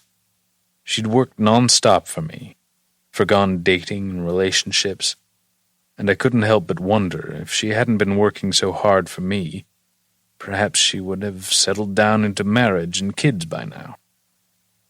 I led her over to the bed, and we each sat on the edge. I hated the hopeful look in her eyes. Growing up without my own father made me damn sure that when I did have kids someday, I wanted to raise them. "No one will ever know," she whispered softly. I gave her hand a squeeze. "I'll run you a bath. Do you want to stay here with me tonight? Watch movies? Order room service?" She smiled weakly. "Thanks, dear. That's brilliant. Exactly what I need." "No problem." I rose from the bed, leaving her to run a bubble bath in the big jacuzzi tub. I needed to call Emmy, but settled for sending her a quick text while the tub filled. "Me. Something came up tonight. Too busy to talk. Miss you."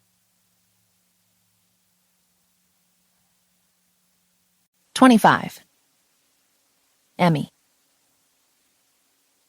I didn't like going even one day without talking to Ben, so even though his text said he'd be busy, I couldn't resist calling him a few hours later. Of course, as soon as I dialed, I wished I hadn't. Fiona answered his phone. But worse than that, she said he was sleeping and she didn't want to wake him. Then she promptly hung up on me. I felt like murdering someone after that. I settled instead for a 5-mile jog, a steaming hot shower, and then went about my day. He'd certainly have a lot to explain when he called. The shrill tone of my cell phone woke me in the night. I fumbled to find the phone and quickly answered it to stop the ringing. "Hello?" I croaked, my voice rough from sleep. "Emmy, baby." "Ben?" "I'm sorry, baby. I'm sorry for everything." "Ben, what's wrong?"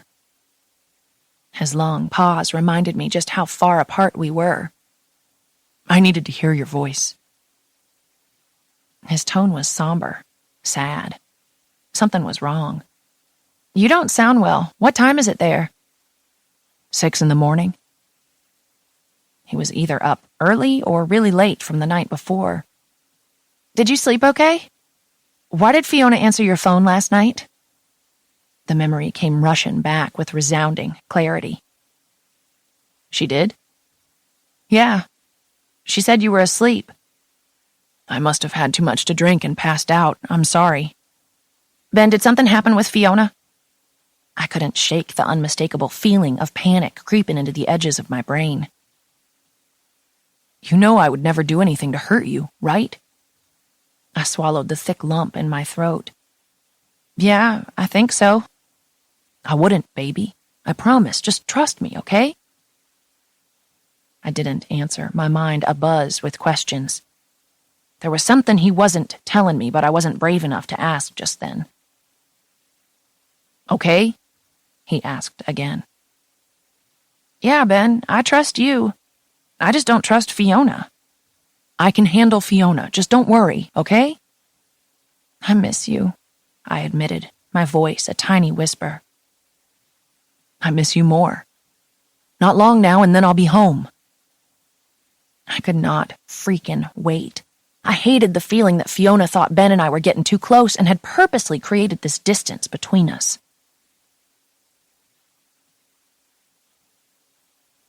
26. Emmy. The day Ben was due home, work dragged by at a horrible pace. I tried to focus. I did my best, but my gaze constantly wandered to the clock. Ben's flight was due in later that morning, and he'd promised to come straight into the office to see me. We were going to lunch, unless I could talk him into taking me straight home for a midday romp between the sheets. Eating was overrated, and I'd missed him terribly. At 10 o'clock, Gunnar stopped by my desk. "Come on, Fiona wants everyone gathered in the conference room to make some big announcement." I looked at him curiously. Maybe she was announcing my promotion. I rose from my desk and stood a little taller in my heels. I'd done well in Paris, and I put up with all her diva demands with a smile on my face. It was paying off. "What do you think it could be? Heard any rumors?" I asked as we ventured down the hall. Gunnar nodded, a sly smile overtaking his mouth. "Yeah, rumor has it she's finally pregnant." "What? Fiona? Pregnant?" I couldn't picture her as a mother. Not at all. Gunnar's brows pinched together. "I thought you knew. Ben was helping her, giving her those fertility injections, taking her to her doctor appointments." Holy Mother. All the air was sucked from my lungs, but I managed to draw a small, shaky breath. "He never told me." My voice was a harsh rasp. "Her meds were flown in from the U.S., delivered on ice, and had to be refrigerated. I thought for sure you were coordinating all that." I shook my head. No. They'd kept it all some big, elaborate secret. I was beyond hurt. He may have said he didn't have feelings for her, but by spending his time caring for her, his actions painted a different story. Something about the entire situation made my scalp tingle. Gunnar and I stood at the far end of the narrow conference room while everyone filed in. The large table in the center sat empty as everyone gathered around. It would be standing room only and a tight squeeze. This must be some big announcement. Fiona appeared a moment later with Ben beside her. I wanted to run to him, throw myself in his arms, but the crowded room prohibited that. He met my eyes and I sucked in a breath. He looked terrible, tired and upset about something, like he'd just gotten some horrible news. I'd wanted nothing more than to see him for the past 3 weeks, but suddenly I felt unsure. Unsure about where we stood, unsure about his distant calls these past couple of weeks. Had he changed his mind about me? About wanting a relationship? In contrast, Fiona stood next to him looking bright-eyed and bushy-tailed. Whatever had been ailing her in Paris had obviously cleared up. She looked well, happy, happier than I'd seen her in a long time. I wondered if what Gunnar had said could be true. Before I could process all of the tangled emotions overtaking my system, Fiona cleared her throat to speak. A hushed silence fell over the room. "Thank you all for your work while we were away. Our lovely boy Ben killed it as usual." She smiled fondly at him. "But the reason I wanted to assemble the group today is to share some very exciting news." When she smiled at Ben again, I was struck with an overwhelming urge to hit her in the face. With a chair. "I'm expecting a baby." My stomach twisted violently, turning sour as my breakfast threatened to make an appearance. If Gunnar had been right about this, was he also correct about Ben taking an active role? I was already uncomfortable with their relationship, but being lied to for months on end, I felt sick. "Who's the father?" someone asked from behind me. A slow smile curled on Fiona's mouth and her eyes met Ben's. "Someone ever so dear to me." Holy shit. She and Ben shared a look that communicated so much. They were carrying on a private conversation without exchanging a single word. It was unnerving, and even more so because I had no idea what was being said. I elbowed my way through the crowded room and headed straight for the women's restroom. Tears blurred my eyes as I locked the door on the handicapped stall and slid to the floor. It was disgusting to sit on a public bathroom floor, but I had little choice. My legs weren't working at the moment. The entrance door flew open. "Emmy, we need to talk." It was Ben. 10 minutes ago, I'd been so desperate to see him, to feel his arms around me, and now I felt completely devastated and unsure about everything. I didn't want to face him, didn't want him to see me cry, but I needed some answers. There were signs all along, signs I ignored, the phone calls he wouldn't take in my presence. I wondered if they were from Fiona. That time she was in his room and he wouldn't let me in. All those nights he'd been short with me on the phone when he was alone with her in Paris. Still hiding in the end stall, I cleared my throat, fighting to keep the tears at bay. Gunnar told me you'd been helping her. You lied to me. I'm sorry about that, baby. So sorry. When Fiona came to me and told me about her fertility struggles, she asked me not to say anything to anyone. I gave her the injections, but I swear it was harmless. Ben, are you the father? He didn't answer for several of the longest moments of my life. Eventually, he slid down the wall, sink into the floor until he was sitting across from me. I could see his feet from my view underneath the door. Will you come out so I can talk to you? That was not the answer I needed. My heart thumped erratically in my chest. Do you really think that'll make this easier? He sighed deeply. I suppose not. Several long seconds ticked past before I spoke again. Tell me, Ben. The truth. I deserved that much at least, but I held my breath, unsure if I would be able to handle his answer.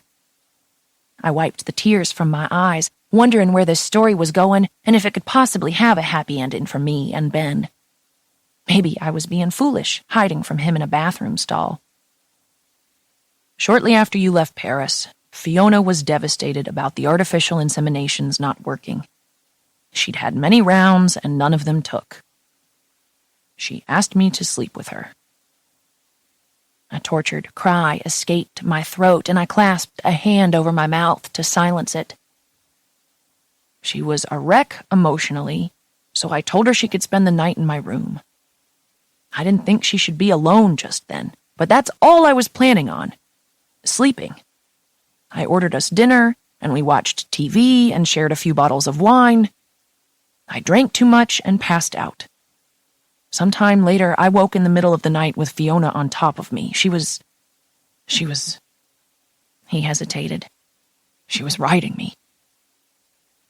I didn't try to stop the cry that escaped my throat.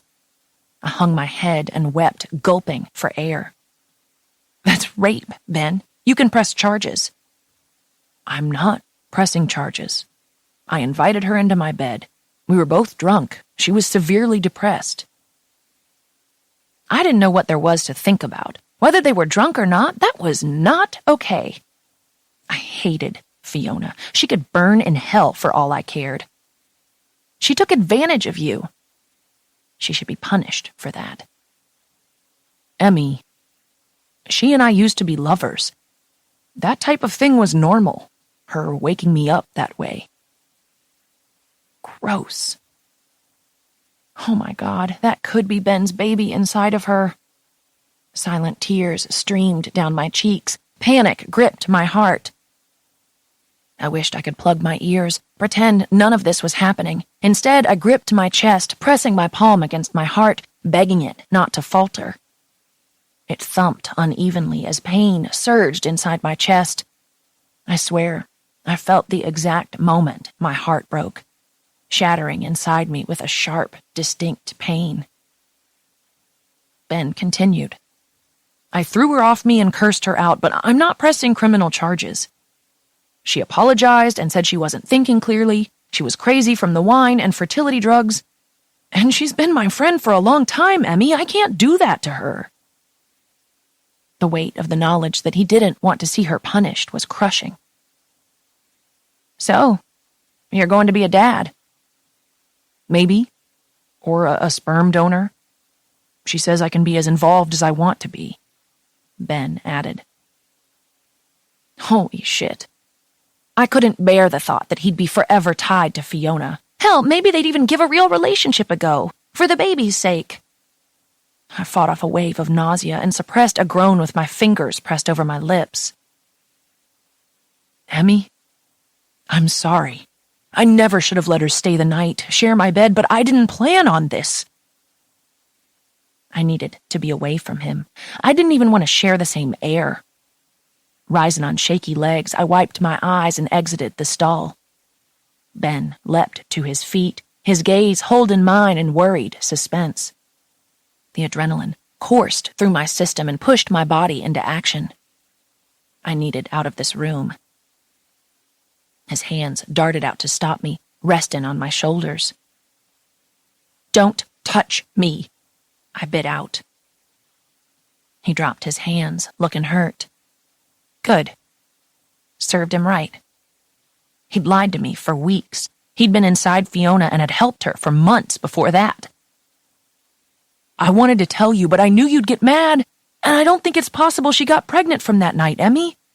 I told her I couldn't be the father. I didn't even come. But she just keeps insisting. She has a feeling." My hands flew to my hips. "Ben, you don't have to come to get a girl pregnant. Didn't you pay any attention in 9th grade biology?" He bit down, his jaw tensing. "I don't think the baby's mine." "Oh, you don't think it is? How comforting. What a fucking moron." "Emmy." He fisted his hands and shoved them in his pockets. "You know what? I hope it is. You two will be very happy together." Ben frowned. "This is exactly why I didn't want to tell you. I've asked for a paternity test. We'll get this worked out. I promise you. Just trust me." "I'm sorry. I can't do that. There's been too many secrets, too much deceit where that woman's concerned. I can't do this anymore." I lifted my chin and shoved past him, exiting as quickly as my shaky legs would carry me. Ben. 3 weeks later. I took one last glance in the mirror after the makeup artist had finished with me and saw Fiona approach from behind.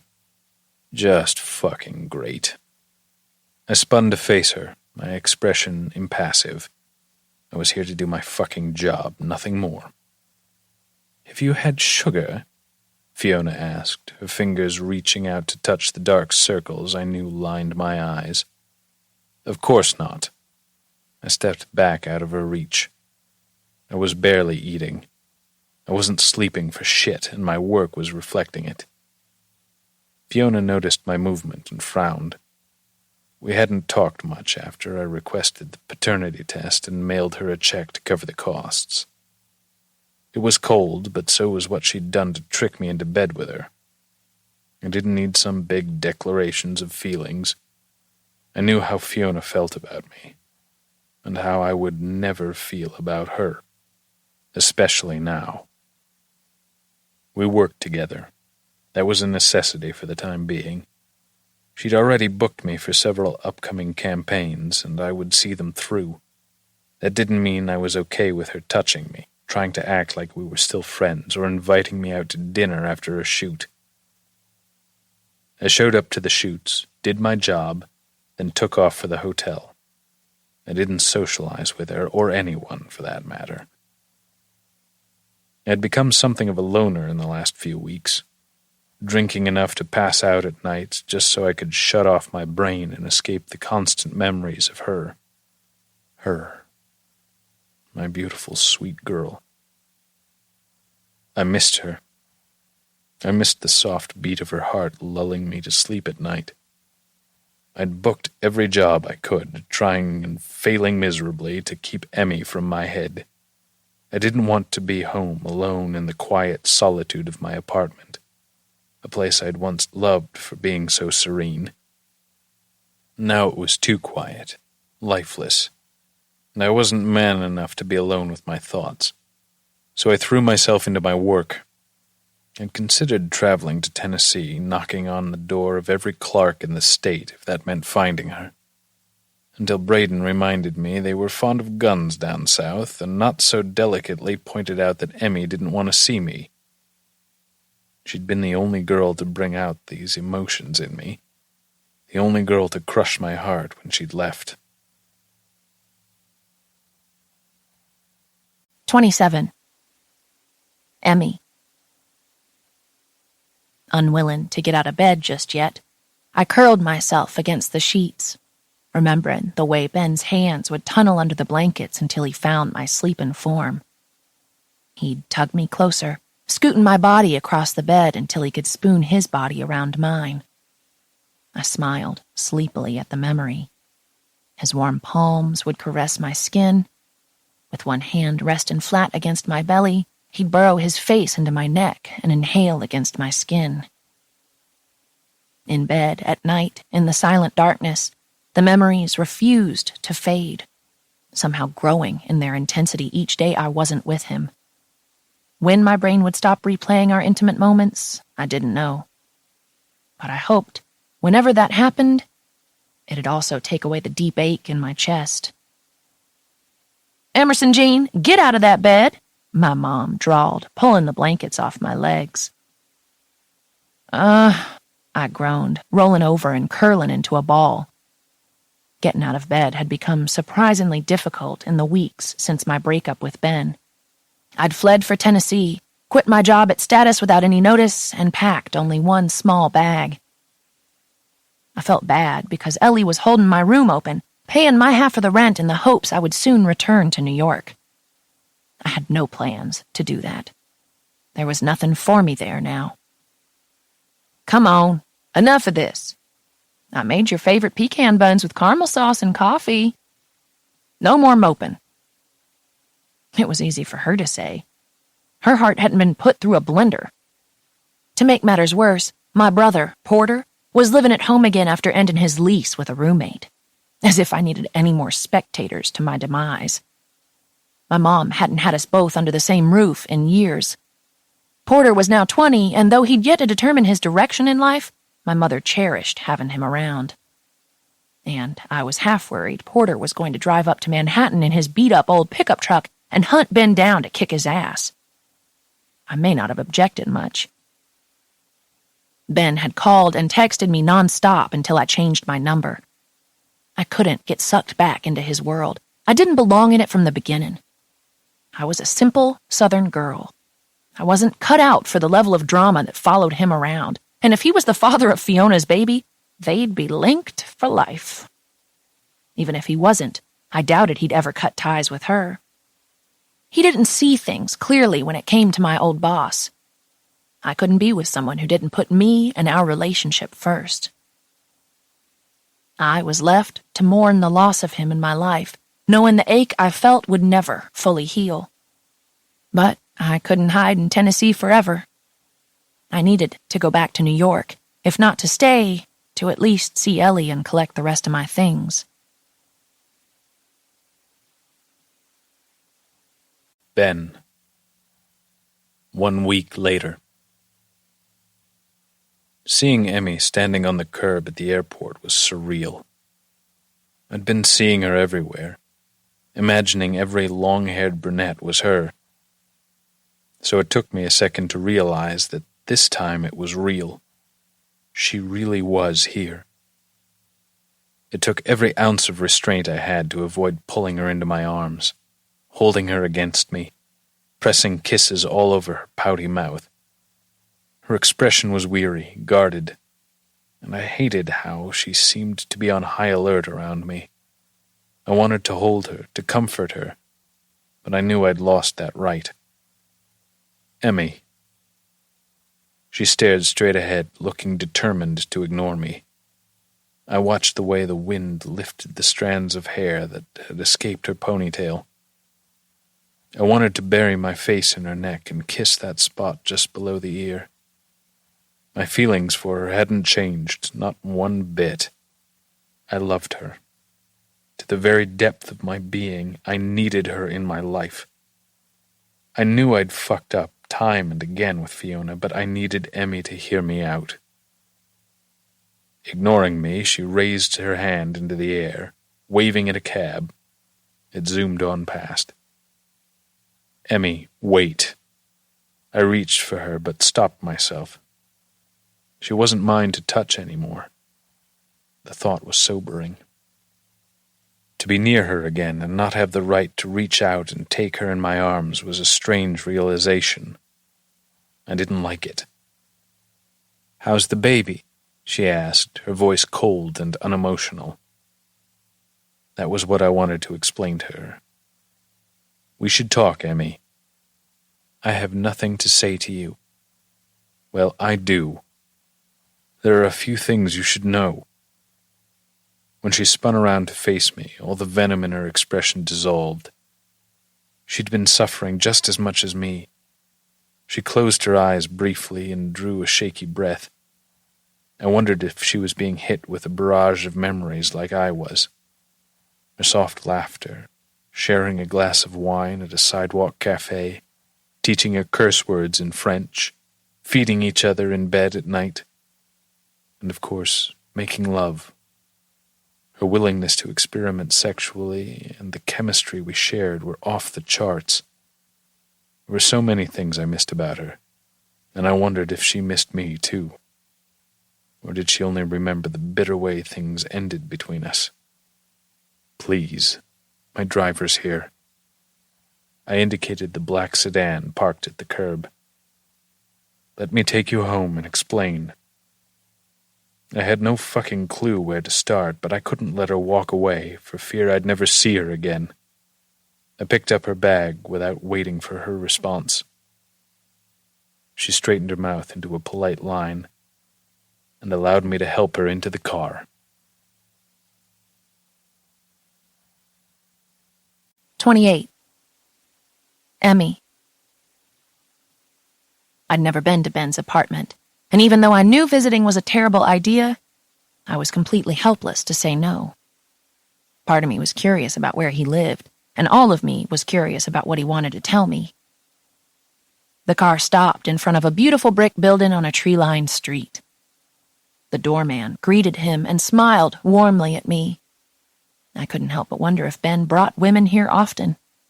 Surely Fiona had been here. I shuddered, shaken off the thought. Riding the elevator to Ben's floor, I found myself wanting to wedge myself against the far wall.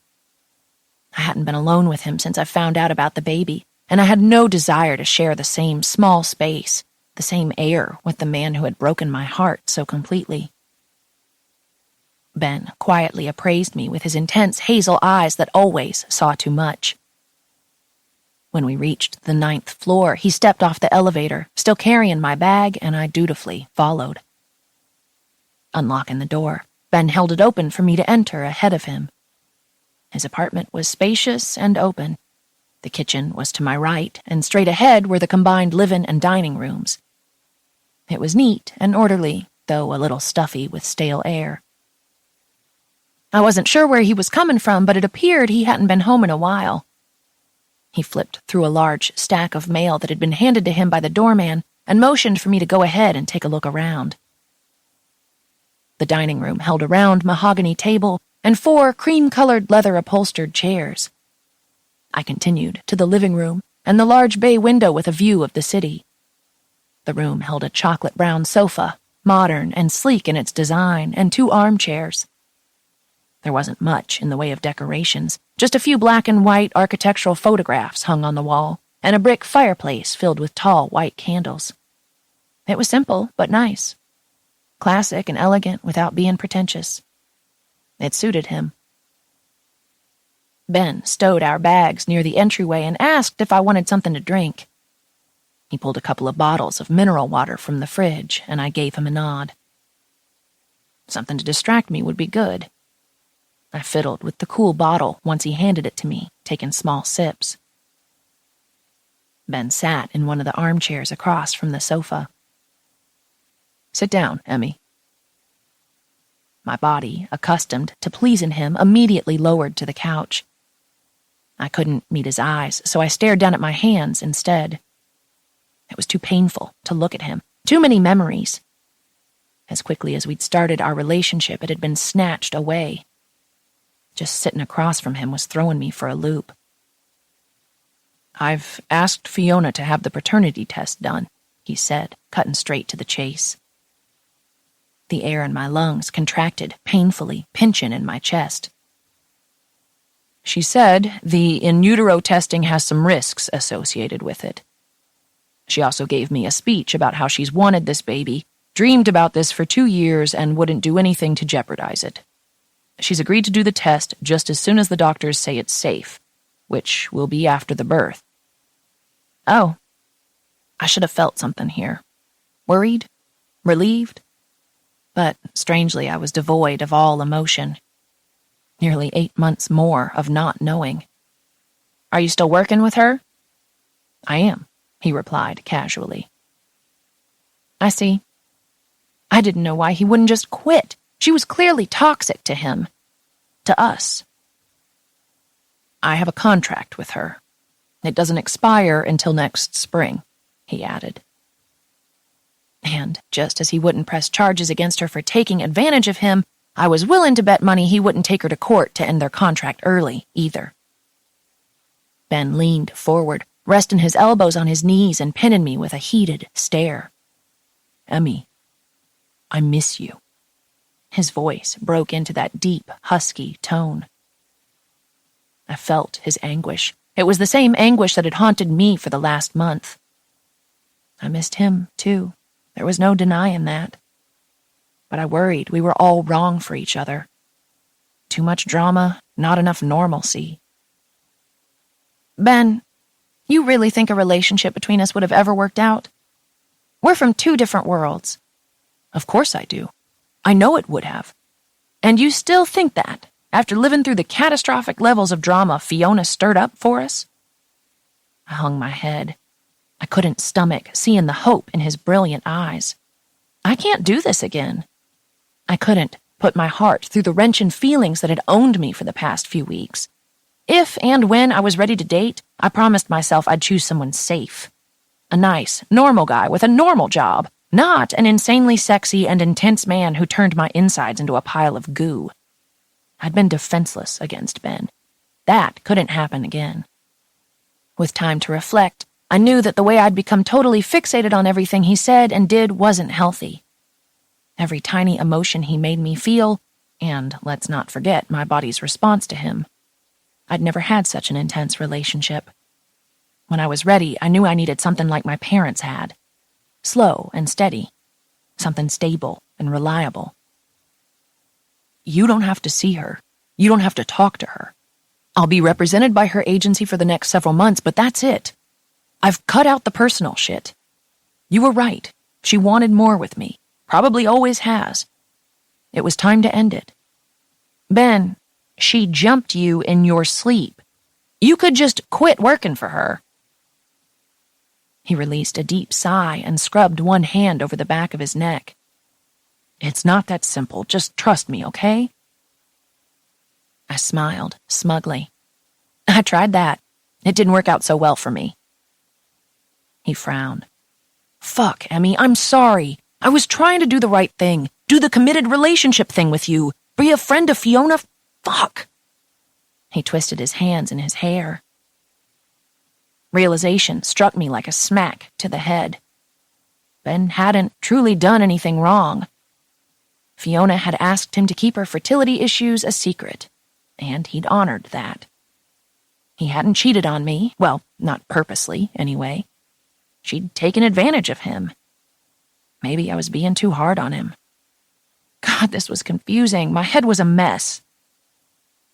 When I looked up and met his eyes, I saw that he was telling the truth. He wanted to make this work. He wanted me. Each time I saw him, it was like the first time. His strong jawline, defined chest, broad shoulders, and full mouth were such a sensual combination. It destroyed my presence of mind to stay away. Even if it ended up destroying me, I couldn't stay away from him. Wouldn't. What will you do if it's yours? I honestly don't know. Would you want to be with her? Raise the baby? I held my breath. No. I'm with you. I want you. Even though she and I were romantically involved in the past, I never considered actually being with her. It wasn't like that between us. Okay, I guess we'll figure it out together. Yes, together. His hand reached out to take mine. It seemed harmless enough, but when the warm weight of his palm slid against my skin, one touch was all it took. I realized in an instant that even without knowing if the baby was his, I was willing to accept him and all his baggage. Memories that refused to fade rushed in, overwhelming my sense of clarity. His touch pushed away the hurt and betrayal and flooded me with warmth and awareness. We'd always had this raw, chemical reaction. Time hadn't changed that. I didn't know why I thought it'd be safe to come here with him. No way was I immune to this man. And his home was very much him. His light male scent clung to the space, and the interior exuded his sexy, confident charm. Ben laced his fingers between mine, the move possessive and sure. My whole body clenched, tightened, my breathing coming in shallow pants. Ben read my reaction all in a single heartbeat, and I could see how affected he was by me, too. My lips trembled. I knew I should say something to his revelation. That was why we were here, to talk. But somehow all I could think about was that his bedroom door was less than 20 feet away, and how the incredible pressure of his thick cock pushing into me always stole my breath. "What do you want?" he asked, his voice a low whisper. I don't know," I murmured. I wanted to go back in time to tell Fiona to shove the promotion up her ass, and I'd stay with Ben in Paris. Unfortunately, life didn't work that way. Ben moved to sit beside me on the couch. One hand gripped my waist while his other combed through my hair. It had been so long since he'd touched me, and my body was on fire with want. Want for this beautiful, sexy man who destroyed me from the inside out. "Emmy." My name was a broken murmur, his voice raw and husky. "You can't look at me like that with those pretty gray eyes." His thumb caressed my cheek. "It brings back too many memories." He leaned in closer, his lips brushing the outer shell of my ear. "It makes me want to take you to bed and fuck you until you scream my name." I didn't answer. Couldn't. My voice had failed me. Cognitive thought had failed, too. Acting on instinct, I placed my palm against his cheek, skimming my fingers lightly across his stubble-roughened skin. His breathing hitched. I wasn't saying no. I wasn't saying yes. Ben's eyes roamed to my mouth. He wanted to kiss me. I wanted to forget all the fucked up things that had happened and capture what we'd lost. I bit my bottom lip, letting my teeth pull against the tender flesh. Ben growled and his mouth came down on mine. His kiss was frenzied, his tongue stroking mine in a desperate way. His mouth left mine, only to travel down my throat, his tongue leaving damp kisses along my sensitive skin. His hand traveled north from my waist, moving under my shirt to press against my side. His thumb skittered along the underside of my bra, but he didn't go any farther. My heart thundered in my chest, waiting for him to make contact with my achy breasts. "Emmy, tell me this is okay. I need to be inside you, baby, so bad." My sex clenched with his admission. I didn't know where we stood. Didn't care. I wanted him just as badly. Wanted him to chase away all the hurt and confused feelings, and nothing would do that better than feeling his body overtake mine with raw lust and sensation. His hazel eyes burned with passion. "If you want me to stop, tell me now." I stayed quiet, afraid of what I might say. Ben lifted me like I weighed nothing at all, securing one arm under my legs and the other around my back, and carried me to his bedroom. His room was spacious, with a king-sized bed in the center, dressed in slate-gray sheets with plenty of fluffy pillows. The last of the sunlight was fading, giving the room a pretty pink glow. A cozy-looking leather armchair was pushed into the corner and had several copies of Vogue scattered around it on the floor. But best of all, it smelled like the crisp, masculine scent of his cologne. He lowered me to the bed carefully and sat on the edge. His fingers tugged at the hem of my shirt, and I dutifully lifted my arm so he could remove it. After a flick of the clasp at my back, he slid my bra straps down my arms, disposing of my bra on the floor at the foot of the bed. Ben's eyes left mine to roam down my naked chest. He sunk to his knees in front of me and pressed a soft kiss to my belly. Then his eyes lifted to mine, and he began peeling my yoga pants down my hips, taking my panties with them. I lifted up a bit off the bed, and he slowly slid the clothing down my legs, removing it completely. I was exposed and vulnerable, but I didn't feel that way. His darkened gaze looked over me hungrily, making me feel beautiful and desired. I wanted him to touch me, to put his mouth and hands on me, but he just knelt in front of me, watching my eyes with his hungry gaze. "Ben," I whispered, unsure of how to ask for what I wanted. His hands captured my hips and he forced me to lay back against the bed, but I supported myself on my elbows, unsure what he was about to do. Ben crawled up my body, tugging his shirt off quickly. His warm skin pressed against mine and I gripped his strong shoulders. His lips pressed against my collarbone, the top of my chest, my upper arm. He trailed gentle kisses all over my skin, my breasts tingling in wait for him. Finally, his mouth kissed along the swell of my breast, his fingertips making feather-like touches around my nipples. He pressed my breasts together, admiring the generous cleavage it created, and brought his head down to lick and nip at my sensitive nipples. I let out a throaty cry. I didn't know how this could feel so good. I squirmed beneath him, desperate to grind my center against him. But Ben was relentless. He licked and sucked at my breasts until I was writhing and moaning his name. Then he lifted his head, and a tiny smile danced in his eyes, like somehow the sound of me moaning his name was his goal all along. Like it somehow made this moment more real. I sat up and tugged ruthlessly at his belt, fighting to get his pants off. Ben, seemingly in no hurry, lifted onto his knees so I was face level with his groin. My trembling fingers finally succeeded in undoing his pants, and I tugged them and his boxer briefs down his hips. He was rock hard and swollen, and even bigger than I remembered. His heavy length stood ready and waiting for me. Leaning forward, I took him in my mouth, sucking at him greedily, gripping him with both hands. As soon as my mouth closed around him, we each groaned. Ben's palms brushed my cheeks as he watched me work, his eyes at half-mast and filled with desire. "Fuck, baby, you give such good head." I licked all along his shaft, letting him watch the sexy way I was kissing his most sensitive part.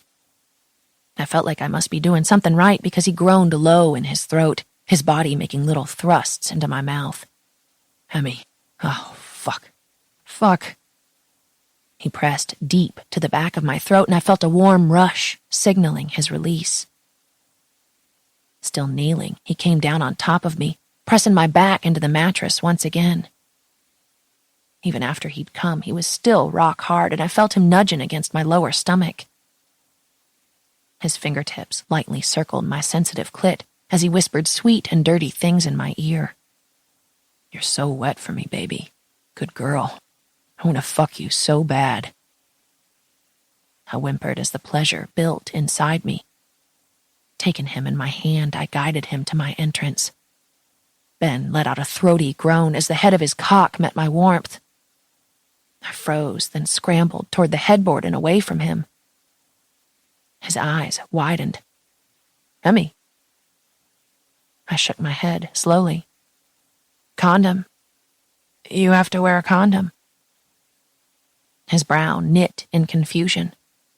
We hadn't used condoms in months, ever since we'd had the talk. "I haven't been with anyone else, baby. Have you?" I shook my head. Of course I hadn't, but he had.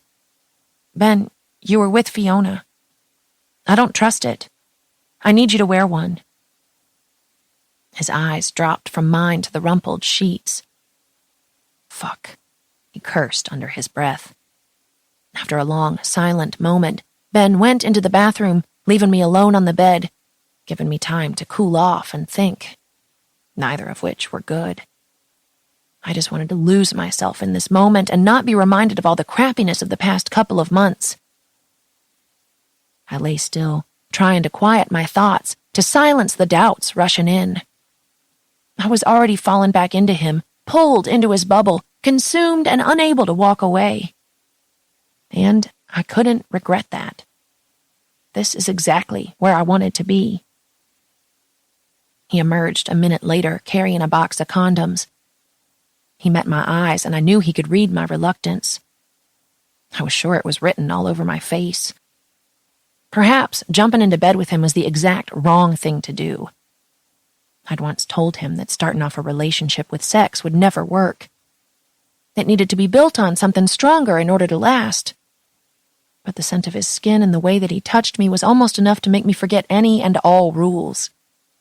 He was too tempting. He approached the side of the bed, then paused, waiting for my lead.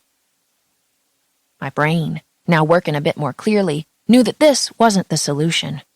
I couldn't fall into bed with him so easily again and expect our steamy hot sex to blossom into a real trust-in relationship. I lifted my chin and met his eyes. If we're going to do this, there can't be any more hiding things from me. I need brutal honesty between us. There's no if. We're doing this, baby. You're mine. He stepped closer, tipping my chin up to meet his eyes. The haunted man I'd grown to care so much about stared back at me. I didn't argue. I think we should take things slow, I murmured, a statement made all the more awkward by the fact that we were both naked. Fuck going slow. I love you. I'm in love with you, and I need you. I'm going to spend every day showing you just how much you mean to me. I'm not letting you go without a fight this time. We belong together. Rather than answering him, I tugged the sheet up around my naked chest, hugging it to my body as I maneuvered from the bed to stand before him. I need to call Ellie. She was expecting me at our apartment. Ben stepped closer, but I continued past him, silently grabbing my pants from the floor and tugging them on. After dressing, I dug my phone out of my purse and discovered I'd missed 6 phone calls from Ellie and 3 texts. The last was, "Where the hell are you?" I stepped out into the living room and stood near the floor-length windows to return her call. "Emmy, where the hell are you? I checked your flight. It landed on time. Are you okay?" "I'm fine." I was reluctant to admit I'd gone home with Ben. He was firmly at the top of Ellie's dead to me list. I spun around and met Ben's eyes. He'd dressed in jeans and a worn sweatshirt that looked soft. "I'll be home in a bit." Ben's mouth tightened into a line and he shook his head. "Where the hell are you?" Ellie's worried tone pulled my eyes away from Ben's. "I'm, at Ben's." "What the fuck are you doing there? Better yet, let me grab my pitchfork and I'll join you." "Ellie, I can't just walk away from him." Even as I said it, I knew it didn't explain anything. "Okay." She paused. "I'm listening." I pulled in a deep breath and held it for a moment before releasing it slowly. "We're talking. I'll call you in a bit. Don't worry about me, okay?" "I just miss you." "I know, I miss you too. See you soon, all right?" Ellie mumbled her goodbye, and I could tell she was clearly not happy with me. I'd have some friendship mending to do later. Not only had I moved out suddenly last month, but I'd sort of been bad about picking up the phone when she'd called, too. I'd just retreated into myself while in Tennessee, sleeping a lot, gardening with my mom, and eating plenty of home cooking, enough to offset the obligatory 5-pound weight loss I'd experienced when I first got there. Stuffing the phone back into my purse, I could still feel Ben watching me. "Come sit." He motioned me toward the sofa, and I joined him, being sure to keep plenty of space between us. "Are you hungry? I could order out." I shook my head. "I'm fine." It was late evening, and though I hadn't eaten dinner, food was the last thing on my mind. I was still spinning over what had just happened in his bedroom. I'd basically freaked out when I remembered he'd been inside Fiona. Maybe I shouldn't blame him so much. He'd been passed out drunk, according to him, but he'd still comforted her. Let her spend the night. I shook my head to clear the thought. "Where were you flying in from today?" I asked, suddenly remembering he was at the airport. I had a shoot in Miami. Oh, he didn't say if Fiona was there with him, and I wasn't about to ask. We were talking, making progress. I didn't want to shut that down just yet. I'm sorry if I pushed you too fast. His eyes wandered to his bedroom door and a shiver raced down my spine. It wasn't your fault. I wasn't thinking clearly either. It's just been so long.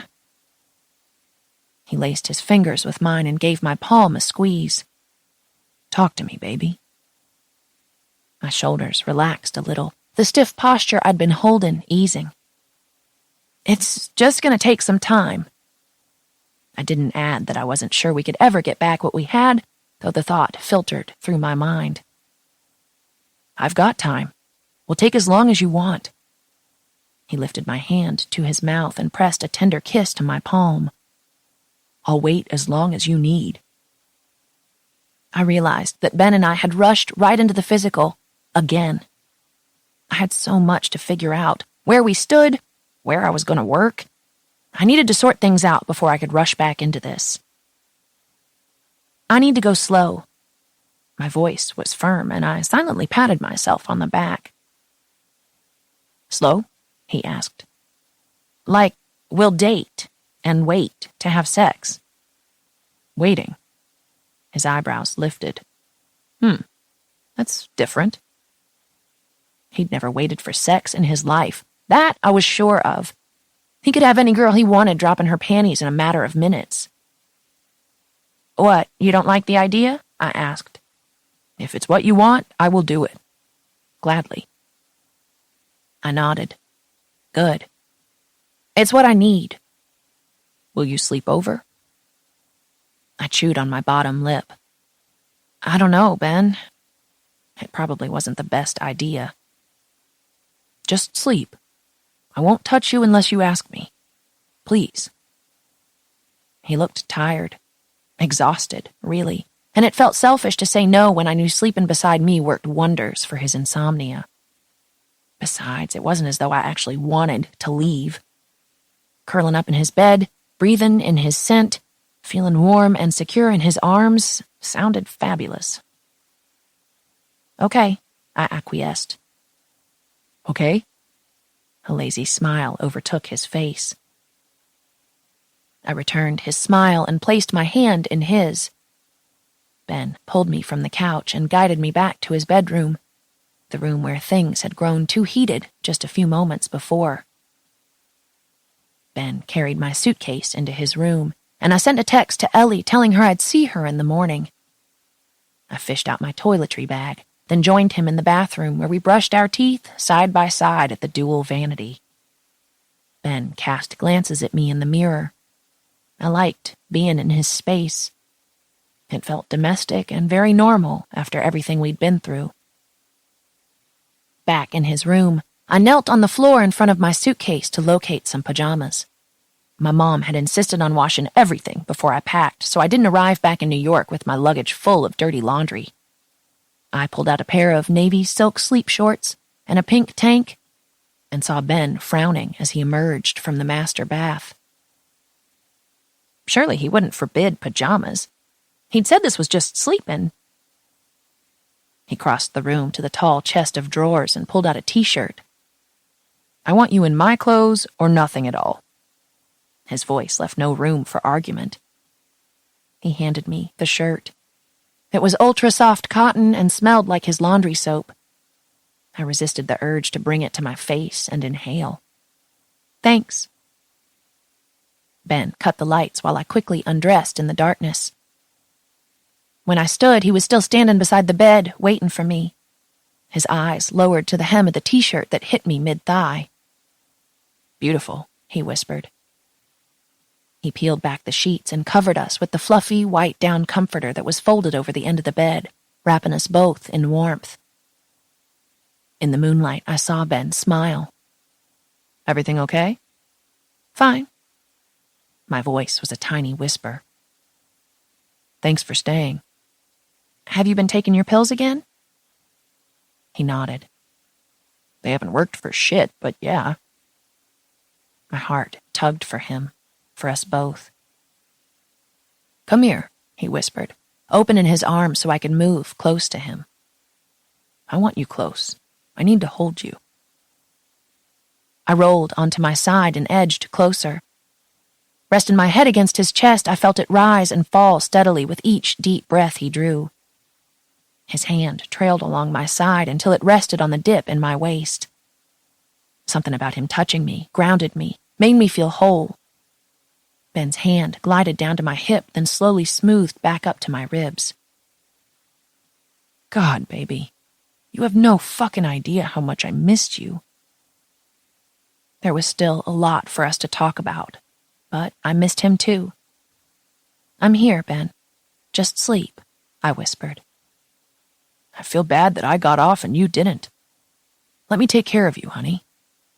His hand trailed along my side again, moving down to caress the skin at my hip under the t-shirt. His rough hand on my bare skin sent a warm tingle through my belly, and my breath caught in my chest. "Then, starting tomorrow, we'll begin the waiting," he added. "It doesn't work that way." I needed to remain strong, if only to prove to myself that I could, and that there was more to our relationship. My libido had taken a back seat when I realized we needed to use a condom. I didn't know where Fiona had been, and I wasn't taking any chances. Besides, that realization had killed the mood completely. Now, with Ben touching me, promising to make me come as I knew he could, my judgment was slightly more clouded.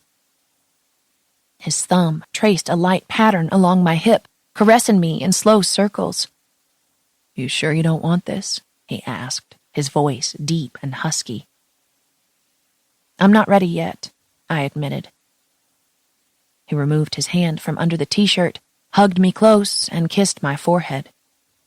"Okay. Sleeping only. And cuddling. I just didn't want to be a dick and leave you hanging." I chuckled silently. "It's fine. I just don't want to rush things this time." "I told you. We'll take all the time you need. I'm not worried. The most important thing is that you're still here with me." I tangled my legs in between his and snuggled into his broad chest. He curled himself around my body, nestling in snugly. The warm weight of his calf draped over my thigh pinned me to the mattress. His chest rose and fell in long, steady breaths, signaling that sleep was already pulling him under. "Don't leave me, Tennessee," his sleepy voice rasped. I squeezed him tighter. I didn't know how a relationship could survive the threat of Fiona's psychotic presence looming in the background. But I'd try. I had little choice. I needed this man, and it seemed he needed me. I exhaled heavily and burrowed my face against his neck, breathing him in. His delicious, masculine scent filled my lungs and relaxed me. "Emmy, mine," he murmured in his sleep. For now, I thought. My wrecked heart wasn't ready to sign up for this, but my body wouldn't heed the sensible advice. I was his. He was mine. This beautiful, damaged, intense man was mine. For better or worse, I needed to see what happened next.